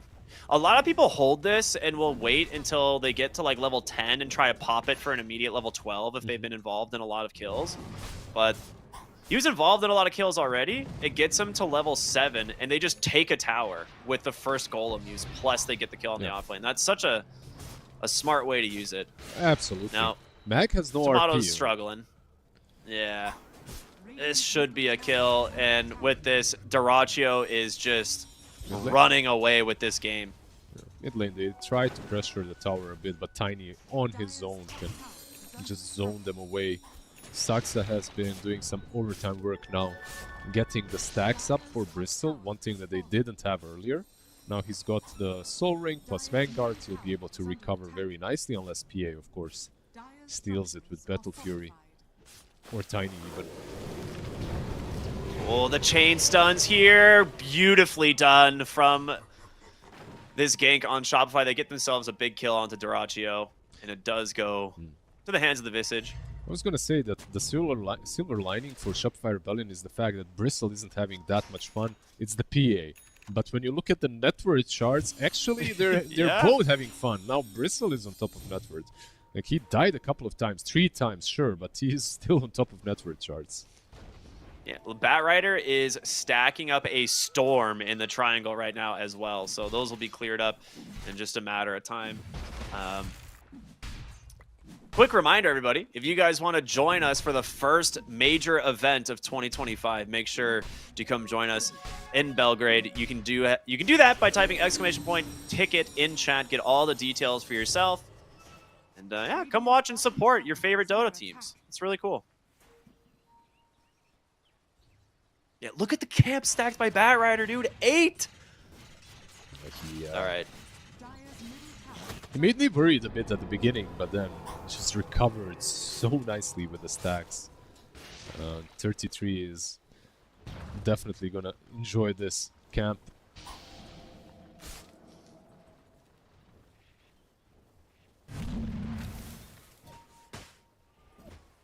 Bringing some extra heroes here to the bottom lane. Does get a free courier. That's quite nice for Schem. I think at this point, yeah, they're just going to back off, likely give up the tower here. You can hold it for a while, but...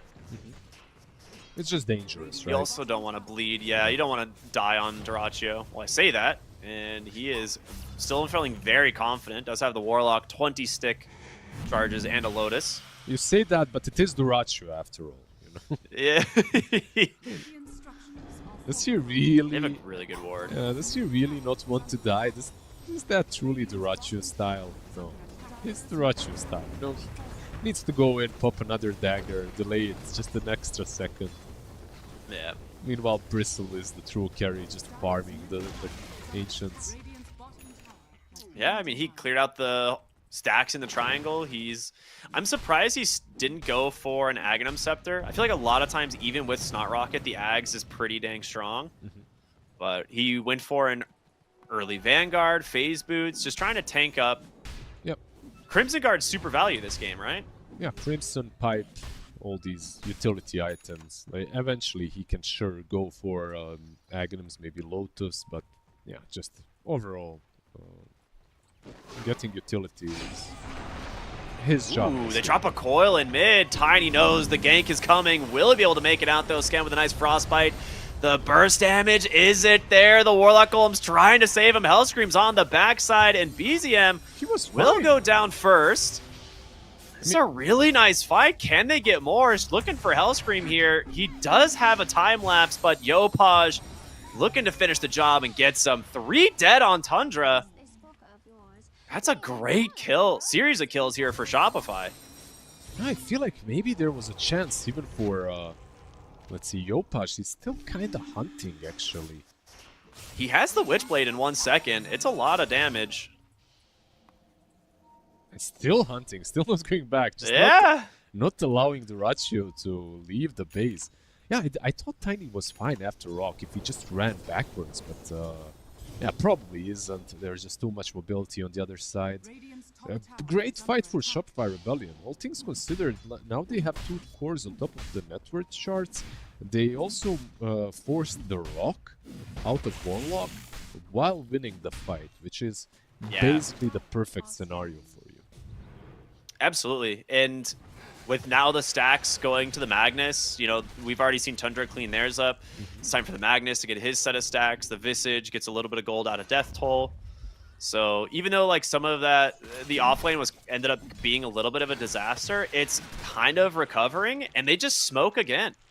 They want to keep it going. The Puck has coil available, looking to go for the power rune, but it's not going to happen. 33 gets himself the illusion, and the smoke's been scanned out, so they might just be backing away now.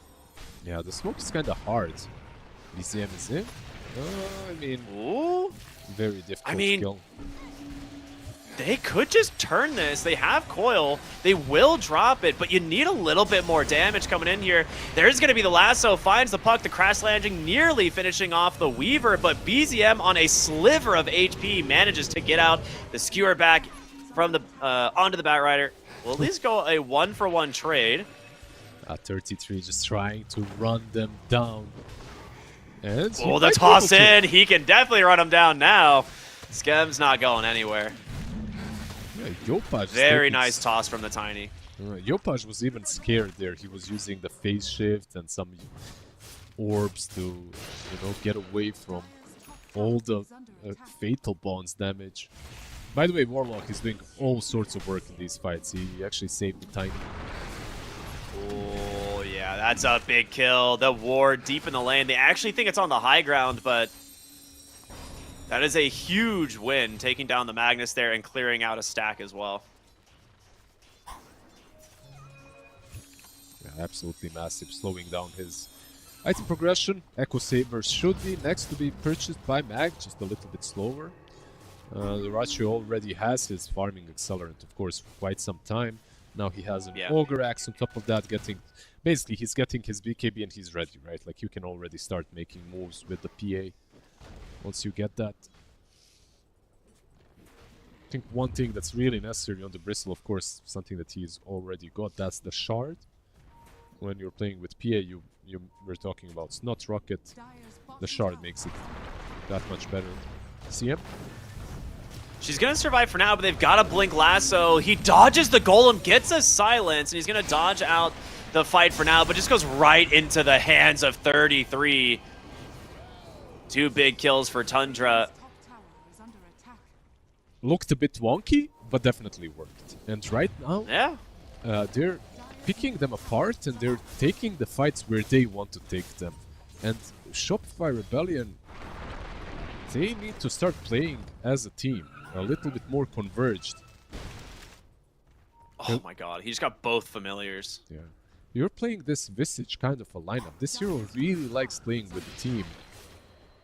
But, wasn't able to do so far. I think they have a completed Vessel on Hellscream, which it's quite good this game, but if he dies before the fight starts, which he does, it's a pretty rough fight now. They will have to just back away. You have no damage to take down this Tiny. Yeah, Scam ran away and so did Visage, and his birds that he just resummoned are dead again. That's actually very nasty. Bat is still chasing them. He's going to find the Crystal Maiden. Yeah, Flame Break will pull her back. The dagger, the follow-up from Duraccio. He pops that Pavis to try and buy him a little bit of time, but there's no real hope. And now the Avalanche toss from BZM. I'm surprised. I thought he was going to toss him back towards his team, but there's Magnus keep here. messing around. Still looking with the Bat Rider. Dives a little bit too far on Saksa. The Coil's going to catch 2 on the backside. The Vessel is out. The RP from Yamato just cleaves them to death. Okay. They got punished. Magnus is here. They got punished so hard. Like, the way they were playing is like saying, yeah, we already won the game. We're just going to punish you under the tier 2 tower. And Magnus finally showing up online with that Blink Dagger. Very nice RP. Of course, set up by the Coil. Actually, the Coil was even more important, but very nicely done. He is now running into 33's Bristle.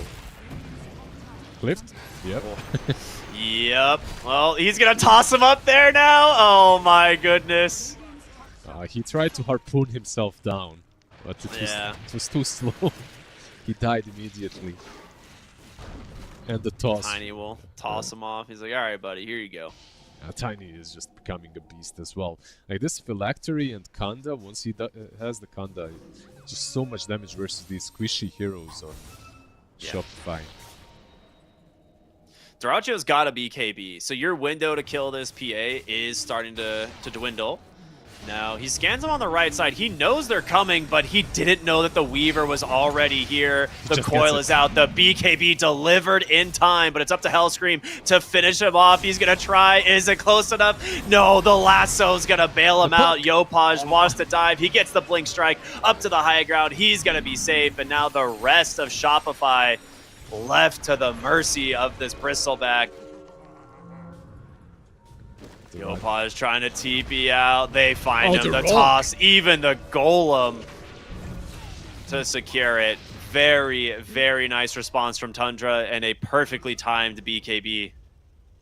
I mean, you can't. Like, that's just so sad.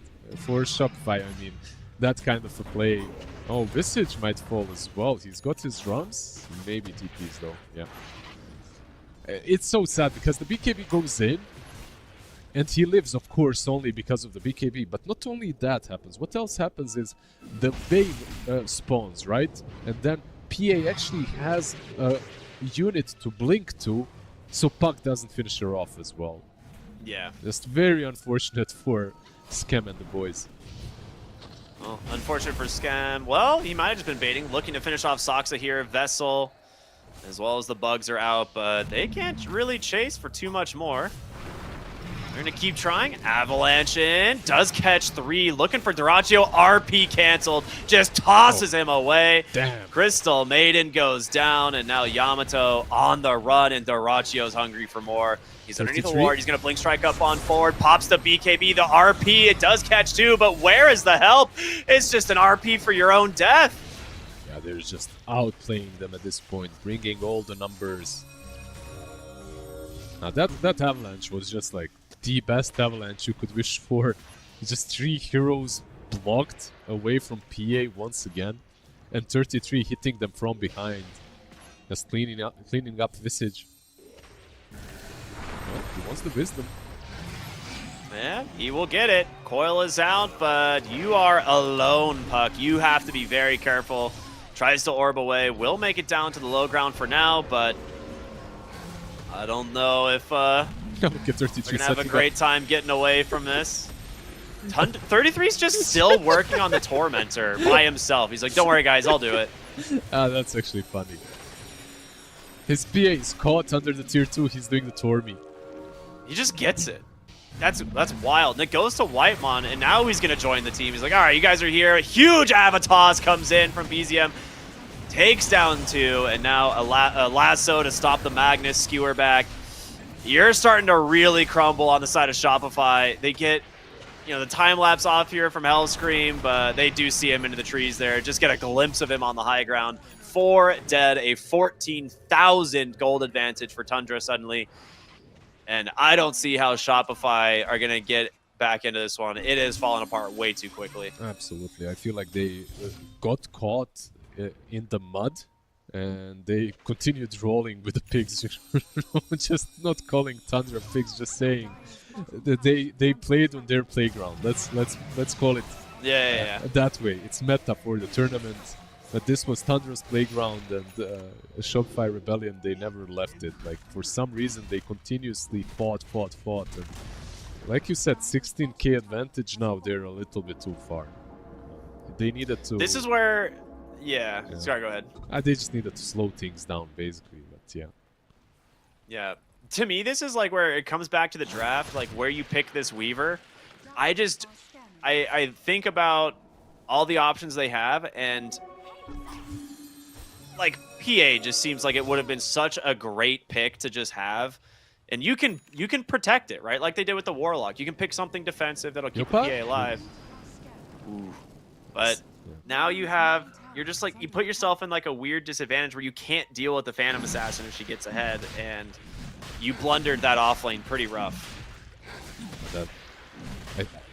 They definitely have done that, but the game was still playable. I would argue maybe it even still is playable, although you could call me delusional because of that, but they had options. Like this RP triple was still a very strong combo. They just fought. They just fought completely disconnected. Yeah. Puck just basically soloed off from a Batrider there. Like Tiny obviously throws in the Avalanche, but that was mostly Batrider's damage. He has the Shard, which is one of those things where normally it doesn't make a big deal, but he got it for free from Tormentor, and you know what? It did a lot of damage. He had like 6 napalms on the Puck there. Scam. He's next. Yep. Okay, there's certain things in Dota that are very funny, and one of them is like health bars never moving, like a Tidehunter that just takes 0 damage, and the other is the exact opposite, when someone's health bar goes from 100 to 0. Yeah, being one-shotted is, as a support player, not my description of fun, but whenever you're the one dealing the damage, it definitely is. Look at his bat, like he's level 15, forcing time-lapse out of the Weaver. He's gonna continue chasing. Yeah, he's got Tiny to help finish the kill this time. Yeah, I mean, BZM is crushing it on the Tiny this game. And you and I both agreed, like, the Tiny pick just seemed like it was going to be so good for their draft. Yep, absolutely. Just like, gives you the low cooldown catch and the low cooldown burst that they needed, right? Yeah. And plus, AoE stun versus all these heroes made a lot of sense. Mid lane. Oh, skewer back. Maybe BZM got a little too confident, but he just gets forced down to the low ground. RP's out from 2, trying to make some space here against this Phantom Assassin, but they don't care. They dive for more. They take down the Magnus. Skem's going to be next, and now Puck on the front line. Avatos to death. 3 fall on Shopify on their high ground, and, well, 33's not satisfied. He is diving all the way past the tier 4s. Now, he might get punished? No, of course not. Saved by Solar Crest, and instead they just dive for more. Hellscream forced to pop. That time lapse to get away, but Dyrachyo, he's hungry. He's got an Aegis and a BKB still in the bag. He still has a BKB. This whole fight, he never even had to use it. They're just disappearing. The damage is dealt mostly by him and Bristleback, of course. But Tiny as well, just doing way too much. The buyback from Puck. GG. Yeah, they just GG out. Yeah, I don't blame him. There's no way back into this game. Nah, it's felt that way for at least 5 minutes now. Probably the closest game, sorry, not the closest, the least close, the game with the biggest difference that we've had today. The most one-sided game, let's put it that way. Tundra just absolutely dominating from the get-go. I really think they had some stuff in their arsenal on the side of Shopify Rebellion, but they just threw a little bit too hard. One fight after another. That looked like a tilted team at one point, you know, when you fight all the time. Yeah. It did kind of feel that way. I feel like the draft, there was a few things that they, you know, could correct going into their next series, but the Tiny was just way too good against them, and I think the Dragon Knight, like, you could maybe deal with that a little bit better. Because like you said, the constant burst and just catch that this hero brings is just the worst thing for Shopify. And I don't know, the Dyrachyo just played it out of his mind this game. Like, he did such a good job recovering off of what was like going to be a potentially rough start for him. He gets involved in a ton of kills. He comes to the mid lane, gets involved in like 3 to 4 kills there. And then I think Whitemon deciding to use the Grimoire when he did goes from like level 4.5 to almost level 7. And then suddenly they kill the off lane. Yep. You know, Visage, take the tower, and his game is completely free. Yeah, that hero needs to snowball, and they were actually snowballing against him. So, yeah. The Visage as well, the itemization drums into Shiva's kind of cool adaptation to the game, because he needed armor, and Shiva's versus both the Tiny and Bristle, even PA, of course, still nice, but he got there way too late, and like, in general, like, you'd like to think that with Visage it's nice to fight all the time, but the fights that they were taking were never these well thought out fights in which they have all the heroes and they're taking the fights on their own terms. Instead, it's like one of their hero dies, then they kind of force it, then they get punished. They don't get a kill because of a save from Warlock, and yeah, it all went downhill. They had that one good fight on the mid lane, if you remember, but only one. Yeah, you're right. That was it. They had like the punish on top side with the Magnus RP onto 2, but you're right. Like, it was mostly like Tundra kind of gave them that one, to be fair, right? That was a little bit of a gimme, but when Tundra was all grouped up, they just felt impossible to deal with. And yeah, looking very good in this game. I loved their draft, their adjustments they made from their first series. It really makes sense. But if you guys want to, you can go ahead and join us for the live event, which is going to be happening in just about a week. It's going to be the first major event of the year, so make sure to join us in Belgrade. You can do so by typing !ticket in chat, get all the details. You know, it'll be fun. Blizzard, you're thinking of going, right? Yeah, most likely. We'll see. It's not that far of a ride for me. Yeah. Well, everyone, we're going to go to a short break to get ready for our 4th and final series here of the day. So enjoy the highlights of Tundra vs. Shopify, and we'll see you with Falcons and AVULUS coming up next.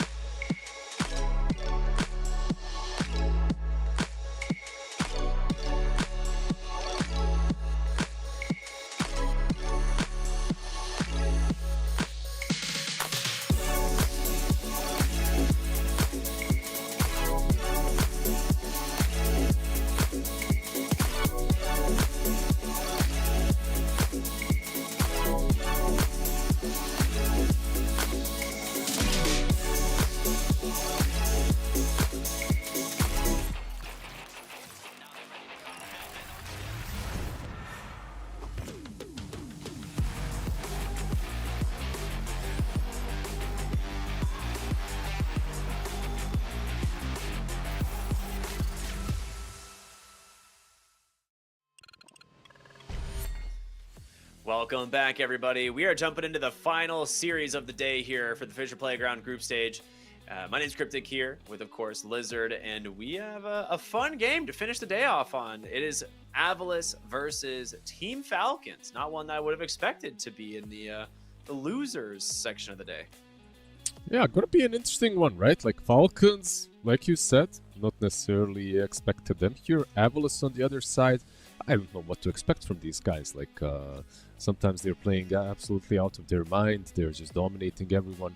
Sometimes they don't, but I feel like it's one of those teams that is always aiming to, if nothing else, improve from one tournament into another, from one game into another. They're taking it as it goes. Meanwhile, Falcons, they're not looking necessarily only to improve. They're constantly looking to be winning as well, right? So we'll see. It's only one game that they've had so far, Team Falcons. Let's not say this year, but ever since, I don't know, like December and stuff, I feel like this team has been a bit shakier than usual. Ever since the Valachia lost to Heroic, right? But overall, they've got some nice new haircuts going for themselves, and maybe that's where the power lies for their mid lane Stanislav. Right? Yeah, I would like to see Falcons come back into form. Like you said, they've definitely been struggling a little bit more recently, and I think the team still has a lot of potential. This deep into the patch, I think Falcons is one of those teams that kind of thrives on new patches because they're so good at finding and breaking the game. Whereas like the longer the patch goes on, teams will maybe catch up onto them and kind of come up with some new ideas. But we're going to take a look at their opponents, AVULUS here, which I'm a big fan of this roster. It's got some players that I really enjoy. Smiling Knight, Stormer, Zibe, Eki, and Saneko. Smiling Knight's a player that I've had my eyes on for a very long time. I think he was kind of slept on in the South American region when he was playing over there, but has really come into his own here on AVULUS. And this roster, I mean, they've had some major upsets, and they're looking really good. Yeah, absolutely. Why does Zibe look to me so much like Saberlight as well? For some reason, right? I feel like he's more. All these offlaners are morphing into the same person.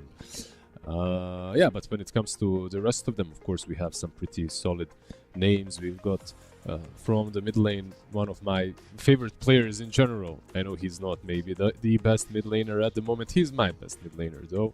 And of course, on the other side, we have who can hate players that like to hug people a lot, such as Soneko, right? So overall, just a very nice lineup in general. Always looking forward to their series.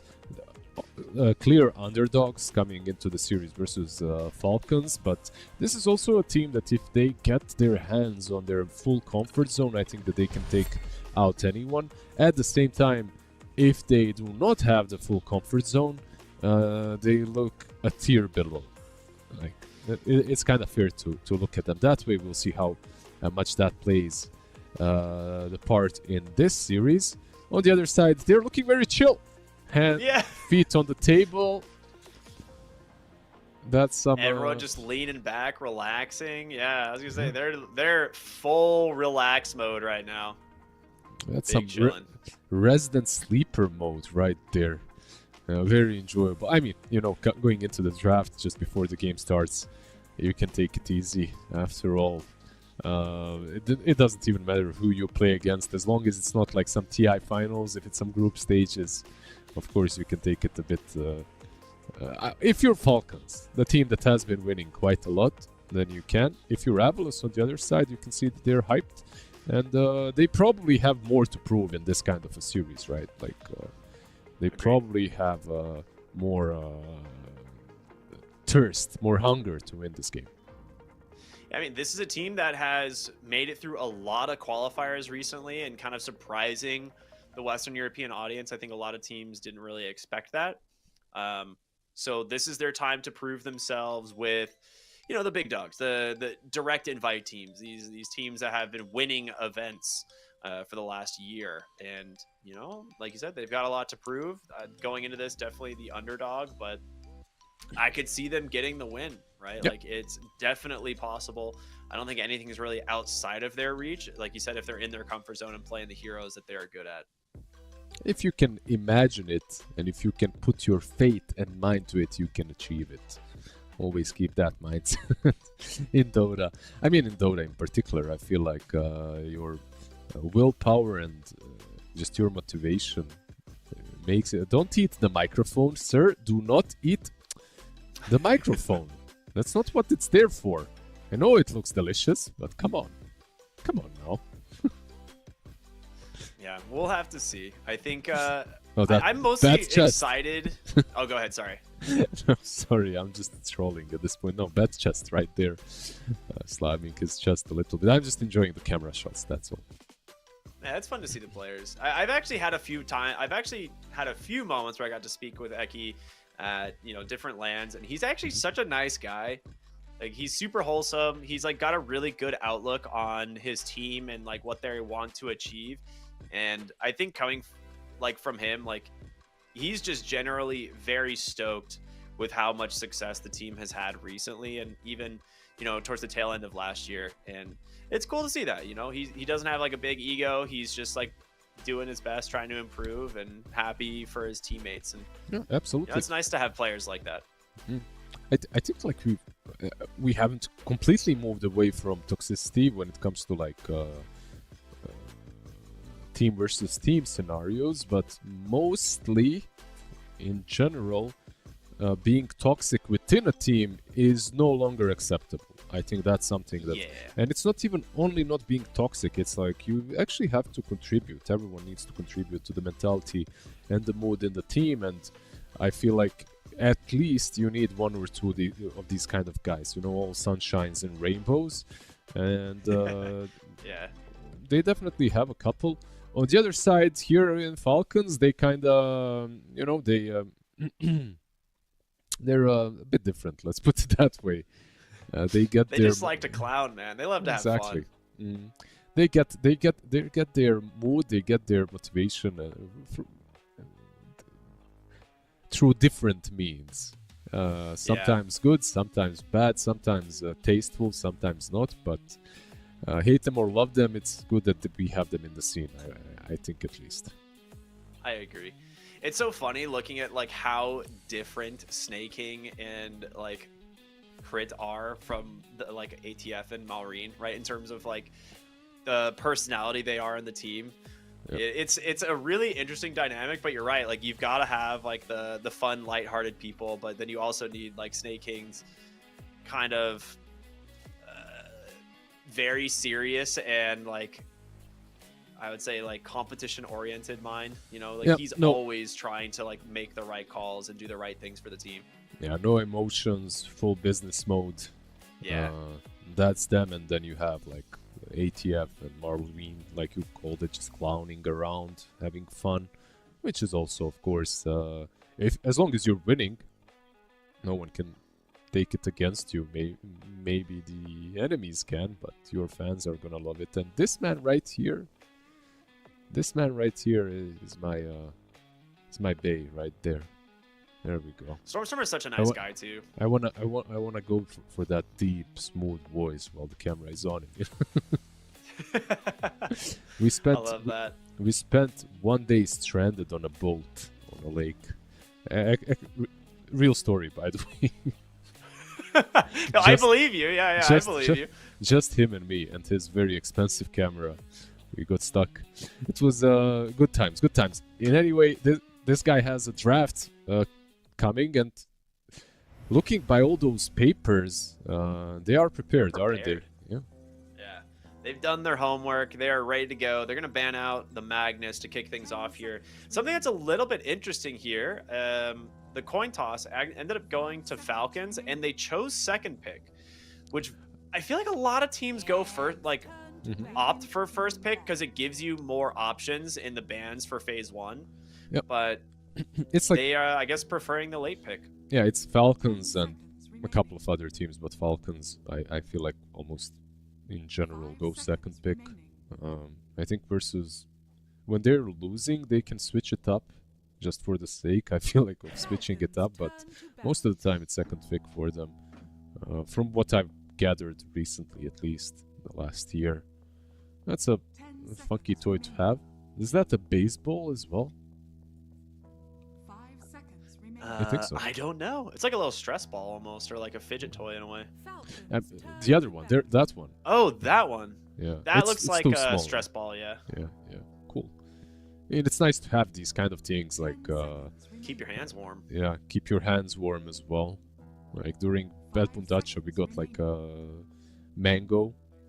I keep it in my car whenever I'm in traffic and I want to just, step on the pedal.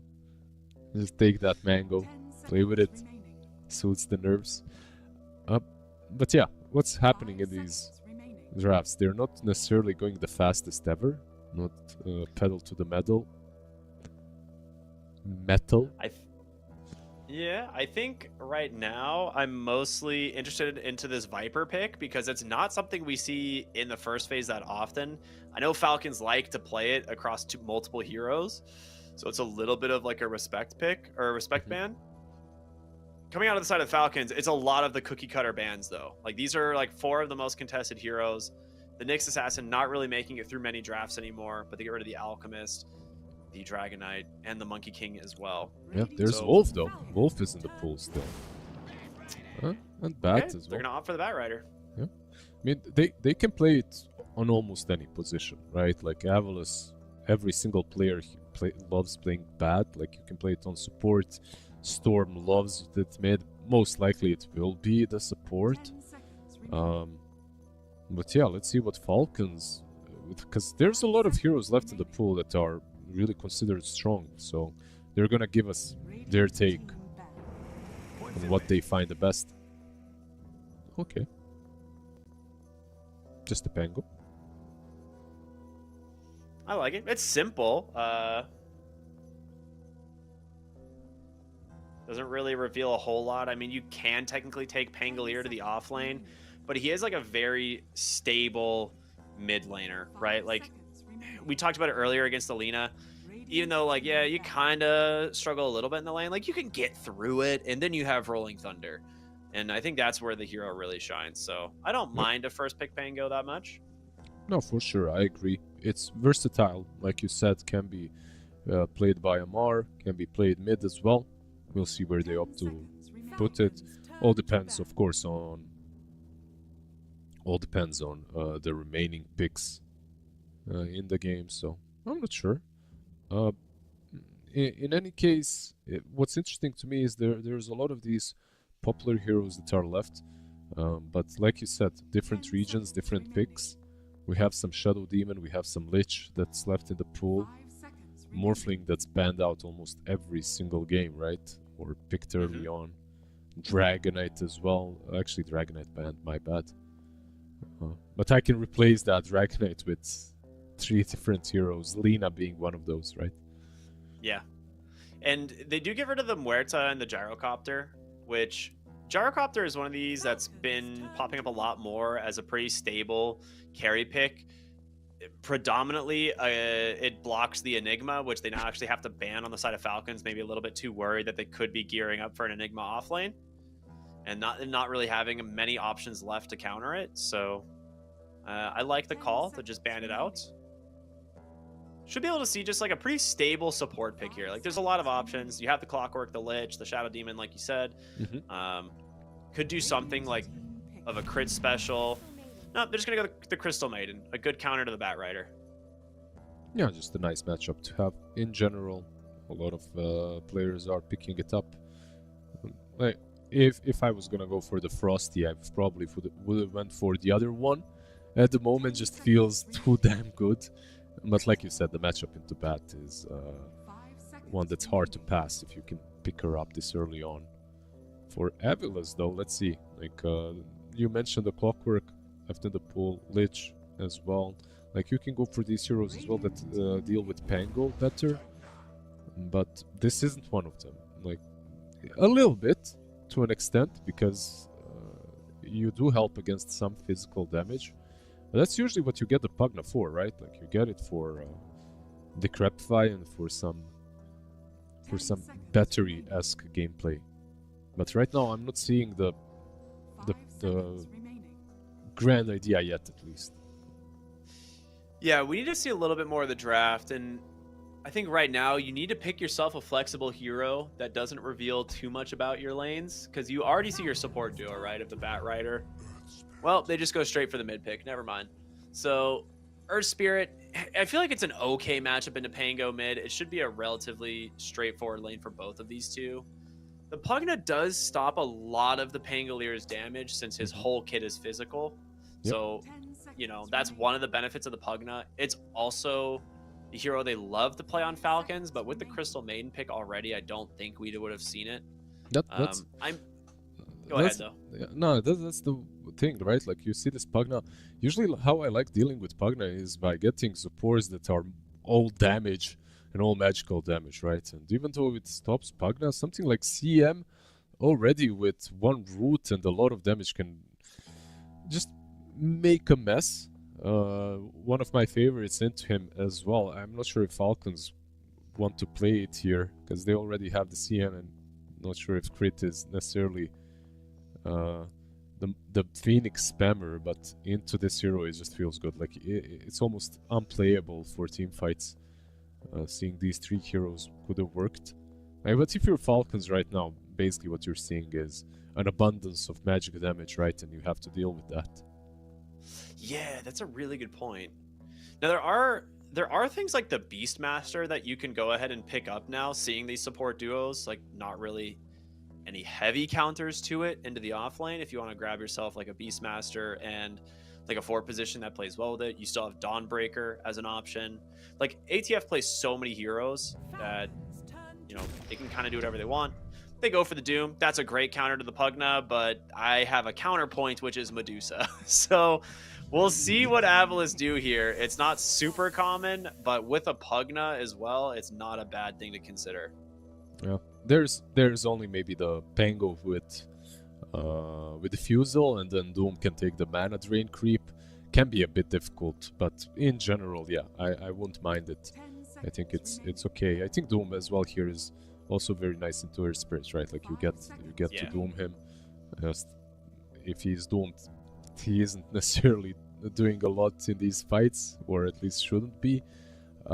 Getting some sort of a dispel in for Decrep is always nice, or at least having a hero that likes going into Nullifier. I think maybe that's an option for Falcons to consider later on. Of course, down the line, they still have the ultimate last pick of the game. For AVULUS right now, we're most likely... I mean, does it really matter? You see the matchup on the safe lane, so you could go for the carry that's decent into Doom.